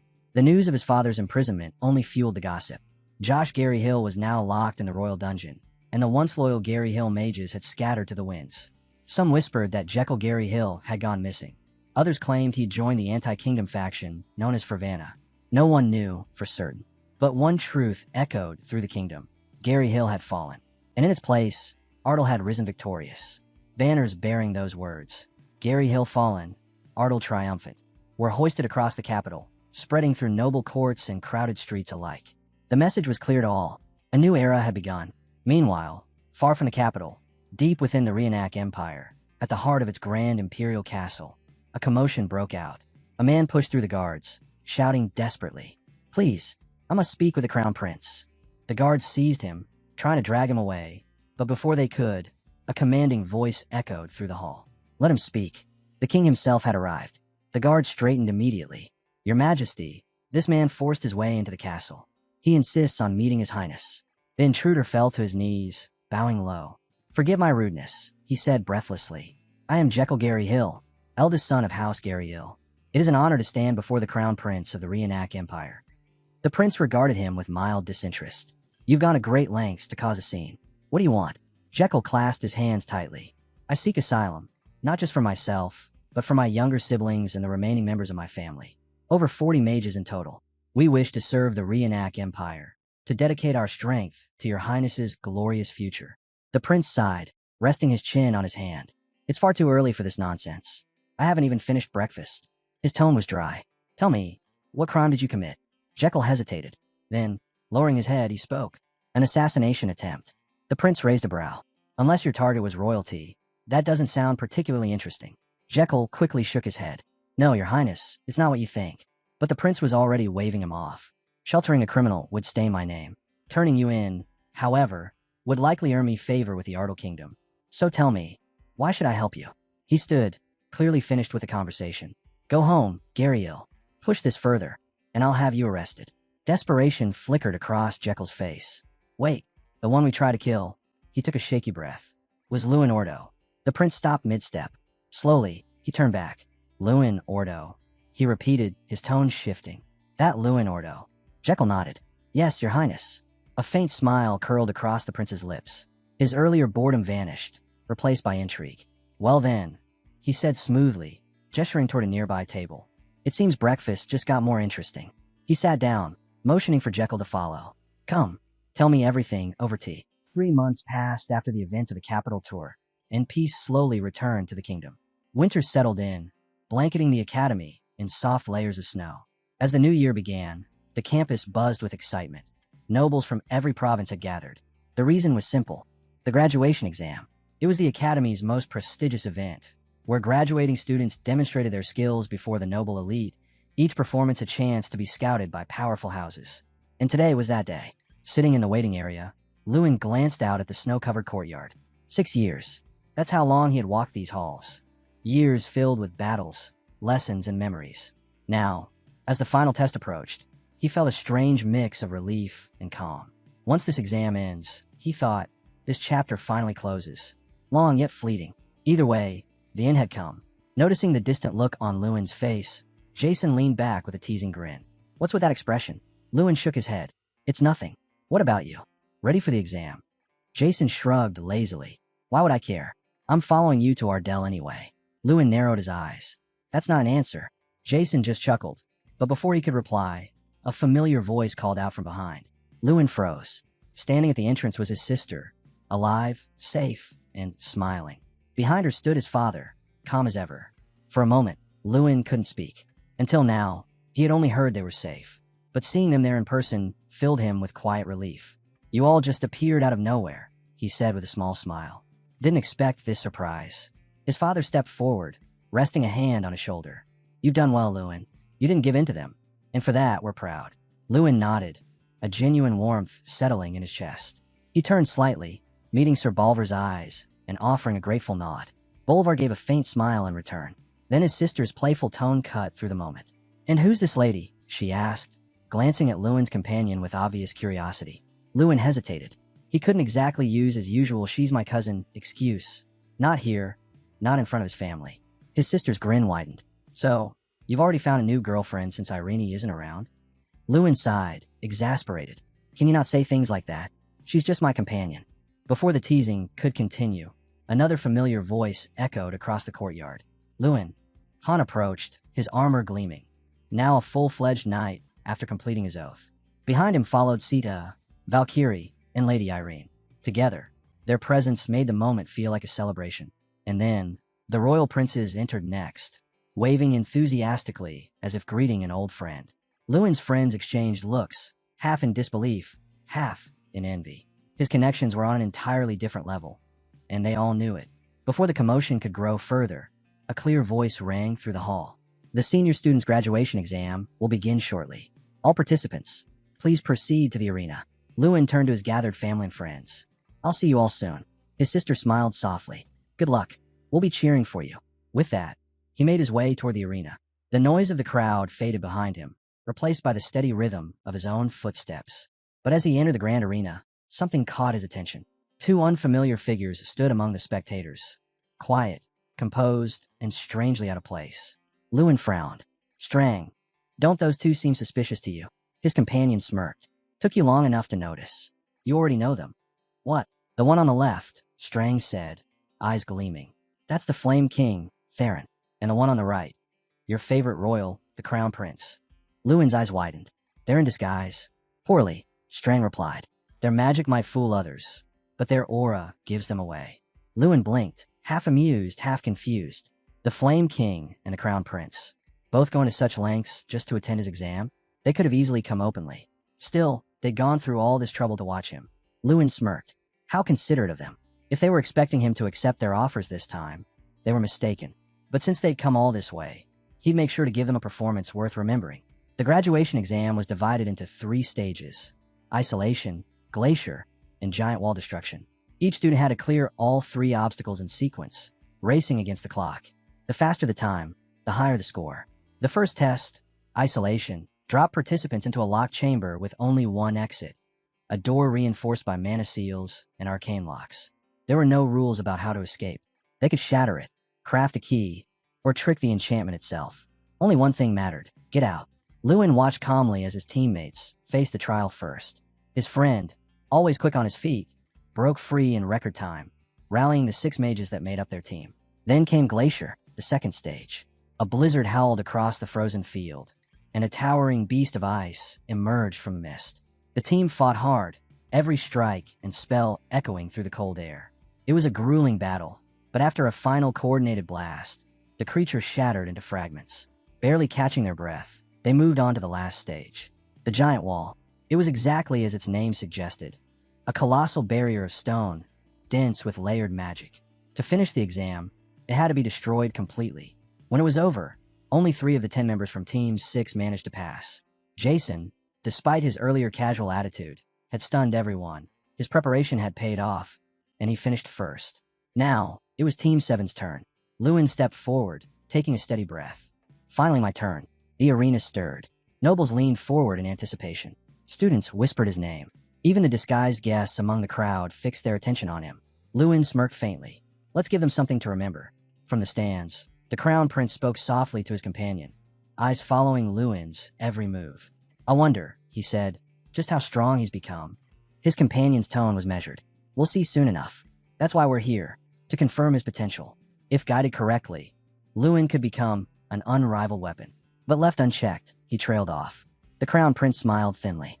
Then I'll deal with it myself. The exam began. Lewin found himself inside a sealed chamber. The first stage, isolation. He scanned the walls. Every inch of the room was reinforced with layered enchantments and traps. The headmaster had clearly outdone himself this time. He could blast through the door with brute force, but where was the fun in that? A slight grin curved across his lips, unlocking it like everyone else. Too dull. He placed his hand on the door, mana crackling between his fingers. Every structure has a flaw. Every wall has a weakness. You just have to find it. Outside, the audience watched intently. The nobles whispered, trying to guess how long he'd take. Then, a thunderous boom shook the entire arena.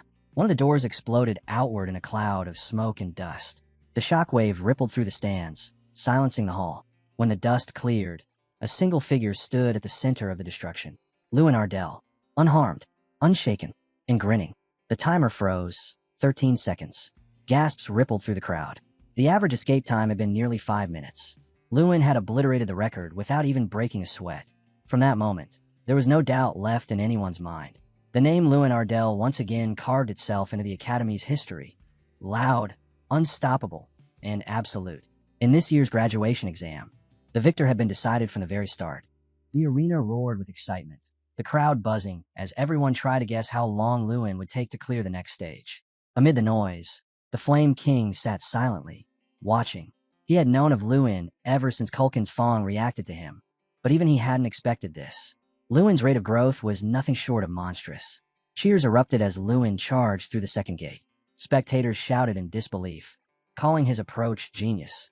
Charging forward behind a blazing fireball so massive that even the summoned beasts hesitated to come near. Prince Reenact muttered under his breath, "That guy's insane, beyond reason." The Flame King didn't smile. He wasn't amused. He was intrigued. Lewin had a habit of turning the impossible into reality, and the king found himself wondering, how far could this boy go? Lewin sprinted toward a towering brick wall, blue lightning crackling across his body. The air around him distorted. The Flame King's gaze sharpened. This isn't ordinary magic. What he sensed was formless, boundless, something that couldn't be categorized. In the next instant, Lewin gathered all his mana into a single strike. With one explosive punch, the wall shattered. The impact released a shockwave that split the air faster than the ear could register. A monument that had stood untouched for generations collapsed in an instant, disintegrating into dust. The spell he used, it was one that only a 6th class mage could perform. Gasps rippled through the audience. Had Lewin already reached that level? The crowd erupted in awe. In just 2 minutes and 57 seconds, Lewin had finished the entire course. A voice announced loudly, "Lewin Ordo of Group 7 has cast a 6th class spell." and completed the trial in 2 minutes and 57 seconds. The Flame King felt a chill. The 6th class, an echelon most mages never touch, even in a lifetime. And Lord Nordal had reached it at 16. The realization hit him like a blow. If this pace continued, Lewin wouldn't just rise. He'd surpass them all. The king's thoughts darkened. If I'm going to stop him, it has to be soon. Meanwhile, cheers shook the arena. The princes stood, clapping and laughing, while Lewin's classmates swarmed him in celebration. He was overwhelmed by the noise, the joy. It didn't feel real. He had never imagined his graduation would be like this. Jason dashed up, gripping Lewin's shoulders. You actually did it. A 6th class mage. Unbelievable. Their friends crowded around, voices overlapping with laughter and praise. Then Jason raised a hand dramatically. You know what's absolutely essential on a day like this? Everyone turned to him. He grinned and held up a drink. A celebration. It's party time. That night, the group gathered together, drinking and laughing until the stars blurred. They had officially become adults, and wine flowed without end. Jean mentioned that tomorrow marked his own graduation. It might be their last night together. So they drank even harder, refusing to let the moment slip away. Even the Academy avatars joined in, carefree and unrestrained. Later in the night, the headmaster and Professor Heidel appeared, smiling as they approached. Enjoying yourself? Lewin, the headmaster asked. Lewin nodded. Yes, sir. Thank you for setting all this up. Heidel laughed softly. Good. Enjoy it while you can. The chaos of graduation will come soon enough. And with that, the night went on, filled with warmth, laughter, and the quiet glow of a new beginning. Lewin smiled faintly. Tomorrow's going to be hectic, so let me thank you both now for everything. The headmaster chuckled, clearly pleased. Careful, Lewin. At this rate, the only time we'll see you again is if we invite you back as a guest lecturer. Lewin laughed. Then I'll be ready whenever you call. The headmaster nodded with a grin. I'll hold you to that. Heidel, you're my witness. Professor Heidel raised his glass in response. Later that night, Lewin stepped outside for some air, slightly dizzy from all the beer. The cool breeze hit his face just as a voice called out behind him. He turned and froze. Standing there were Prince Rannick and the Flame King. The prince smiled lightly. My name is Rika, a merchant from the east. I'd like a word with you. Lewin, recognizing them instantly, nodded. Go ahead. Prince Rannick. The prince's expression flickered. How did you? Before he could finish, the Flame King stepped forward, his tone sharp. Tell me, boy, how did you know who we are? Lewin's reply was calm and steady. You can disguise your face, but not your presence. And your eyes, they reminded me of the crown prince I once met. So I took a guess. The Flame King's eyes glimmered. Recognized us just from that, did you? Oomph. I'm impressed. Then his tone hardened. Listen carefully, Lewin. This is my final offer. There won't be another. Prince Rannick took a step forward. You're coming with me to the Empire. Refusal is not an option. Lewin met his gaze without flinching. Then I'll have to refuse. The prince's smile vanished. You really don't learn, do you? I told you before. Any gem I can't possess, I'll destroy. Before Lewin could respond, Jean stepped up beside him. I believe you could do that, Your Highness. But I doubt you will. The prince's eyes narrowed. And why's that? Jin's tone stayed level. Because the crown prince I know wouldn't sneak in under a fake name just to threaten a student. The Flame King gave a low laugh. A student, you say? You're calling yourself that? Jean simply nodded. Yes. Our graduation ceremony is tomorrow, after all. The prince stared at them both for a long moment before turning away. I don't know if it's courage or stupidity, but it doesn't matter. Tomorrow, we'll meet again, with one goal only. To fight. Lewin said nothing. He just watched as they disappeared into the night. Moments later, Jason came running from the party, yelling, What are you doing out here? Come on, man. The party's not the same without you. Lewin smiled faintly. All right. I'm coming. He turned back toward the glowing lights of the celebration, unaware that beyond the laughter, beyond the music, something far greater and far darker was already on its way. A disaster unlike anything he could imagine was drawing near. After a night of nonstop partying, Lewin was completely wrecked the next morning. His head throbbed like someone was pounding a drum inside it. Too much beer, too little sleep. As he forced his eyes open, the world swayed slightly. Lady Irene leaned in, her voice gentle. Finally awake? Feeling any better? Lewin blinked, scanning the room.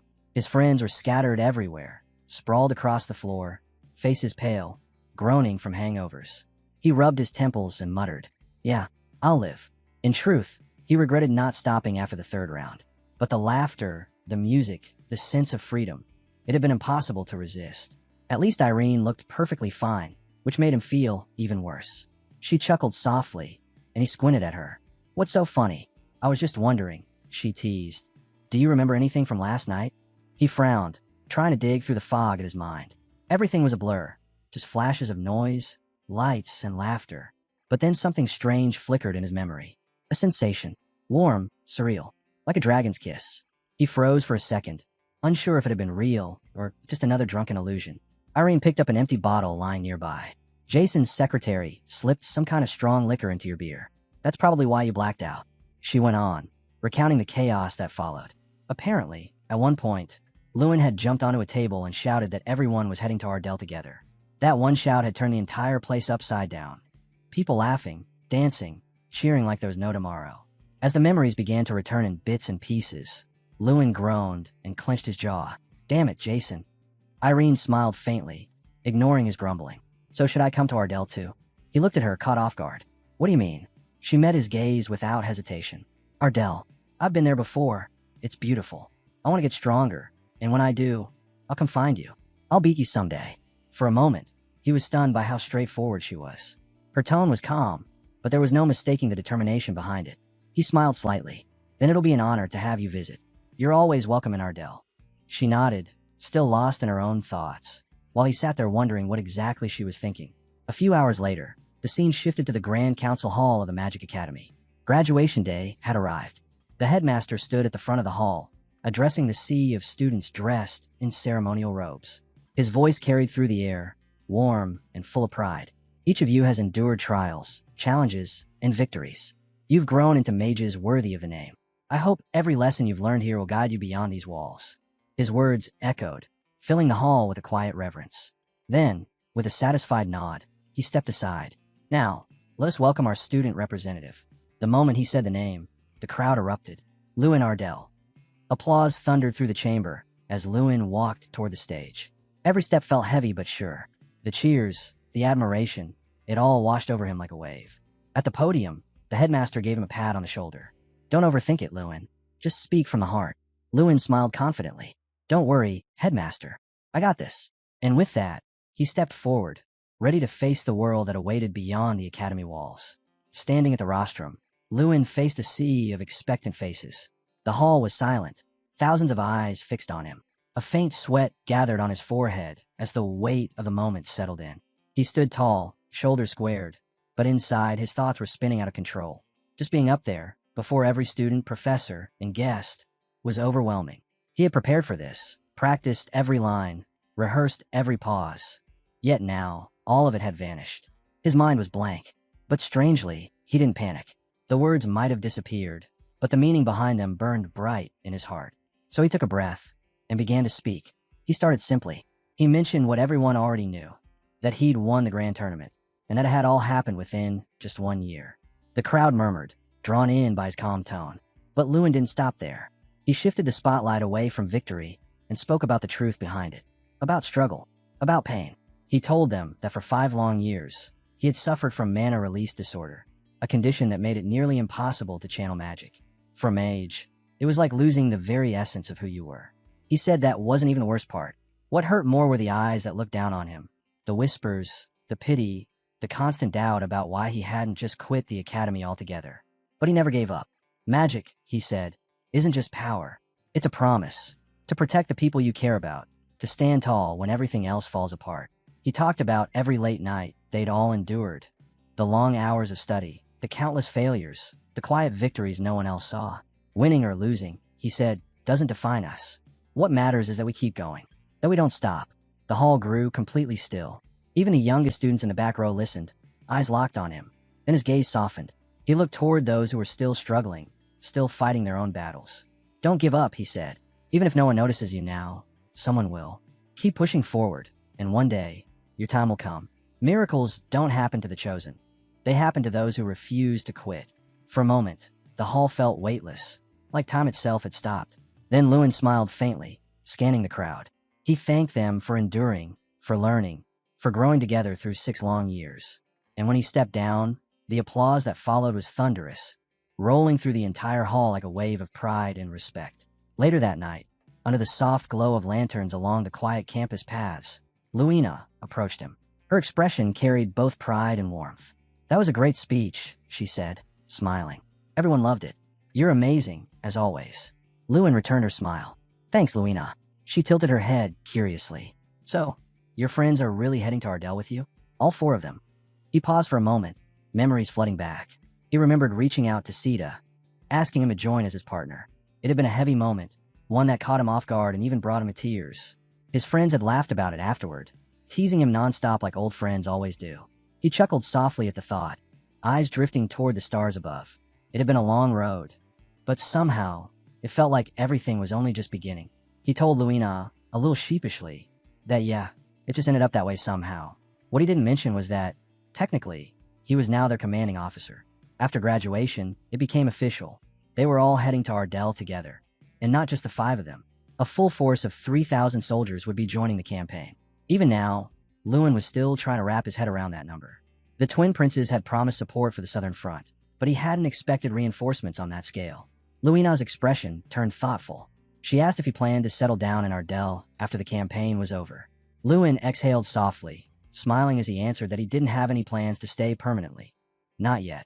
His father was still there, and honestly, he hadn't thought that far ahead. Maybe he'd travel for a while after it was all over. For now, his mind was on one thing only, the subjugation ahead. A few days later, the hero troop took a short break. During their rest, a girl beside Lewin asked if they'd be jumping straight into preparations once they arrived. He nodded. Yeah, I'll start with scouting the terrain first. She brought up a tactical map on her interface, tilting her head. So, got any strategies yet? Lewin thought for a moment before replying. Still working on a few ideas. Then something unusual caught his attention. A small crowd was gathering nearby, and the atmosphere felt tense. Curious, he walked over and asked, "What's going on over there?" The group turned toward him in surprise. One of them whispered, "Wait, isn't that the young master of Ardell?" Another replied quickly, "You didn't hear? One of his knights is dueling right now. His trainee knight, actually." Lewin blinked. A duel? My trainee. That could only mean one person. Hans. Without another word, Lewin hurried toward the commotion. Beyond the trees, in a clearing used for training, he spotted Hans already locked in combat. The opponent was clearly more experienced. A full-ranked knight wearing the sash that marked his recent promotion. From the murmurs around, Lewin learned that the man had just completed his knight's oath. But Hans didn't seem the least bit intimidated. Grinning, he parried a heavy swing and countered with quick precision. The clashing steel rang out through the cold air. Whatever the reason for this duel, it definitely wasn't a friendly spar. The fight was already in full swing. The wind cut sharp and cold as snowflakes spiraled through the air. Lewin realized, too late, that the duel had already started before he even got there. Around the yard, the watching knights and soldiers cheered with interest. One of them laughed. "Hey Vox, take it easy on the kid. He's just a newbie. Barely took his oath." Their words were lighthearted, but beneath the teasing was real concern. Lewin glanced at them, curious. So why are those two even fighting? One of the soldiers shrugged. Nothing serious. They were just bored after lunch while cleaning up. One of the juniors was eager for a match, so Vox agreed. Just then, an older man appeared. The moment he spotted Lewin, he gave a knowing grin and said something about the young monster, showing his face again. Lewin turned toward him, blinking as he tried to place the familiar voice. It only took a moment before recognition clicked. "Sir Bolvar." Bolvar chuckled, eyes glinting. "Didn't expect me, did you? I couldn't pass up a good match like this." Lewin gave a small smile. "So, well, you're here for the entertainment?" "Of course," Bolvar said, his tone light but amused. "Wouldn't miss it for the world." Lewin wasn't so sure it was entertaining. To him, it looked like a clash between experience and reckless courage. Still, he couldn't help but think. If these knights realized who Bolvar really was, the duel would stop immediately. The legendary spear knight wasn't someone you casually stood next to. As the fight intensified, Lewin turned to Bolvar again. "What do you think of their skills?" Bolvar's gaze never left the ring. "Not bad. Both have spirit." Then he asked casually, "That young one, he's a friend of yours, isn't he?" Lewin nodded. "Yeah, that's Hans." Bolvar studied the match in silence for a few seconds before saying, "He's getting pushed back, but still standing against a gold knight. That's not easy." Lewin blinked, caught off guard. "Wait, a gold knight?" Bolvar nodded slightly. "That's what I heard over lunch. The man said to be one of the kingdom's elite. Can't say for sure, but that's the word going around." Right then, the gold knight made his move. With a sharp twist and a burst of power, he struck hard. Hans' sword went flying through the air, spinning before crashing into the snow. Hans stumbled, wide open and off balance. Bolvar didn't flinch. "Still a long road ahead for him," he said evenly. "But the boy's got the right heart." Lewin caught the tone in his voice. Bolvar saw potential. He always did. That spark of recognition gave Lewin an idea. Sir Bolivar, would you consider training him? Even a lesson or two would mean the world. He knew the weight of what he was asking. Bolivar wasn't just any knight. A single move, a single pointer from the spear knight could shape Hans's future and strengthen all of Ardell in the process. But Bolivar only shook his head. That's not up to me. If you want it to happen, the young master will have to ask Hans himself. Hans, who had been catching his breath nearby, froze the moment he realized he was part of the conversation. His shoulders stiffened. The thought of training under Bolivar clearly terrified him. Bolivar smiled faintly, the kind that held both warmth and warning. You remember how I trained you with a sword, don't you? Lewin met his eyes and nodded. He remembered all too well. The relentless drills, the exhaustion, the bruises that never had time to heal. Bolivar turned back toward the duel with a knowing look. Lewin understood exactly what that meant. Around them, the watching students whispered among themselves. Wait, that's Sir Bolivar, right?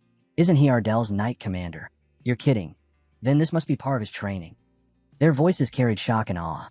Every gaze shifted to Hans, who was back on his feet, drenched in sweat, still refusing to quit. Each swing of his blade grew slower, but his determination didn't waver. No one dared interrupt. They all just watched, silently witnessing the kind of training that forged knights into legends. Hans looked up toward Bolivar, caught his gaze, and gave a quick, respectful nod. I'm fine, sir, he said, trying to sound steady. Bolivar's reply came fast and sharp.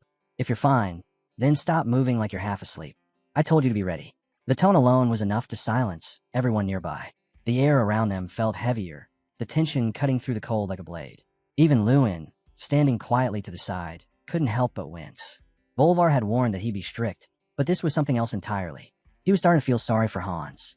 Still, he couldn't forget the look on Hans's face when he'd first heard Bolivar would be training him. That pure excitement, the awe, the confidence. He'd even told Hans, don't get too hyped. It won't be easy. But Hans had only grinned, insisting he could handle it. Now, watching him struggle to keep pace, Lewin sighed inwardly. At least he'd given him the choice. His attention drifted when he noticed a small crowd gathering near Bolivar. The murmurs spread quickly. Someone had mentioned the name Sir Bolivar. The effect was instant. Every student froze, eyes widening. Wait, did he just say Sir Bolivar? One whispered. No way. That Bolivar, the spear knight of Ardell. Lewin's sister, standing back near the supply cart, shot him a curious look. Is he really that famous among the knights? He gave a short laugh. Yeah, looks like it. Out on the field, the rest of the trainees were red-faced and gasping for air, but none dared to stop. Even through their exhaustion, they kept up with the drills, grumbling under their breath about how brutal Bolivar's training was. Lewin folded his arms, watching him struggle, then turned to Bolivar. Does this kind of training even help? It looks basic. Bolivar shrugged. It's not exactly ideal. If their form's off, they'll end up with joint problems before long. Then why bother putting them through it? Lewin asked, genuinely puzzled. Simple, Bolivar said. We've got a long journey ahead. I've got time to kill. Figure I'd toughen them up. They've gotten soft. Lewin and his sister exchanged a glance, both quietly thankful they weren't part of the session. Watching Bolivar's methods firsthand, Lewin finally understood why people called him the Tiger of Ardell. Later that day, Lewin found himself standing at the edge of a cliff. The wind howled past as he peered down into the valley below, shadows moving across the ground like a living tide. Beside him, Strang pointed out the obvious. There'd a lot of them. Lewin nodded silently. She was right. Below them stretched the Crimson Plains, vast and crawling with monsters. Once, it had been part of Ardell's territory, but that was before the Mudmen took over. Grotesque, crawling things that multiplied faster than anyone could track. Now, the land that had once belonged to humans belonged entirely to monsters. From a distance, the land stretched endlessly under a crimson haze. It looked as if the earth itself had been soaked in blood. That was how it earned the name Crimson Plains. Lewin studied the terrain quietly, his eyes following the rippling waves of red across the horizon. He decided it would be smarter to send the others ahead to Ardell first. Beside him, Strang squinted into the distance. There must be tens of thousands of them, she said. He nodded. She had been the first to scout the area, and her report matched what he saw now. The sheer number of Mudmen was overwhelming. So what's the plan? She asked. Lewin rubbed his chin, thinking aloud. Maybe if we push through the canyon near the sea. It's narrow, but no, that won't work. He frowned, realizing the flaw immediately. The cliffs would be suicide. They'd attack from above too. Strang folded her arms. Then how about letting Sir Bolivar lead the charge? He could bulldoze right through them. He almost laughed. With just the two of us. Not a chance. Those Mudmen aren't like ordinary beasts. Their cores are buried in their skulls. Ordinary strikes won't do a thing. Even Bolvar would get overwhelmed fighting them one by one. The more he thought about it, the clearer the problem became. Now he understood why every previous scouting mission had failed. There simply wasn't enough open ground to deploy a full unit without getting trapped and shredded. Strang's tone turned uncertain. Then we can't go in from below. Lewin glanced upward, a faint light of realization flickering in his eyes. Maybe not from below, he said softly. He stood at the cliff's edge, wind whipping his cloak around him, lost in thought. Something was forming in his mind, a strategy no one else could yet see. No one knew what he was planning. By the next morning, the atmosphere inside the command tent was heavy with tension. The Knight Commander spoke first, his voice firm and decisive. There's no other way. We advance head-on, a full assault. While the rest of the officers debated tactics and troop formations, his stance didn't waver. If we hesitate now, we lose. We need to crush them outright. Across the table, Lewin's father remained calm. His tone was measured when he finally spoke. You're not wrong, Commander, but the losses from a direct attack would be catastrophic. The commander nodded respectfully. I understand the risk. But remember, if reinforcements from the capital hadn't arrived, we were still planning to launch the campaign with just 300 men. Lewin's father nodded slowly. That's true. The commander pressed on. We were ready to fight back then, with barely a fraction of our current force. Now that we have 3,000 soldiers, why hesitate? Lewin's father thought for a long moment before replying. Because the problem isn't the numbers. It's the terrain. He gestured toward the map spread across the table. To reach the Mudmen, we'd have to pass through a canyon. Narrow, steep, and surrounded by cliffs. Those things won't sit still while we march in. They'll attack from every direction. Whether we have 300 or 3,000, it won't matter. The outcome will be the same. The room went quiet. Then he continued, his voice low but certain. Instead of charging through the canyon, we find a way to draw them out. Make them come to us. The commander listened, brow furrowed, and admitted the idea had merit, but pointed out they lacked a concrete way to draw the Mudmen out. Someone had to lead the creatures toward them, he said, and that was the hard part. That's when our hero stepped up. He asked if everyone liked the plan. The commander turned, waiting to hear what he had to say. Our hero agreed with his father. Don't force the canyon. Lure the enemy out. He laid out his idea, plainly. Attack from above, using the cliffs that ring the canyon to provoke the Mudmen into leaving their positions. The commander paused. Those cliffs are sheer, he said. No one can climb them. Are you suggesting the whole army scale that terrain? Our hero didn't mean the whole army. He looked to Ruin, no, to Jason, and explained they only needed a few skilled mages to get up there and use magic to rile the enemy. The commander asked how anyone would get up the cliffs. He turned to Thetas and asked if anyone could cast a flying spell. Our hero put on his hat with a calm motion. Jason's face tightened. He could tell where this was going and wasn't happy about it. Our hero casually remarked that Jason was the kind of guy who would climb. Jason immediately froze, completely confused, and blurted out a firm no, saying there was no way he could do something like that. Our hero kept smiling for a moment longer.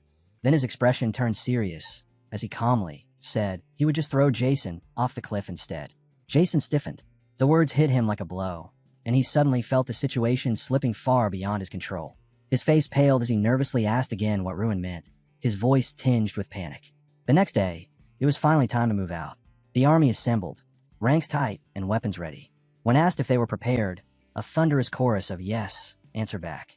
Veteran troops marched forward with banners held high, advancing toward monster territory. The general raised his hand and gave the order to advance, and our hero noted quietly that the long-awaited subjugation had at last begun. At the very front rode Commander Murrow, alongside the Golden Knights. Even his father and Sir Bolvar had donned their heavy armor once more, marching among them. Near the rear of the formation, our hero stayed with his friends. Suddenly, a sharp command, halt, cut through the air. Everyone dismounted as the commander gathered them together for one final briefing. Right then, someone called out to our hero. Turning around, he saw Jason wrapped tightly in a blanket. His face tense as he asked if his outfit was really safe and whether this was truly the best plan Ruin could come up with. Our hero looked him over once and said simply that he looked cool.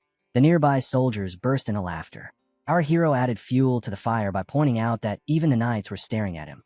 Jason snapped back, asking if Ruin was messing with him, since it looked like the knights were laughing at his expense. Ruin shrugged and said that if Jason didn't like it, too bad. This was actually a golden opportunity. Jason blinked, clearly not following. So our hero spelled it out for him. This was his chance to become the star of the operation, admired by everyone, especially the girls. Jason's eyes lit up as the idea took hold, and within seconds, he convinced himself it was true. Fired with confidence, he pounded his chest and told Ruin to leave everything to him. Watching this, our hero let out a quiet sigh at just how simple-minded his friend really was. The commander approached soon after and asked if Ruin's team was ready. Ruin answered without hesitation that there were no issues, and that even Jason was prepared. Jason nodded quickly, though his nerves were obvious. As Ruin reached for the edge of Jason's blanket, Jason begged him to take it easy. The next instant, Ruin hurled him straight off the cliff with raw strength. Jason's scream echoed through the air as he shot upward, utterly convinced his heart was about to explode and that he might actually die right there. At the very last second, he landed safely, caught midair by a soft cushion of green mana. Jason froze, stunned, as he realized it had been a flawless landing. For a brief moment, he even wondered if the blanket and rope had been unnecessary. From below, Ruin laughed and called out to Lady Irene, praising her precise control. She only shook her head, convinced he was joking at a time like this. Now, standing at the peak, Jason let out a long, shaky breath of relief. But it didn't last. The moment he looked ahead, his stomach dropped. Tens of thousands of earth-toned monsters filled his vision, stretching endlessly across the land. The sheer number of mudmen was overwhelming, so many that counting them felt pointless. Cold sweat slid down his face as a single thought echoed in his mind. How was he supposed to lure all of them out by himself? Fear crept in fast, threatening to lock his legs in place. Then he heard Ruin's voice calling up to him. Calm, certain. His friend told him he could do it, that as his comrade, he was more than capable of handling this much. Jason clenched his teeth. The doubt wavered. Ruin's words struck deep, pushing him forward. Jason felt a surge of adrenaline at Ruin's words. His heart pounded, and with renewed determination, he shouted back that he wouldn't let Ruin down, not after being trusted enough to be part of this mission. He gathered his focus, channeling mana into his hand until a flame burst to life in his palm. In an instant, the snow drifting down from the clouds began to ignite, transforming into blazing fireballs that cascaded over the mudmen below. Ruin watched in calm satisfaction. Jason had done it perfectly. Then he turned to the captain. It's time, he said. I'll leave the rest to you. The captain nodded sharply, his voice steady and respectful. Understood, young master. Beside them, Irene looked over. You ready? Ruin smirked, eyes fixed on the battlefield ahead. Always. Below, the mudmen reacted to Jason's sudden bombardment.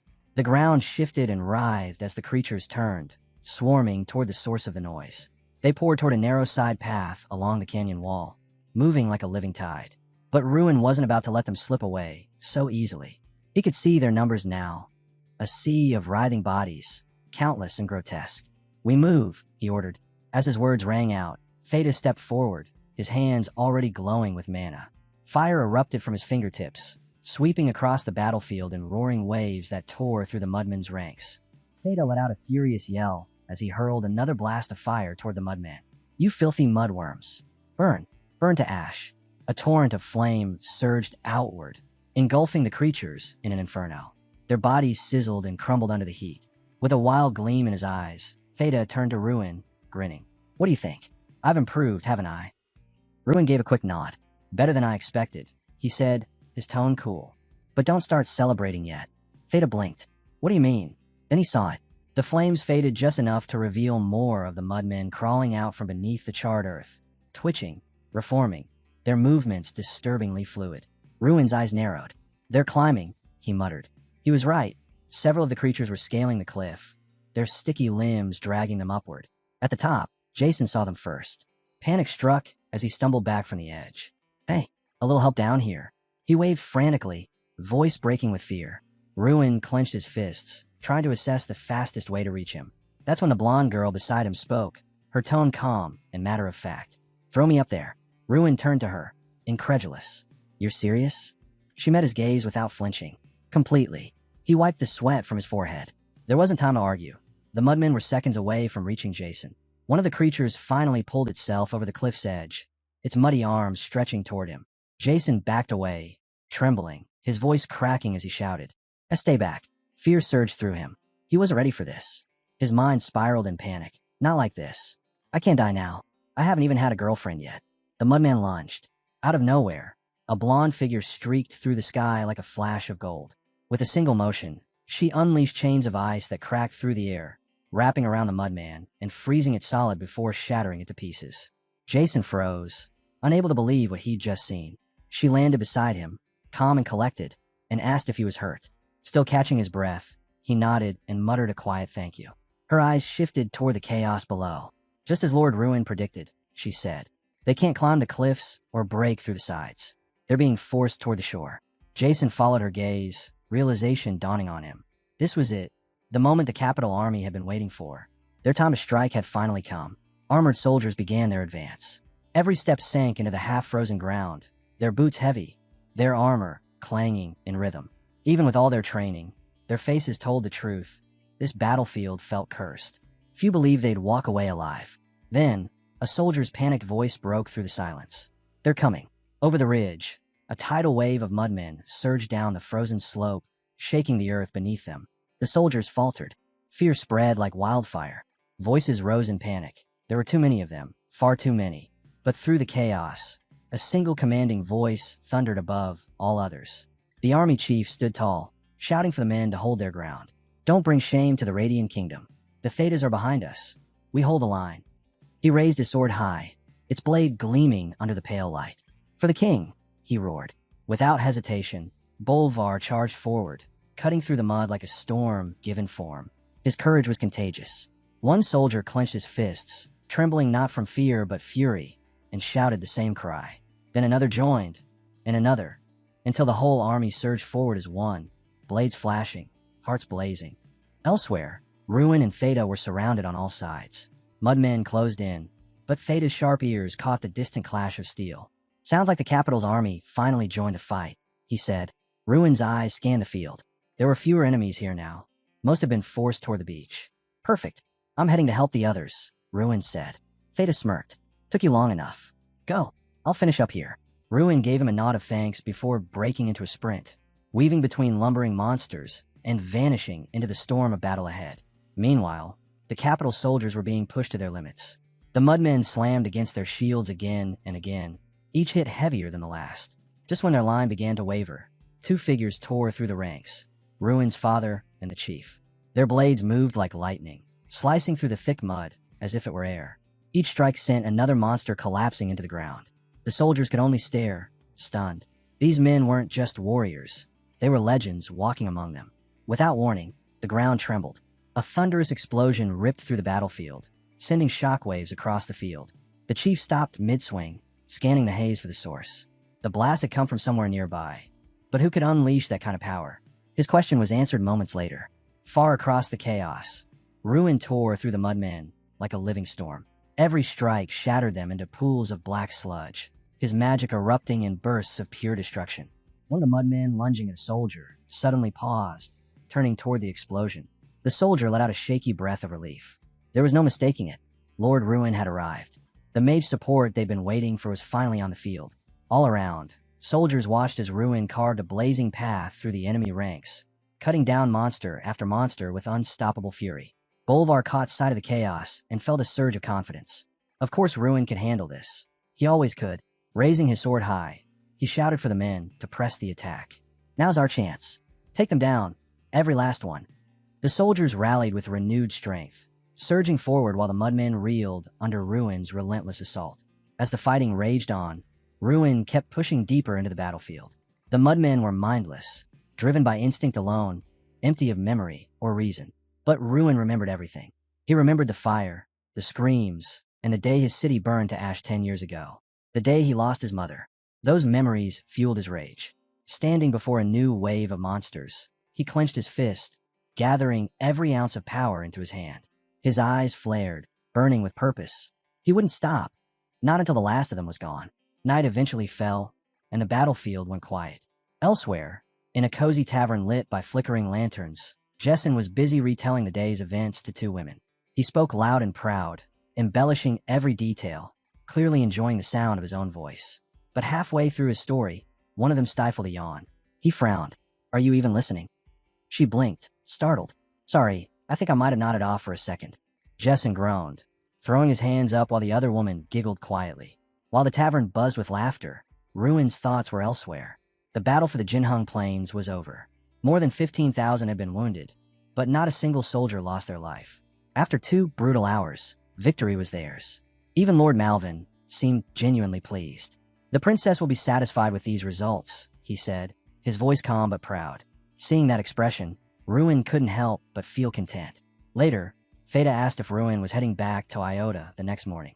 "You probably won't believe this," he added with a grin, "but His Holiness has had his eye on you. Says you're one of the most promising mages around Iota."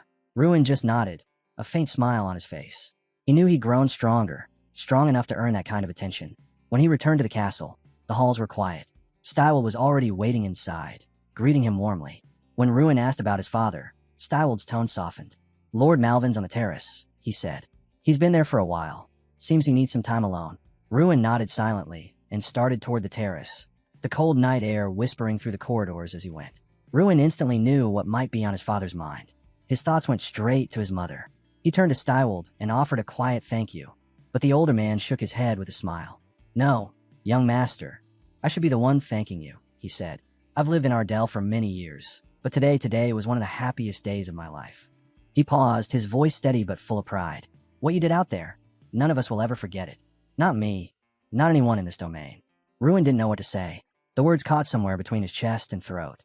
After a brief silence, Stywell nodded toward the terrace. "You should go. I'm sure your father's waiting."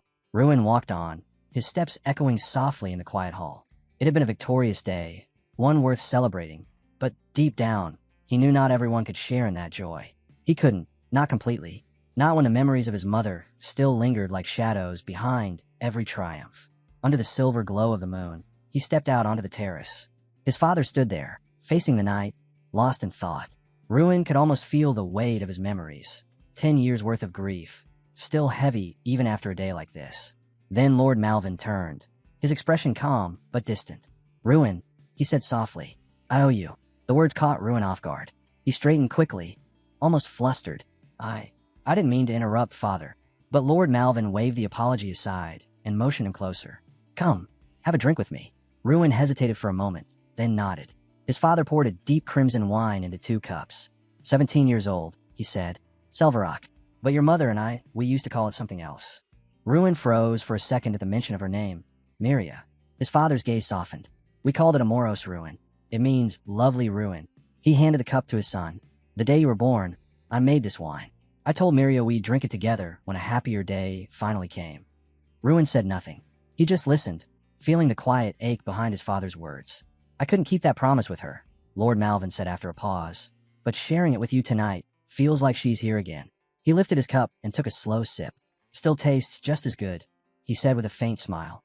Ruin took his own sip, the rich flavor lingering on his tongue. "It's incredible," he murmured. His father nodded approvingly, the tension easing from his shoulders. "So, what comes next for you?" Ruin answered without hesitation. "I'll expand our territory. The subjugation's complete. Now it's time to start cultivating the canyon." But before his father could respond, a faint shimmer of light appeared before Ruin's eyes. His breath caught as a glowing interface materialized out of thin air, filled with strange symbols and unreadable text. "What is this?" he whispered. Sweat formed on his forehead as confusion set in. The system's sudden appearance made no sense. Then, a small voice spoke from his shoulder. "Something's wrong." Ruin turned slightly to see Strang materialize, his tone unusually serious. "I think something happened to Kingram," he said. "Today was supposed to be a day to celebrate, but we don't have time.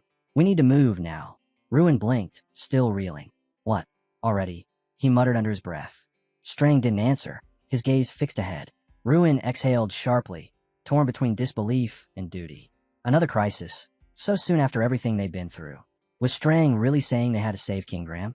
And what was this new power that had suddenly appeared before him? The questions piled up faster than answers, and Ruin couldn't help but wonder what was really happening this time. Ruin turned to his father, guilt already written in his voice. "I'm sorry, father, but I have to go." Lord Malvin blinked, caught off guard. "Go? What do you mean, all of a sudden?" Ruin hesitated, struggling for words. But before he could answer, his father studied his face and understood. "If it's that urgent," he said quietly, "then I trust you have a reason." Ruin bowed his head once in silent gratitude, then vaulted over the terrace rail. The wind howled as he dropped from the castle heights, landing lightly before taking off into the night. His mind spun with questions. Why now? Why would a quest appear right after the subjugation ended? And what could possibly be happening at the academy? The scene shifted in an instant. At the academy, the air was thick with tension. A cloaked mage loomed over a battered figure. Kingram, forced to his knees, one arm already broken. King Ram clutched his shattered arm, staring in disbelief. A mage had burst in without warning and struck him down in a single move. He spat out that the intruder was insane for daring to pull something like this. Back at the academy, he had heard rumors that the Flame King, Tyrion, was dangerous. Now he understood those whispers all too well. Tyrion stood there calmly, rolling a crackling sphere of mana across his palm as if it were a toy. He said the whole thing felt strange to him.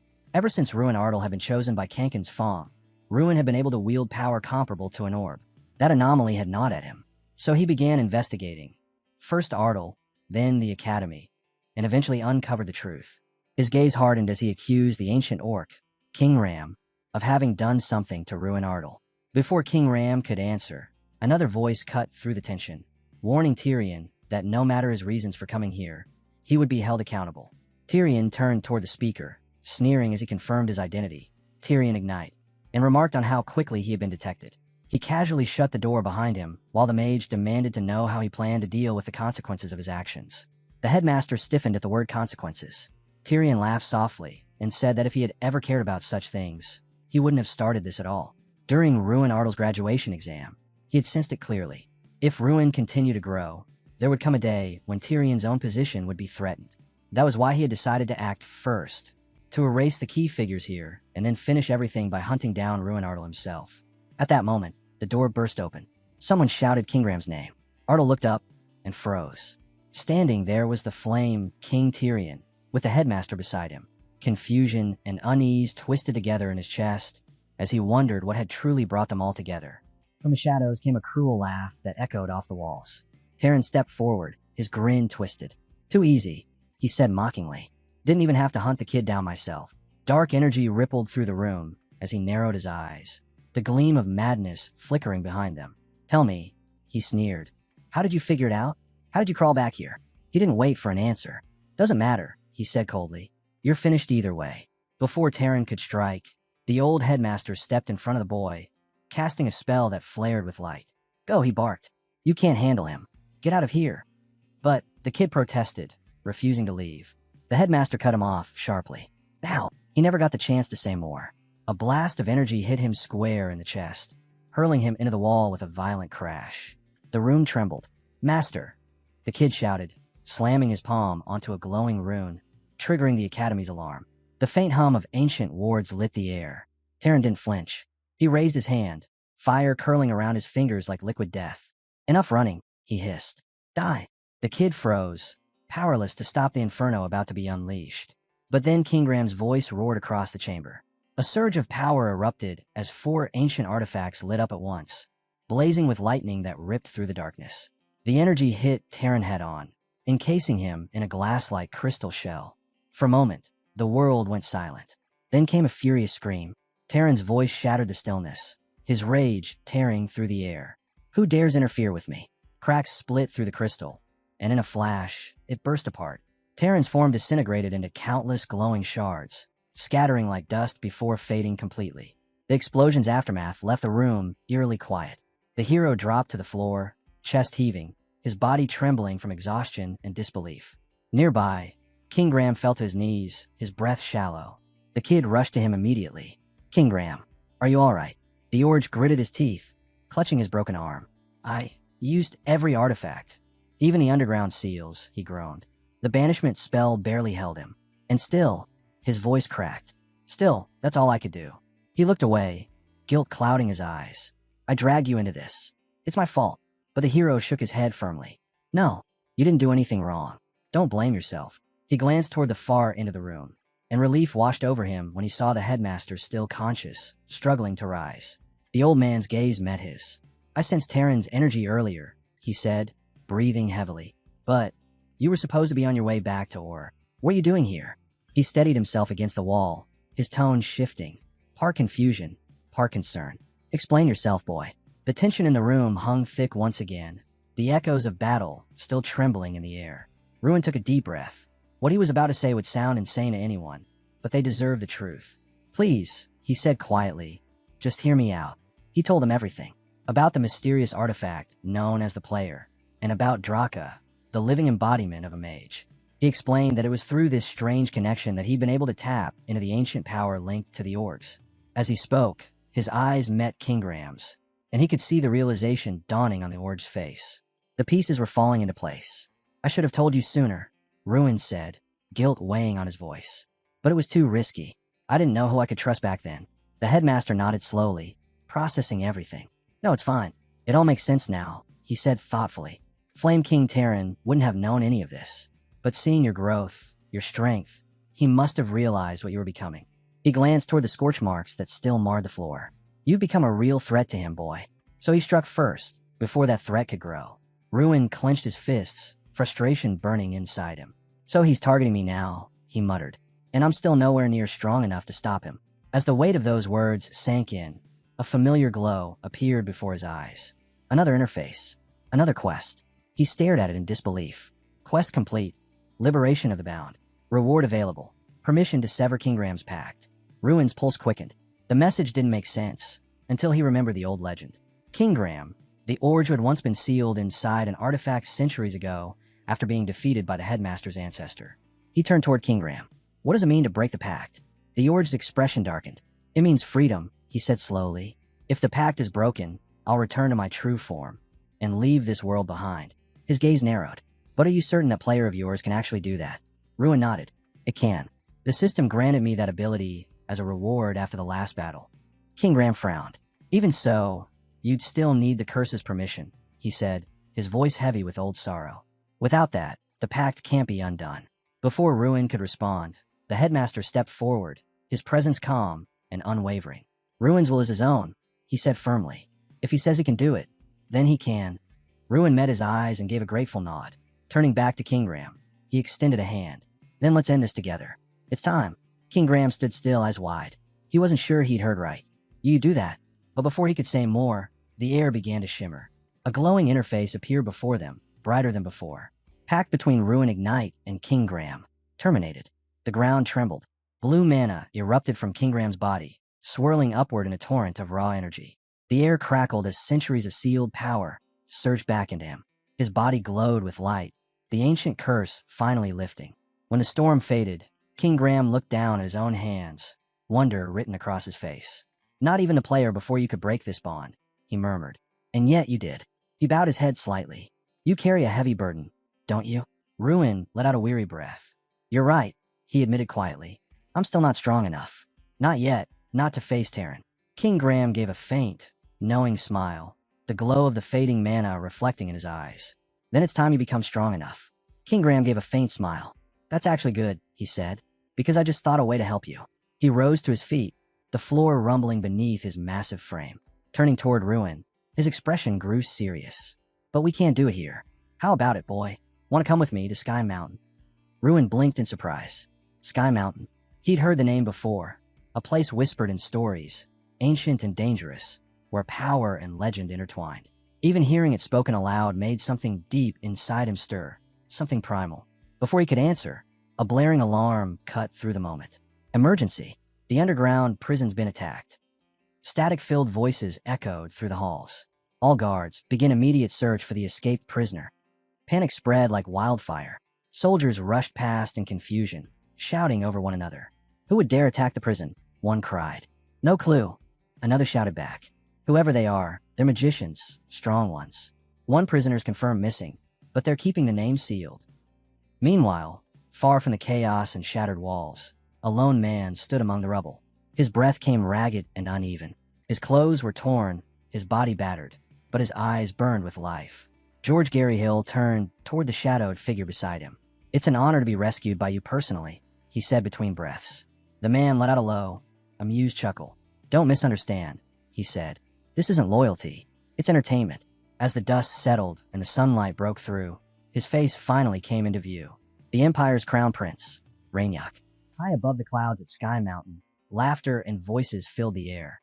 The orgs had gathered around, talking and roaring with their usual energy. Among them stood Amarush and Chief Tan, both of whom turned in shock as familiar figures appeared at the mountain's edge. "Wait, is that the great human warrior?" one shouted. The others joined in, cheering and calling out in disbelief. Then they noticed King Graham walking beside him, his arms still bound. "King Graham, you're back too." someone yelled. The Orge gave a small grin. Yeah, he said. Home at last. An elder stepped forward, chuckling warmly. Two great warriors returning at once. That calls for a feast. A proper festival. The crowd roared in agreement, until someone pointed at King Graham's injured arm. What happened to that? King Graham waved them off with a laugh. Long story. I'll explain later. After the laughter died down, he turned toward Harkan, his tone shifting to something more serious. Sorry for showing up out of nowhere, he began, but there's something important I need to ask. Harkan tilted his head. No need to apologize, lad. Speak up, we're listening. King Graham nodded and said clearly, I need the special Orge tendon elixir. The moment the words left his mouth, the crowd went silent. One of the younger orgs blinked in shock. You mean that elixir? King Graham smiled faintly. Yeah, for him, he said, gesturing to Ruin. Our little destroyer. The orgs exchanged glances. The special Orge tendon elixir wasn't just any drink. It was a sacred tonic, a secret formula passed down only through generations of Sky Mountain orgs. It was reserved for their own kind, used to strengthen the young during their growth, never meant for humans. As they brought it out, Ruin stared at the flask uncertainly. Are you sure about this? He asked, hesitating. King Graham crossed his arms. You wanted power, didn't you? He said. Power strong enough to defeat the Flame King. Ruin hesitated again, glancing at the glowing liquid inside the bottle. The energy coming off it felt ancient, dangerous. King Graham nodded toward him with a firm look. Then you need this. And trust me, there's a reason I'm giving it to you. Ruin exhaled slowly, realizing this wasn't just another test. It was a turning point. The path to facing Terran was being forged right here, on Sky Mountain. So there he was, standing in the middle of Sky Mountain, holding a massive bowl that looked more like a carved-out coconut than anything else. Ruin stared down at the thick, murky liquid inside. If King Graham was this insistent, there had to be a reason. No hesitation. He raised the bowl and downed the whole thing in one go. Big mistake. The taste hit him like a punch to the throat. His expression twisted instantly. Bitter, earthy, and whatever that aftertaste was, it definitely wasn't natural. One of the nearby orgs burst out laughing. So, how is it? Ruin grimaced, struggling to swallow. That's honestly the worst thing I've ever tasted, he said flatly. The org roared with laughter again. Yeah, that sounds about right. But do you feel any different? Still wincing, Ruin decided to check. He opened his stat window and froze. His strength stat had skyrocketed. A full 100 points up. From just one drink. What? That can't be right, he muttered. Can your strength really just keep increasing like this? King Graham shook his head with a knowing smile. For orgs, the elixir only works once. That's it. Ruin blinked. Wait, so does that mean for me? King Graham chuckled. You think Draka stayed up here for 100 years just for fun? He asked. He spent a century perfecting his power, all because of this elixir. Ruin's eyes widened. You mean, there's more of it? Where is it? I'll drink as much as it takes. King Graham sighed with a grin. Slow down, destroyer. The one you drank was the last we had in storage. Ruin's face fell, but King Graham raised a hand. Don't worry. My people are already on it.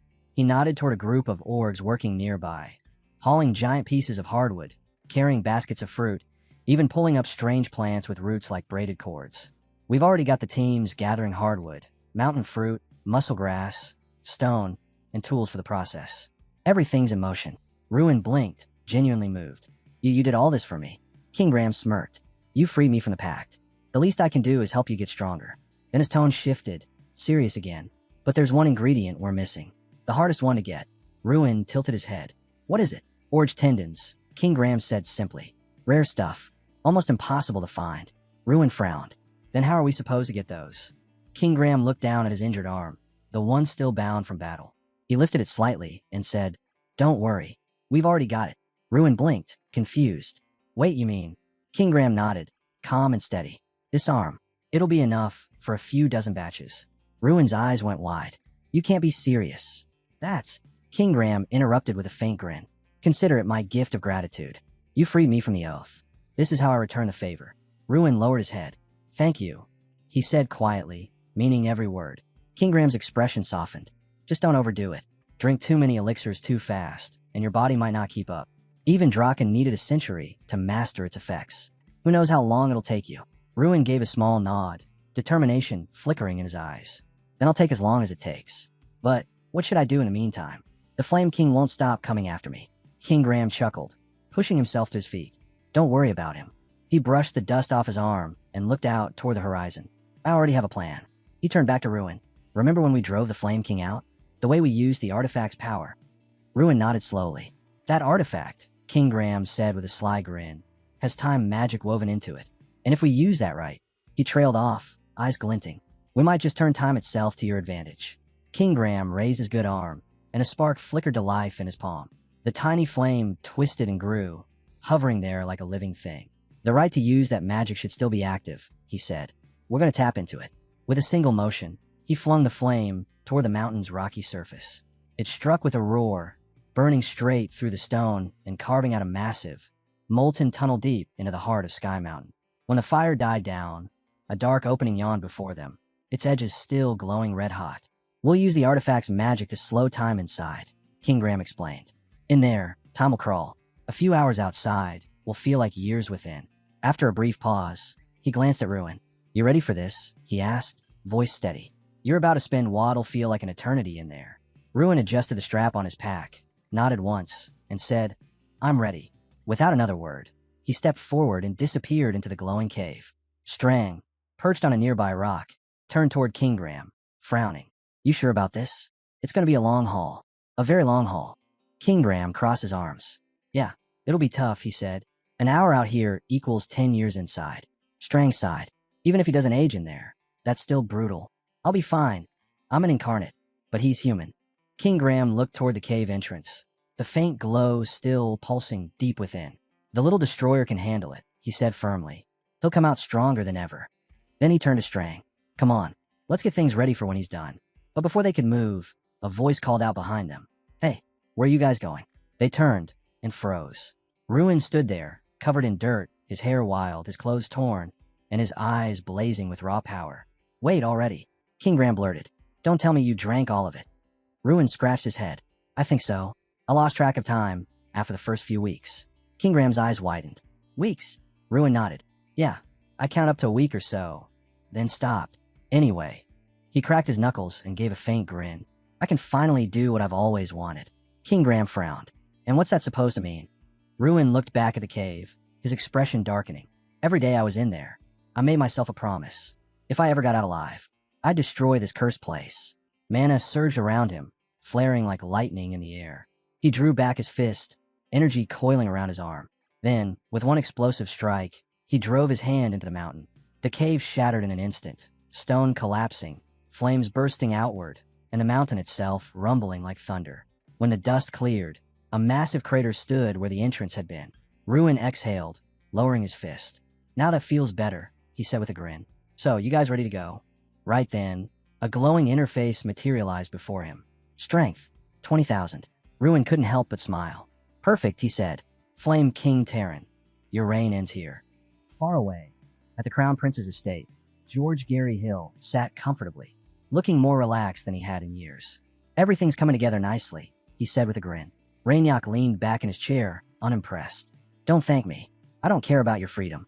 I just needed someone to keep an eye on Ruin Ardell. Gary raised an eyebrow. You mean that kid? And what about the Flame King? Doesn't he usually tag along with you? Rainyaka's smirk faded. No clue where he's gone. He left without a word. He paused, his gaze distant. Still, he's my godfather.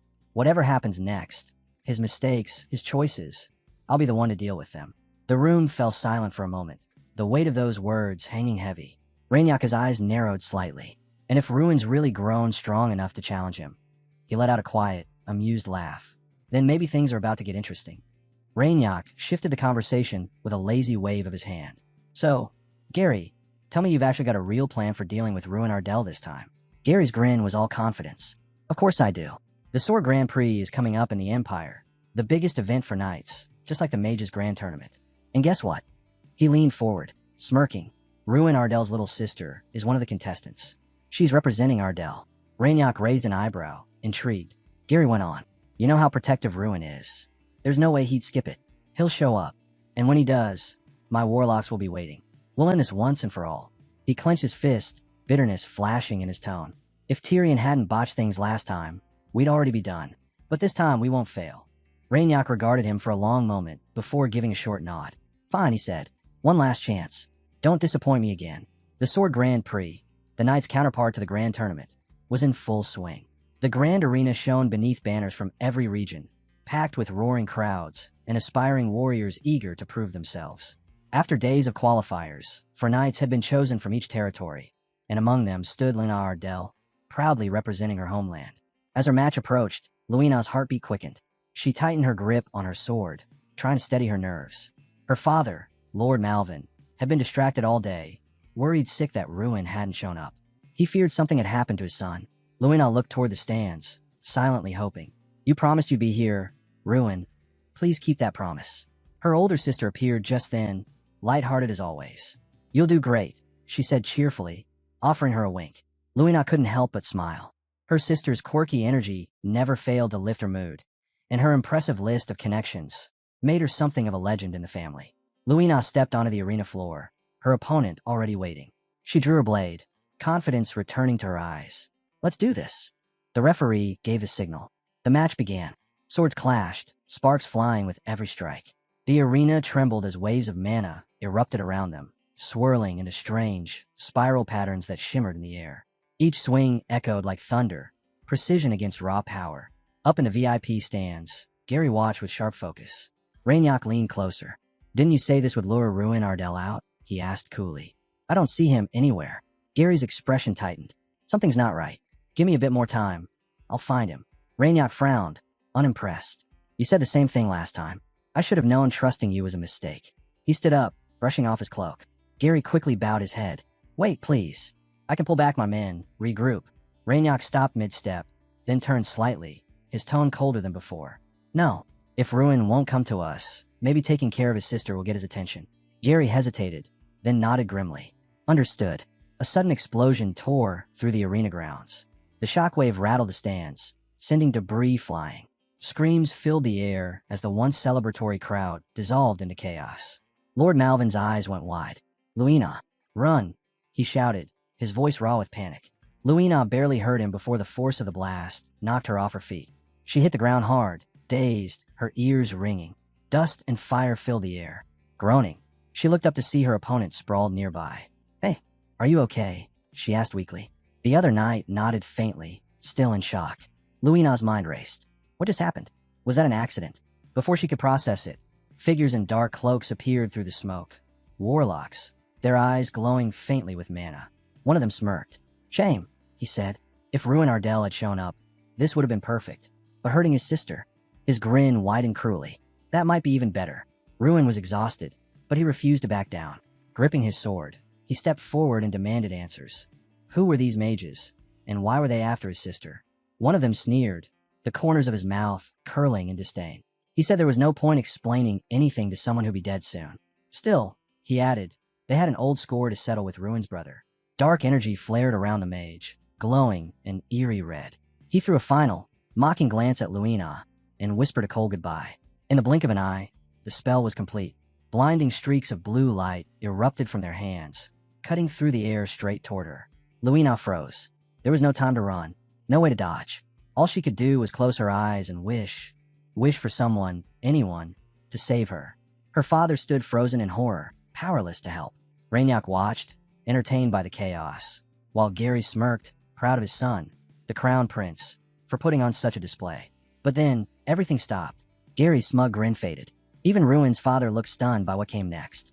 From nowhere, Ruin appeared, his sword raised, intercepting the attack with a blinding flash.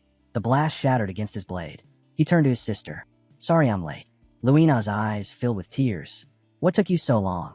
Ruin sighed, still catching his breath. "Heard the Flame King might show up. Came running. Didn't expect this mess." The mages burst into laughter. "Perfect timing," one mocked.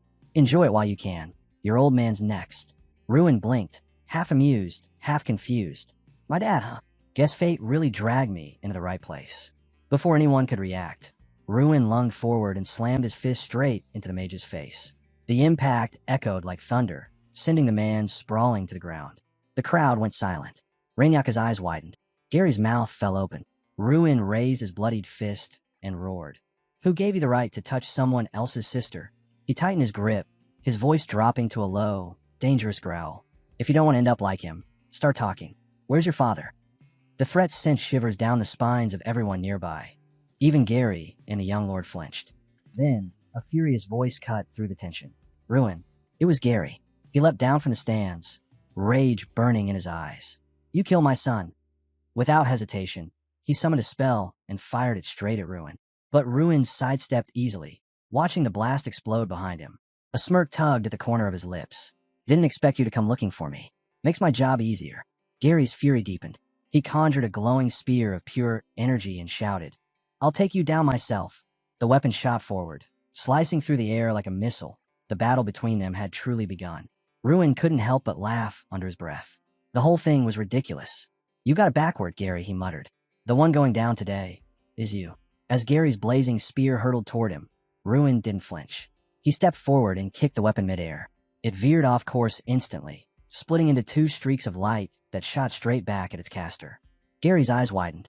In panic, he threw up a barrier, the shield crackling as it barely held against the force.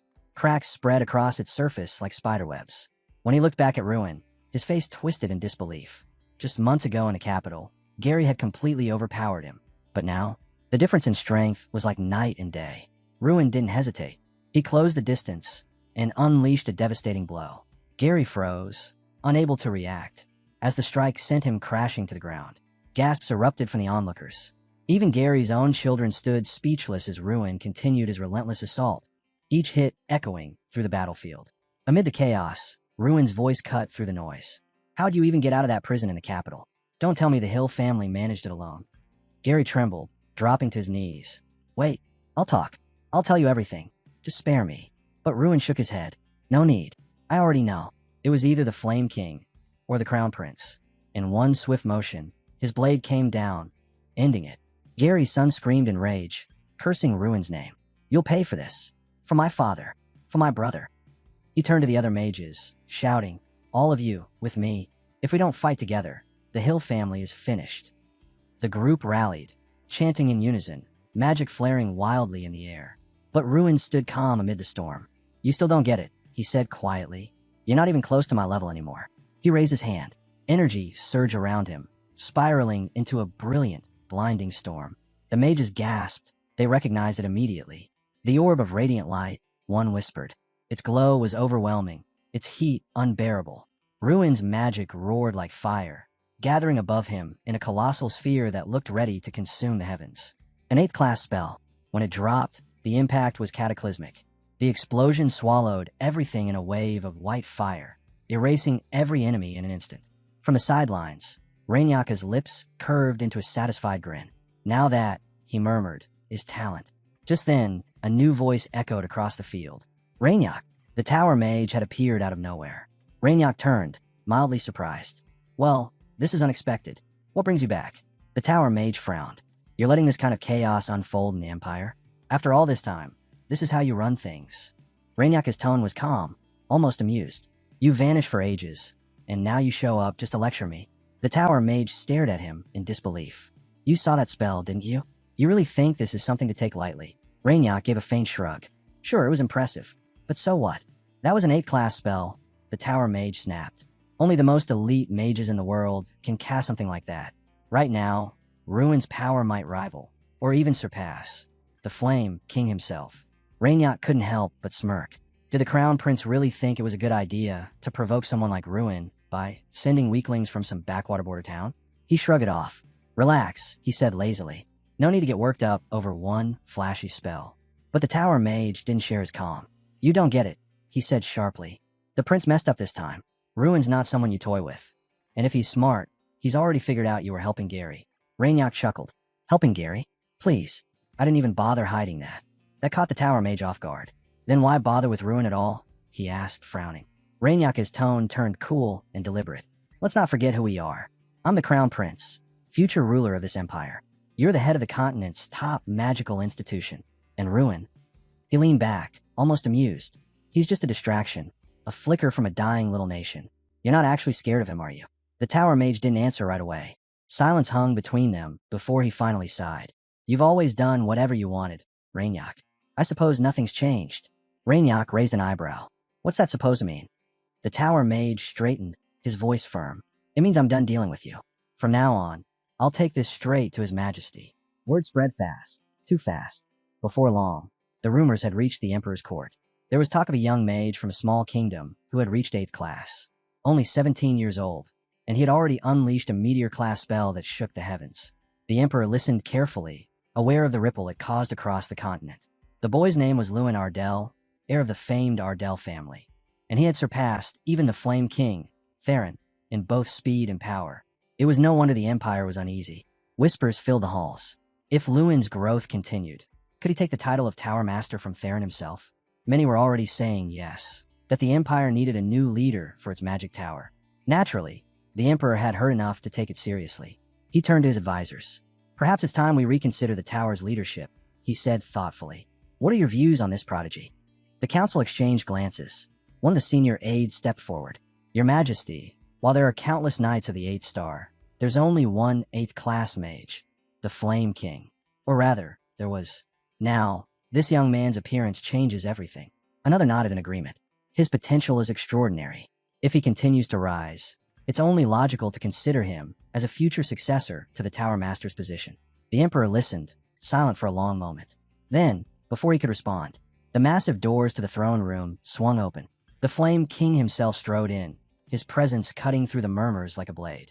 Your Majesty, he said, his tone steady but sharp, don't let idle gossip cloud your judgment. The chamber fell silent. The assistant, startled, stammered. Lord Theron, you weren't summoned. The Emperor raised a hand to calm the room. It's quite all right. In fact, I prefer to hear the truth from the man himself. He leaned forward, studying the Flame King closely. So tell me, Theron, what should we make of this young mage who now stands shoulder to shoulder with you? Theron stepped forward, his voice cutting through the quiet tension of the court. Your Majesty, he said firmly, surely you don't believe these rumors. He paused, eyes narrowing. Just a few days ago, Lewin Ardell was nowhere near my level. And now you're saying he's reached 8th class overnight? That's impossible. The room went still. Every noble, every mage, every guard, waiting for what came next. Then Theron dropped the real bomb. Unless, he said slowly, the boy's been dabbling in powers no one should touch. The Emperor's expression hardened instantly. The weight of those words hit like a blow. Forbidden powers. Black magic. Could that explain it? Could this boy's rapid growth really come from something dark? Something that shouldn't exist? Theron pressed on, his voice calm, but sharp as a blade. The flames he conjured took the form of an orb. That's not natural, my guess. He's found a way to draw strength from something tied to those orbs. That kind of magic doesn't come without a cost. He looked straight at the Emperor. And let's not forget the Hill family. Gary Hill, his sons, wiped out by Lewin Ardell himself. Do you really want someone like that leading the Mage Tower? Because I can guarantee that will throw the Empire into chaos. A murmur rippled through the court. Black magic, someone whispered. Could it be true? The Emperor's jaw tightened. If what you're saying has any truth, he admitted slowly, then that would explain the unnatural pace of his growth. No ordinary mage could advance so quickly. He leaned back, deep in thought. This isn't just about tower politics anymore. If he truly wields forbidden power, he's a danger to the Empire itself.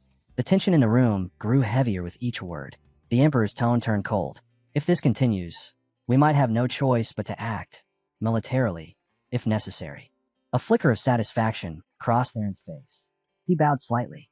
With the Empire's army behind us, Your Majesty, we can put this matter to rest before it becomes a disaster. But before the Emperor could respond, another voice rang out. Father, please don't. All eyes turned. The young lord had stepped forward, breaking the silence. The Emperor turned, clearly irritated. And what gives you the right to speak here? The young lord met his gaze calmly. I don't understand what Father means by any of this. The Emperor's tone rose sharply. You don't understand? The Sword Grand Prix, a sacred tradition of this empire, was turned into a disgrace because of you. He leaned forward, his voice echoing through the hall. You should have shown restraint, discipline. Instead, you turned an event of honor into a stage for your own whims. The young lord didn't flinch. The tournament's already over, he said flatly. Bringing it up now just sounds like an excuse to lecture me. The Emperor's eyes flashed. So you do feel scolded. That means there's still some shame left in you. He stood, his voice thundering across the throne room. Then tell me, what exactly did you mean when you told me to hold back? Far away, at the Crown Prince's estate, Theron simply reached out and placed his hand on Doom's face, feeling the pulse of pink mana burning just beneath his skin. His voice dropped low and commanding as he reminded Doom. This was what he had always wanted, to become Terran's disciple. And now, that long-awaited moment had finally come. Doom Prime's lips curved into a slow smile. He was ready to embrace the power being offered to him. The air trembled, the ground rumbled. A heavy surge of energy filled the room, growing stronger by the second. The scene cut back to our main guy, still training hard, repeating his spells over and over. But his focus was gone. His mind was somewhere else entirely. The thought kept gnawing at him.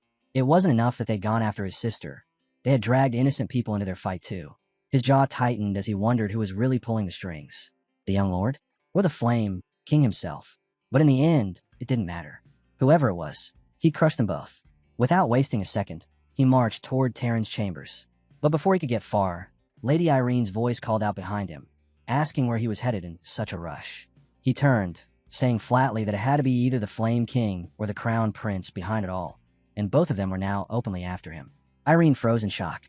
He confirmed it again, his tone sharp. Things had gone too far. There was no turning back now. She tried to stop him, confused by his sudden determination. But he didn't back down. He reminded her she'd seen it herself. The attack wasn't random. It happened in a public place, right in front of families. If they kept letting their enemies run free, it wouldn't just be Ardell who suffered. The entire empire would crumble. Irene stood there, unable to find words. Sweat rolled down her temple as the truth sank in. The Flame King really was after him, and that terrifying magic he'd unleashed earlier. She realized it wasn't ordinary. It was the power of an 8th-class mage. Maybe he was the only one who could stand against the Flame King now. Still, she hesitated, asking what he planned to do next. He looked at her once, cold and focused, and told her to move aside.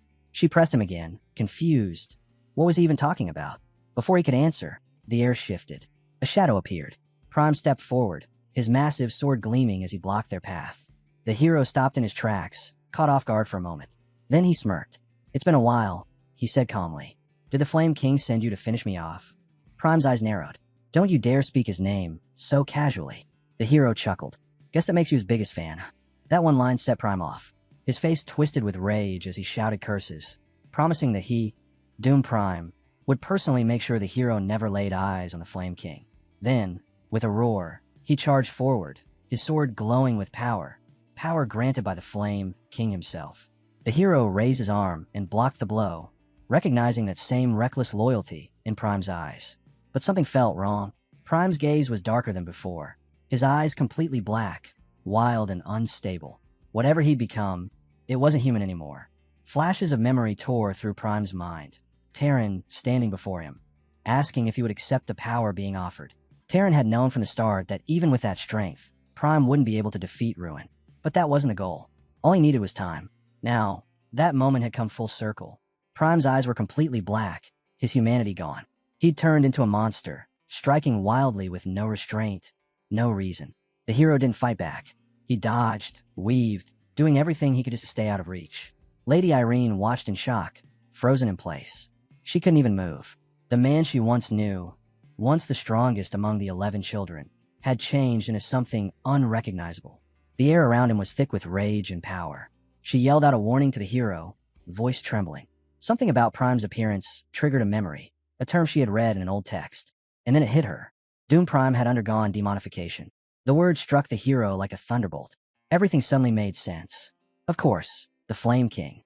He had to be the one behind this. Prime wasn't fighting of his own will anymore. His mind was gone, his soul devoured by corruption. The hero's gaze hardened. He couldn't kill Prime, but he couldn't let him destroy everything, either. The only choice left was to restrain him, force him to come back to his senses somehow. Prime let out a roar and swung his massive sword with terrifying force. The hero barely managed to block the hit, his arms trembling from the impact. The ground cracked beneath his feet, but Prime had overcommit, leaving himself open for just a second. That was all the hero needed. He took a deep breath and channeled his energy, summoning a technique he'd never dared to use before, Steel Break. The moment the skill activated, his power surged through his blade, sharp enough to cleave through anything, even steel itself. With one clean strike, he shattered Prime's sword into pieces. The weapon dissolved in a flash of light. Prime froze, staring in disbelief at the empty space where his blade had been. Before he could react, the hero stepped in and threw a single controlled punch, strong enough to knock him down, but not to kill. The blow hit squarely, sending Prime crashing backward.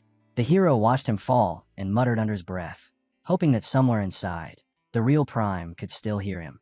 Elsewhere, panic erupted. A soldier burst into the young emperor's chamber, gasping for breath. He tried to warn him, to tell him about the Flame King, but before he could finish, a shadow moved behind him. In an instant, he was struck down. The young lord turned, fury boiling beneath his calm voice. "So, this is how you want to play it, Godfather?" Behind him stood Terran, his expression unreadable. He spoke softly, apologetically, saying there was no other choice. The young lord's voice rose, raw and disbelieving. "Have you lost your mind? You think taking me out will solve anything?" Terran's lips curled into a cold, thin smile. "No, it's not about that anymore." His tone darkened. "My position as Tower Master is slipping. The only path left is to seize power, real power, and destroy Ruin Ardell completely." As his words faded, the light in his eyes was consumed by black fire. Demonic energy rippled through the air around him, his gaze now just as dark and hollow as Doom Prime's. Terran's voice rose, thick with ambition. He declared that being Tower Master wasn't enough anymore. He would rule everything, the entire world. And the key to that power lay within the hidden energy of the young lord himself, the next emperor. A chill ran down the young lord's spine. Terran smiled faintly, reminding him of the words he'd once spoken as a child. "Never back down from what you believe in." Now, Terran said, he was simply living by that same code. With a slow, deliberate motion, he lifted his hand and began casting a spell, vowing that from this moment forward, everything would go according to his will. The young lord, still standing tall despite the fear creeping through him, shouted that he wouldn't give in to empty words. He barked an order for the guards to arrest Terran immediately. But the instant they moved, everything went wrong. The guards who had surrounded the room turned on him. Without warning, they launched their attack. Terran barely twitched a finger before unleashing a powerful spell that knocked them all unconscious in a single blast. The entire chamber fell silent. No one could even process what had just happened. As the dust settled, Terran turned back, his expression calm and almost bored. "Are you finished?" he asked quietly. The young lord gave a broken laugh, a mix of defiance and disbelief. "So this is how it ends, huh?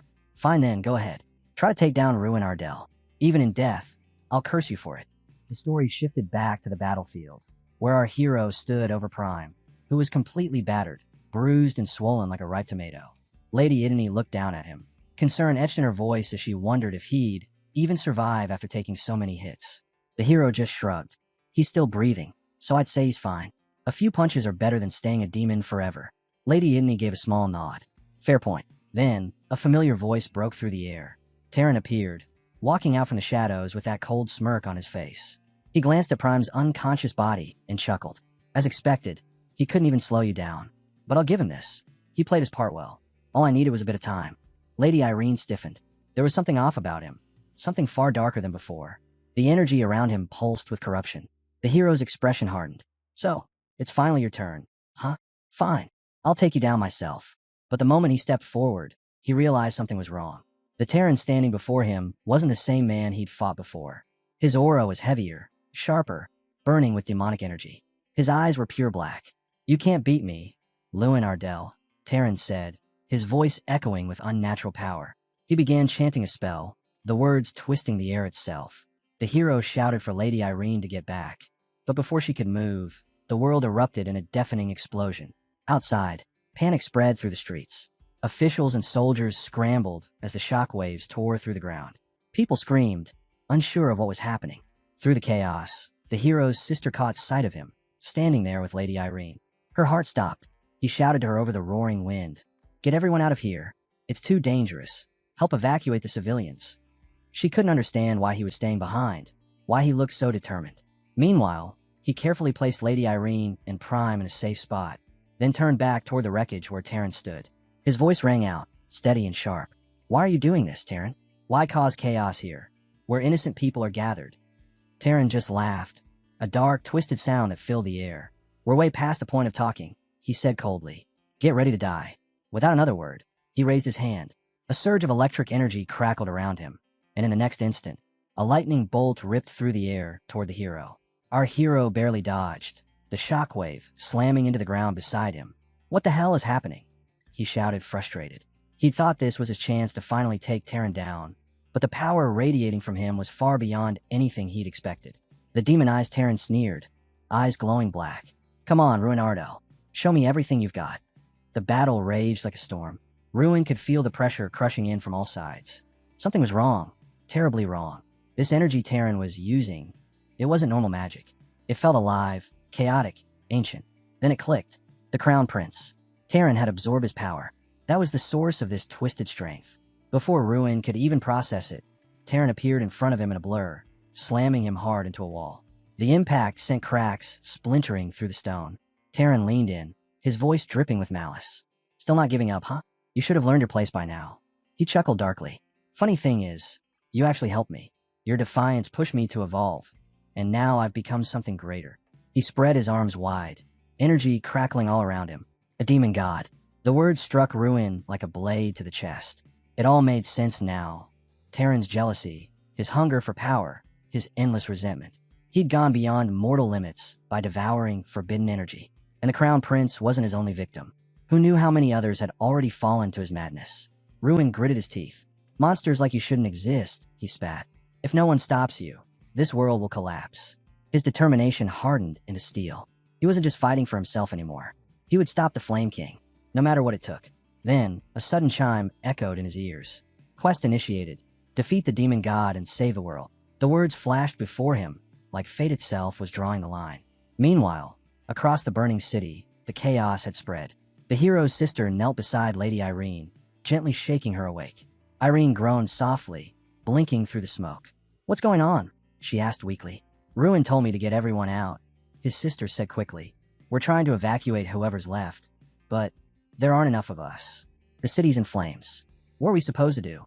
Back at the city center, the earth shook as Ruin and Terran's fight raged on, magic colliding in bursts of light and sound. From a distance, the sister could only watch, trembling as tears rolled down her cheeks. Seeing her brother fight alone against that kind of power tore her apart. Lady Irene grabbed her shoulder. Stay calm, she urged. But then she froze. In the crowd behind them, people began to move strangely. Their eyes black, their bodies twisting unnaturally. Her heart sank. It wasn't just Doom Prime. Terran had spread his corruption to others too. He'd planned this from the start. He wanted to destroy everyone. Irene turned to Luina, her expression resolute. You need to go. Now, I'll handle this. Just then, a strong, commanding voice cut through the air. Stay back, all of you. Sir Bolvar stepped forward, sword gleaming in the firelight. His stance was steady, his intent clear. He was ready to lay down his life, if he had to. Lady Irene protested, insisting she would fight beside him. But Bolvar shook his head. The young master wouldn't want you to throw your life away in grief, he said firmly. Her eyes burned with conviction. And I wouldn't forgive myself if I didn't protect these people.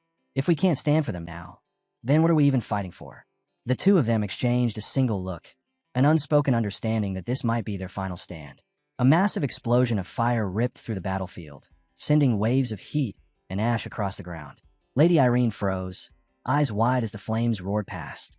Who could have unleashed something that strong? Before she could react, the headmaster arrived, charging in with his entire battle squad. His robes were scorched, his face grim. Damn it, he barked. We're too late. He turned to the others, his tone softer but heavy with regret. I didn't think it'd take this long. I'm sorry. There was no time for more words. The real war began. Demons and humans collided in a brutal clash that shook the earth. Spells lit up the night sky, fire and lightning cutting through the darkness. Mages unleashed torrents of flame, but the demons pushed back with savage force, slicing through soldiers like paper. The mission was clear. Finish this fast, and reach Ruin before it was too late. Back in the heart of the chaos, smoke and dust choked the air. Through the haze, Terran towered like a shadow of death, his demonic aura twisting the battlefield. Ruin stood opposite him, bloodied, barely standing. He cursed under his breath. After all that training, after everything, is this really how it ends? He couldn't let it, not while people were still counting on him. Terran's laugh echoed like thunder. Pathetic. This is how it should end, for fools who dare challenge a god. You've struggled long enough. Now be erased. He raised his hand, and the sky ignited. A massive meteoroid spell formed overhead, fire swirling into a burning storm. Goodbye, Ruin Ardell, Terran sneered, hurling the spell down toward him. Screams erupted from the soldiers watching. Run, Ruin. Get out of there. He stood motionless, eyes fixed on the falling inferno. For a second, doubt gripped him. Maybe this really was it. But then he remembered. He'd promised to protect everyone. Even if it killed him, he had to try. Something deep inside him stirred. A surge of power, unlike anything he'd ever felt before, roared to life. From afar, Seitrang's eyes widened. That energy, it's beyond anything I've ever sensed. In that instant, a blinding wave of light exploded from Ruin's position. A colossal defensive spell, pure, radiant power, ripped through the air, shattering the meteoroid flames like they were nothing. Terran staggered back, disbelief twisting his face. Impossible. No one can block an attack from a demon god. Ruin straightened, flames dancing around his aura. You're right, he said calmly. Until now, I couldn't. His gaze sharpened. But it wouldn't be fair if you were the only one with godlike power. Behind him, an enormous, luminous figure took form. A radiant being towering over the battlefield, radiating divine light. Ruin's voice cut through the silence. Terran, it's time. Let's finish this. Terran could barely comprehend what he was seeing. The energy surging from Ruin wasn't human. It was overwhelming, divine. He could feel it in his bones, burning like sunlight. This is insane, he muttered. What are you? Ruin clenched his fist, divine energy crackling around it. My turn. In the blink of an eye, he moved. The punch wasn't just fast, it was godlike.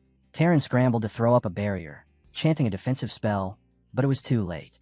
The impact landed square across his cheek, and the sound echoed through the city like thunder. Terran's body flew across the battlefield, crashing through buildings before disappearing in a massive burst of dust and rubble. Silence. The headmaster and his troops stopped mid-battle, staring in disbelief. What in the world was that? He whispered. Was that really Ruin? Off to the side, Seitrang's eyes flickered with realization. That aura, the wild, divine surge, she recognized it. Daraka's essence, she murmured. But how? Did Ruin summon it himself? No one had an answer. The battlefield, for one long moment, went completely still. The light from Ruin's awakening blazed above the ruins, an unmistakable sign that something greater than human had just awakened. Just seeing the radiant being behind Ruin was enough for everyone to understand. He wasn't the same man anymore. He had become something far greater, a new god of destruction. Terran staggered to his feet, his body shaking with rage. You think you can trick me with some cheap, godly stunt? He snarled. I won't let this slide. He thrust out his hands, pulling every drop of black mana in the air toward him. The energy swirled and thickened, wrapping around his body until it pulsed like a living storm. Everything in my path, everything, will be obliterated, he roared. The ground trembled as he cast the same devastating spell twice over, his power surging higher each time. Lightning exploded around him in violent bursts as he mocked. Let's see how long that arrogance of yours lasts, Ruin. You're destined for destruction. Bolts of black lightning screamed through the sky, shooting straight at Ruin. But Ruin stood still, calm, steady, unshaken. In that instant, he realized something Terran hadn't. The being now watching over him, Daraka, wasn't just any divine force. He had once been the original god of destruction himself. Ruin raised his hand slowly, summoning a glowing barrier of light. Fighting Daraka would normally be suicide, he murmured, his tone even. But this time, he's with me. He slid his hand forward, channeling pure divine energy. Every bolt of demonic lightning crashed into the barrier, only to vanish the moment it touched him. The energy bent, absorbed, dissolved into nothing. Terran's eyes widened. What is this nonsense? Ruin's voice cut through the roar of the storm. Nonsense. No, it's just my turn now. He thrust out his hand, and a blinding beam of golden fire shot forward, striking Terran square in the face. Terran tried to absorb it, growling through the pain, but before he could recover, a godly punch slammed into his ribs, sending him flying across the battlefield. The impact shook the entire city. Dust and fire swirled as everyone watching stood frozen, their jaws dropping. But even then, Terran dragged himself back up, coughing blood, still defiant. Impressive, he rasped. Even after giving it everything I have, I still can't take you down. He raised his arms to the sky, black energy crackling wildly around him. Then I'll end it all. If I can't win, I'll drag you and this entire cursed world down with me. Ruin's eyes widened. What are you talking about, Terran? Terran's laughter was unhinged, echoing through the burning city. Everything ends here, he screamed. The sky darkened as a massive, star-shaped magic circle spread across the heavens, its edges stretching over the entire capital. Ruin Dan gritted his teeth. You've lost it completely, he spat. You destroy the world just because of jealousy? Now that he finally understood the scale of what was coming, he clenched his fists, gathering everything he had left. There was no other choice. He had to stop this maniac. Everyone, he shouted. Let's end this together. The air split apart as Ruin's allies poured in, their magic joining his in one last combined strike. He charged forward, divine power blazing through his veins. With a thunderous roar, he smashed through the center of Terran's attack. The star-shaped aura cracked, then shattered like glass. Terran screamed, pouring out everything he had left. You're nothing compared to a demon god. I'll erase you, and everyone who stands with you. But Ruin didn't back down. His voice cut through the chaos, clear, and unwavering. You're the powerless one here, Terran. This ends now. Their energies collided, divine against demonic. And then, Terran's spell began to crumble. His black aura disintegrated, fading to dust under the weight of Ruin's overwhelming power. For the first time, the so-called demon god looked terrified. He could only watch as his final spell broke apart, piece by piece, until nothing remained. For a moment, the battlefield was silent.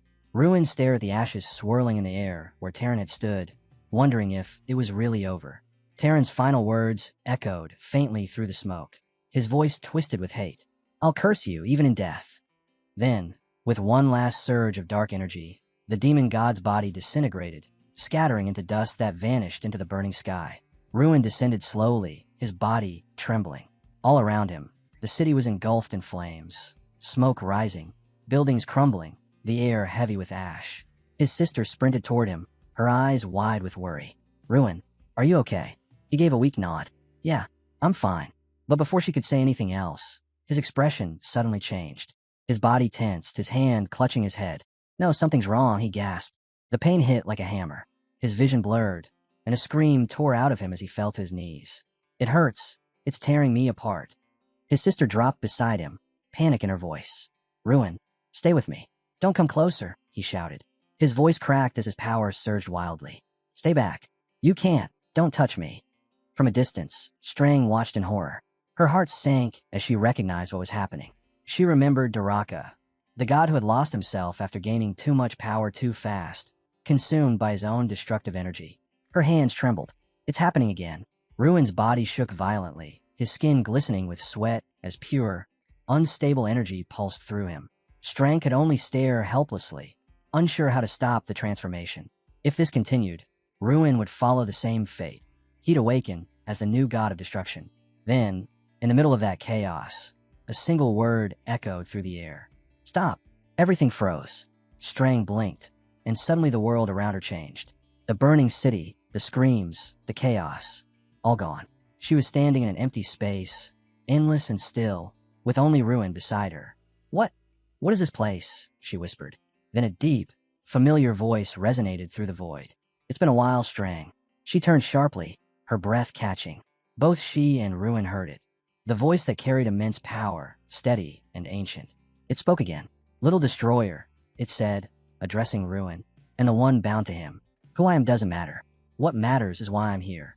The voice continued, calm but commanding. I brought you both here, to help the little destroyer. Ruin's eyes widened as the figure began to take shape before him. His heart pounded. No way, he breathed. Then, louder, his voice filled the void. You are Daraka. Ruin stood frozen, unable to believe what he was seeing.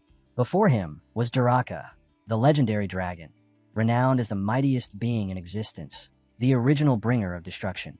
The sheer energy radiating from him was enough to shake the space around them. Where are we? Ruin asked, still in awe. Daraka's deep voice rumbled like thunder. This is my inner world. I pulled you here before things went too far. You were right on the edge, just like I once was. I couldn't let you lose yourself to the same madness. Strang stepped forward anxiously. Then what do we do? I don't want to see him lose control again. There has to be a way. Daraka turned to her, his gaze calm and certain. That's exactly why I appeared. He lifted his clawed hand, energy swirling around it. The artifact linking my essence to the little destroyer can be severed. If I pour all of my remaining power into it, that connection will break. He'll be free. Strang's eyes went wide. But if you use all your power, you'll vanish completely. Daraka gave a faint, almost peaceful smile. Don't mourn me, Strang. After becoming the god of destruction, all I did was bring ruin to the world. But this one, he nodded toward Ruin, he's different. If he can carry this power without losing himself, he'll do far more good than I ever did. He paused, his voice soft but firm. Besides, severing the link won't take his power away. It'll simply make it his own. Ruin stood there in the stillness of that vast, empty space. His voice trembled as he finally spoke. Why does it have to be me? He asked quietly. Why are you all going through this for my sake? I don't even know if having this kind of power will help anyone. Daraka looked at him, eyes calm and steady. It will, he said firmly. You might not see it now, but it will. Tears began to stream down Ruin's face as he listened. Daraka's voice softened. I gave you that power because you reminded me of myself, he said. Before I ever had strength, I was just like you, struggling to survive, trying to find my place in the world. He let out a low sigh. But when I finally gained power, it consumed me. I lost myself to it. I became the very thing I swore to fight. He paused, looking down at Ruin with something close to pride. But you're different. I've watched you grow, from powerless to strong, from uncertain to unwavering. And even when you gained strength, you never used it for greed. You used it to protect, to lead, to save others. Ruin's throat tightened, unable to speak. That's why I chose you. Daraka continued gently. Because you won't repeat my mistakes. You'll guide this world towards something better. For a moment, there was only silence between them. Then Daraka gave a faint, warm smile. Our time's up, he said softly. It's been good seeing you again, little destroyer. And you too, Strang. Thank you as always. Strang's eyes filled with tears. She tried to laugh, but her voice cracked. Damn lizard bastard, she muttered, her fists clenched. The ground beneath them began to quake. The world around them flickered and started to break apart. As the light grew brighter, Ruin and Strang exchanged their final looks with the mighty dragon, the god of destruction who had finally found peace. And then, everything faded. Ruin gasped awake, his eyes opening to the sky. His entire body ached, and pain throbbed through his temples. Around him, people were gathered, his allies, his friends, all staring in shock and relief. He blinked. What's with those faces? You're scaring me. His sister let out a shaky breath. We're scaring you. You scared us. You collapsed out of nowhere. We thought you were dying. Ruin gave a weak laugh and rubbed the back of his neck. Sorry about that. His voice softened. And thank you, all of you. I called for help without even thinking, but you still came. The headmaster crossed his arms, trying to hide a grin. Well, that last-minute SOS of yours pulled half the capital together. If nothing else, that just proves how much everyone trusts you, kid. Ruin chuckled, feeling the weight in his chest ease just a little. Guess I owe you all one. But then, before anyone could relax further, a deep, steady voice cut through the air. Pardon the interruption. Everyone turned. The Emperor himself stood there, his royal robes stained with ash and soot. His sudden presence froze everyone on the spot. For a second, no one even dared to breathe. Ruin's mind raced. Why is he here? Was it about the Flame King? Or the death of the Crown Prince? Whatever it was, this couldn't be good. But then, the Emperor did something no one expected. He bowed. Sir Ruin, he said, voice heavy but sincere. I came to offer my personal apology. The entire crowd gasped. Even Ruin couldn't move, completely stunned. The Emperor went on, his tone filled with regret. The chaos that consumed our empire. It's my fault. I failed to see Terran's corruption. Worse, I gave him more authority, trusted him blindly. And I failed my son, too. I couldn't keep him from falling down the wrong path. He looked up, meeting Ruin's eyes. I witnessed your battle with Terran myself. In that moment, I realized, if someone like you fights for this world, maybe it still has hope. He straightened, then spoke the words that left everyone speechless. Ruinardo, will you accept the position of Mage, Tower Master of the Empire? Ruin froze, his mind blank. He had faced gods, demons, and death itself. But nothing had ever shocked him like this. A few days later, the mood had completely shifted.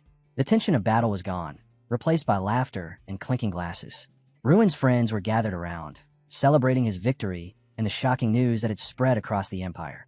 Man, you're on a whole new level now, one of them said, grinning. Jason leaned back in his chair, raising his drink. I always knew you were something special, Ruin, but getting offered the Tower Master position at your age? That's just insane. Ruin laughed awkwardly, scratching his head. Honestly, I never even imagined something like this would happen. He took a slow sip of beer, letting the weight of it all sink in. The Emperor's offer still echoed in his mind, becoming the successor to the Flame King, Terran, and taking his place as the next Tower Master. It wasn't just a promotion, it was a throne of responsibility. He defeated the traitor who nearly destroyed the Empire. The Emperor himself had vouched for him. If he accepted, he could step into the role immediately. But as the cheers around him grew louder, the reality pressed down harder. Terran's rebellion had left deep scars. The Crown Prince was dead. The Empire was unstable. Becoming Tower Master wasn't just an honor. It was a burden heavy enough to crush him. He'd only just graduated from the academy. Was he really ready for all this? Ruin. The voice pulled him out of his thoughts. He turned to see Lady Irene standing nearby, her calm eyes studying him. You've been quiet, she said softly. What's on your mind? He smiled faintly. Just thinking. It's a lot to take in. I figured, she said. Getting hit with that kind of responsibility out of nowhere. It's got to be overwhelming. He nodded. It's incredible, yeah. But I can't stop wondering if I can really handle it. She tilted her head thoughtfully, then smiled. In that case, I have an idea. Why don't we take a break? A little trip somewhere peaceful. No pressure, no politics. Ruin blinked, caught off guard. A trip? Yeah, she said, grinning. Somewhere quiet. You could use it. He hesitated for a moment, then nodded. You know what? That actually sounds amazing. We should go. Her smile widened. Great. Then let's go to my place. He froze, staring at her in disbelief. Huh. And just like that, he found himself going along with her plan. Inside his mind, his avatar popped up, panicking. Whoa, whoa, WHOA. You've never even been on a date before, and now you're going to her house. Alone. Ruin sighed. You're seriously making this weird. The avatar folded its arms. I'm just saying, your friends clearly gave you space on purpose. Even Jason said he'd hold the fort. They're setting you up, man. Ruin groaned. Can you not? I can't. The avatar shot back. I'm literally the only one stuck with you. Ruin rolled his eyes. Just then, Irene turned around, raising an eyebrow. Who are you talking to back there? He straightened quickly. Oh, no one. Just thinking out loud. She laughed softly and kept walking. The scenery around them shifted as they moved deeper into the countryside. Their destination, Prius, Irene's hometown. Ruin hadn't expected it to be tucked away in the mountains. The air was crisp, the landscape quiet, and there was hardly another soul in sight. Peaceful, huh? He muttered. But peace didn't last long. From out of nowhere, someone lunged at him. Ruin barely had time to react before a powerful kick came flying toward his chest. He twisted aside, just in time, the attack grazing past him. The stranger landed lightly on the ground, smirking. Not bad. You've got some reflexes, kid. Ruin blinked. Who the hell are you? And why are you attacking me out of nowhere? The man crossed his arms. Who do you think you are, showing up here like some big shot? He tilted his head, eyes narrowing. You look like a punk who needs to be taught a lesson. Ruin groaned under his breath. Great. I can't even go on a trip without someone trying to kill me. Before Ruin could even catch his breath, Irene rushed between them, waving her hands frantically. Wait, stop. I'm sorry about this, Ruin. He's my older brother. Ruin blinked, completely lost. Your brother? Then why was he trying to kick me? The man, tall and broad-shouldered with striking blonde hair, cracked a grin. Well, you dodged me, didn't you? Guess you're not some random punk after all. He stepped in close, eyes narrowing. So, tell me, are you dating my sister? Before Ruin could answer, the guy grabbed him by the collar. Don't worry, he said casually. We'll talk after I land one good punch. How about no? Ruin said, trying to pry him off. But then he sensed it. This guy's energy was insane. His aura pulsed like a storm. An 8-star martial artist? The man, Aduma, tilted his head. What's the matter? Check out your tongue? Or maybe you think nothing's going on between you two. Brother, Irene snapped, glaring at him. That's enough. Aduma turned toward her. What? You're taking a side now. Even if you're my brother, she shot back. You're going way overboard. He froze, taken aback. Wait, so you actually think highly of this guy? Irene crossed her arms. Of course I do. I saved him, remember? You're such an idiot sometimes. That stung. Aduma's face twisted in disbelief. Meanwhile, Ruin stood there awkwardly, thinking, if this is how her brother acts, I can't even imagine meeting her parents. He didn't have to wait long. Aduma stormed off, yelling for his father. Hey, Dad, you won't believe this. Your precious daughter brought a guy home. He slammed his fist into the ground, cracking the stone beneath his feet.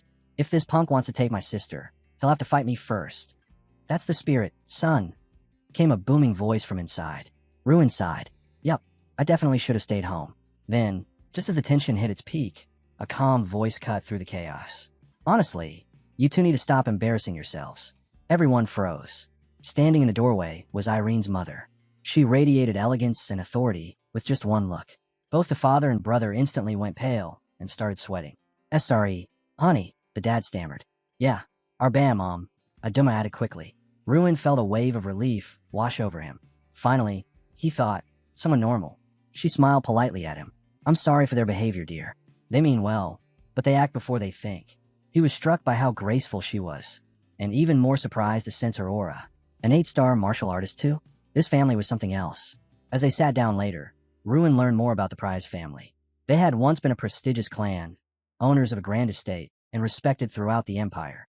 But over generations, they'd lost their status and retreated to the mountains, devoting themselves entirely to training and meditation. Lady Irene, with her exceptional magical talent, had always dreamed of restoring their name. Her mother, Saida, placed a warm meal on the table and smiled. Again, forgive the earlier chaos. My husband and sons are just a little passionate, but they're good men who love Irene dearly. Please try to understand them. Ruin smiled faintly. I get it. Honestly, I respect that kind of love. And I guess it's a big deal for someone like Irene to bring Guy home. Saida chuckled. Oh, I'm not shaken by it all. He blinked. Really? She shrugged lightly. If our daughter brought you here, that tells me she's serious about you. Isn't that right, Irene? Irene's face turned bright red. And mother, that's not, well, I mean yes, but before she could finish, the father burst into the room, this time with what looked like a dozen burly men behind him. Absolutely not, he roared. If this boy wants to take my daughter, he'll have to get through all of us first. Saida pinched the bridge of her nose. You're all completely ridiculous. Ruin just sat there, trying to process the madness. All these guys are brothers. The father stepped forward, his voice booming with pride. A man needs strength to protect his woman and his family. That's why I taught my sons. With strength comes responsibility. That's how we live. Then his gaze locked on Ruin. But you look like you've had it easy. Tell me, boy, do you even know what real strength is? Ruin stood up slowly, meeting the man's intense stare with a calm smile. If we're talking about strength, he said evenly, that's the one thing I'm most confident about. The room went silent. Even the brothers stopped grinning. Then the father's lips twitched into a challenging smirk. Good, he said. Then let's see it. Prius asked our boy what kind of strength he was most confident in. Then he laughed, saying that at the very least, the boy had guts, and he would give him that. Our hero answered calmly. If Prius was asking about responsibility, then he could say he was second to none. And if he was asking about physical strength, he was confident he wouldn't lose to anyone. Irene's brother, Aduma, snorted. He said that not losing to anyone sounded exactly like something a complete scammer would say. With a sideways glance, he added that it was obvious. A smooth talker like him must have deceived their innocent Irene. A smirk spread across his face as he suggested proving those words. After all, they were just about to head out for training, father and sons together. He warned him not to take it lightly, saying even seasoned fighters tended to avoid their kind of training. Our hero didn't flinch. He simply said it sounded good. Then he turned to Lady Irene and told her he'd go warm up a bit. She asked if that meant training with her family, and he replied that since they only knew training, becoming friendly through it might be the fastest way. He told her he'd be right back. As they left, their mother gently told Irene not to worry. From the look in that boy's eyes, she said, he should manage just fine. Irene answered without hesitation that she wasn't worried about Ruin at all. That surprised her mother, who asked what she was worried about. Irene replied plainly, it was those reckless men. The scene shifted to the training camp. The younger brothers were smashing massive rocks clean in half, talking excitedly about new records and how this would help them grow. Prius watched them and said they still had a long way to go. As expected, reaching 9-star was no simple road. Sitting atop a boulder, he looked toward our hero and wondered how this boy had even dared to pursue his beloved daughter. In his mind, bringing him here would be enough to crush his spirit. But our hero looked energized instead. He praised the young brothers, saying their strength was genuinely impressive. Then he turned his gaze toward a towering rocky mountain nearby and said he'd show them something as well. The brothers frowned, whispering among themselves. There was no way. Was he really thinking about destroying that? Our hero only smirked. In the next instant, energy began to buzz around him. He clenched his fist and stepped forward. Prius's eyes widened at the stance the boy took. Then Ruin struck. A violent shockwave erupted, yellow mana ripping outward as it tore straight through the rocky mountain, splitting it apart in a thunderous roar. Everyone stood frozen, staring at the ruined mountain. There was no denying it. Something that massive should never have been split apart by bare hands. Shock rippled through the group as they wondered what kind of mage could possibly wield strength like that. Then our hero spoke, calmly explaining what he had already understood. In Prius's eyes, the most important quality in a man wasn't status or titles. It was the strength and stamina to protect his family. Just as he had expected, they had planned to crush his spirit through relentless training. They had run together until they believed he would collapse, maybe even die along the way. But he hadn't fallen. Instead, he had declared that he would go all the way with them. To him, this wasn't punishment. It was the perfect chance to prove his endurance and resolve. Days passed like that. Again and again, Irene's brothers exhausted their stamina during the runs, only to look up and see our hero still standing tall, breathing steadily. He would ask if they were all right, reach out a hand to help them up, and casually remind them that they still had dinner to eat together. Aduma, Irene's younger brother, finally thanked him and asked if he planned to train again the next day. Our hero answered without hesitation, of course. Then he asked if Aduma would start calling him young. The brothers exchanged confused glances, but Aduma eventually agreed. From that point on, the atmosphere softened. They began talking more freely, growing closer day by day, while Prius watched everything in silence. That night, our hero shared something that left the brothers stunned. They learned that he had truly been acknowledged by the Emperor himself as the next Tower Master. Irene confirmed it calmly, reminding them that she had been the mage who stopped the flame King Theron's rebellion. So it only made sense. Excitement spread instantly.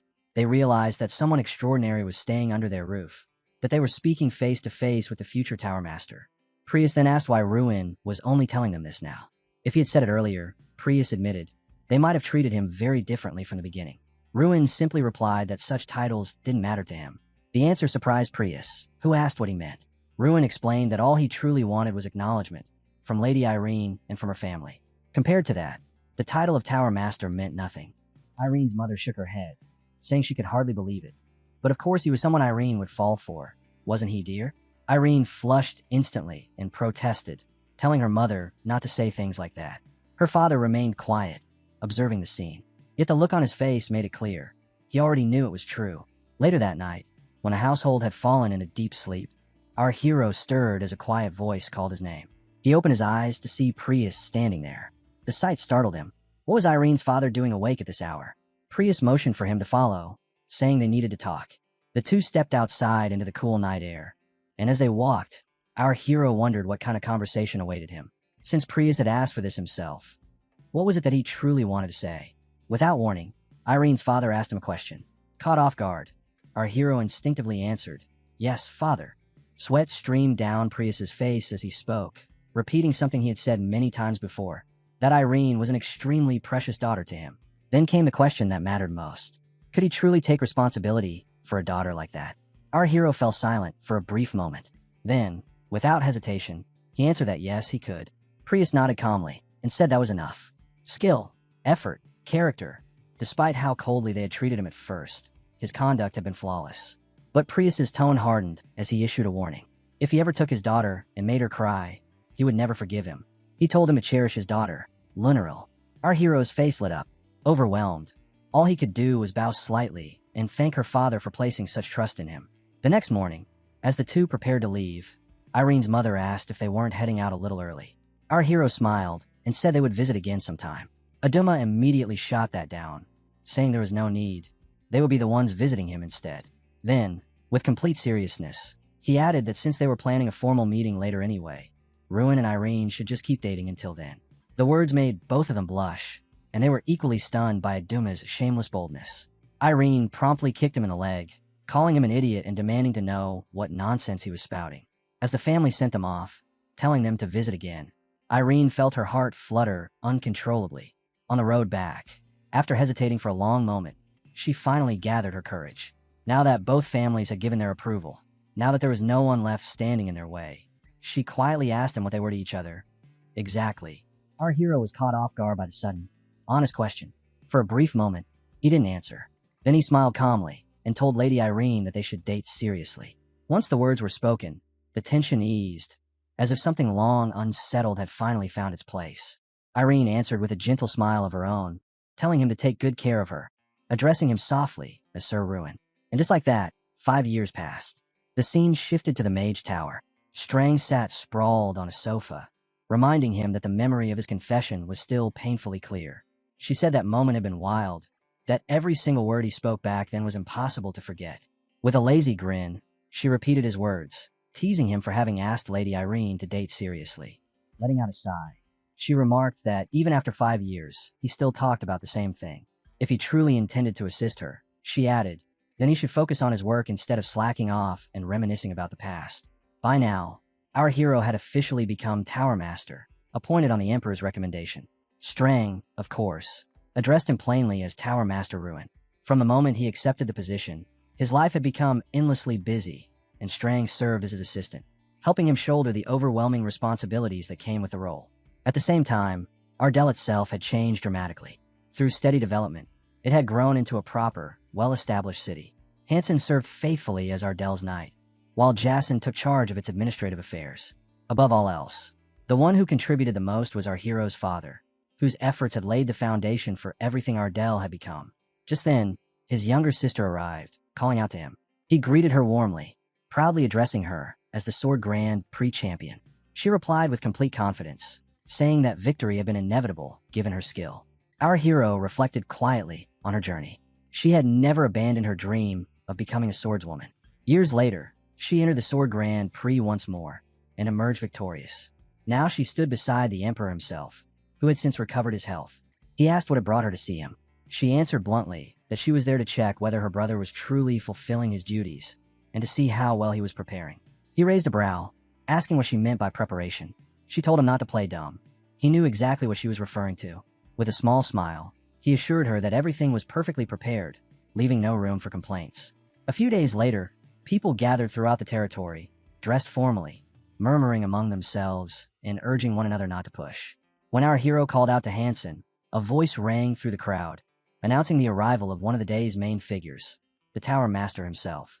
Gasps spread instantly as people turned to look, stunned to realize that it truly was him. He thanked Hansen for his help, but Hansen waved it off, saying that between friends, such things didn't even need to be mentioned. Our hero smiled and turned to another familiar face, greeting Sita and remarking that it had been a while. He added that news of Sita's promotion to top counselor of his city had reached him surprisingly fast. Sita confirmed it with a smile, then asked how it felt to be getting married. He admitted that while he had always believed our hero would go far, he never imagined things would move this quickly. Our hero simply smiled again, but before he could respond, the sound of crying cut through the atmosphere. Hirani's younger brothers were openly shedding tears, complaining that the wedding was happening far too soon. Their mother scolded them in a hushed voice, telling them to stop embarrassing themselves since everyone was watching. Sita chuckled, saying the brothers hadn't changed at all, and our hero nodded in agreement, amused. As the ceremony drew closer, he excused himself to prepare. Moments later, the ground began to tremble slightly, and unease spread through the crowd as people whispered about an earthquake. Our hero quickly reassured them, explaining that it wasn't anything dangerous, just the arrival of the invited orcs. Soon enough, his old orc companion appeared, declaring loudly that there was no way the orcs would miss the union of the one they proudly called the Little Destroyer. Then Jason stepped onto the stairs and cleared his throat, beginning the ceremony. He introduced himself as a mage from the Mage Tower who would be hosting the wedding. He informed everyone that the ceremony would begin shortly and asked the guests to take their seats. He repeated his introduction with even more enthusiasm, boasting just a little too much, and added that he had recently spoken with both the bride and groom. They had asked him, he said, to convey their gratitude to all who had traveled from afar to celebrate this day. Finally, with a dramatic pause, he asked if it was time to invite the main star of the ceremony and called out the name Ruin Ardell. As the words echoed, our hero walked in through the main entrance. His sister congratulated him warmly, followed closely by his professor. Then the entrance opened once more. Irene appeared, dressed beautifully, walking beside her father. She was radiant, so breathtaking that our hero froze for a moment, his heart tightening as he realized, without a single doubt, that he had made the right choice. He thought of everything she had endured, of her relentless efforts to restore her family, and how those struggles had shaped her into a world-renowned mage whose name was known everywhere. And now, she stood before him, ready to become his wife. When he took her hand, he made a silent vow to himself to be a good husband.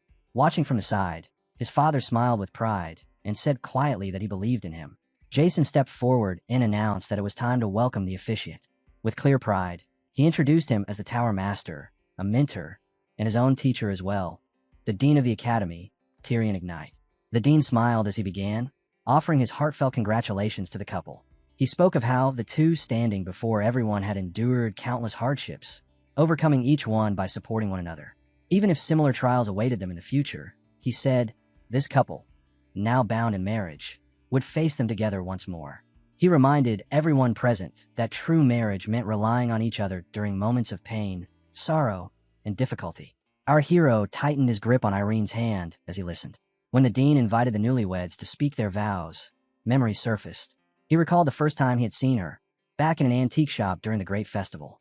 At the time, she had seemed cold, stubborn, and distant, someone he never imagined he would one day marry. Yet looking back now, he understood what had drawn him in. Her confidence, her sharp mind, her strength. Standing tall, he declared himself, Ruin Ardell, to be his wife's closest friend. Irene answered in turn, introducing herself as Irene Prius, and pledging to be her husband's loving companion. Together, they affirmed their vows as one, then expressed their sincere gratitude to all the guests who had traveled from near and far to celebrate this moment with them. At that instant, fireworks burst into the sky. Light bloomed overhead, painting the night with brilliant colors as joy washed over the crowd. Amid the radiant celebration, voices rose in unison, offering congratulations to the young lady and the tower master. Our hero felt a quiet amazement settle in his heart. Once he had been so small, so insignificant, that he had reached this point felt almost unreal. He knew it hadn't been achieved alone. Countless hands had helped him along the way, including that celestial being he remembered so vividly. He had run without stopping, faced crisis after crisis. Yet in the end, he had made it through beautifully. Part of him wished that Draka could have witnessed this moment too. Then he heard it, a voice congratulating him. His eyes widened in shock. He turned quickly and asked Strang if she had heard it as well. She shook her head, saying she hadn't heard anything at all. Our hero stood there, frozen, unable to speak. After a brief pause, he smiled faintly and dismissed it, telling himself it must have been his imagination. As the night went on, he reflected quietly. If one day, far in the future, someone were to ask him how he remembered himself at this very moment, his answer would be simple. Not even for a single second would he feel regret. Turning inward, he recognized it clearly. This was the end of a journey he had run without hesitation. And with that, the long, thrilling road came to its conclusion. That's where we'll leave it for now. If you want to catch the next part, make sure to like the video and subscribe so you don't miss it.